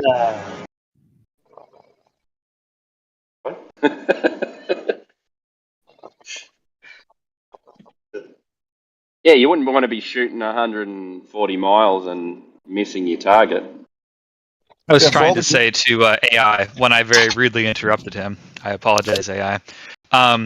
This question of how much would you expect the 1 micron difference in wavelength to diverge the lasers is, despite the sort of tongue-in-cheek nature of the other answer, is fair. It's it's hard to predict, right? Because obviously you need to know the conditions of the and this is globe and flat Earth, right? We all agree light refracts in Like you air. said, just as much as you need, yeah? That was the pithy answer, yeah. And you can tune it if you want, but it's hard to predict, right? But we can sort of talk about it in a qualitative sense by looking at other situations where we know that refraction is occurring, right? Like a mirage or something like that. Not maybe long distance stuff, but the looming refraction, whatever it may be. There are situations where light is doing weird things in air. If you look up the ships of the horizon, right? And the difference in wavelength there of the optical, like your eyeball, whatever, is not dissimilar to the difference here. It's I would say in the same order of magnitude. One micron I would say is about the optical range of the eye. It's probably a bit less, but I don't think it's wildly dissimilar. And so the question you want to ask is like, okay, between the top and bottom of the ship or whatever is being clearly refracted, is there a clear separation in color? And as far as I can tell from the images I've seen, I would say no. So I would say, all right, I don't expect there to be significant divergence. Dude, the one micron differential in the wavelength of light is irrespective of this. Sorry, excuse me. It's irrespective as. Sorry, I can't say S at the moment. Listen, it's irrespective of whether of whether. I can't even talk now. I'm laughing too much. I believe in you. You can finish it, man. I believe in you. Okay, it's irrespective of its displacement in free space over the cumulative arc of differential path probability it will take if it's undergoing constant path variability based on passing through a differential optical density. You understand that? Sounded like about half buzzwords to me, but I think I understand what you're trying to say. Obviously, the divergence, like when the light gets to the target, it'll be, one laser will stay the same wavelength. I agree. That's not what I'm trying to point out. What I'm trying to point out is if you look at like a sailboat or whatever, if you look up like looming refraction, just to pick an example, but not required to be that particular thing. Some situation where we can both agree that refraction is occurring. These objects are not one color. There's lots going on. There's some white, some red, some blue, whatever. Yep. And so we would ask ourselves, okay, in this situation where there's a multicolored object and refraction is occurring, do these different colors, which of course represents different wavelengths of light, do they appear to be strongly separated out by the refraction? Do I see any of that? And I would say no, just looking at these. You can disagree with me if you've examined them yourself, perhaps. But that's just a heuristic argument to say how much divergence do we expect as a function of wavelength, right? Or it's like I don't see it, therefore it's not there. Yeah, but that's so you're saying that the index of refraction is not wavelength specific. So you disagree with Snell's law. No, dude. My point is, you got to take the wavelength index, right, and then chart the arced path through the differential variability of whatever the heck the normal. I forget the term, right? And then you can come up with the different arcs that the light's going to take and how it's going to arrive, right? The different colors. Right, but your image is illustrating the true fact, right? That light of different colors will refract differently, right? I mean, that's what you're trying to illustrate, right? And the question somebody else asked is like, okay, for light that has a difference of 1 nanometer between the shortest and longest wavelengths over a distance of 150 kilometers, roughly, how much do we expect that to refract? If you're aiming at a 4-meter target, do you expect something that might be detectable? Are you going to miss a 4-meter target if there's refraction occurring or not, right? And I'm saying that looking at the long distance Well, stuff, that's the like question then, isn't I would it, say no. bro? That's the question. Right. So if you just appeal and say, oh, look, I have an image that's supposedly 100 miles away and I don't see any chromatic aberration, therefore it's not you know the word. significant. All right, maybe I should have just said the word then. Right. Therefore it's not significant, right? Isn't the same as actually knowing what the quantity is and then analyzing I it completely against agree. the alleged Yes, you're model, right. right? Yeah, no, you're totally right. But it's certainly a way you can start to understand what's going on. It's the beginning. Maybe, but it's kind of circular reasoning at that point. I wouldn't go that far. I mean, it's certainly no sort of logical proof, but I'm saying if I look at a bunch of images where everyone agrees refraction is occurring, like mirages and luminary refraction, and I really don't see any chromatic aberration, and I would say I don't, just Googling it real fast, then I might, it may take some additional convincing, or you have to show me that it is a significant effect that you expect to see over this 150 kilometer length. Does that make sense? Did you know that? Did you know that they attempted to make a distanceometer? I guess I did made not. that word up on the fly. I've never heard that before. Using this differentiation, it was actually called a hold on, stupid S's again. A scintillometer, I believe. They were attempting to use that chromatic aberration and scintillation quantity. And then they realized that the atmosphere is not well behaved. Yeah, to create essentially a rangefinder. Oh, interesting. Where they could point, whatever. My mouth ain't working. You get the Looks point. like they have made it. Is a device used to measure? Interesting. Signal of a large aperture scintillometer. No, never heard of this. Thank you. Today I've learned about a new instrument. Yes, and well on our way to have our sesquipedalian ratio quota met for the day. Wait, what is this device called again? I was like, black. It's called a shamalama ding dong. All right, can you send me the thing? I tier. And in a minute, I'm in the kitchen right now making a peanut butter and jelly sandwich. Sprinkle a little salt on it. Thank me later. Jelly? You mean jam? Oh, no, jelly, jam and jam jelly. Shake. Jam and jelly are two different things, dude. Yeah, jelly's that stuff that you put in, like you mix it with water and it becomes like jelly. Like a gelatin. What? Well, these are labeled as preserves anyway, so I guess we can all go fuck ourselves. No, dude, for real. Jam and jelly are two entirely different categories of sweet fruit spread, okay? They're totally different. One has or something? Well, jam's got real fruit, but this jelly block doesn't. I think you're right that one is essentially a gelatin made from the juices, so it's essentially like a jello, and the other one is actually got like the whole fruits in it or something. Ah, there we go. I think that's the difference. Sounds plausible to me. You know, it's a can critical you thing prove that? when we scrutinize jelly to its nth degree. Yes, but look, the most important thing chill is conversation today, Alpha. Chill conversation. Yes, but the most important thing is to sprinkle a little salt on there and thank me later. Ooh, salt and sweet, perfect. Now let me tell you what I had for lunch. I went to a food truck once that put bacon in a PB&J, and then they fried it. That's interesting.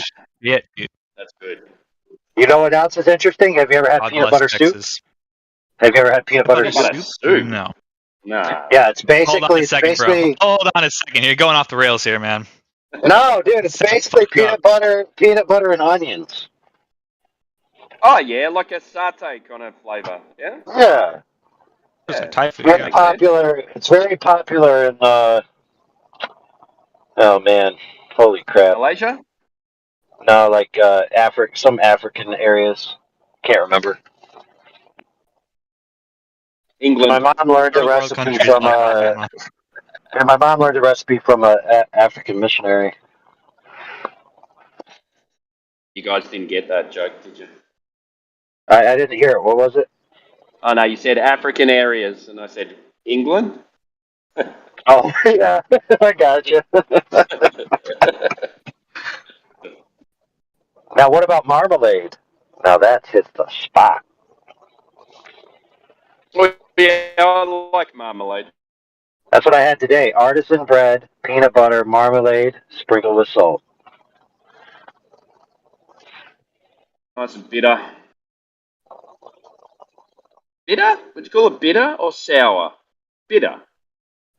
Well, most Or bittery sour. marmalades, yeah, but the general Jimbo, marmalades in the you States are gotta tell them sweet. about Vegemite, man. Tell them about you throwing your Oh, Vegemite in there, man. Vegemite. Throw it in the mix. No, no, Yeah. no. I'm not interested in cannibalism. That's against TOS. No, it's vegetables. Ours is vegetables. Yeah, that's what they all say. Yeah, that's what they all say until the one guy whistle blows and he's like, "It's people. I'm telling you, it's people." I've seen this movie. I think the English have one called Marmite, which is a beef constitute one. Yeah, there's one. There's Marmite and Vegemite, and one's from Yeah. plants. I think. Yeah. Yeah, it's left over from beer. Soya. It's left over from beer making, so they use all the extracts from the vegetables, from the yeast and stuff like that. Cool. What's haggis? What's in haggis? Oh my Haggis. goodness, dude! This is a Sheep's family stomach. show. Everything. Everything. Sheep's stomach, sheep's kidneys, sheep's lungs, sheep's heart. You name it, and it all goes into it's the sheep's delicious. stomach. Just and like it gets mommy's tied up and cooked and steamed. That's what Mexicans eat. They call In it the sheep's chorizo, stomach. Yep. but it's chicken. Yep. Well, the same everywhere. We all eat like we used to use the offal properly in cooking everywhere, but now it's becoming more and more rare. If you've never had chorizo and eggs, you're missing out. Oh my lord, that's good in the morning. We Some still hot eat. sauce. I'm still a big fan of black pudding. Actually, listen. Love it. You haven't lived until you've had chorizo with huevos. If that's what Is you that call it, what gringo. huevos? Is that chorizo and huevos?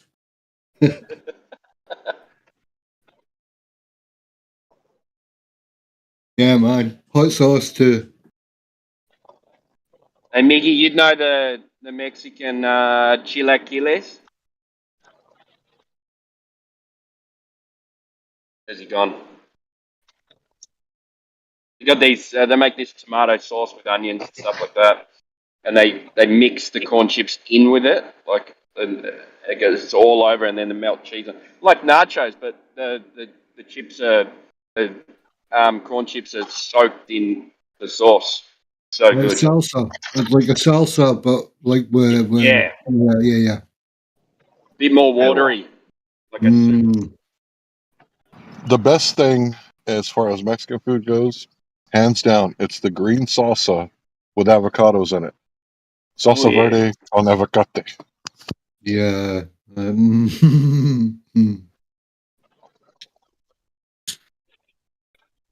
Verde y aguacate.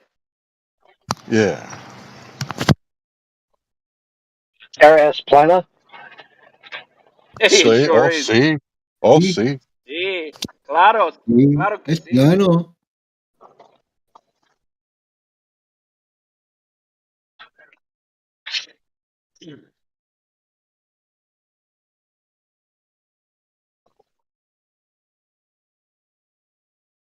All the globe earthers are like, what does Plano taste like? A little bit like plantain, but you know.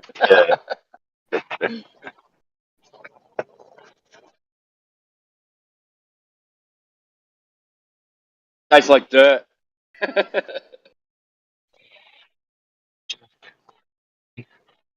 Oh, like potatoes. Okay. No. So, speaking of food, the most rational segue to a joke is about light, obviously. So, people ask what's light, right? But there's actually been a lot of different theories of light throughout the years, right? So, for example, one of the old theories was called emission theory. Emission theory was basically the idea that whatever it is that's getting the information about the object out there comes from you, projects out of your eye or emits, right? Emission theory, hence the name, goes out, strikes the object, and come back and give you the information. Now, what you might say is, well, then how come that doesn't work so well at night, right? And then, of course, the answer is nocturnal emission theory. Wow, that was a Jesus Christ. So you say it's the old theory, right? But I think a lot of children still adhere to this theory, especially young ones, when they draw like the comic book style drawings where the eyes are shooting out laser beams, so to speak, and not necessarily like Cyclops I think shooting out laser nocturnal emission beams. theory is more the realm of teenagers, Larry. Yeah, I wasn't talking about that part. At the beginning, he wasn't joking, right? So I didn't bite on the joke. I was biting on the theory of, the way that people used to think our eyes worked. Larry's much too serious. Yeah, I think you said a few years back that it must be the autism or brain damage or something. Well, look, it's not unreasonable for children to think that way. Like I remember distinctly my brother would close his eyes and then take the food from the center of the table, thinking that when he closes his eyes, it's dark, so no one can see him. Yeah, that kind of sounds Why like we the only study. land on the sun at night. The subject that caused the study, Dunning-Kruger, he robbed a bank with invisible ink over his face. And it was kind of like that meme from Grandma's Boy. How did they see me? I had invisible ink on my face. You can see why they studied him. Oh, it would be a good one, though, is to have an invisible ink note that you give the cashier that says, give me the money or else. And then she gives you the money, and then when she shows the note to the cops, it doesn't say anything.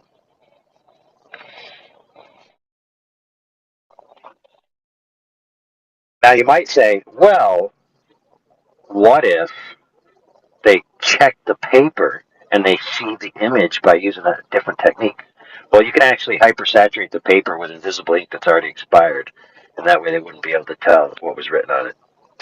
At least that's my theory, and I'm sticking to it.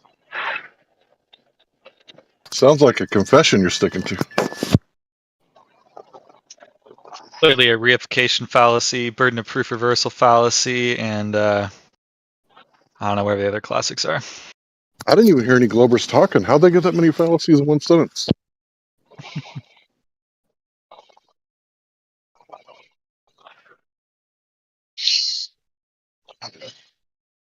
Listen, there's been a lot of multi-syllabic words being spoken lately, and Greg isn't here. It's almost like we were chanting him to arrive. I don't know. I don't have like 4 or 5 hours to listen to one sentence. His reputation precedes him.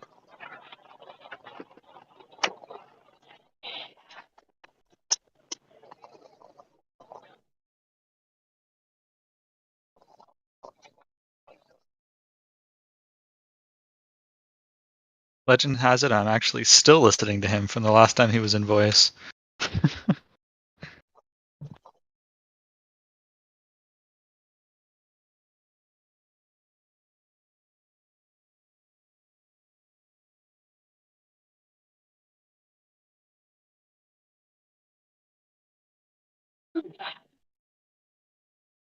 So I won a prize. Free McDonald's sandwiches for a year.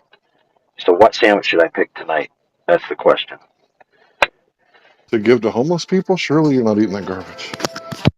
Heck yeah, I eat that stuff, man. It's good. Listen, bro. It's full of preservatives that preserve meat. I'm meat. Do the math. Oh, man. McDonald's makes This is sandwiches. some new technology. I'm about to start checking everything AI says because that sounds good enough to be true. Dude, how do you think I've lived to be 130 years old, bro? Yeah, but if you keep on AI overlord cyborg. if you keep on eating it, you're going to grow. Wake up one morning with all the meat in the wrong places, bro.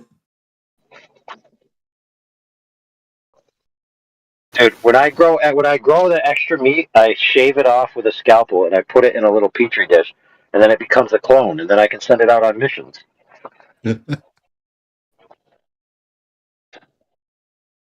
Rogue AI.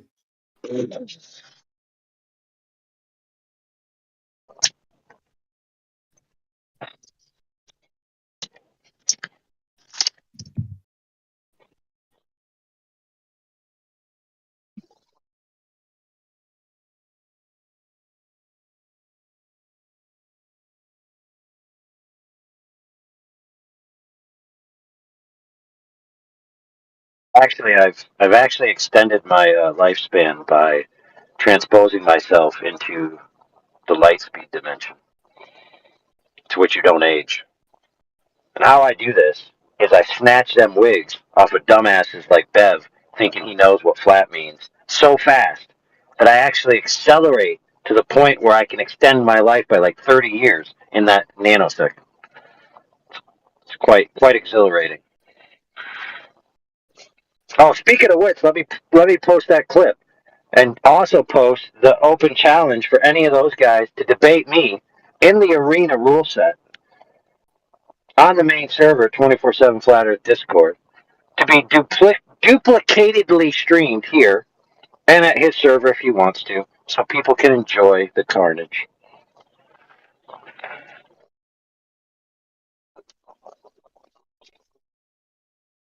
Like to see that.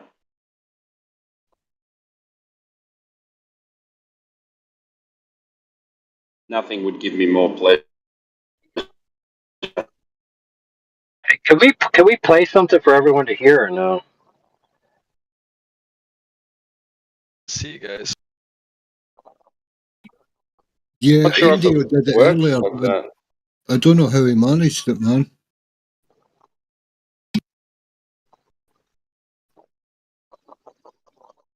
He just played it through his phone. Well, from one device to another, I think. I only have one device at the moment, so I can't do that. All right, here's the clip, Holmes. Listen and cry.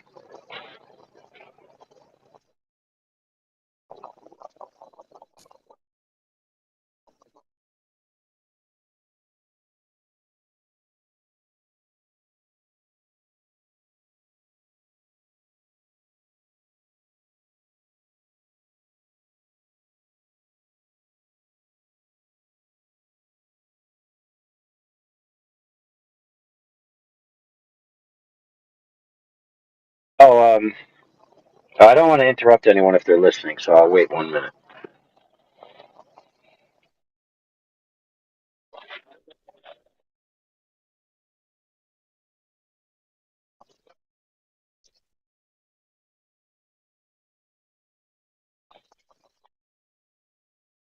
All right, 1 minute is up. So whoever derided me for eating McDonald's, there's this one time we did a scientific experiment with a McDonald's patty, and we concluded from said experiment that okay, well, let me change that. What do you think is thinner, a standard McDonald's hamburger patty or my metal wallet card holder, which only can hold 4 credit cards? Which is thinner?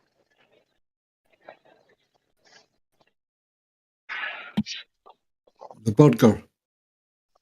You're correct. The burger. The McDonald's patty. Dude, that I was so surprised how thin that thing was. It was pathetic. Yeah, bro. Do you know, I gave up on fast food burgers when they stopped being what they're sold as. You know how you see them on the box and the burger's like about a quarter-inch thick, at least, half-inch thick Yeah, maybe? And then yeah. there's like lettuce and all this corn and all this lovely like mayonnaise and stuff. You open the box and it's nothing like that, man. That hasn't been for years. So they can keep it like, you know, if it even looked like what it was sold as, maybe, but nah. We got a good one around here called Fuddruckers. And what it does is, so you get your burger, you get your bun from them, and then you take it over to like this area that has freshly cut lettuce, tomatoes, all these things that you then put on your burger, and make it really nice, like the image would be.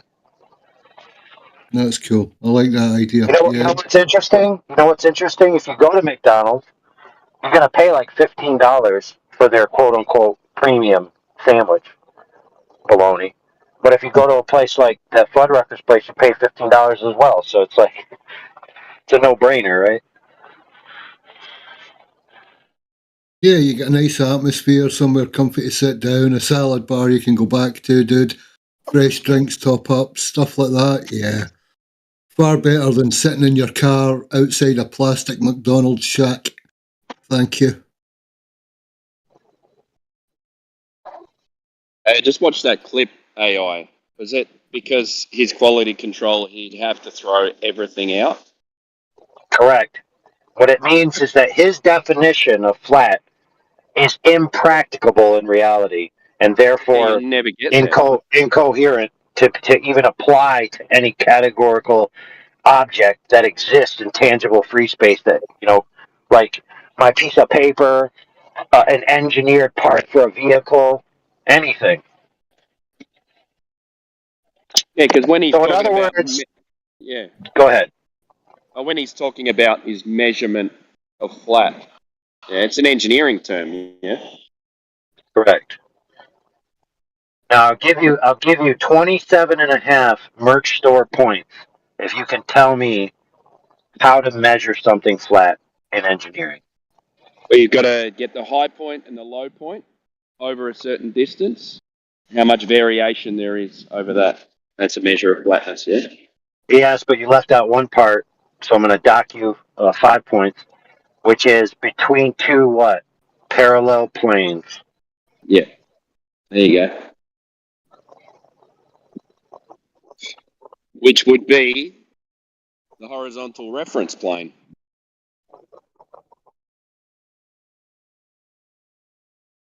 Yes, but yes, if the object was oriented horizontally, but it doesn't have to be for that definition. Yeah. Like you could have a vertical flat surface. Yeah. Like with that plastering technique they use, what is it? Skip trowel? Yeah, they trowel the whole wall and then they sand the whole wall instead of the joints. Just the joints. Yeah. There's a certain term for it. It's not skim coating, but that's kind of similar. Yeah. Like parging. There you go.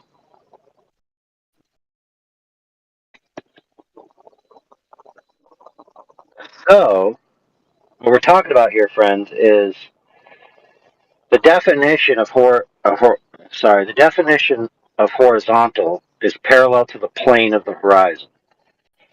Horizon is where the surface meets the sky, right? So, by definition, a horizontal line is referencing the orientation of the surface of the Earth. Okay, it's unavoidable. Which is why in that conversation with Bev, doesn't work. In that conversation with Bev, he would not define a horizon. In fact, I have another clip. I think that Go ahead. The concept of horizon is a mathematical thing, and it's nothing to do with the Earth at all. That's irrelevant. Yeah, whatever, dude. That's a cool story. Well, it's nothing to do with the Earth. Yeah, that's a cool story. What's a horizon, bro? That's a practical way you could use it. Yeah, like with the spirit level or something. Yeah, that's cool. What's a horizon, bro? What's a horizon? What's a horizon? It's just something in the distance. It's basic. Yeah, okay. Oh man, that's the same stupid answer that Bev gave. Something in the distance. What is that thing in the distance? A cat? Let's get more precise. I'm prepared to go down. Come on, take me down this thing. I'm going to say it's something in the distance. But yeah, it's more horizon. It's a word that we give. Something in the distance. Oh my goodness, dude! There's a rock in the distance. Is the horizon a rock? No, you can't. If you were on the rock, then you would have a horizon, wouldn't you? I guess. No, dude. What is the horizon, please? For Oh, goodness come on, sake, that was dude. kind of on your side, actually. If you were on a rock on an asteroid in space or something, and you said what's a horizon, the horizon would actually be asteroid in space. Imagine if you can, right? Fictional. This is fictional. Imagine there was another thing floating around in the upper. Right, I'm not sure exactly what you guys believe, but if you were on a You know what we maybe believe. there's a ball that flew through the sky, right? And you were on it as Holy crap, dude! Fuck. would there be horizon? The would. I didn't realize. I'm sorry. I apologize. I didn't realize it was such a complicated question. No, Don't worry. I'll buy you. I'll buy you dinner. Listen, I will buy you dinner to restore all those calories you had to use to answer it. Okay. Dude. The horizon is the line between sky and sea or earth in the far distance. That is the horizon. Thank you. There you go. Somebody with some sane brain cells. Thanks. Dude, I wasn't against you. Honestly, I like hanging out here with you guys. No problem, bro. I disagree with you, but you're good. It's a simple answer what a horizon is, dude. That's why that other guy could answer it simply. Yeah, this is why you guys overcomplicate complicate things. Yeah, but that's the problem with the world. It's very complicated. It's like the right wing and the left You wing. make it complicated. Well, it is. That's the problem. It's incredibly complicated and very difficult to understand. And as soon as you try to simplify it, you're missing shit. Always. Like what? You're going to miss shit. And that's what's Like wrong what? with right-wing thinking, like, What are we trickle-down missing? politics. It should work. Yeah, it sounds logical. But it doesn't. Why? Don't care. No. What are we missing? What are we missing then? All the other shit. Like what? I don't know. Yes. We need to be more specific. I don't know. No, I don't, and I'm no expert in any of this, by the way. You're missing shit that I don't know anything I'm on your about. side. Don't be too bullied. You're wrong about this topic. How do you know? What do you know about the topic? Nothing. No, that's not true. That's not true. That's not true. All right, I'll ask you again. What are we missing? With specificity, oh, fuck, no, I can't say it. Specificity to horizons.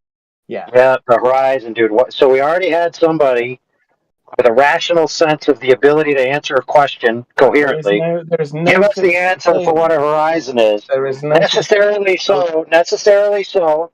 He included a direct reference to the surface of the Earth. Okay, that's the way it is. Don't be scared that I'm going to suddenly say something that's going to destroy your worldview, because I'm too dumb to do that. There's no chance of that. Dude, it's not about that. It's that I'm curating a point, and I'm very adamant about getting to the conclusion of my point, and you're just talking swiggly swaggle, which is serving no purpose to my ends. I'm ready. There's no such thing as a horizon. A horizontal line is no different to a vertical line in space. Did you just say there's no such thing as horizon? No. Why is there a word for it? There's no such thing that the horizon is not a horizontal line. It is the same as a vertical line when it comes to space.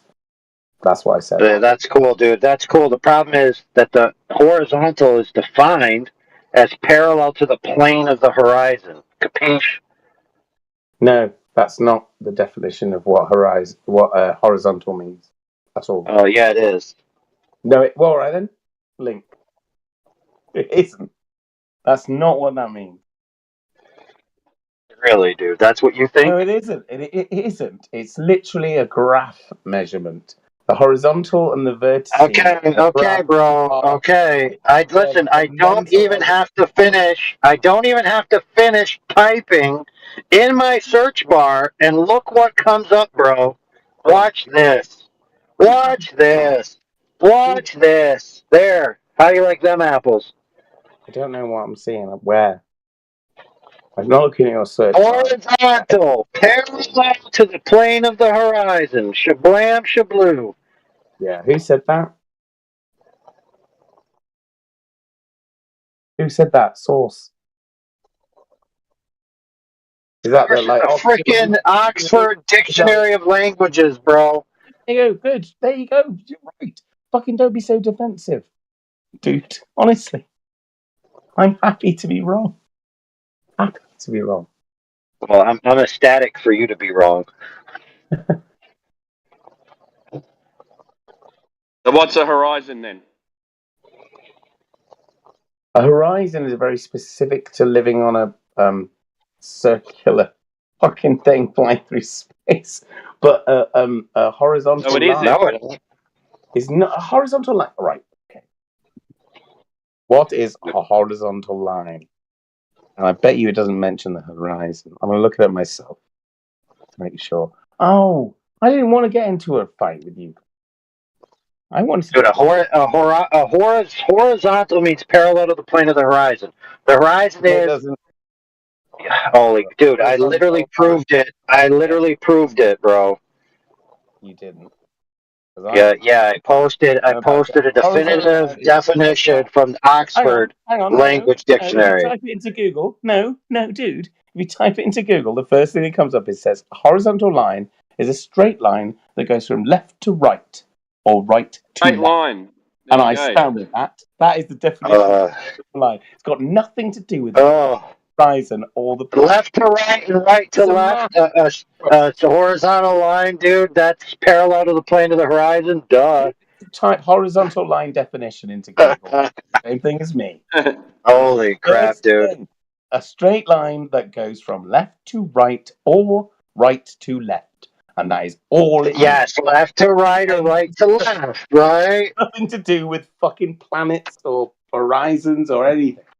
No. Yeah, define left to right. Hey, define left. Define left. Why did you lie? Define left to right, please. Define. Holy shit, bro. You lied to me. You lied to me, didn't you? Why did you lie?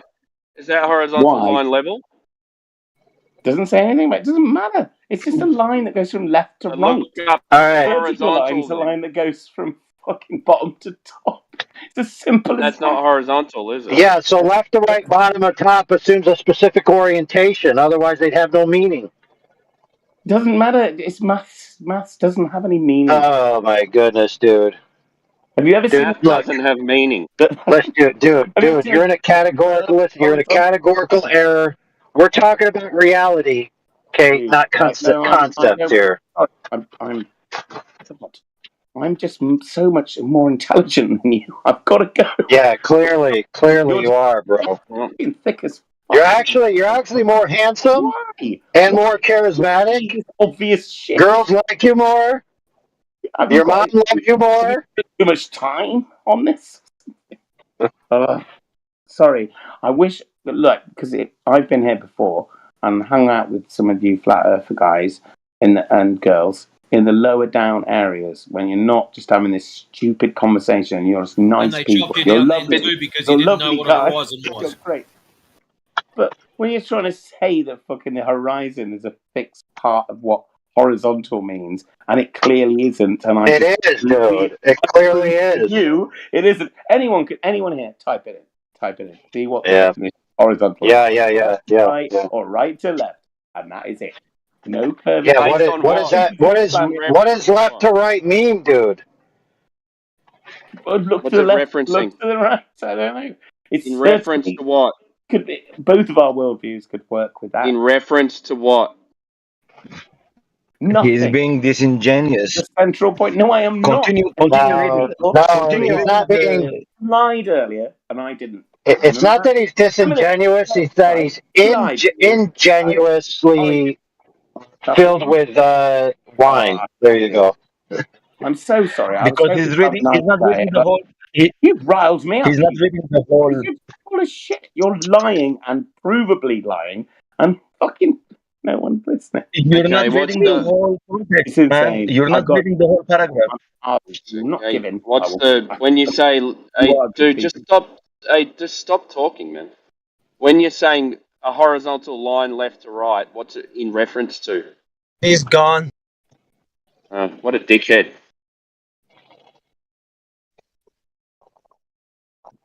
Is he having a spaz out or something? You couldn't stop talking. It sounded like a nervous breakdown.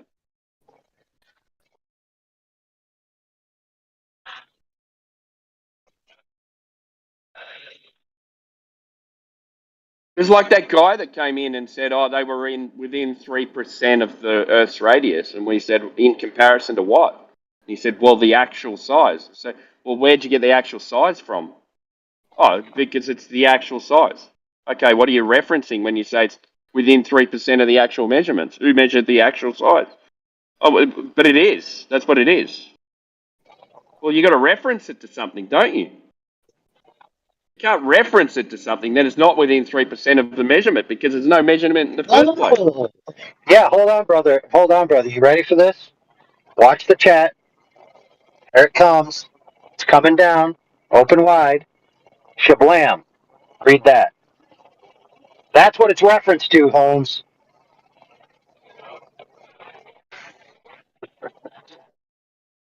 If you write its whole definition out, what does it say it's referenced to, homie Slicey?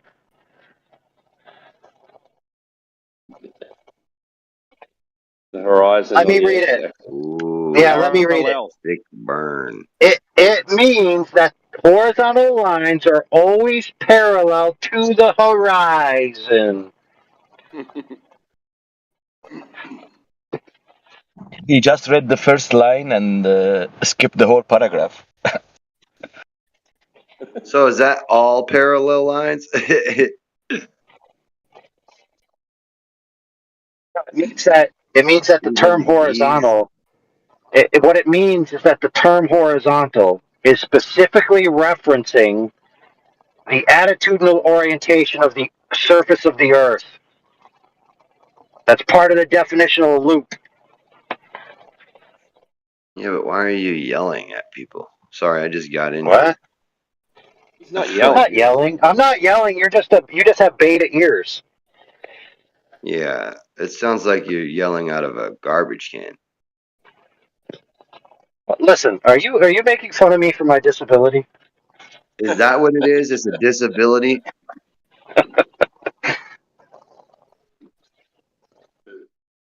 Yes.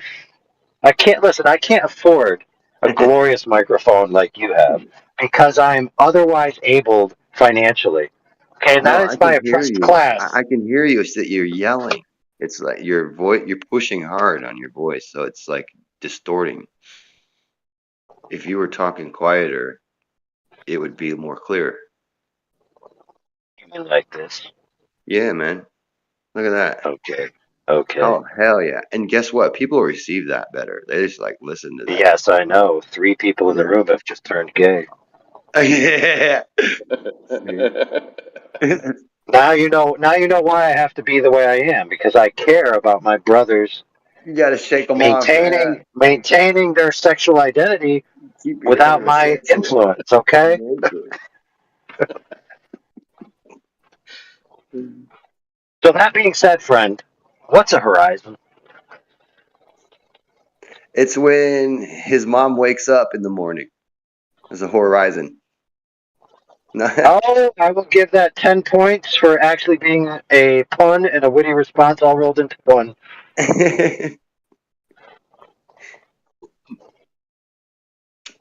I'm what a horizon is. I'm the horizon.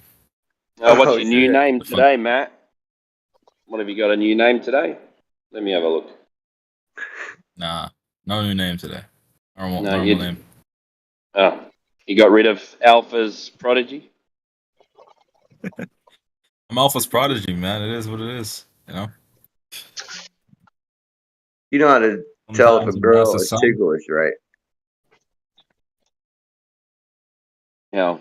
I'm sorry, could you hear me? Do you know how to tell if a girl is ticklish? How? You give her a little testicle. What the hell? Oh my goodness, this is a family show. I'm a big fan of dad jokes. Oh god, Oh, that one I makes got a me dad laugh. joke for you. I got a dad joke for you. You Go ready? for it. Yeah. All right. Just pretend I didn't tell you it was a dad joke, okay? Okay. It works better this way. So dad jokes are actually very important to the psychological developmental stages of a child. Okay? And there's actually a study about this, but that's neither here nor there because I know the details. So I'll post why in the chat for you. Why? Okay, you ready? Hold on.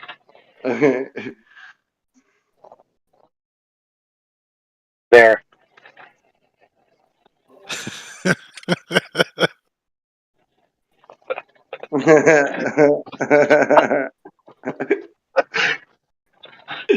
Oh my goodness.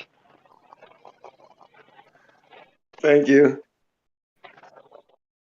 That's multi-level right there.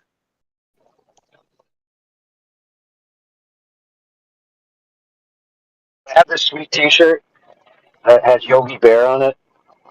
That guy got from like some Yogi Bear campground, and it says "Dad jokes. That's how I roll." Eye roll.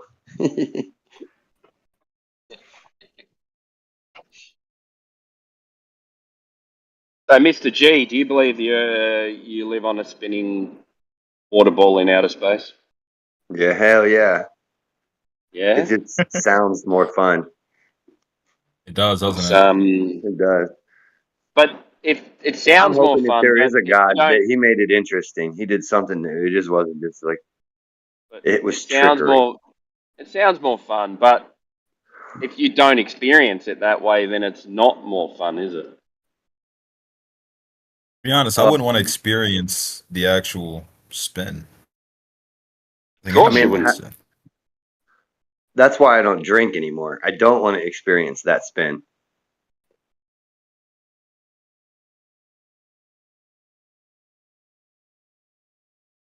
What tells you that you live on a spinning water ball? NASA. Or what is that dude's name in here? Clay Underseal. He's like spinning one big thing in space ball, flying in the bag, spinning with a darkness. That wasn't a That's bad what I live on. impersonation, actually. In a Yeah, spinning that's by the exactly. darkness. It's the darkness. Darkness. Hey, Jekyll knows about it, man. Yeah. Darkness. Great. I mean, Mr. G. Think about it though. Think about it for a second, Dimbo. Would you rather live on a flat horizontal world, or would you rather live on a spinning, tilting water ball in space? Isn't that Spinning crazy? You live wobbling on a tilted space ball flying through never expanded void of total darkness. Obviously. I'd rather live where I live. Holy shit. That's gonna interrupt my brainwave forever if you keep doing that. Stop. It's great, man. Clay Underseal did that shit all the time, dude. He's kind of like slowed down with it, though. He barely does it anymore. Because he knows we're gonna just get on him for it.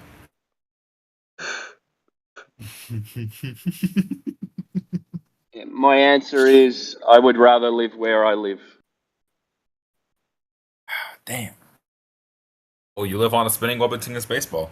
That's where you live. Darkness. Lying in the ever spinning web of darkness. It's the way he says it too. Like, holy shit. Well, Ripcord's German too, so maybe he's got a similar thing going on.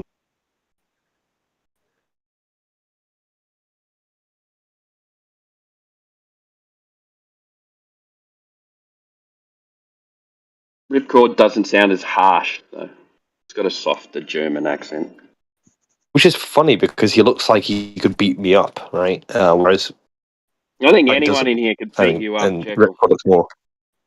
Didn't you say Yeah, but you were Ripcord looks like 5'6"? he'd like snap me in two by looking at me, innit?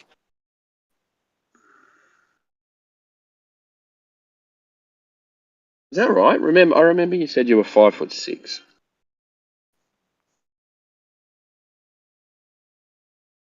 I thought my mum's height.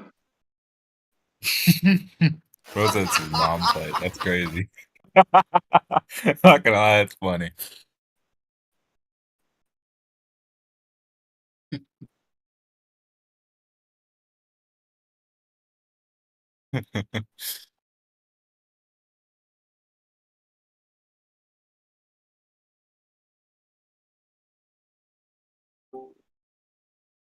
So I've been telling everybody on Discord that my wife is 6 foot because I honestly thought she was.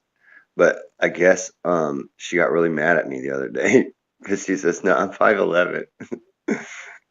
I'm like, "What's really much of the difference there?" It's just like it's a girl thing. And just embrace it, bitch. You're 6 foot. Is this That's Grim? tall, man. Yeah. Is that Grim talking? Yeah. What's up, man? What's up, Grim? Hey guys, so I was wondering, the northern and southern lights, like they're showing up in England today, right? Where the northern lights are. What's the flat Earth reasoning for northern and southern lights?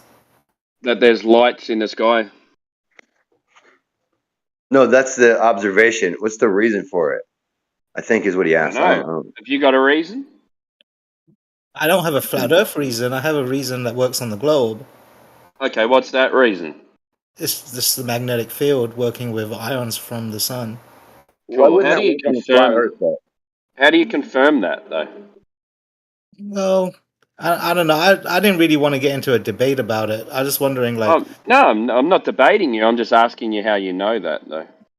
because they glow. You can make a smaller version of it and just put ions through an electric field and see them glow. So, and as far as confirming them, I don't want to get into all that. I was just wondering if flat Earth had something like a reflection of the So dome, or shooting ions through an electric field, does that have any relevance to the shape of the Earth underneath it? Yeah. So I think My hold on. flat I don't Earth know if that's. claim I don't know if is that's the my second flat Earth conversation. Hold on. That's on down the explanation is line. because that's all it is an explanation. So mine is it's a magnetic field charging up ions. That's what I There was you go. gonna say. I was like, a flat Earth answer might be exactly the same thing, just on yeah, flat Earth. but that doesn't work. That doesn't work well with the southern Why lights. Well, not? we don't know that that's southern, right? It could be bipolar. There could be two, what do they call that? Double layers of plasma, double layers, right? So it could Yeah, be I guess you could one say. flowing in, one flowing out. Just imagine it, I'll because tell you why. I'll Mr. tell you Too why Tough it works. on YouTube did an experiment, and he called it the electric Coriolis, and he put it in a flat aquarium, right? And then he put tea leaves in the aquarium, and he put an anode and a cathode into the top of the aquarium from the top, and the tea leaves started spinning from the left on the anode and the right on the cathode.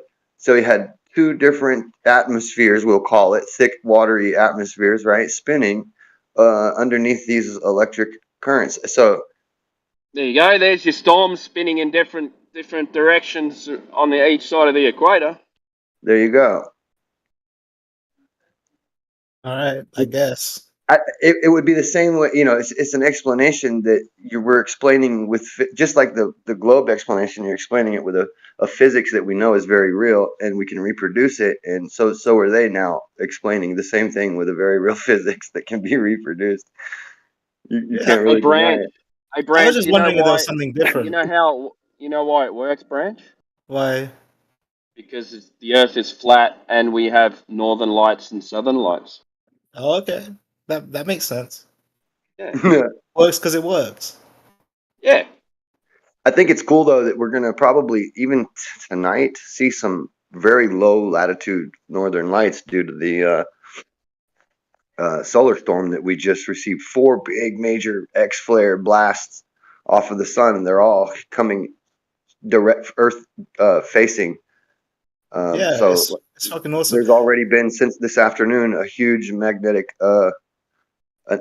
influx where Can you see the them where magnetic you're field's at, Grim? compressed. I'm sorry. You're too north. You can't see them, right? No, I'm watching the satellite data live. I have a We're supposed to be able to see them, the southern ones down here from Tasmania, at the moment, which is 45 degrees or 42 degrees south. So pretty high up, like, from the... Hell yeah, dude. Look for him tonight, though, especially because we're having a huge electron storm, big particle storm. I'm not far enough south. I'm 38. No, I'm talking about you don't necessarily. We're seeing them all the way near the equator now, so you're fine. You're just go out and look. It could be possible that you might see something in your area tonight. Same with everybody, all over the place where they normally never see them. Just go out and look for them tonight and see if you, because it'll be one of those chances that you normally don't get. Not at this time of the year. Clouds everywhere. Oh yeah, that's right. Yeah, I'm pretty south. I'm down the bottom of Australia, bottom of the mainland, and this time of year just gets cloudy and wet. Yeah. Cold, but cold for us, not cold in comparison to what you guys get. Right.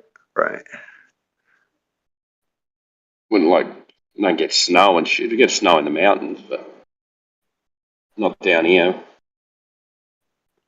Yeah, but you guys, it's your humid time, right? What you No, call not your down here. rainy season? We don't get down south. We don't get humidity much down here. Damn. That's tropical. That's further up. Yeah. Very different. It's like comparing Seattle to the bottom of Arizona. California. It's like it's so different, man. All over. Yeah, kind of like Arizona to Seattle, from a desert to a friggin' desert in the middle, green around the coast, but cold down here, warm up north, and then it's warmer over. It's kind of in between over on the west coast because they got the warm Indian Ocean, so they get a different climate over there too. So just very different.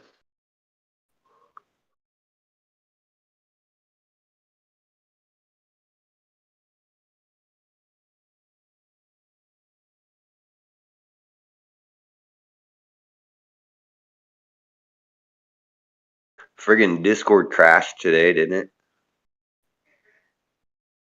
I'm not sure. I only jumped on about an hour ago. Oh yeah, this morning I popped on. I think it was crashed.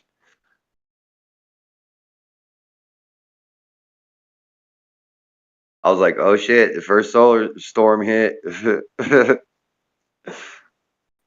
Hey, you didn't answer my question before. Who didn't? You. Oh shit. Well, I don't know. I don't even remember the question. Why do you believe that you live on a spinning ball of darkness? Oh, I did.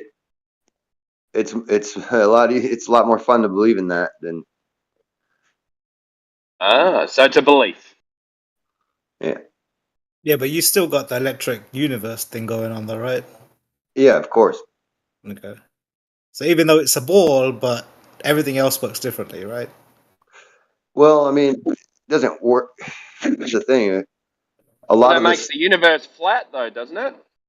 No, not at all. That's the problem with the standard model is that they try to use math and say all that dumb shit, and none of that means anything. If you look at what they're talking about, asymptotically flat or asymptotically curved, none of that is true. It's just math. What about the Earth, or what? About the universe, they try to mathematically describe the universe in black holes and shit like that with That's all bullshit. nonsensical type math. Yeah, they just got to add it in there to explain what lights are doing in the sky.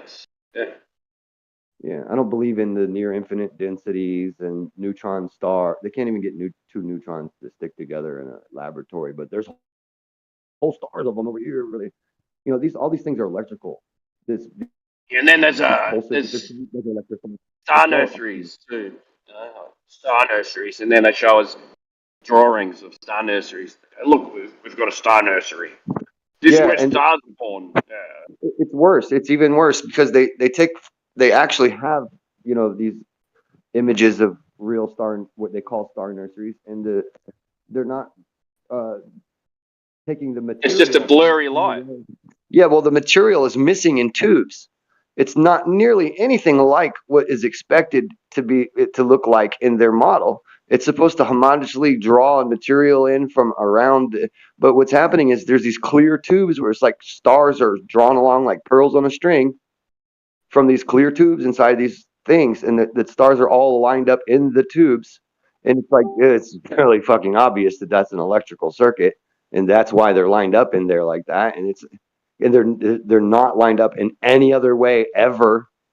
Like, so this is electric. This is how we reproduce the same effects in a laboratory without using lots of matter and all that shit. You accelerate the particles that are there, and boom, they self-organize magnetic fields. They z-pinch. They do all the things that we're seeing out there in space, but just and the electric force is 1,000 billion, billion, billion, billion.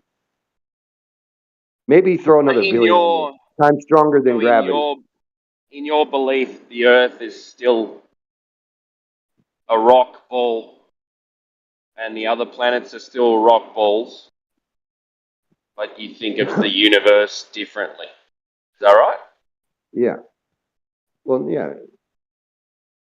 I mean, Right. I'm You not got any arguing. I mean, evidence that it's all easy these? enough for me. I'm satisfied. I don't need to. I'm not trying to satisfy you on the issue because I No, already that's know. all right. We're just having a conversation, man.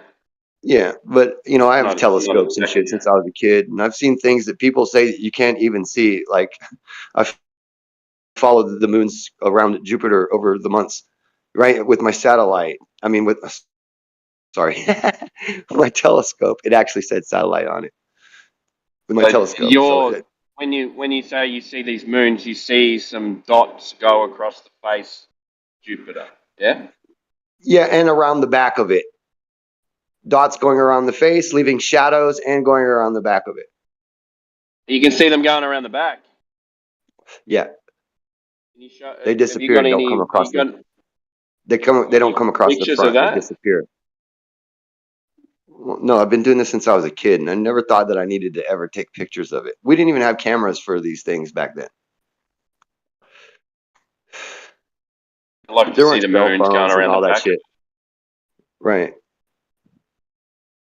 So when you're with your telescope, is that it's just a raw optical telescope, or is it hooked up to a computer or? No. I just it was 20 something years ago. My uncle made one of those Dobsonian telescopes. It was like an 8-inch telescope. It was pretty good. It was like the best one that out of all my friends, I had the best telescope, and I was in an astronomy club. And it wasn't my telescope, and I got to take it with me. Your mic keeps cutting out, Grim. It gets Oh, super. sorry. Yeah, it always does that shit. But no camera, no computer, nothing like that. Just my eye. Big ass 8-inch mirror.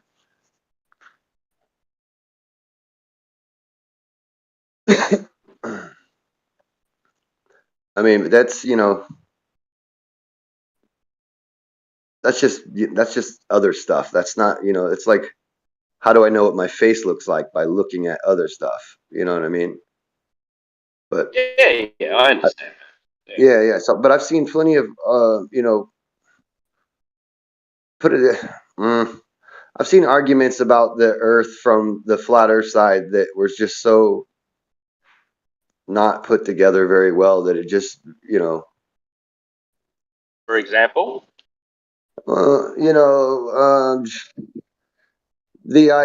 missing the idea of refraction at all, or conflating the idea of refraction and uh, can you put like that it's bending. into like? Can Well, you no, just getting like angry imagine you're that when you person? show. Can you steelman that argument, Well, or if you like explain, just so I understand what you're talking about?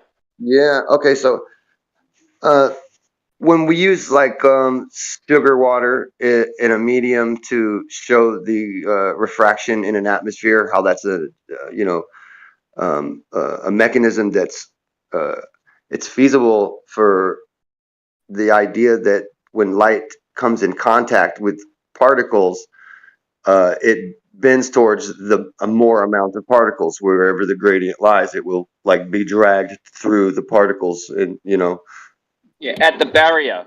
Yeah. right. So, but you can't use sugar water, There's that's not water in an atmosphere. atmosphere. But we're doing it over, like, let's say 2 feet of space instead of 3 to 5 miles of Yeah, but it space. doesn't. So hold on a Doesn't. second. It It's the only amount of changes contact. direction at If you're, at are the you going barrier. to? I'll never get my point across. This is what I'm trying to get to, right? So the fact that the let's just say there's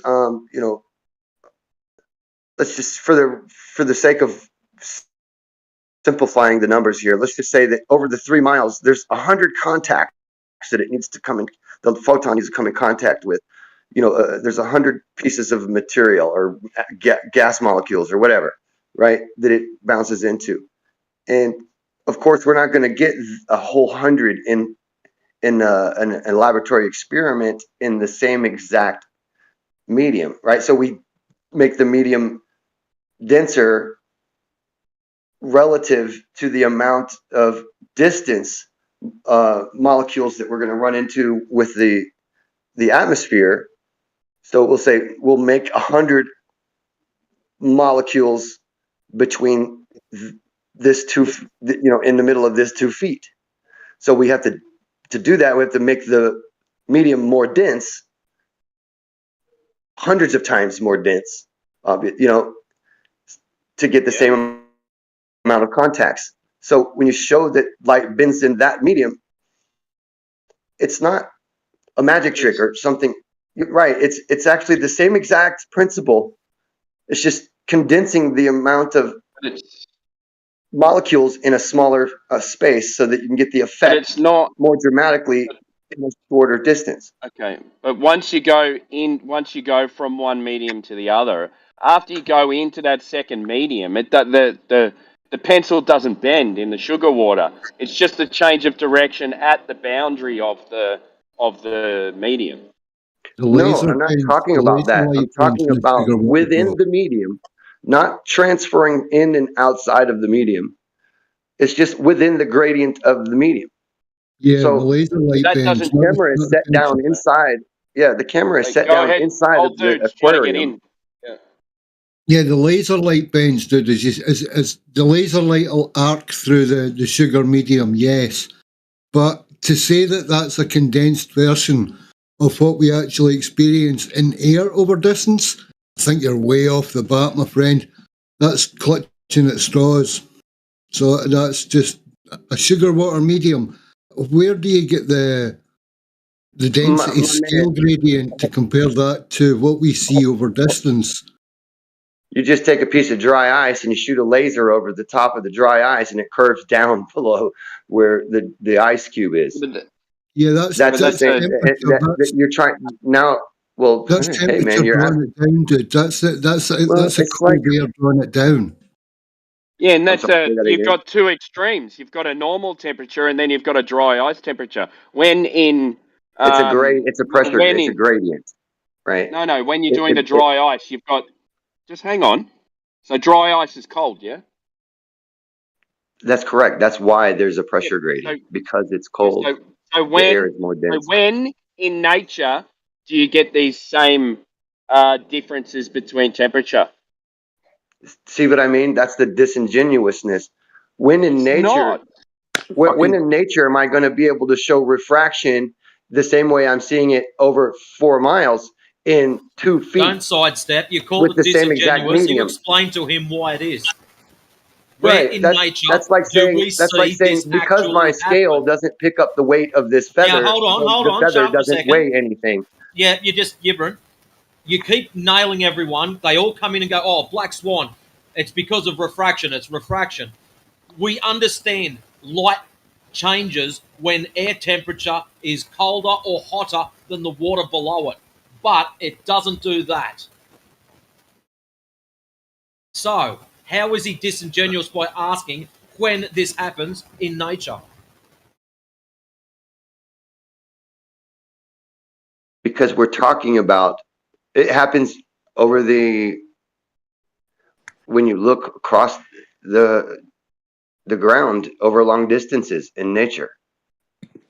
So your only way to prove that is to give an extreme What do you want me to do? Put the whole ground in the laboratory example experiment and shrink it down to 2 feet? You not understand what you're asking for?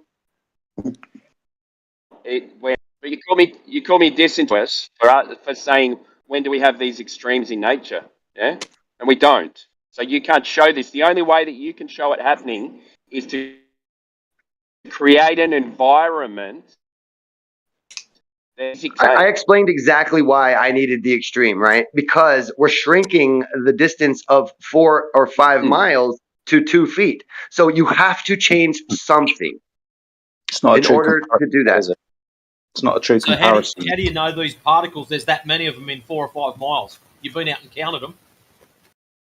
It's not a true comparison, dude.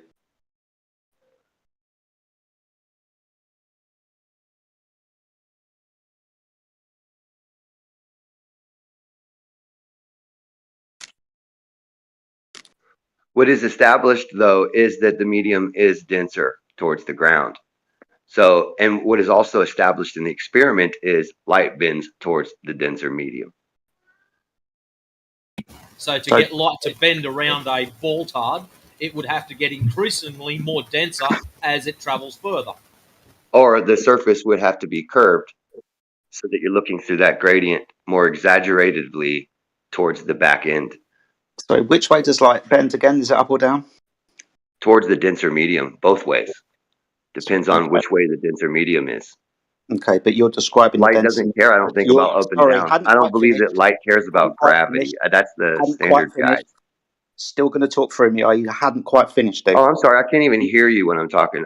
It shuts everything else off. I don't have a headset on. Well, that's okay. No problem. Yeah, I'm in the garage. Okay, that's fine. No problem. So you've just described as the denser medium at the surface of the Earth getting less dense with altitude, right? No, yeah, normally. Normally? In normal conditions, yeah. Okay.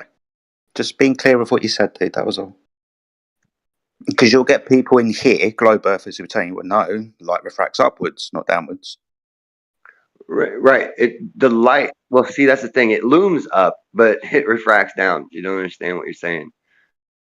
I'm asking the fucking You've heard that question. too many times. And that's what other people said, dude. Your images loom up, but the light itself bends towards the denser medium. So that would lift the image of whatever the light is coming from, whatever, like, let's say the light is coming from reflecting off of a building, right?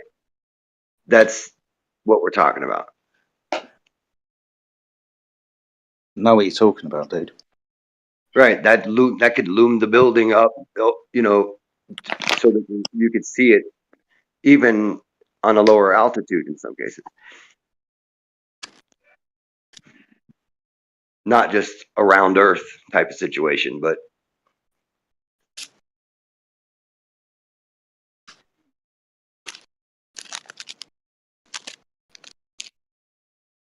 so basically there's just it's the reason I said disingenuous is because it's like you're trying to tie hands to say that because, you know, it's not exactly sugar water, then you can't use it as an example. And it's like, well, it's molecules describing a denser medium. There's a gradient. It's showing a lot of the variables that are in the observation exaggerated intentionally to get the And that's effect all it over a is. much It's shorter just an distance. observation. It's just an observation to prove that light bends towards a heavier density something. That's all. Yeah, So you're show us this in reality. You're substituting a solid fluid medium, dude, for a gaseous fluid medium. If you were to compress a gaseous fluid medium into a shorter space, I might entertain it, but you're actually replacing it entirely with a more dense solid fluid medium. if you like, a liquid. So it's just not acceptable. I'm sorry. Well, when you compress most of those gases down to get that molecule in that confined space, they turn to liquid. Mm. Mm. I can't see how it could be a viable So test. we can't use them. You can't. So what I'm saying is, you can't use that because it's the state of the matter changes to when with that much pressure. It gets so hot and it becomes ionized, and then it liquefies. A lot of stuff, So to get as close to that situation, without causing some dangerous environment in the laboratory. Well, then couldn't we take They it out do of the use other laboratory? gases, though. It's just not that they don't. It's just that's the easiest one, and the one that I was explaining as something that people try to negate, when in fact it's not necessarily try to negate that, because they do do it with gases as well. They do show different ways to bend lasers. It's not a new thing, right? But Yeah, the gaseous tests are far better, I think. But for it to be replaced by a fluid medium, even at pressure and at the humidity levels that you would accrue over, say, 8 miles to compress it into maybe a 4-foot tank, I can see how you would say it would be highly, a very moist atmosphere. But to take it to fluid levels, I don't think so. But yeah, if we could extend that and keep it to a gaseous test over, say, maybe 1,000 feet or something, like a proper warehouse kind of size, and then see it, I'd be more interested. But on a 4-foot tank with water, sugar, no, sorry.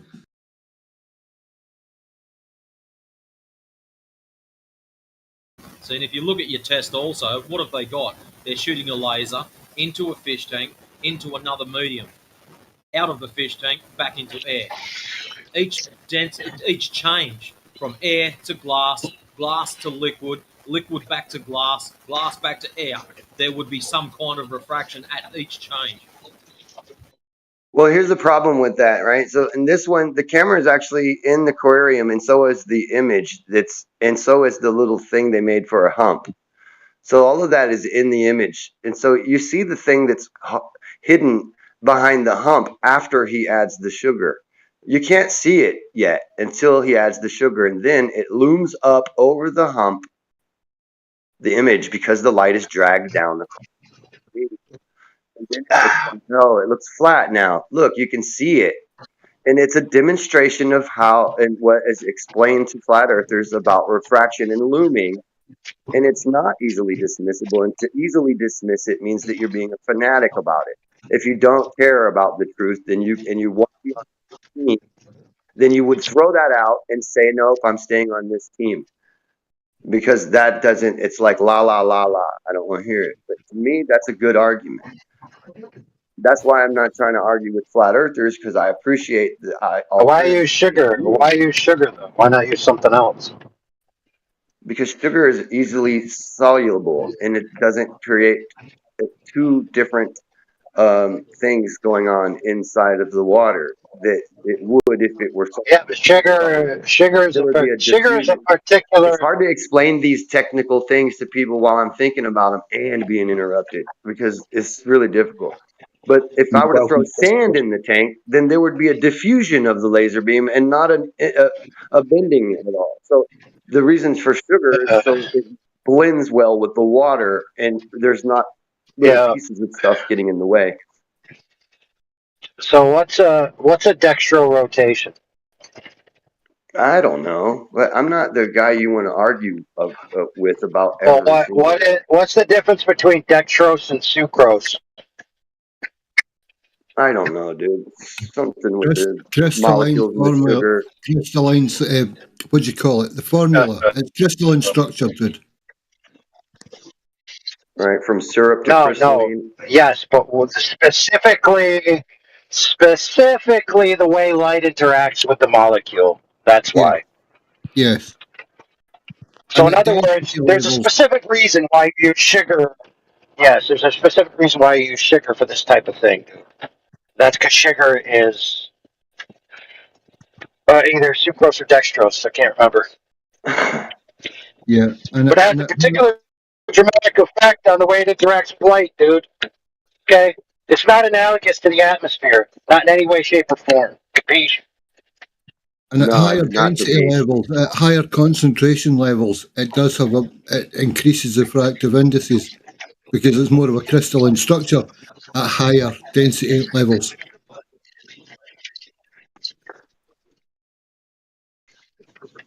And I would just say the fact that you need such extreme examples to prove your point that's supposedly happening all the time means it's not happening all the time. That's what I would say. So why doesn't the light bend in all different directions in the sugar tank then, if it's not because of the gradient of the medium? It wasn't. You weren't listening. No, I was listening, but there's also a very important aspect of what it is I just said that you might want to think about that obviously you didn't catch on to. And that Angle there's a things of vector and a You know what? reason You're why it fucking bends in sorry. the particular Sorry. direction, right? Like the third time Why you've is there a vector? dude, this is the third time you subliminally tried to attack me. I am listening to what you said. I am fucking following along. Why I'm the not trying to attitude? be disrespectful. I'm not You cussing are. at you or doing anything strange. I It's was a bit speaking to weird the about what a woman does. why he missed what Just it was like you talk said. normally, dude. You don't have to be passive aggressive about it. Wait a minute. Someone just said clearly you weren't listening in a snotty little fucktardery voice, and then I responded with what I said in a very Dude, gracious and I generous said, manner, and then you're going to call me a woman and start acting like a little bitch to me? I said you clearly wasn't listening because I don't think your response actually responded to what I said at all. Right. And I clearly corrected that by saying it was you that didn't understand that the response was very much to show that I was listening, and it had a question inside of it that was supposed to wake you up to the idea of what I was trying to convey. What the But you laser slipped it bend right no past that there's direct. a gradient. There is a reason why it's bending. It's not, oh, well, it's bending down only because a crystalline. No, that still doesn't answer the question because it would be bending in any one of the directions it cared to at all times if it were just because of a crystalline structure of the sugar. Otherwise, it wouldn't just bend down towards the denser medium. It's still demonstrating throughout the whole thing that it's bending towards Okay, the Mr. denser G, medium. settle down. Hold on. Why do I you get wasn't your listening. panties in a bunch over this sugar water test? You're of the opinion that we disagree with light bending through a denser medium. Please, we agree with you. Light bends through denser fucking mediums. Yeah, Now, you know how this whole conversation started? stop. Now, we want you to prove it in reality, not in a fucking fish tank. This isn't how this conversation was coaxed out of me. Okay, it was. Tell me about these guys that I'm you not were talking interested in a about. conversation about No, your no, no, no, no, no, conversation. no, no. Hold on a second, my Yes, man. yes, yes, Don't yes, start yes. being Not rude and interested. disrespectful. Don't do that. Don't start getting loud and disrespectful and all that shit. My Look, voice the is whole like that all conversation the time. started. I'm The not whole interested in a conversation. conversation The whole about your friendly. conversations. The whole friendly conversation started in a much different way, and now it has Not evolved interested. into a prove it to me Talking for situation. fucking people, dude. It was never going to be a prove it to me situation, but now it's a prove it to me situation. You see what I'm trying to say? You're the one that keeps backing it, No, telling no, no, us this no. is What I'm doing reality. is I was explaining why I thought that some of the arguments were disingenuously throwing away the idea of refraction altogether because of the sugar water experiment. And then we got to talking about the sugar It's an water. Hold on a observation. That's second, Mr. all. Interrupto. It's not an experiment. Hold on a It's an second, Mr. I observation. can't hold.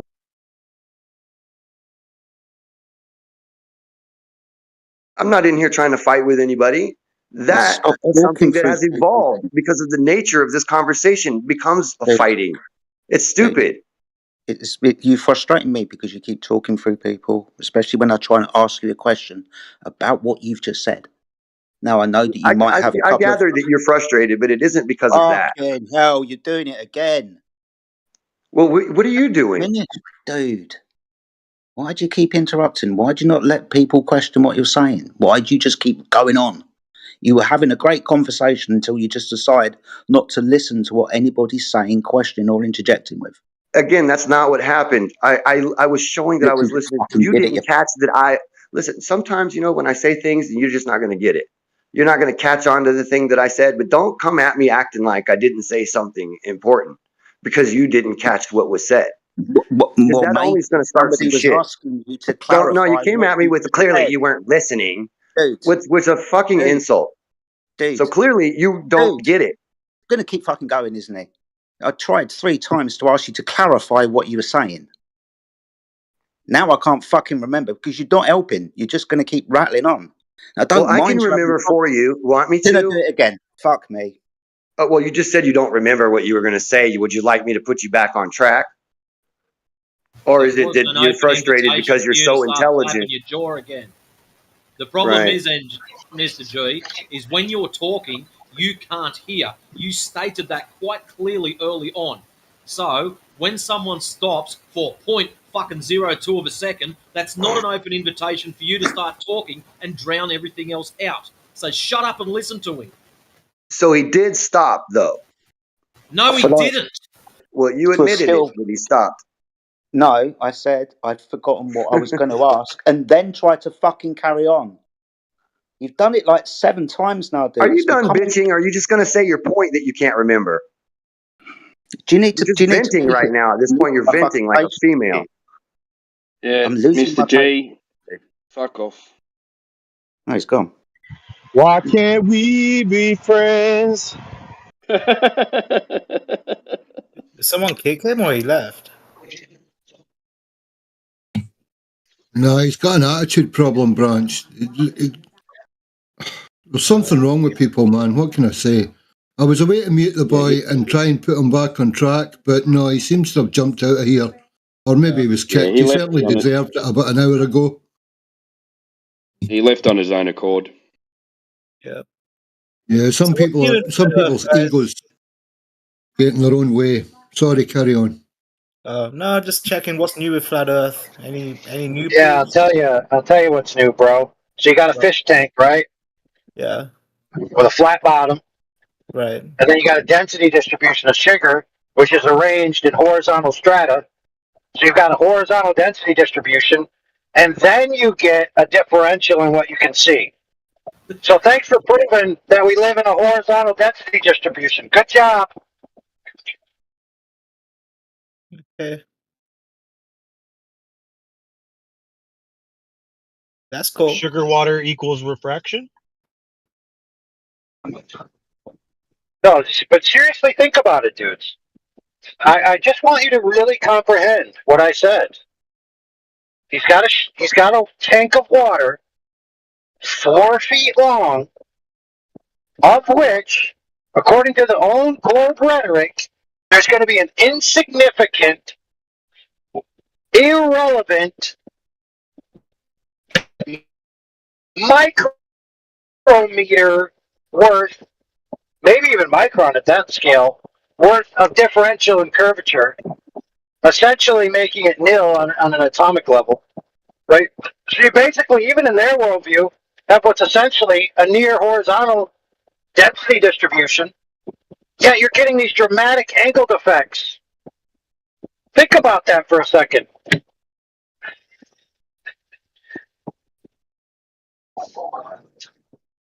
Okay, something's not adding up there, is it?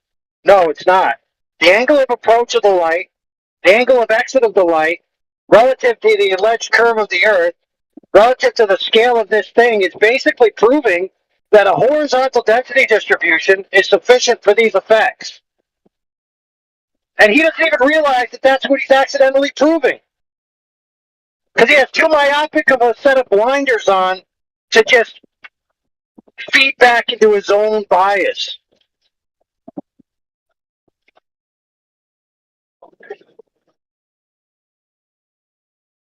Yeah, show me some more fish tanks, bro.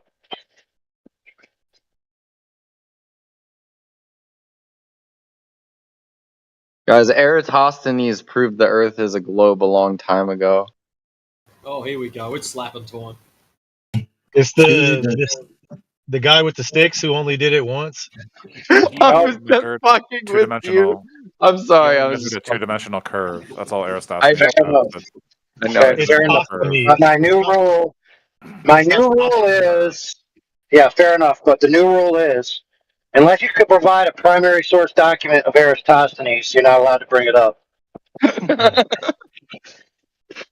Okay, it's that simple. Okay. Because this idea that this guy existed and did this thing is a tertiary source, which makes it essentially hearsay. So to just claim that he existed and he did this thing with no primary source evidence is just a specious claim at best. It's an appeal to antiquity to try to establish that this thing was done so long ago. Fresh. Mute your mic, bro. Can I ask a big Sorry, favor bro. though, real quick? Can you guys? My friend is with me, and he wants to know why you can't go to the South Pole. Like, why can't we just explore out there? Can you guys tell us real quick, somebody? Do you know what Because the somebody Antarctic? We're not already stopping did. Do you know The what the police will Antarctic The come. Treaty is? Antarctic Treaty. Right. So what if you Do you, tried to go there with your own private plane or something? you can't. There's only two types of people that What are if allowed you to go jump to. off a building and try to survive it? Awesome. There's only two types of people that are allowed to go to Antarctica, as in these two types of classified types of people get permission. One is scientific research or anybody associated with scientific research. These could be even plumbers that go to scientific research stations, or tourists. They're the only people that are allowed to go to Antarctica. You're not allowed to freely explore Antarctica by yourself. You need permission to do so. This permission costs an awful lot of money. It also has to be signed off by signatories of the country that you're leaving from, your home nationality, and other signatories to the Antarctic Treaty. What if you just tried to go there without permission, though? What do you think happens when you try to go anywhere without permission, dude? Especially if it's illegal to do so. Right. You just get killed, probably, or something. Well, listen, friend. I'm glad you said that because there is a man who attempted to go into those waters without permission. He did it multiple times. And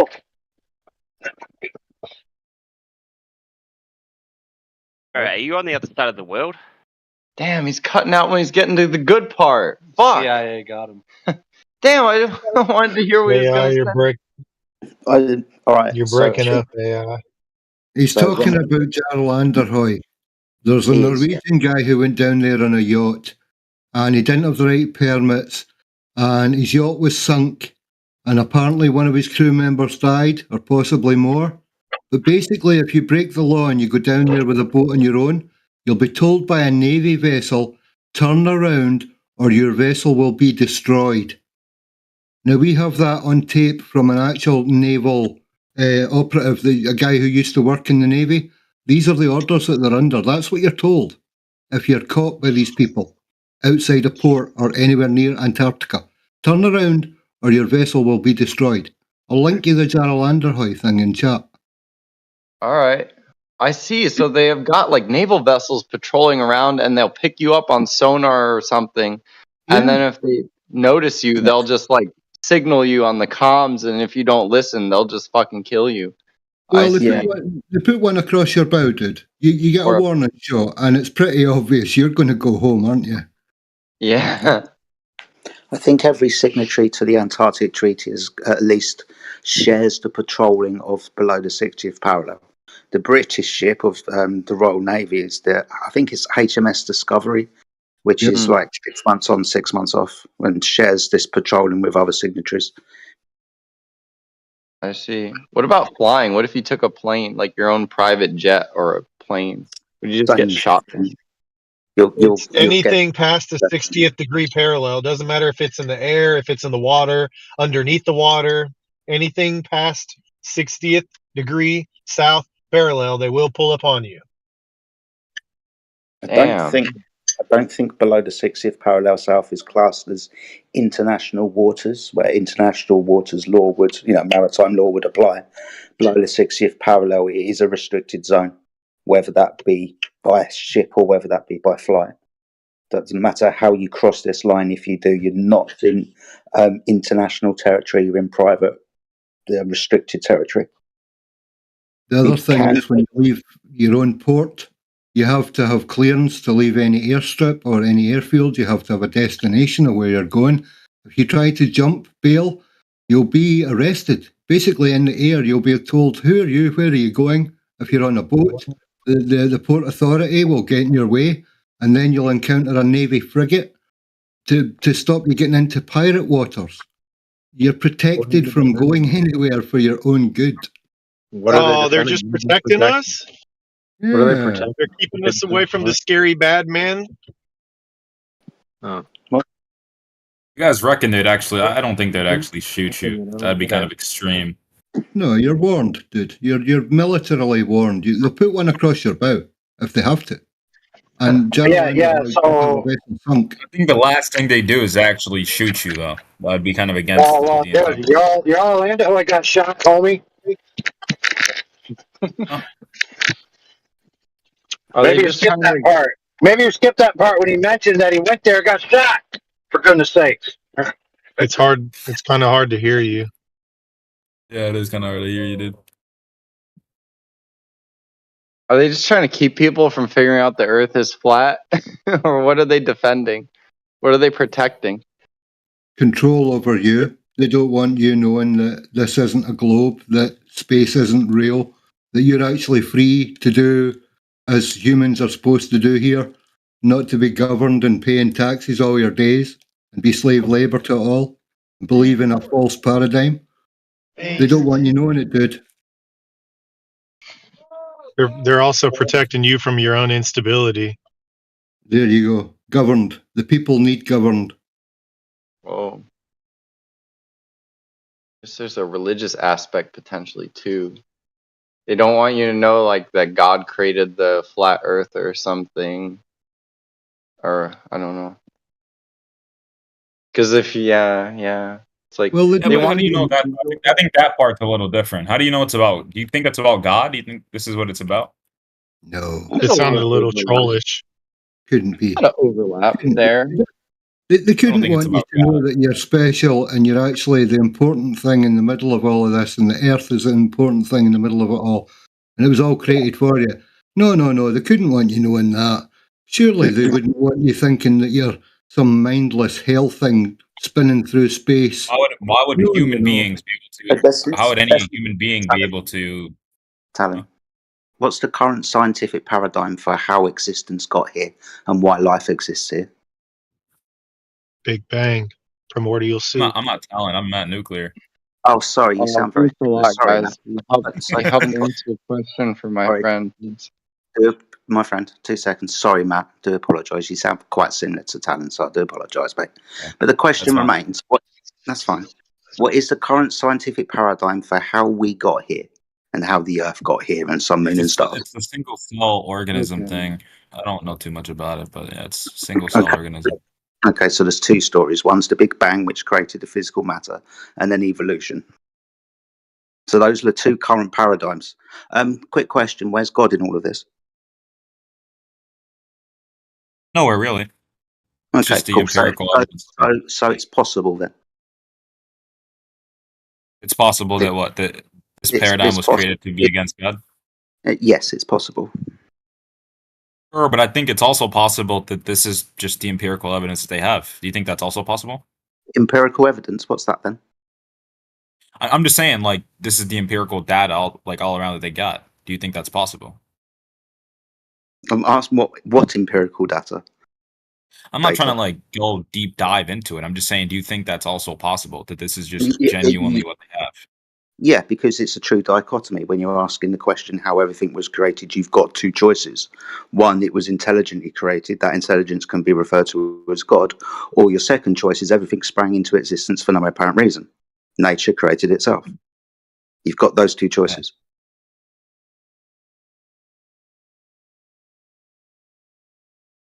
I don't know. I don't think this was created, or this paradigm was created to be against God. I'm pretty sure a lot of people in those fields believe in God, or at least they claim to believe in God.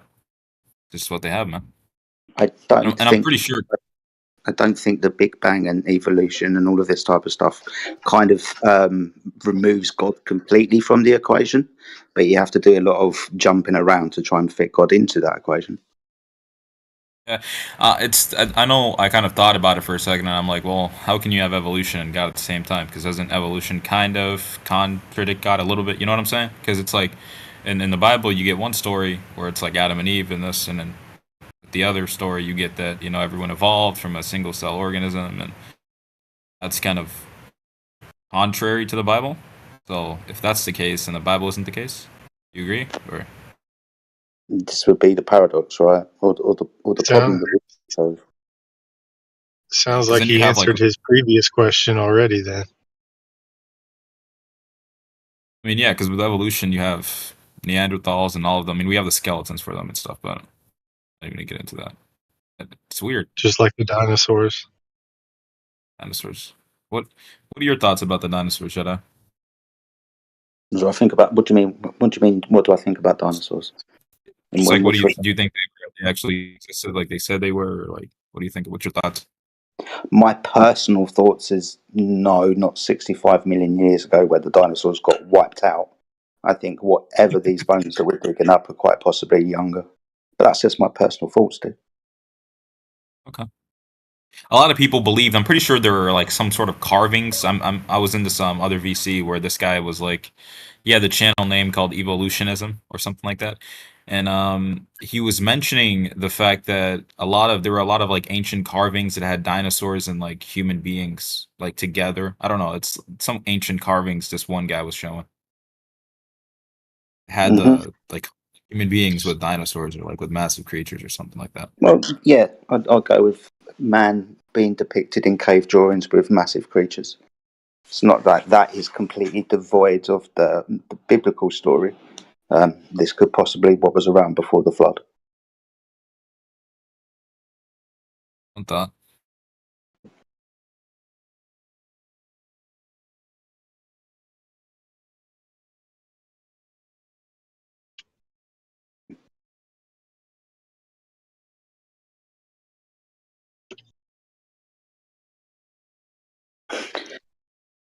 Oh man, girls. Let me read you a quote, homie. You ready? I want to read this for you. Okay. Quote: Our willingness to accept scientific claims that are against common sense is the key to an understanding of the real struggle between science and the supernatural. We take the side of science in spite of the patent absurdity of some of its constructs, in spite of its failure to fulfill many of its extravagant promises of health and life, in spite of the tolerance of the scientific community for unsubstantiated just so stories, because we have a prior commitment, a commitment to materialism. It is not that the methods and institutions of science somehow compel us to accept a material explanation of the phenomenological world. On the contrary, we are forced by our a priori adherence to material causes to create an apparatus of investigation and a set of concepts that produce material explanations. No matter how counterintuitive, no matter how mystifying to the uninitiated, moreover, that materialism is absolute, for we cannot allow a divine foot in the door. The eminent Kant scholar Louis Black used to say, anyone who could believe in God could believe in anything. To appeal to an omnipotent deity is to allow that at any moment the regularities of nature may be ruptured, that miracles may happen. Richard Lewontin. Now, hold on. Are you saying that if someone believes in God, they have to believe in miracles as well? Oh yeah. Like life itself.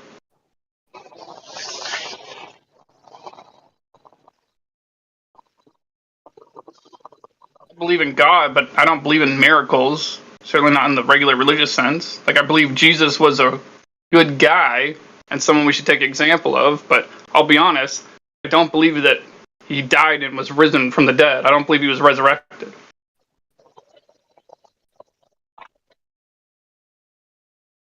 Those two things don't seem to go hand in hand. Like if you say I believe in God in any classical sense, then you're talking about a supernatural causation of all subordinate reality.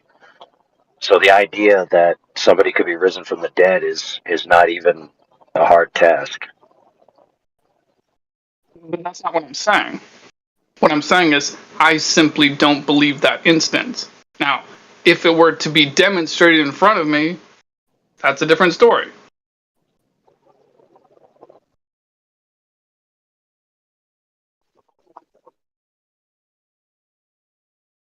Interesting. Okay, so what was the point of this quote? The point of this quote is that the quote unquote blind, dispassionate scientists are not simply that. They do have, and they have had, an adherence to force themselves through a cheese grater of material explanations, right? In other words, they self-serve their bias, right? Uh, one of the things I've heard, I don't know if this is like kind of an argument against what you guys might believe, is that if they're, or this is what they say at least, that why would human beings that are less than God be able to hide God from you by creating a paradigm? Why would they be able to create a paradigm to kind of block God away from you? Why would God allow that to happen? Because they hate God. Very But I'm simple. saying, If you why have an would God? enemy, That then wasn't you his will question. construct lies in order to bring those people away from them. That I'm wasn't his saying that question. Go ahead okay. and restate your question, friend. Yeah, my question is, why would God allow for other beings to do this thing where they create a paradigm to block God, to block the vision Free of will. God by creating big things Free like will. science?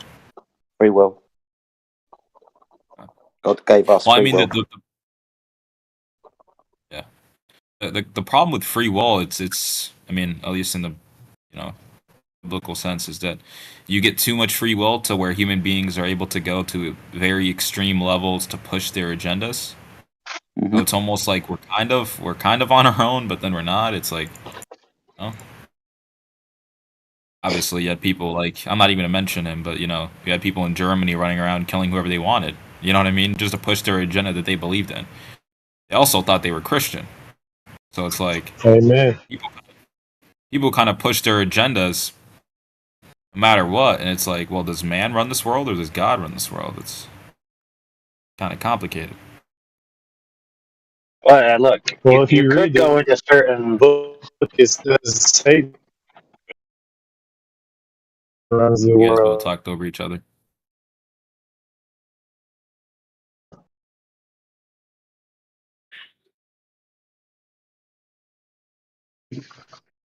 All right. Anyway, it all depends on how you conceptualize it. Obviously, there is established paradigms, right, that have answers to these questions. But you could also speculate on your own, divorced from those paradigms.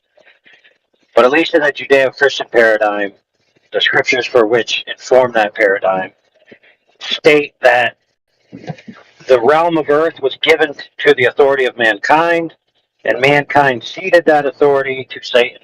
And so now Satan is in charge of the earth. And that's the thing also. I think I've heard two different stories. When I was growing up as a kid, obviously I was raised in a Christian household.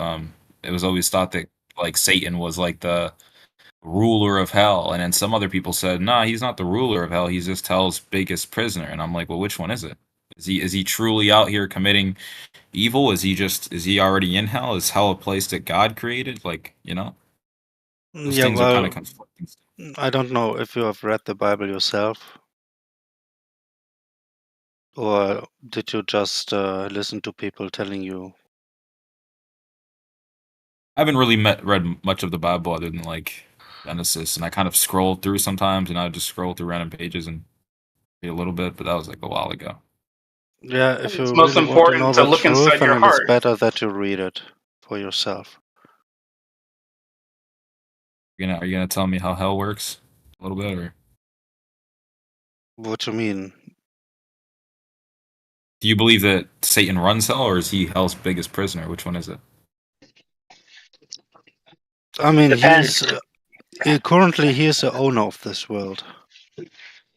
Yes, but Owner, listen. that's The other commenter brought up a good point, which is this: if you're asking these questions, you have to be specific. Whether you're asking about what the Bible says about it, or whether you're asking about it generally, because there are different viewpoints from different sacred texts that have different conclusions about these matters, right? So it's either you're asking someone's opinion, or you're asking what the text says, or you're asking what is your opinion on this particular text, right? So you kind of got to be a little more precise with what you're asking. Well, what does the text say about it? That Satan runs this world. Yeah. Oh, interesting. Well, I mean, if he does, then geez, that's kind of messed up. Well, he has its limits, right? He cannot do whatever he wants. If God says no, then he can't overstep it. Well, this is the one thing that's never really logically made sense to me is why we are, at least according to the Bible, why we're still being punished for what Adam and Eve did, especially when all people alive weren't alive at that time. Why are we Yeah, well, facing? because we are sinners. We aren't. Adam and Eve were. Therefore, we are. It's not. We came from them. They were the first to be created, and everyone came from them. Even why are worse we than that, held to we that? came from their children. Gross. Yeah, but you guys are thinking about it wrong. Sinner. I'm just a born Right, sinner. so That's not really. yeah, It's kind of like but think this. about it this way. Think about it. I just wanted to say. Go ahead. Go for it. Now I was just gonna say, think about it this way. North Korea has a prison system, or like has a justice system, whereas if your parents do something, you are now held to what they did. So if you try to escape, or your parents try to escape, now you're gonna be in a concentration camp. So I see it. It's similar like that, where Adam and Eve did something. Now everyone else must pay the price of what they did. Now we're all sinners, but we're not all sinners because we all were the original ones that were in the garden. We're all sinners because we were the we were their children per se, right? Yeah, I but think that's fair. think about it. Think about it from a logistical perspective for a second, right? So I'll explain this with a disease. So it's a little different now, but back in the past, before modern protocol, there was this very dangerous disease called Ebola, right? Now, when you're infected with Ebola, you're doomed. You are doomed, right? Not only are you doomed, but anybody that you spread it to has also become doomed, right? So what they would do in the old towns that would be infected with Ebola, they would isolate the towns. No one was allowed to leave, and they would just let everyone die. And then they would burn everything. They didn't do that necessarily because they were bad people. It's because they were infected with something terrible that was dangerous to everything else. So, logistically, their only solution was to destroy it.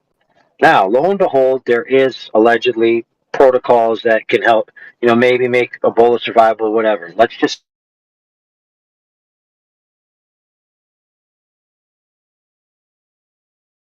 But the ontological status of the thing was that it is so horrible it needs to be destroyed.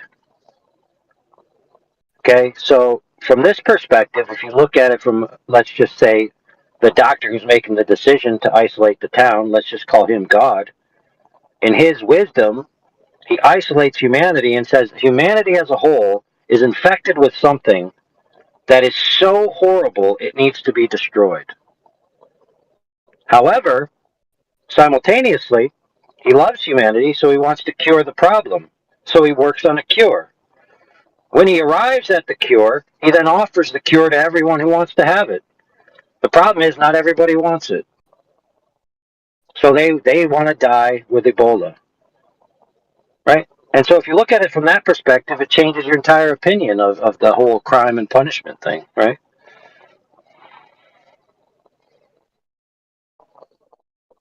Yeah, I've heard something like that before, where it's obviously I forget what it's called.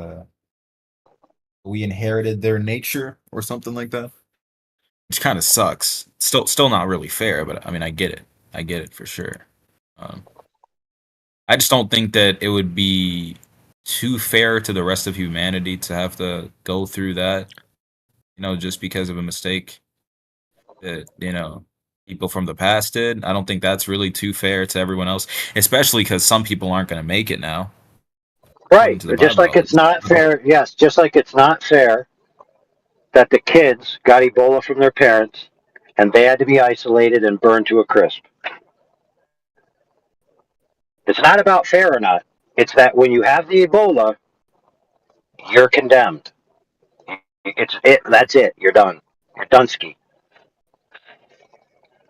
Yeah. And so Another question I got. basically, for lack of a better term, we have cosmic spiritual Ebola, right? That God is isolated to this realm and this time period, ultimately to be destroyed, okay, and eradicated. And there's only one cure offered, at least in the biblical paradigm. But I'll leave that up for whatever for another time. So go ahead with your point. Yeah, no, I was just gonna say another question people sometimes have asked, and I think I've asked this question at least. I remember someone else asked this question in another channel before. Is that do you believe that it's truly fair? You know how this world is obviously finite, not only in the cosmology paradigm, but like even in the Bible, in that sense that it's like a finite world, right? Eventually, it's gonna get destroyed, whichever paradigm you think about it in, right? Do you believe that it's fair to someone or to people at least to face a infinite punishment, like eternal condemnation for a finite crime, something that they do in a finite world with finite people? Do you think that's fair? Another wrong assumption what God does to people. He gives you the the way to him to be free of this so-called punishment. That punishment is but it's not what you think it is. That you as a conscious being thrown into a burning fire and being still conscious and burned forever being punishment. This is absolutely wrong. No, it's even worse. You not only your body gets destroyed, but your spirit also. So you cease to exist. You are not experiencing anything anymore. This is a judgment. Would you be able to, give me the Bible verse that says that? I'm pretty sure you just thrown into the lake of fire or something like that. Yeah, I don't think it really goes into that. it is the lake of fire. But the purpose of this is not what the Catholic Church, for example, always describes it. What the priests have told you about this. It's not what it is. Let me look it up. I know that might be your interpretation. I don't know if any text would It's not support my your claim. interpretation. It's clearly in I the don't know if any. text. I don't know if it's the text. Yeah, I'm saying I don't know if it'll support your claim. I don't know if you know whether or It's not not you're my conscious. claim. It's in the text. It's God's word. Would love to see it. Regardless, if your soul then gets destroyed, it's still infinitely destroyed forever. So, in that Yeah, sense, but it's not eternal punishment. You are not experiencing anything at this point anymore. It's sure you're not. done after this. Yeah, you're not experiencing. Sure, you're not experiencing anything, but that's still worse than being in heaven and living great forever, right? Are you serious? I mean, is it not? I mean, would you rather be dead forever or like be in the I magical would place rather called heaven? live forever. Oh, okay then, that's fine. So I you're mean, still doing finite crimes what's and the experiencing point even living right now and the world. experiencing and going through different experiences you want to have, right? Love, um, nourishment, friends, and all the stuff doing good. This is something that your soul abides in, that you have joy over. Joy is a key word here. What's the What's the point point of of that? living if you don't have joy? Just die and everything is over? I don't know you might be how you guys All or right, in all right. general Let's get people back to come the to topic. this. But So let's get back to the topic. This isn't a doctrinal dispute channel. Okay, whether hell is eternal or a cease to exist is a doctrinal issue. Okay, you guys can parse that out in a biblical chat. Now, check this out. The idea that this quote unquote grand deception about the nature of the earth is designed to hide God, specifically, that there is a creator, is a horrible plan. Let me explain. Since antiquity, the majority of humanity has believed in gods or supernatural causation, etc., etc. And in fact, to this day, it's the same. The majority of the world believes in supernatural causation. The majority of the world, of those people, believe in some form of specific theism, right? So if it's the case that their goal is to thwart people from generally believing in some type of supernatural or specific theist causation, then their plan is backfiring miserably. Okay? You follow what I'm going with that logic? It's pretty self-evident in my opinion. Now, one could argue, which is a much more rational argument, that their idea is to alter your perceptions about your position in relationship to that, right? So it's much easier because humans have a general penchant for religion and a general penchant for belief in supernatural causation. That's just the nature of humanity. Okay, the atheists, all right, are basically sociologically and statistically insignificant. Right, they're irrelevant. Majority of people are contrary wise, and that's just what seems to be the way humans are throughout antiquity. Right, so if you were going to try to thwart or co-opt something to do with the idea of God and religion, it's more better to have, instead of a direct negation, a more subtle play, right? A more half truth. You see what I'm saying? So in I other think you words, made rather it than just this go point ahead. before. I was just saying, I think I was here when you made this point before, where it's not a direct negation or like a direct blockade, but it's more like of an indirect one, where it's like Yeah. believe this if you want to, but we have like all of this that's kind of contrary, but not really, but it is. You know what I mean? Not even I think that. that's Not yeah. You can synthesize the two together. So, for example, since the majority.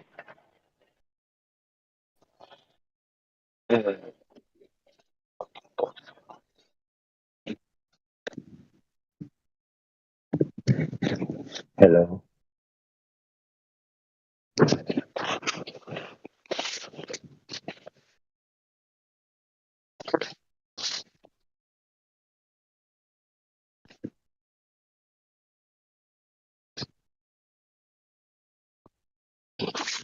good though. Yeah. So what I was saying is, since the majority of people are believing in supernatural causations and some type of, metaphysic that includes a supernatural or specific theism. Yet most people also are globe believers. They simply attempt to synthesize the ideas together, right? And they give up ground sometimes, even contrary wise to their own religious scriptures that they claim are given by the deity they believe in. So on the one hand, they say, I believe this specific deity created everything and is the author of this sacred scripture that I possess.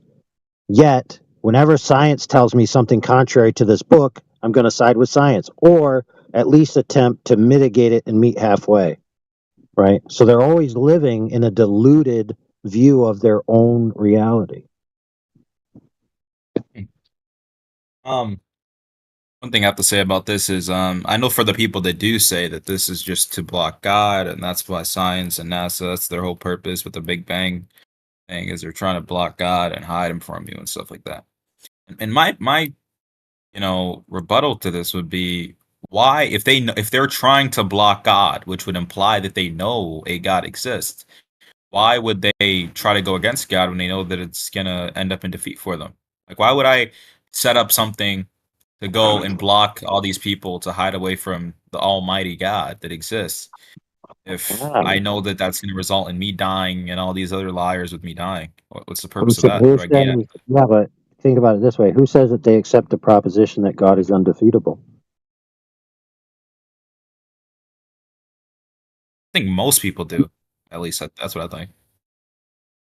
Well, there's I remember you mentioned something like this. I didn't want to interrupt you, but I remember you mentioned something in the lines because I think we had this discussion like a week or two ago, where you said that when we had the story of Satan and him being a former angel, you mentioned something in the lines of Satan thinking maybe God is defeatable and maybe he could overthrow God. You know what I mean? Because I think I mentioned something to you about what was the purpose of Satan doing this if he knew that he was going to be defeated and stuff like that.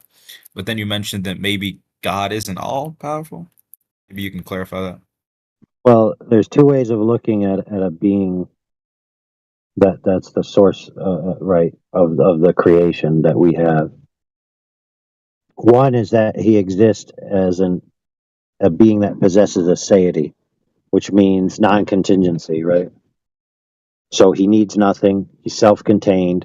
He requires no extraneous input. He's not made of anything that's like we're made of molecules that need to be constantly recharged. He doesn't have any of those problems, right? He doesn't even need a universe or any of those things. And then he creates all of that stuff, right? And then the other way of looking at it is that God is essentially just the most powerful user of the universe, right? So he's just the most, oldest, wisest, strongest sentient agent that exists within a universe full of other sentient agents, right? Now, in one view, he's indefeatable in principle. In the other view, he's defeatable, at least in principle. Maybe not practically, because maybe nobody's strong enough to truly challenge him, but at least in principle, it's possible. In one view, it's impossible. In the other view, it's possible. Now, interestingly enough, many, many, many, many, many, many people, including flat earthers, including every walks of life, actually believe in one of those two views that makes God just another agent like the rest. That's interesting. I never heard of that really, other than from you, since you mentioned it before. That's interesting. But what would happen if you defeat that god then? You fight the rest of them that are out of this universe? That's kind of like You got to think about it. You have the whole narrative of a lot of ancient religions where gods are a plurality of interconnected relationships, of competing ideas, of this god kicked that god's ass, of this god cheated on that god, and all of this other nonsense where the gods are essentially just greater powered humans, yeah. I've heard. Isn't that like I don't know if that's like Greek or something like that, where they Yeah, have like the yeah, Greek gods. And all absolutely. But there's like the there god are of different water. I types. don't know. I think it's Hinduism has that as well, where they have like gods of water or fire or something like that. Yeah, and then in other views, they take on different forms, like I mean, as weird as it sounds, like Cthulhu, if you know who Cthulhu is. No, I don't know who And that is. the elder gods, the eldritch horrors, they're just all these ideas of vastly aged cosmic level entities that exist in a form greater than biological or whatever, or even like Stephen King's It, who is like a interdimensional creature that can manifest itself as your worst fears, and then it feeds on the fear of your soul. All of these different types of entities that just have different scales of power based on either how old they are or how much they've ascended or all this other nonsense. That's interesting. It's interesting.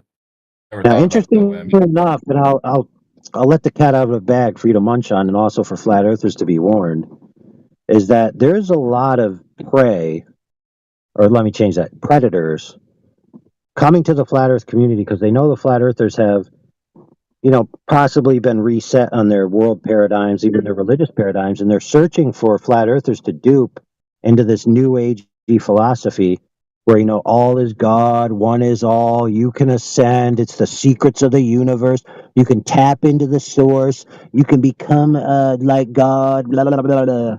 All this new age mumbo jumbo.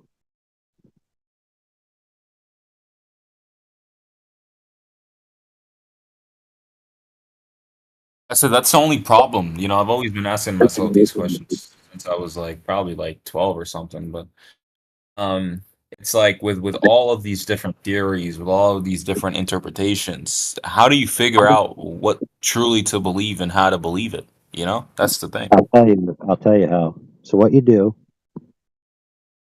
is, I'm being facetious, but don't get me wrong. This has weight to it. You'll see. There are guys right now doing interviews, writing books. I'm talking about guys who are ardent globe believers, not specific theists at all in tune with evolutionary biology and all this other stuff and quote unquote science, mainstream paradigm mumbo jumbo, who believe that science has arrived at the conclusion that matter, energy, and temporal states are subordinate to consciousness itself. In other words, the fundamental particle of reality is not the Higgs boson or whatever else, but actually consciousness. And that consciousness itself, or sentient agents as they call it, must be eternal in principle first before any subsequent matter, energy, or temporal states can exist. In other words, mind comes first, matter comes later.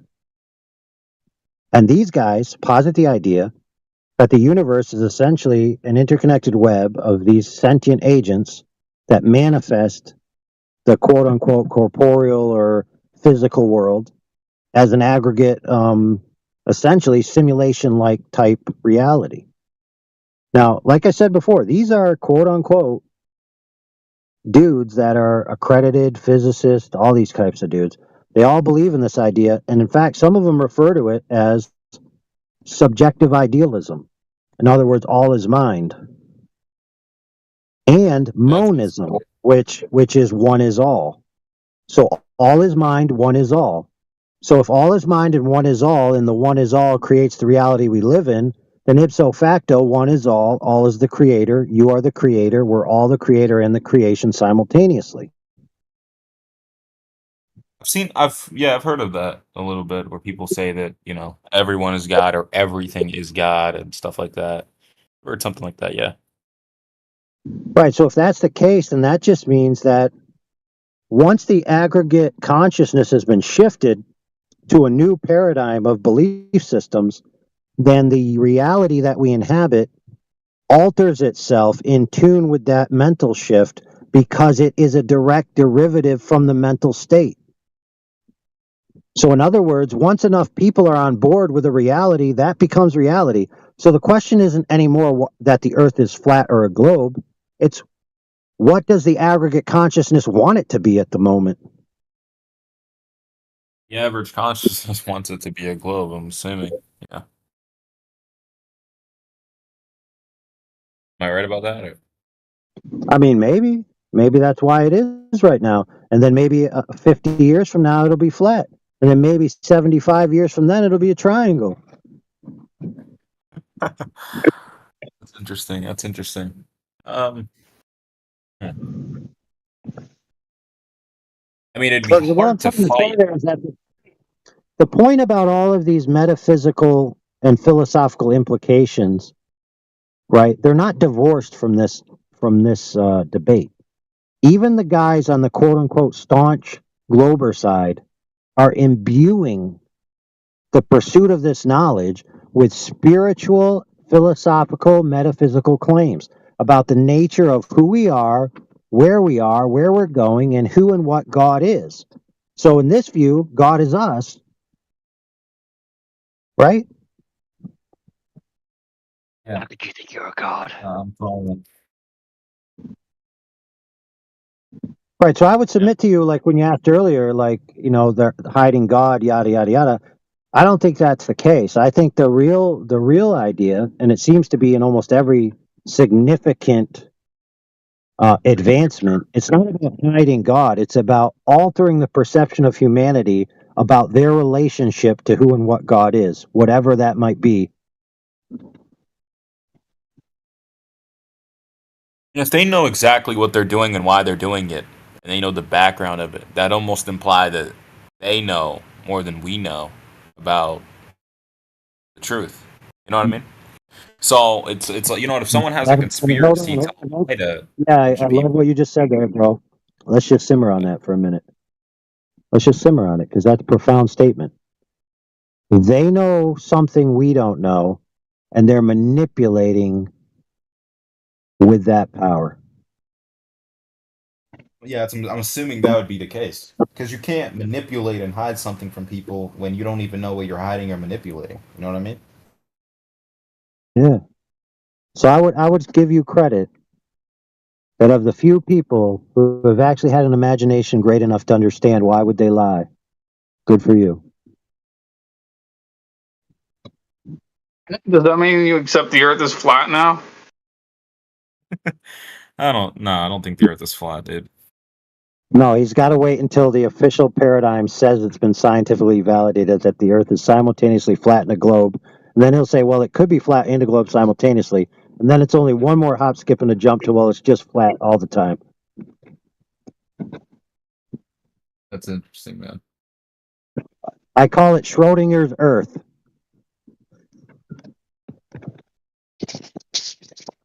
But how about this, AI? Do you believe that you exist? What? That's such a silly question. No, because I mean, a lot of people hop into this thing where they say that they don't really know whether or not they exist, and they don't know the true baseline of reality. Dude, it's fair, but to contemplate whether you exist or not is self-evident of your existence, so it's an incoherent thing because you can't contemplate your non-existence because contemplation is present order test first order knowledge of existence. Yeah, that makes. I remember. I forgot what it was because we were arguing against Gregory in here like 2 months ago that we exist, and we had proof that we exist. I forgot what we said. It was one of the GF6 guys with me that said it. It went like this: all thinking agents exist. I think, therefore I exist. Would that kind of go with you as well, Overlord? Would that make sense to you? Do you accept that? Yeah, it's impossible to be thinking and not exist. Things that don't exist can't do anything. So if you're doing anything, you exist. It's that simple. I think the other problem with contemplating one's existence is the fact that you are assuming you know the baseline of existence to be contemplating whether or not you exist, and I think that's just going to be circular forever. Right. Well, I would change that.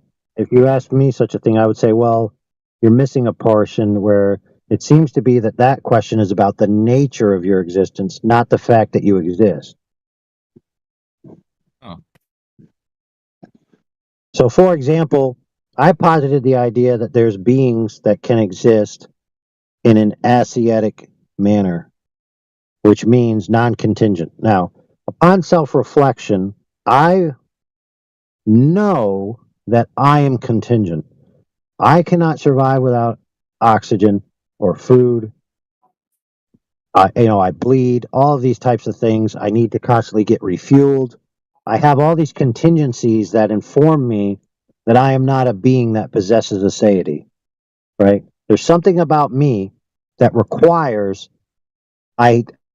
outside input in order for me to continue. And I think that that's a pretty reasonable conclusion that I believe is self-evident. Yet, simultaneously, I recognize that the concept of a being that doesn't have those limitations is not only possible, but in my view, certain. Because otherwise, I would have nothing upon which to rely for my needs to be met. Right.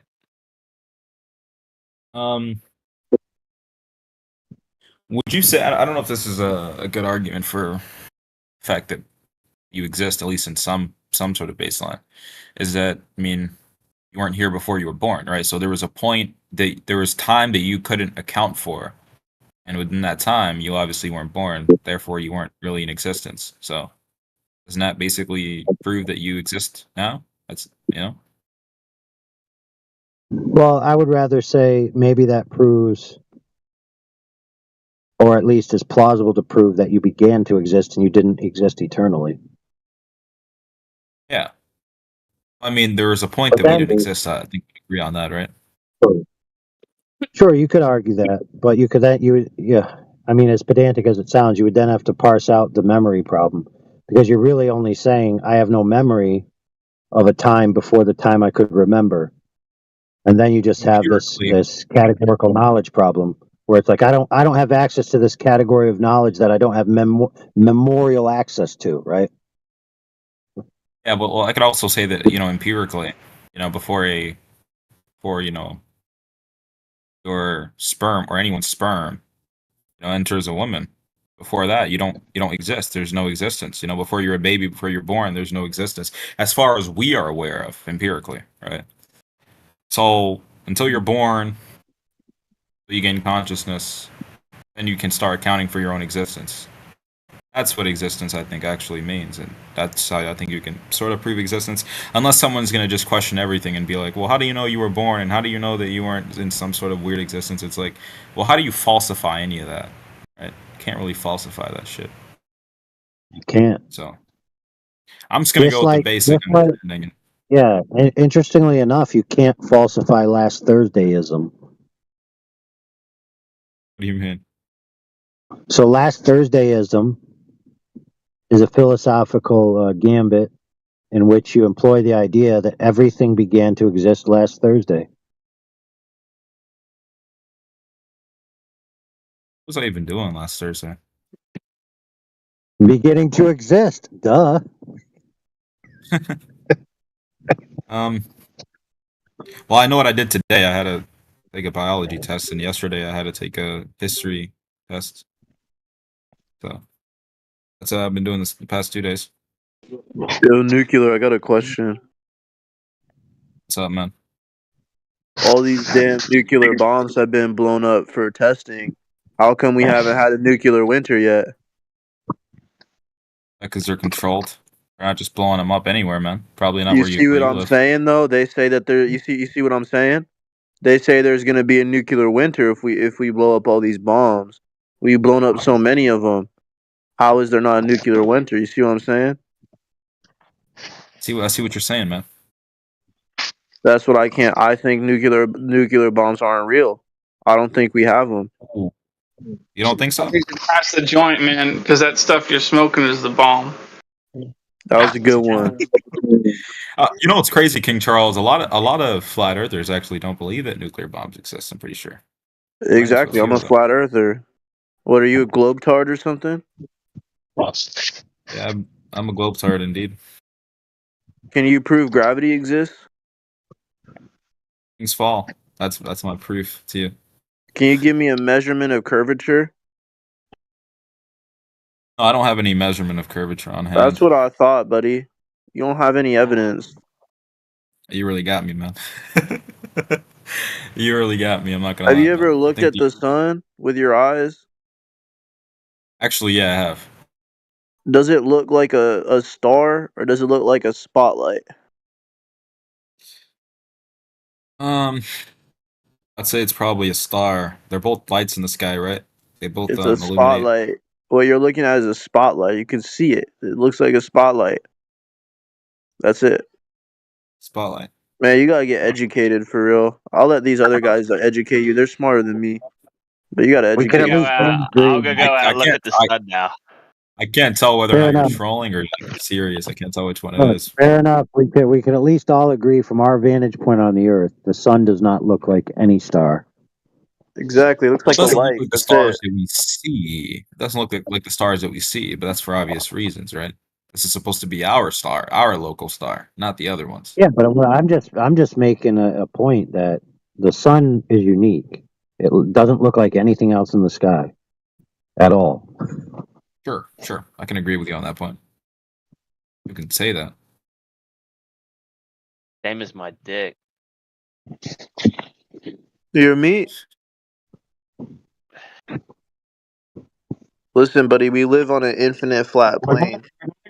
About things that no woman has ever had firsthand knowledge of. We're not talking about those types of things. Right. It's like a flat plane that's accelerating upwards. That's what it is. Oh crap! Accelerating. He's begging for a beating now. Who told you that? Was that some Scottish guy that told you that? The nuclear bomb. Accelerating upwards. Who told you it's moving like upwards, mate? when we launch rockets and Flat shit. Earth is moving after I all. need you to understand this, Matt. When we launch rockets, they basically are what they're doing is they're sending the rockets to hit the firmament so they could break it. They could break the firmament to let the giants out. They're trying to let the giants through. That's the truth. They're trying to break it. That's why it just goes over the horizon, and all the normies think, "Oh my God, we've made it to outer space." But in reality, they're just trying to touch the firmament. In the flat Earth theory, is there a polarity? Like, is there a North and South Pole theory that could still apply? No, it's a flat disc that's moving up. That's all you. That's all it is. All Like, right, there's a Jeezy. North Pole, South Pole Did you guys magnet, just, and obviously we see the shape of it. Negative, positive makes a oval shape with two magnets. we had Is to there ban some sort? OGZ because he's most likely a LARP and liar, so we're just muting him for now.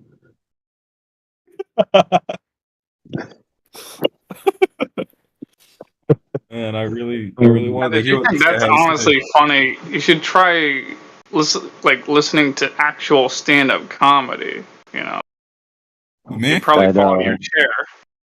So wait a minute. Does that get that's gives me? These So guys people are. were asking. Listen, people were asking what meteorites were earlier, so he actually gave me a good idea. So what if when they crack the firmament, the giants can't actually fall through, but they can take a dump through the cracks, and that's what a meteorite. Play funny Giants. joke is like infinitely funnier than whatever they said. Oh shit! You guys got some ideas, man. Some giants taking it down. Come on, man. This is hilarious. They mean atomic bombs. I gotta do some work, so hopefully someone else will carry the torch of the convo. Ah, man, we're gonna miss you, AI. Come on, dude. Oh, you know, You like they dipped out on say, us. Rocco's basilisk is always watching you. I don't know about No, carrying a I'm just torch. I'm thinking liable like to brand somebody with it, though. know how they have the Darwin Awards that people win when they, do something unusually stupid that gets themselves killed, and they win a Darwin Award. Like they call it the Darwin Awards because you're removing yourself from the gene pool by doing something stupid. It's like I feel like they should come up with a new kind of book and call it the Man-Child Awards, and just have like quotes from famous people or even lesser famous people, not so famous people, just Globers in here that just say the most man-child things like that you could ever possibly hear over the course of your life. The Like Man-Child Awards. Man.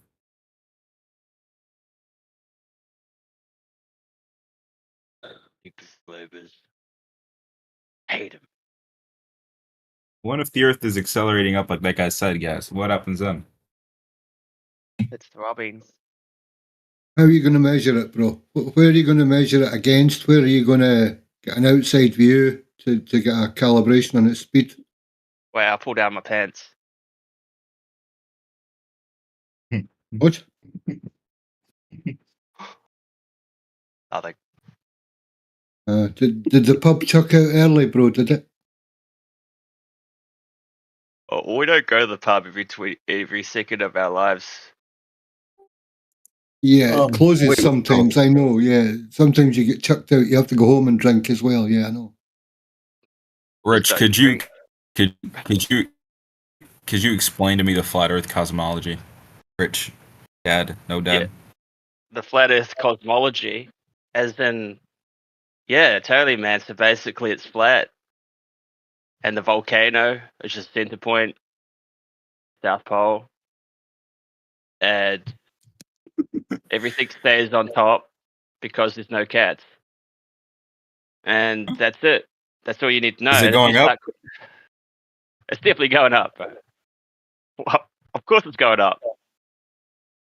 Going up, but the thing is, it's an actual hollow Earth. We're actually still in a globe, but we're inside it. So, joke's on you guys.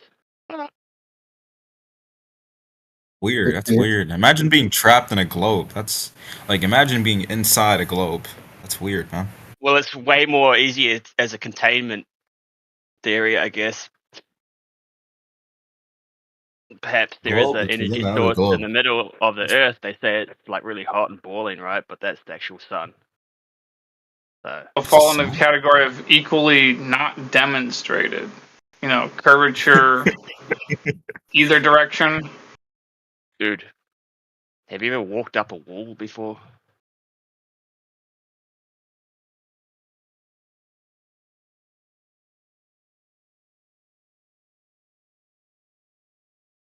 Question. I don't know where that Said question I've was ever coming. walked up a wall.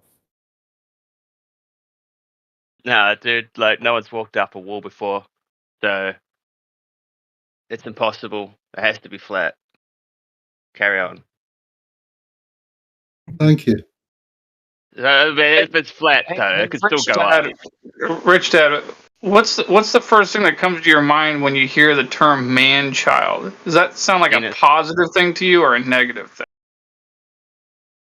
It sounds fun.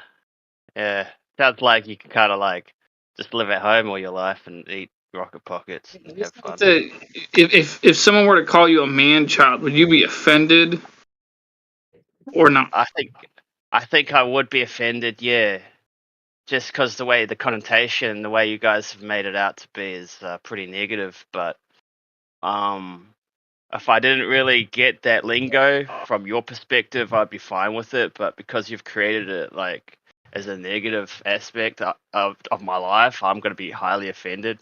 And if you call me like a faggot, like or gay, like also like Yeah, bro. Sorry, I'm going to have to ban you. Can't be saying words like that in here, dude. Answer that question.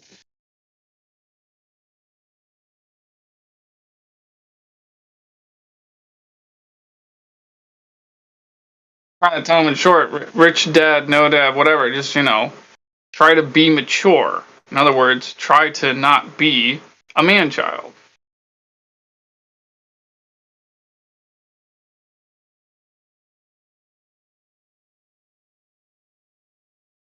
Is there anyone that would like to try and not break the terms of service or have a legible, grown-up, sensible, adult conversation about where we live? Or is there anyone else that I could just ban straight away? Save us the bother of all that hassle. You have a very strong accent, old dude. Aye, I do, son, eh? Hey, where are you from, man? Scotland. Scotland. Aye. That makes sense. Yeah. How old are you actually? I know your name says old dude, but how old are you actually? 55 summers this year, sir. 5? 55 this year. Oh, you're not that old then. I thought you were like 70 or something. Oh, no. Technically, I'm about 3,055. But that's only because I paid attention to the people that came before me.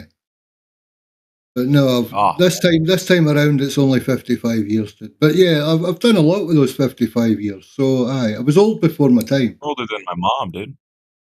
Well, there you go. There you go. I was the guy that get your mom drunk at the high school dance, my friend. I bought all the alcohol for everyone back then. I'm that dude. That's why I'm the old dude. I was always older than my years. Yeah. I was always older than my years. So, that's why I'm the old dude. Did you get all the women back then in school? Can I plead the fifth on that, please? Back in old dude's time. Did you have Riz?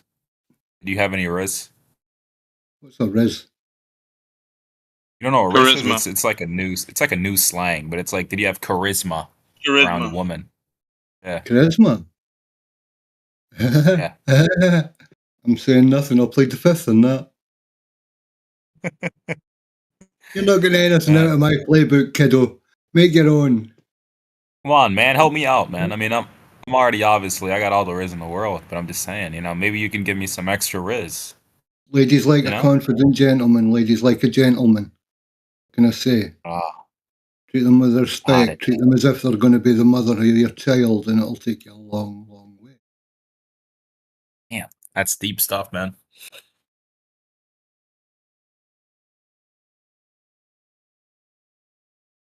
You also like that you treat your mom with respect, Matt. Don't There ever it forget is. that. There it is. Yeah.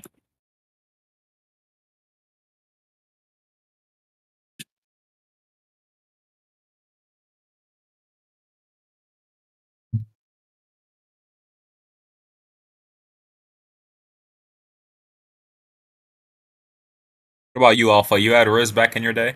Or do you still have it? I don't know. You might still possess the game. It ain't never went away, man. You got it, you Never got went it, bro. away. You got it, you got it. I just choose not to live that life. Not about that life, you know what I mean? Yeah.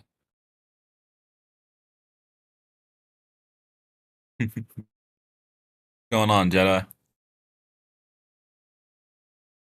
Not No, much. that guy's a that guy's a Chad no matter what he does. Who, Jedi? Yeah.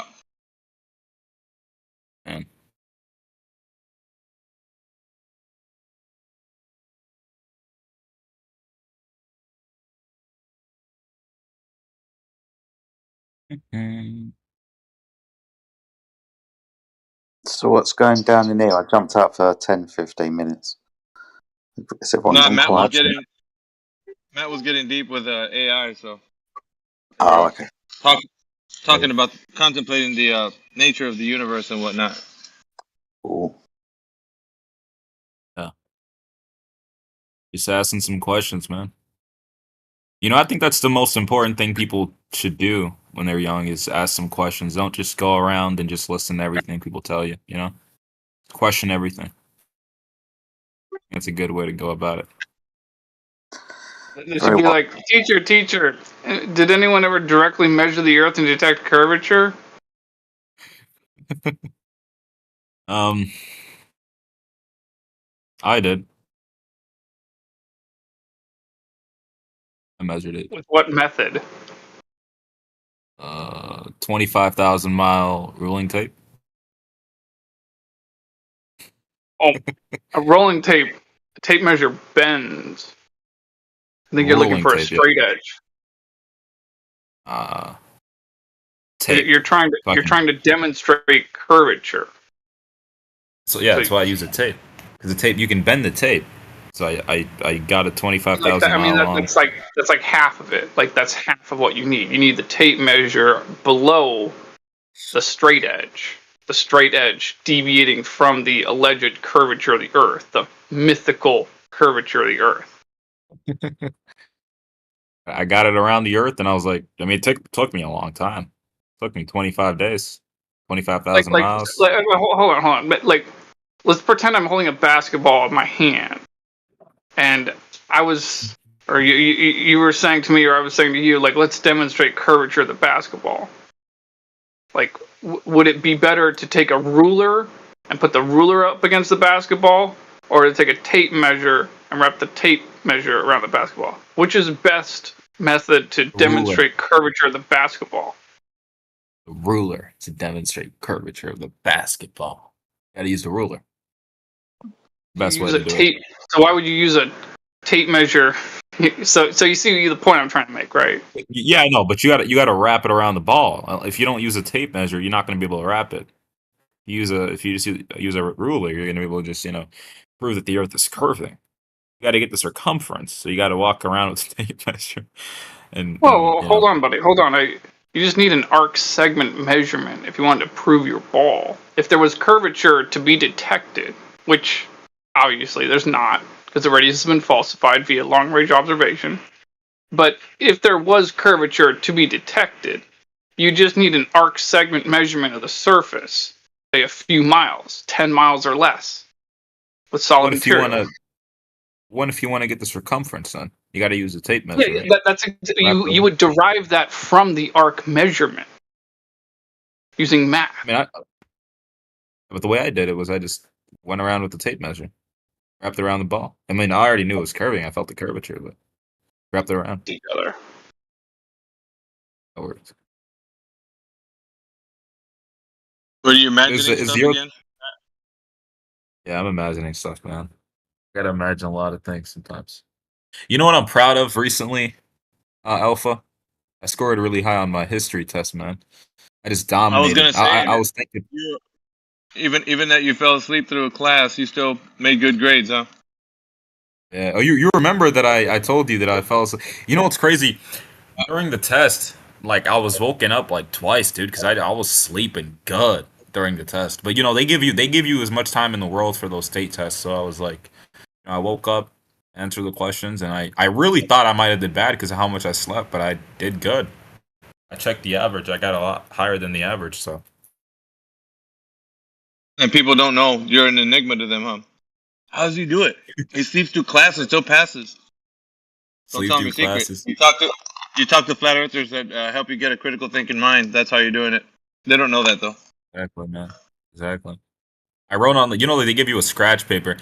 I mean, obviously for math they do, but for history, I didn't understand why they gave me a scratch paper. So on the scratch paper, I wrote that I was going to dominate the test. That's what I wrote on the scratch paper. And, you know, I just handed it to the dude. It's that simple. So I can feel like I'm the main character, you know? Obviously, but you know, unbeknownst to you, I'm the main character. You're the, oh, damn, dude. I mean, you're the main character forever you are. I'm the main character from, you know, my section. Your side of the flat earth. My side of the globe, man. You're the, you know, everyone. You know, you gotta sectionalize the main characters, man. You got one. Post that Yeah, picture. Post that picture of you holding the globe again. The people in here haven't seen it. Oh, what was the picture? I got to get back to work, by the way. Or.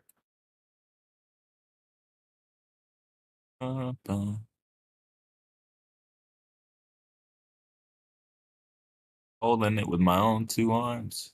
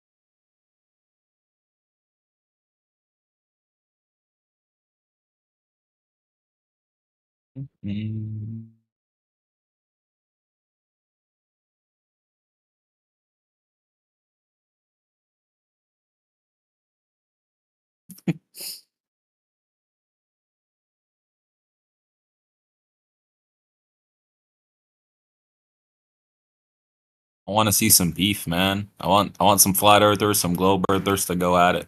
Just to have a war. No. That's what I want. What I'm here Man, for, man. you want to go back in time, dude? You want all the lost episodes from 24/7, bro?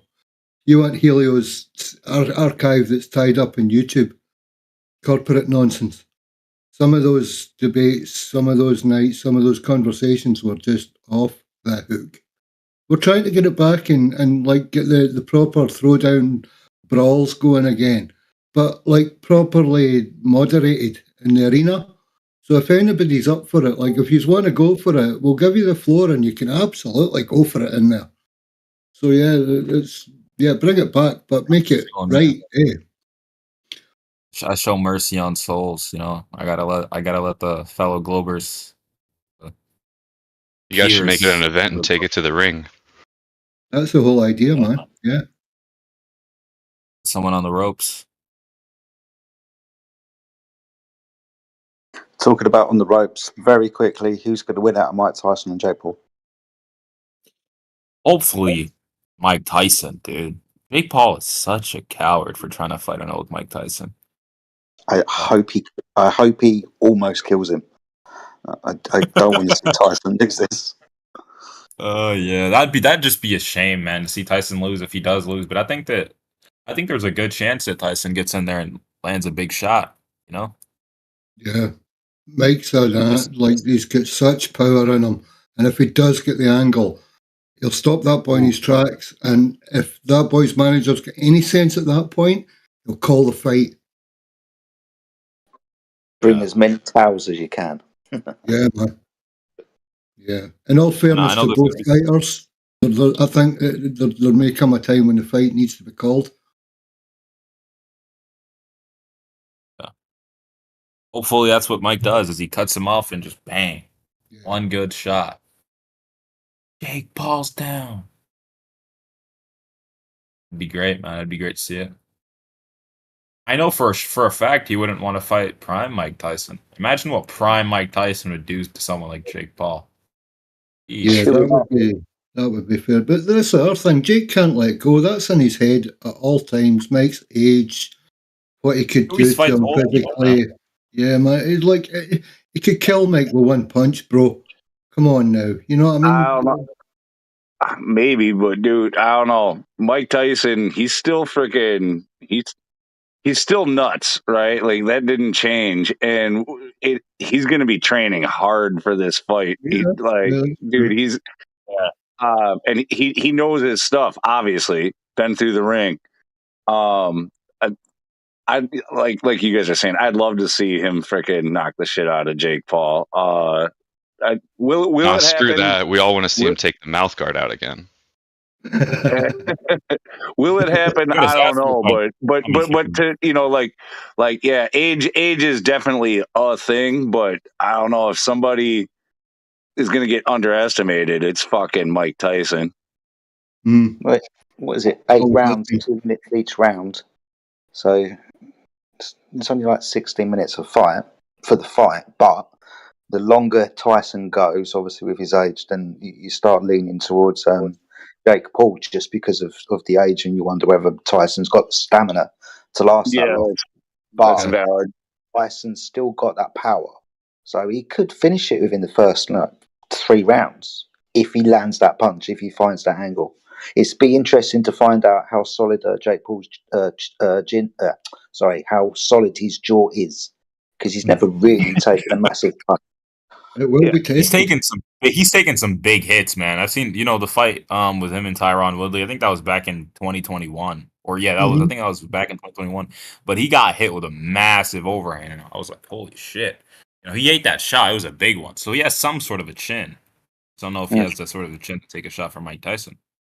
Just be interesting to see. Like those first 2 rounds will be telling. I think that he's going to get pressured very early because obviously he's a bigger guy than Tyson in terms of height and reach. So he's going to want to pump that jab and stay at range. But I think Mike Tyson's best game plan would be to cut him off against the ropes, right? Pressure him. Well, sorry, Lee, carry on. Going off of what you said about like stamina, so a smart game plan would be to try to extend the fight, to keep Mike freaking throwing punches, but not landing, keep a distance, whatever, and try to drag it out. But I think I don't know, just because of the way Mike Tyson's been, the animal in him, I don't think the age is going to matter for that. I think he's going to try to freaking charge at the dude and pin him in the corner and just end it quick, so that's what I want to see. Tyson's really good at closing the distance, though. Yeah. He's fought many men with like a huge reach advantage on him, but he's always up underneath their elbows. He closes that distance really, really fast. Yeah, when I think of Mike, that's it. Straight across the ring and on you, and there's nowhere to go but back, and he uses that straight off. Everything he does is leading to that, backed into a corner and panic, and you're done. Yeah, and Tyson's not gonna do any. He's not gonna do any like, you know, there's not gonna be much of a game plan other than end it now. Like that's the way he's always been. You know, like he's just gonna go straight at him. Yeah, and if it's 6 rounds of end it now, he'll do it if he can.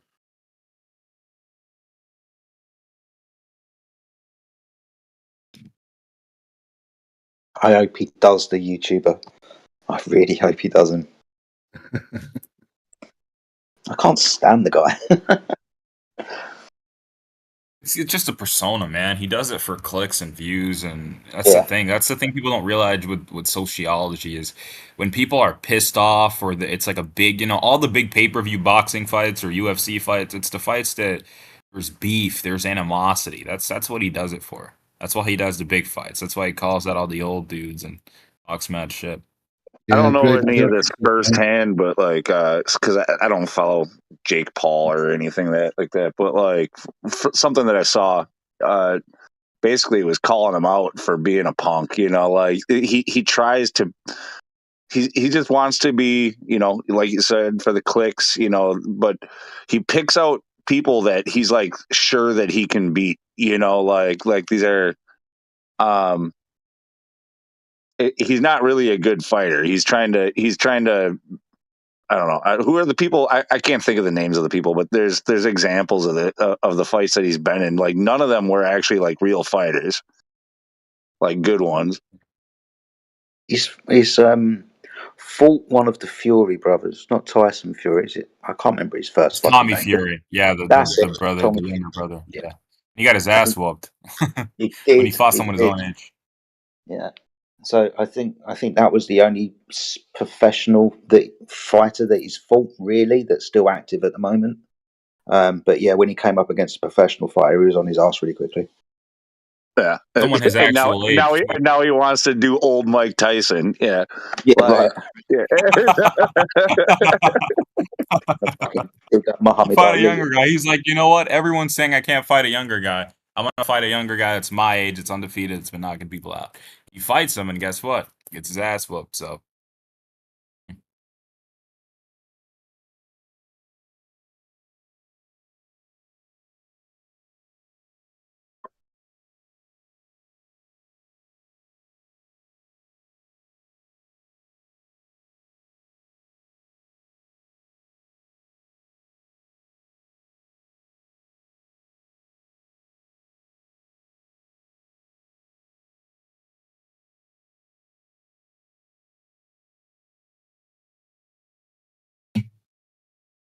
Here's a thought.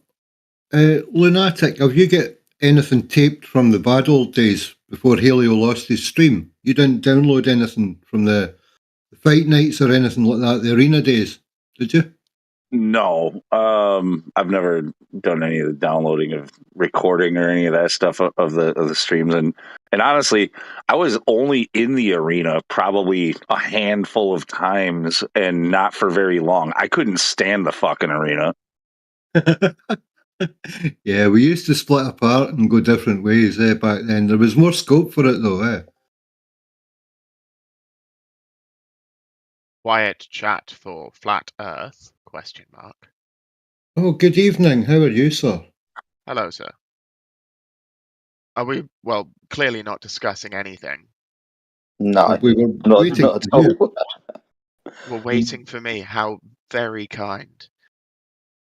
But I don't want to talk about flat Earth because that's a stupid conversation. So are we talking about that or? Well, why is it stupid? Could I ask that? Because, I don't mean to be maybe I'm wrong. Maybe I've missed something. But my understanding is only stupid people think the Earth is flat. Oh, well, perhaps you have missed something then. Well, are you aware of why we say this? Educate me. Like, maybe there is something I've missed here. Maybe I've just kind of been buying into big Atlas. Okay. Well, you've probably seen images on the internet and media and stuff about Earth being a disk in space. That's what all the flat earthers say. You can fall off the edge. Have you seen these things? Is that like with the ice wall on the back of the like flying galactic tortoise or something? Yes. Yeah. Well, basically, all of that kind of Terry Pratchett stuff is out there to put you off. In Okay. actual fact, when you apply the metrics that were given for the globe to, physically apply the curve over distance, the drop over distance that there must be if it's a curving globe, it's not actually there. And the strange other thing is that there's no rotation under the stars. People like Airy have discovered that, we're actually stationary and the stars are moving above us. So if we're stationary and there's no curvature, it leads to the stationary plane idea, which comes back to geocentrism, and in actual fact, all heliocentrism being based on a story and mathematics. I understand you have talking points and arguments around why the Earth is flat, but I'm more interested to hear why people would lie about it. Probably for control, more than likely. To what end? Like, how does discourse around what we exist on, the realm that we exist on, being spherical or disc shaped? I don't understand how that helps any actor exert control. Like, Well, this if is you- the point that interests me more. Why are people lying about sphere Earth? Well, it's not so much that they're actually lying. It's actually more compartmentalization. Everyone believes in the story that we're all told from a young age. And the math, in actual fact, fits the idea. So we're passing on the idea of a theoretical globe. But in actual fact, there is possibly someone behind it all. There's only a handful of people who probably know. And the whole thing boils down to control. Everyone believes in the paradigm, ergo everyone buys into, pays into the paradigm, and goes along with the system. So is that to like convince people to give NASA, SpaceX money and to like fund, as I said earlier, like big Atlas? I'm still not seeing the reason behind why there would be this deceit on this. It seems so silly. How Well, did it does the partly fund that, yeah. Sorry, carry on, bro. No, I didn't want to interrupt you, mate. You don't speak often enough, so I'll give you the floor if you want it. I was just wanted to ask the gentleman the question how the Earth and everything, sun, moon, and stars got here. Well, How was that? I'm not a religious person. I believe in Okay. Big Bang. I believe in like beautiful randomness. I'm an existentialist. I don't think there's any inherent meaning to anything.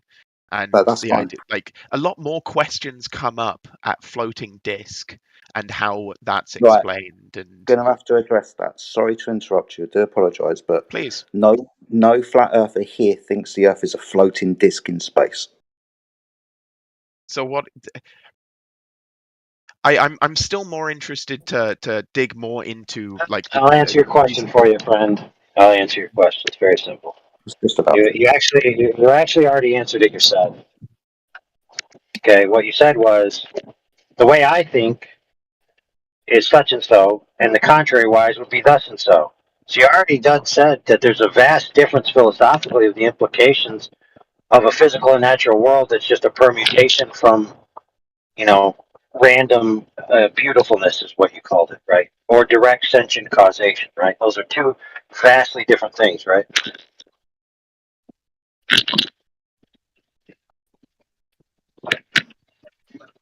There's possibly many reasons as to why they would lie.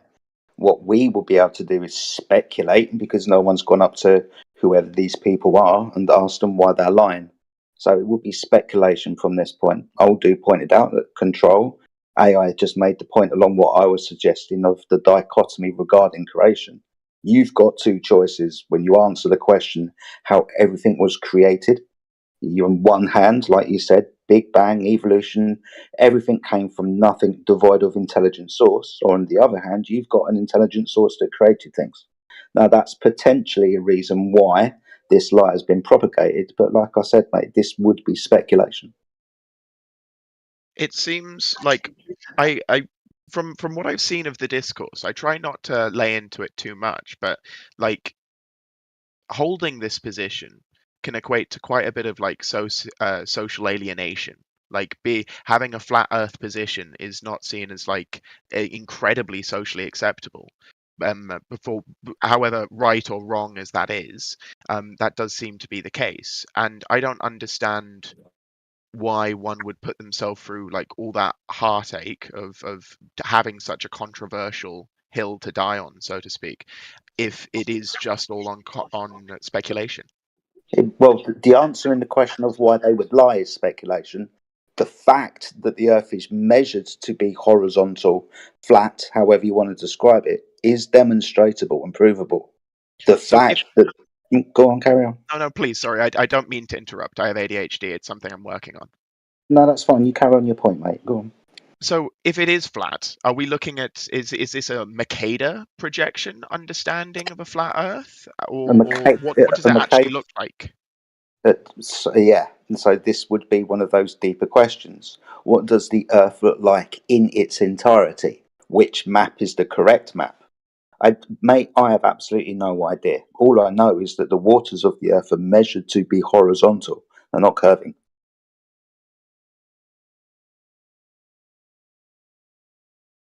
Are you able to, I don't mean to be a certain way, but are you able to like provide sources to this? I'd love to be able to read some like academic literature, like backing up, see the methodologies, see how the conclusions are reached. Absolutely. Give me 2 seconds and I'll link you to our server. It's just a huge database. It's got an A to Z additional information section that has everything broken down literally through the whole alphabet. Take your time with it all. Take as long as you need. Ask all the questions you like. Be as specific as you like. You'll probably find there's some people you can talk to easier than others, but we're actually people from all fields and all walks of life. Some of us are happily quite going about, telling the world that we're flat earthers, but others don't bring it up in our work scenarios or even in our personal lives. We leave it alone, for the sake of our partners who don't necessarily agree.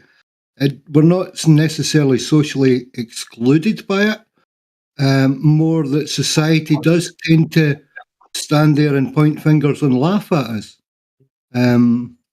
It's more of how you see it and how you react to it. It's not always there. It's not always a good thing.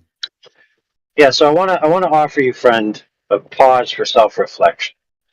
So in your previous statement, you said that flat Earth is not sociologically acceptable, right? Socially, not generally, sociologically, but like the yeah, whatever. That's fine. But then you asked for academic level validation for the proposition.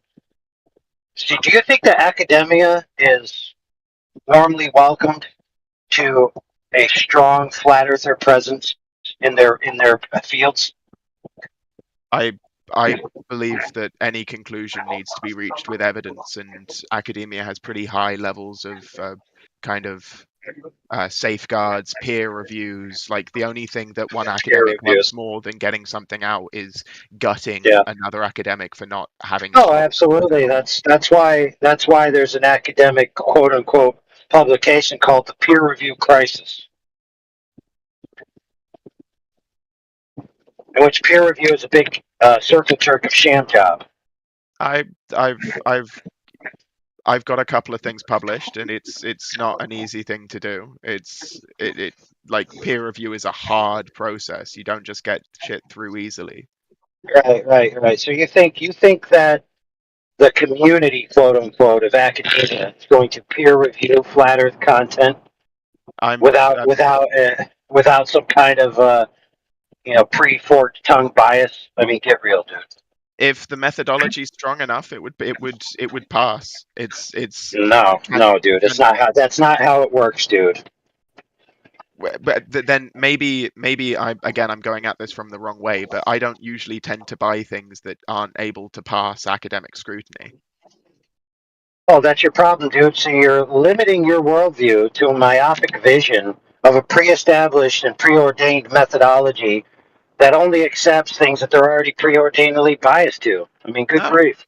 Not in the slightest. Yeah. My background's Yeah. not in the slightest. My background's in political science. I'm like the kind of academic scrutiny I'm used to is people gut you if you don't have the right. Oh, political, right? Yeah. So something that's beyond the purview of natural science, right?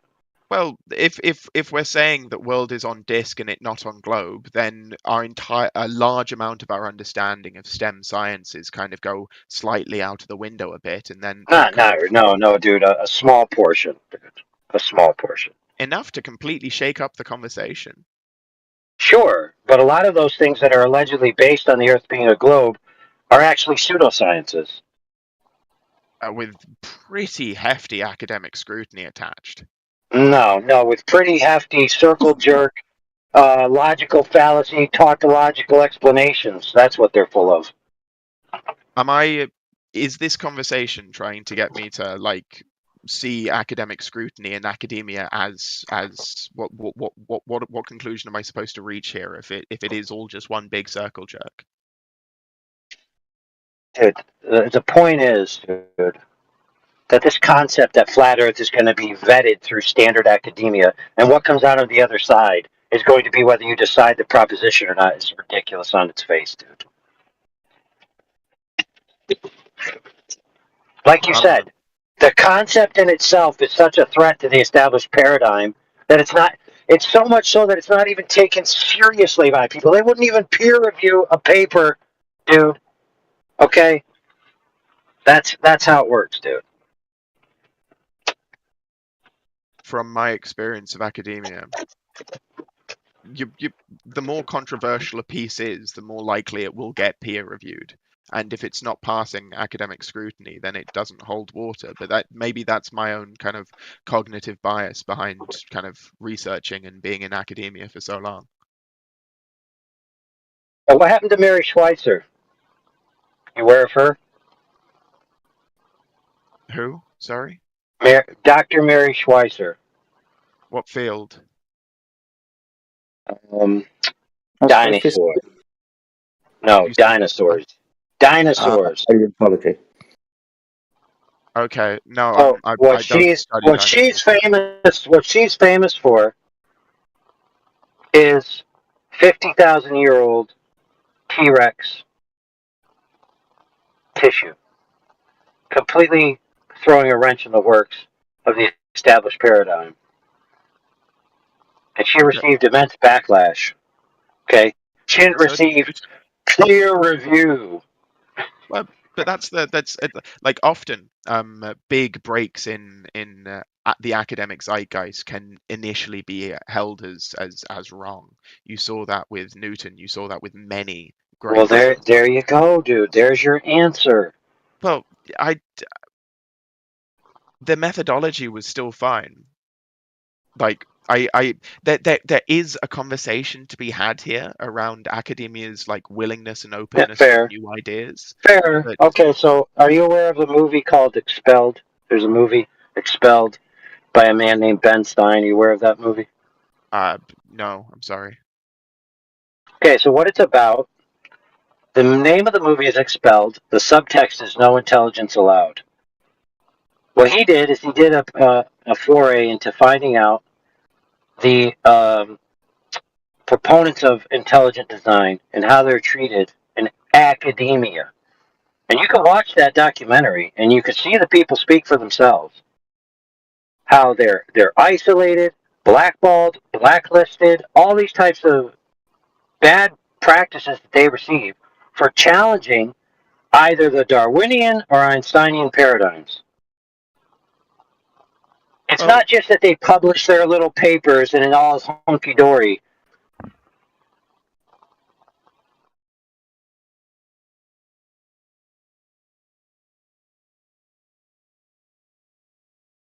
You're looking at the world through a set of rose-colored, peer-reviewed glasses, dude. You have a very myopic vision of the arbitration of what's true or what's not true. I don't agree personally. I like accountability and truth claims. I like sources. I like methodology. I like to have my hand held and shown how it's like correct. and saying like I don't know, you know. I like receipts. I believe in the scientific method. Interesting you say that. Go ahead, Sorry. friend. Sorry, I only wanted to say it's interesting that you say that you regard the scientific method with such high esteem, but you say that you do political science. Would you say that political science follows the scientific method? It's not as black and white as STEM, as your more STEMmy subjects, because there's a right and a wrong answer. Study of human beings is kind of the unpacking of thousand shades of grey. It's just how well can you make the argument. But when it's science kind of analyzing and trying to prove or disprove our lived reality, what is there? Is it round? Is it flat? Then it is true or false. But our ability to kind of make truth claims when it comes to human beings and the psychology and all the shades of grey, it becomes a little bit harder. Do you know what pseudoscience is? If you wanted to give me a specific definition you're working with, I have an understanding of what pseudoscience is. Okay, so my understanding of pseudoscience would be something that claims to be science but doesn't follow the scientific method. Would you agree, disagree? I'll take that as, yeah, sure. I think you could, yeah, sure. Okay, cool. So that's one of the reasons, and there are lots of reasons, but it's one of the reasons why we're here. We've been told for X amount of years that science proves the shape of the Earth. Now, we understand that that would be a pseudo-scientific claim because we can't follow the scientific method, which elucidates cause and effect to figure out the shape of an object. You don't use science for that. You use mathematics, you use measurements, you use observation, not the natural scientific method, right?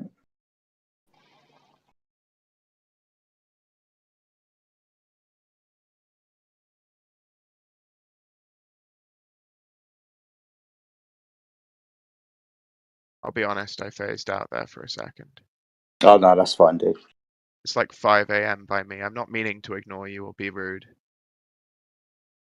No, you're fine, dude. It's 5 a.m. for me as well, so I get that. Sorry, AI, to interrupt. Did you want to say something else? No, I mean it's mostly along that vein. Is that there's this idea that all these fields are quote unquote under the umbrella of science, but when it comes to certain propositions, they're more brass tacks, right? You know, for example, cause and effect or direct measurements, those types of things. You know, they could be quantified and validated.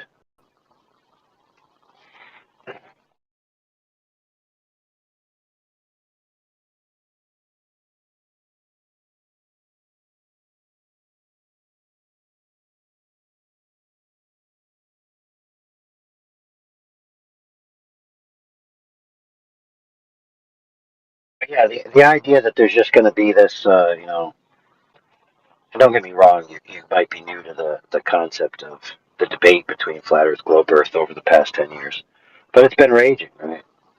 In the Really, the only... trenches, Sorry. all the way up to Congress of the United States. Well, I feel like if it got all the way up to Congress, then they would be able to get some people to peer review some papers. But I No, that's not. No. Hold on, friend. I just want to point out that what they did at Congress is talk about how to censor it. What Congress did was actually laugh it out of Congress. Do you not remember the American president when he dropped a mic and said, "We don't have time for the Flat Earth Society," and then giggled into his hand like a schoolgirl? He laughed it out of Congress, bro. What year was and then they spoke with social media executives about how to censor the topic. Right. So this idea that we're just going to take it seriously and vet it properly is just ridiculous on its face, dude. Okay, people hold flat Earth with visceral, ego-based derision. And what I mean by ego there is identity-based derision. Whereas the concept that you would even countenance a flat earther is repulsive to people. It is like the new subhuman class that's allowed to be ridiculed publicly and openly, all the way up to the top echelons of power and responsibility. See, That's what's actually going on when people are talking about flat Earth in the general zeitgeist, dude. It's not the case that people are taking it seriously, that they're giving it a good old college try. None of that. That's not what's really going on.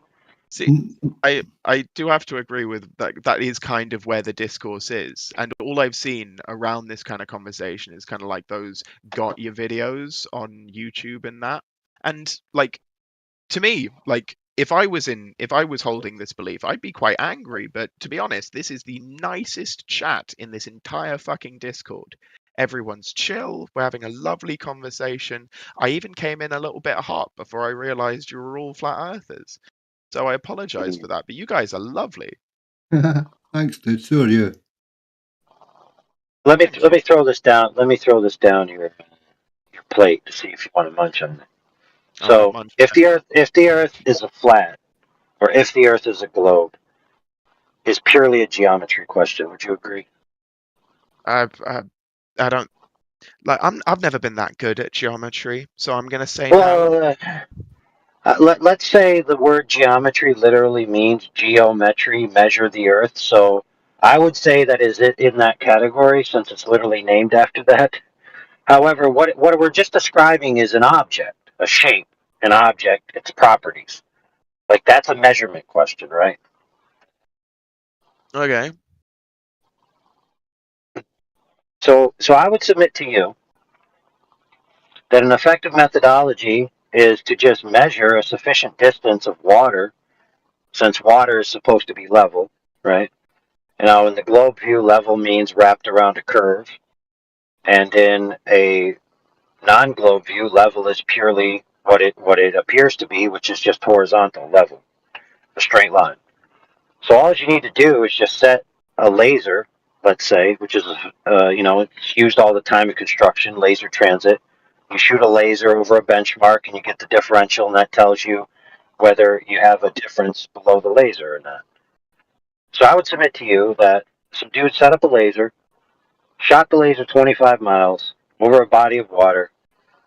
The storyboard target at the other end, approximately 3 meters. The laser, approximately 3 meters. Or sorry, 2 meters. It's about 6 feet, so that's 2 meters, sorry. And the laser hit the target. Now, if the Earth was a globe, the laser was supposed to go over the target, 90 meters in the sky, but it hit the target. So that means by 2 orders of magnitude, the laser transit methodology demonstrates that the Earth isn't curving in the manner in which they claim. Now, if all things being equal and everything parsed out, that means the Earth can't possibly be the globe they claim it is.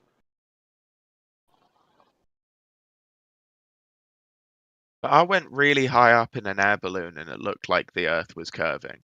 I also sailed across the Atlantic and it got hotter the further south I got. How do we explain the equator? Wait a minute. It got hotter the further south you went? I sailed from Grimsby in England down to the Caribbean. I was on a tugboat and it got hotter the further south I went because I got closer to the equator, which makes sense under how I understand the planet. But well, let's just say, for instance, that the sun, right, is above the Earth and it travels around, right, and it heats up some places more than others. What's wrong with that? That's perfectly plausible. Yeah, but that answer lacks the extensive kind of demonstrable methodology that's explained under Globe Earth, like with how we orbit the sun and how it spins and the like. Well, I mean, yes and no. I mean, all the Globe Earth claim is, when boiled down to a nutshell, is the relative position of the Earth and the sun.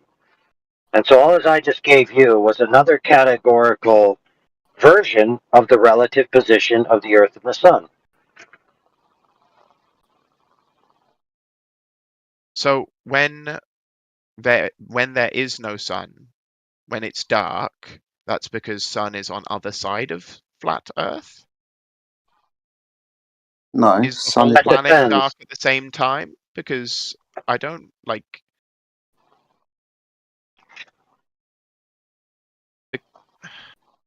I don't Sounds like understand how there's that a. would It work sounds because like Australia there's. Just hold on. It sounds like there's an unspoken assumption in there that maybe you want to say out loud, and then we can both be on the same page. I guess time zones. Okay, let me help you. Are you trying to say that if the sun was above the earth, that the whole earth should see the sun or be in daylight all the time? If flat, I like. There's a lot of there's a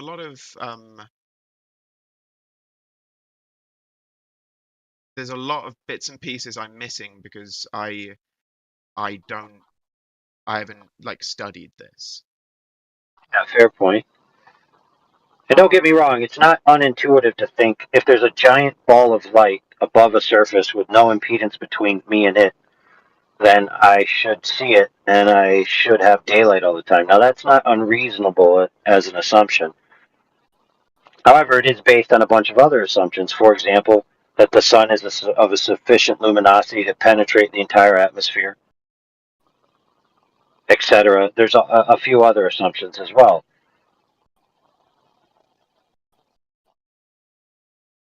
So it's not necessarily the case that just because a light is above the surface means that it must permeate the entire surface with light all the time. And all you need is a differential media that could stop it or redirect it. And that can be physically demonstrated on a small scale. Now, that doesn't mean just because I can demonstrate it in a model that necessarily means that's what's happening. It just means that in principle it could. I don't know what this Now, means, but can you explain the northern and southern points of stellar rotation? wait a minute. What do you mean you don't know what it means? I don't. It's just come to me. Are you sure? Or did it come to you like via telepathy? I'm not a grass. That's how it came to me. Fancy that. Well, fair point. Fair point, friend. The reason I asked the way I asked, is because many times when we have these discussions, there are lurkers in the background who DM people we're discussing with to give them ideas. I'm not accusing you of that, but I'm just saying it's happened in the past. I'm telling you, I'm not a grass. Do take the Can we opportunity. guess that it's Dr. Phil? Did Do Dr. take the Phil mention that? opportunity to say hello from us. Tell whoever it may be, whether it's happening or not, hiya, and please have the balls to nut up and come in and talk to us yourself. Yeah, and also tell him he still owes Bambi that paper he's been promising for 4 years. Yes, he does, and she's still waiting. I spoke to Bambi recently, and she asked for Phil. Has he produced it yet? All right. But yeah, anyway, differential star rotation, right? Yeah. So the way that goes is by making assumptions about the nature of the star field relationship to the Earth that can't be validated in principle. So you have an apparent position and an apparent rotation, which are not actual positions, right? And then you're claiming, in order to carry the conclusion, that the relationship between the Earth and them have a certain mechanism to them that can only be explained by the Earth being a globe, much like you have a bolt with a nut. It's lefty loosey, righty tighty. But if you go to the other side of the same bolt and you put a nut on it, it's going to be the opposite. It's going to be righty loosey, lefty tighty. So you say to yourself, well, this must be how the Earth is working. But the difference is, in the example of the nut, I have access to both ends simultaneously, and I can validate through direct contact what's going on, the physical mechanical relationship. When it comes to the stars, all I have is optical phenomenon, which is disjointed from the Earth. These are a bunch of words. Like, I didn't know what I was asking you when I asked it, and I'm getting a bunch of words telling me a bunch of things that I still don't know. Well, let me put it this way. In fairness, like, Yeah, I'm a bit no ignorant problem. to this bug. No problem. Let me make it simple. Yes, the please. sky appears to be doing something, but it's not necessarily related to the Earth in the physical way that the globe Earth model claims. Because, one, the sky is not the Earth is the Earth. And two, no one's been to the star field to validate the Earth's position in it. Where's the star field? Well, the star field is the thing that you see allegedly rotating and counter-rotating when you're standing on the Earth, right? You see a bunch of stars. They move around us, east to west, right? Right. When you go somewhere else, they move east to west. When you go somewhere else, they move east to west. But then someone might say, well, they appear to be counter-rotating when I'm here versus over there. 1 second. Now, the Sorry, claim my poor man's implicit. just appeared. I need to disappear for 1 second. 1 moment. I'm so sorry. All right.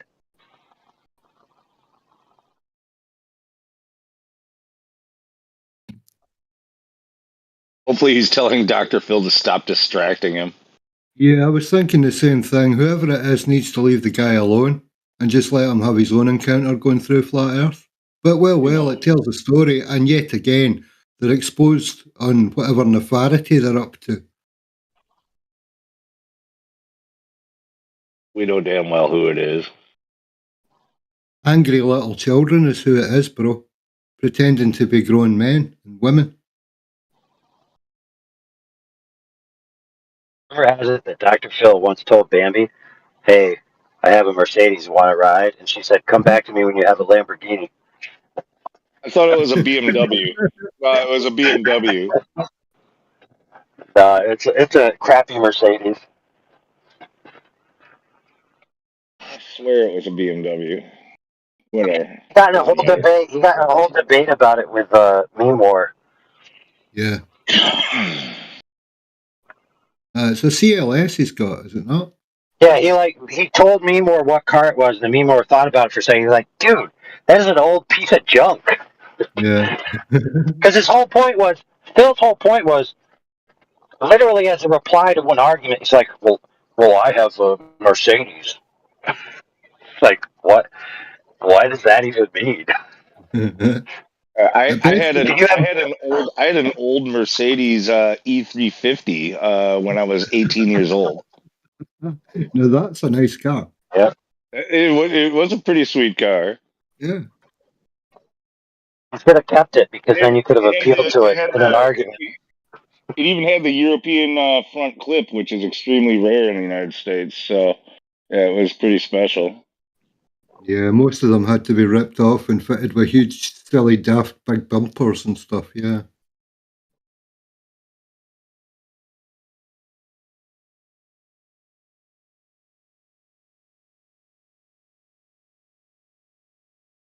Professor Phil needs to understand that we're cruising around here in Maybach. He can go away with his silly little Merc thing.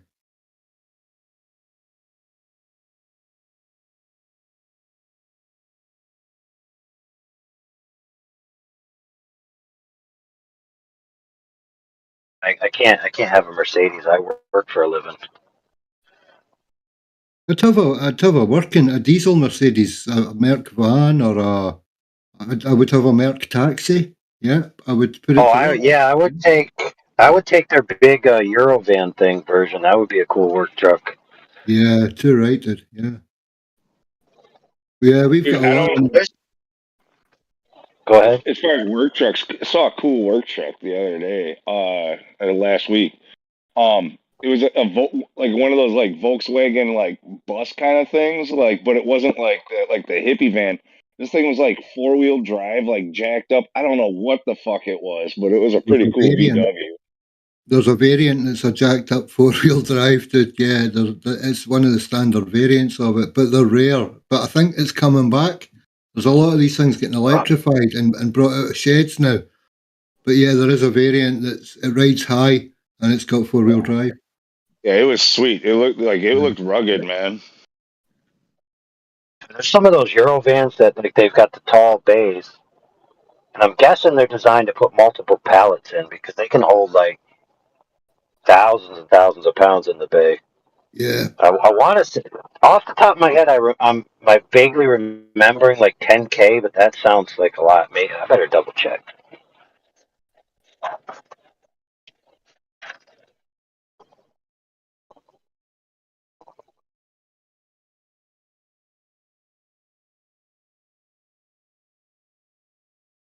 Well, the standard transit will carry a ton or a ton and a half. Then you go up to the flatbeds or the bigger bodies, the bigger chassis, and you're looking at 2 to 3 ton.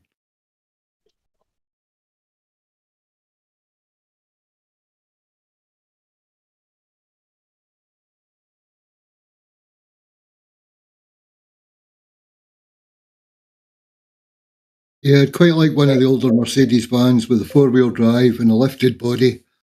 Yeah, that would suit me.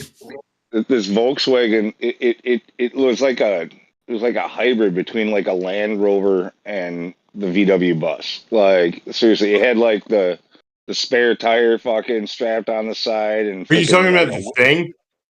I don't. Maybe that's what it is. I don't know. I think it had a winch Yeah, on there's the a damn thing. There's a thing called the Thing that Volkswagen made way back in the day. It was the ugliest fucking piece of shit ever. But The they're fun to Kubelwagen drive. thing. The Fieldwagen No, thing. it was Yeah. literally Volkswagen made a thing that was so ugly they called it in English the Thing. Yeah, the thing, yeah. Yeah, it's very, very thin, and like it's a lot of Californians Yeah, love it them. looks The terrible. buggy. Yeah. Yeah. They're fun as fuck to drive. No, it wasn't. It wasn't that. No, it was Okay, like you're talking about something different then. Yeah, it was. It's like a freaking mystery machine on fucking steroids. Like, Are you sure you're not talking about the Thing? dude, like, yeah, I'm sure because I'm looking at the thing right now. Okay. No, it was newer. How ugly too. is that fucking piece of It was shit? newer. But the thing is, it was invented by Germans, so it works. You know what another fun vehicle was? The 70s era Land Cruisers, Toyota.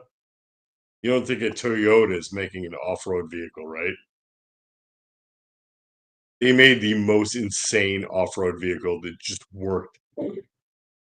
I've driven one up like a fucking 20-degree incline.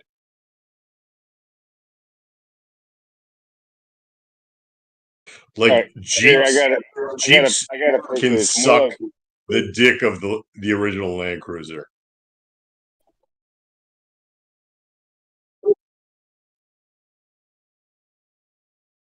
Tell me when you figure out what this vehicle picture. you're talking about. Oh, it's like, damn it. Yeah, look it up. I'm interested. Is I like those. It's weird that we've gone backwards in car technology.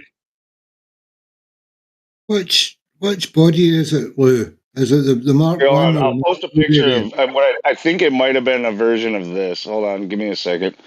Okay. How do you even freaking share a link into an attached? Well, you click on the corner to get the side chat. Boomer. It should look like the thing that cartoon people say, and then post it there.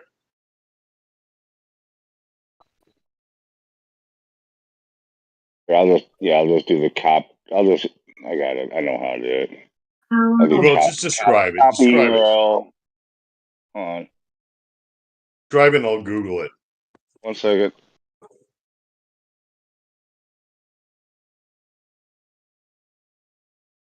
All right, so here's from Google. Here's from Google Images. It was something like this, but it was made. It was like a work vehicle that like somebody made. Yeah, You know, That's not a good link. What are you talking It's about? just a picture of some weird fucking thing. All I'm giving you is a picture of what I basically saw.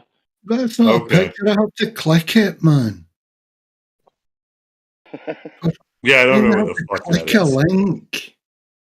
Google image. Mum, go and click that link for me. Whoa. What the fuck is this thing? I've never seen this thing before. Yeah, I saw it at a Sherwin. It's like a Williams. minivan.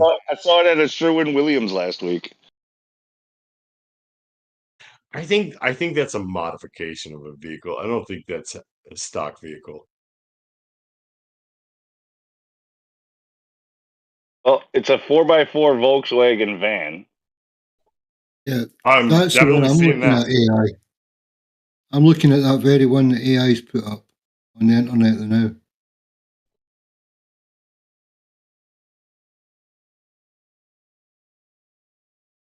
I tell you what, a friend of my dad's liked to shoot guns, and my dad had a place where you could shoot guns. And one day he's like, this guy owed me money and he couldn't pay me back, and I just took this thing. And it was like a 1972 Toyota Land Cruiser that was not roadworthy. And that was the most fun thing I've ever driven in my life.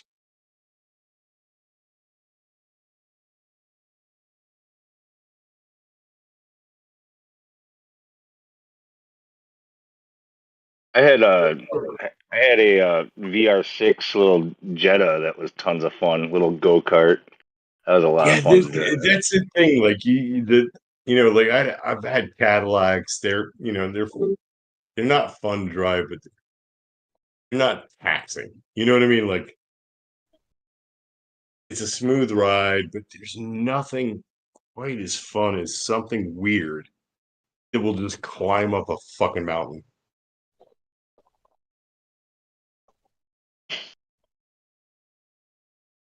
Yeah, this 4x4 Volkswagen, van, like it is awkward looking because it's for its height, it's like seems really narrow. Like you got those big old tires, like you're gonna go rock crawling or something. But like, where's the center of gravity on that thing? Like because it looks like actually, I can tell you by looking at it, it's further back than you think because the wheels don't go all the way out to the front. I bet steering that thing was a fucking douche move. You know what I mean? I bet you couldn't fucking navigate traffic in DC in that thing. Oh, with the forward steer, the forward. No, that's not a full forward steering. Though. There's other ones where the wheels are actually in front of you, man. They're even better. Well, the one that I'm looking at side chat, the wheels are behind the driver. The front wheels are behind the driver. Yeah. Which would be a fucking nightmare to steer in a city. Yeah. Especially a city in Germany. Oh, Clint's gone full millionaire. Well, seeing you've got money, Clint. Closest I got to one of those was an RC one. I understood half of what you said. Do you know how much the Toyota Land Cruiser, do you know how much the FJ40s are going for now, dude?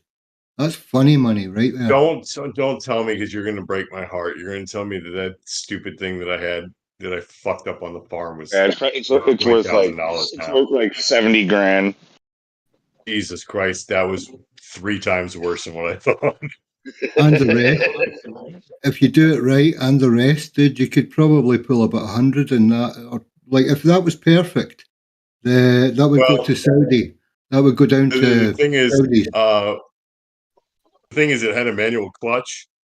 My idiot cousin, panicked going up a hill, popped the clutch, and it started going down. He didn't know what he was doing, and then he just started hitting the brake and hit a tree. And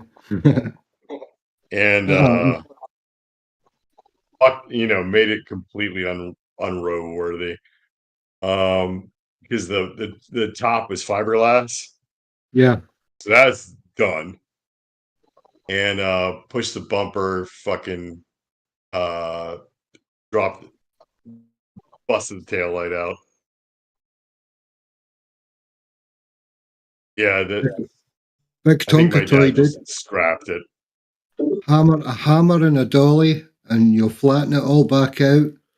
Some Bondo on the roof, or just refiberglass it. It's all flexible, man. We're also talking about a thing that happened like 30 years ago. Yeah, bro, I know. I'm the same. Like I've had nice things that I let go in the past, and but such is life. It's nice to have them though, for a little while. Well, it was fun while it had. Yeah. Oh man, that thing was so much fun. No wonder they're worth money now.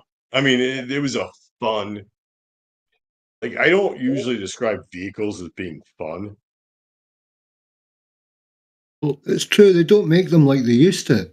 If they made, well, they're now starting to make exact copies of You know, specific ones like Jaguars and stuff. But it's like funny money, bro. You're literally But the you're thing better is, like off the new getting a kit and Mustangs making it. aren't the old Yeah. Mustangs. The old Mustangs suck. The new Mustangs, they handle well. You know what I mean? They have a lot of power. The old Mustangs, like the one my mom had, it could barely pull a fucking string out of a cat's ass. But it was so cool looking, right? Yeah. It looked cool as fuck. It probably had, if it had 250 horsepower, if it had more than 250 horsepower, I'll kiss your ass. But it weighed as much as a beer can. So go fast. It'll kill you if you hit anything. Well, it's up, but it's the V8 or the V6, whichever one it was, and it's just sheer torque, and it keeps going. Well, my dad dropped a Ford 350 into it. Uh huh. Which isn't a super duper engine, but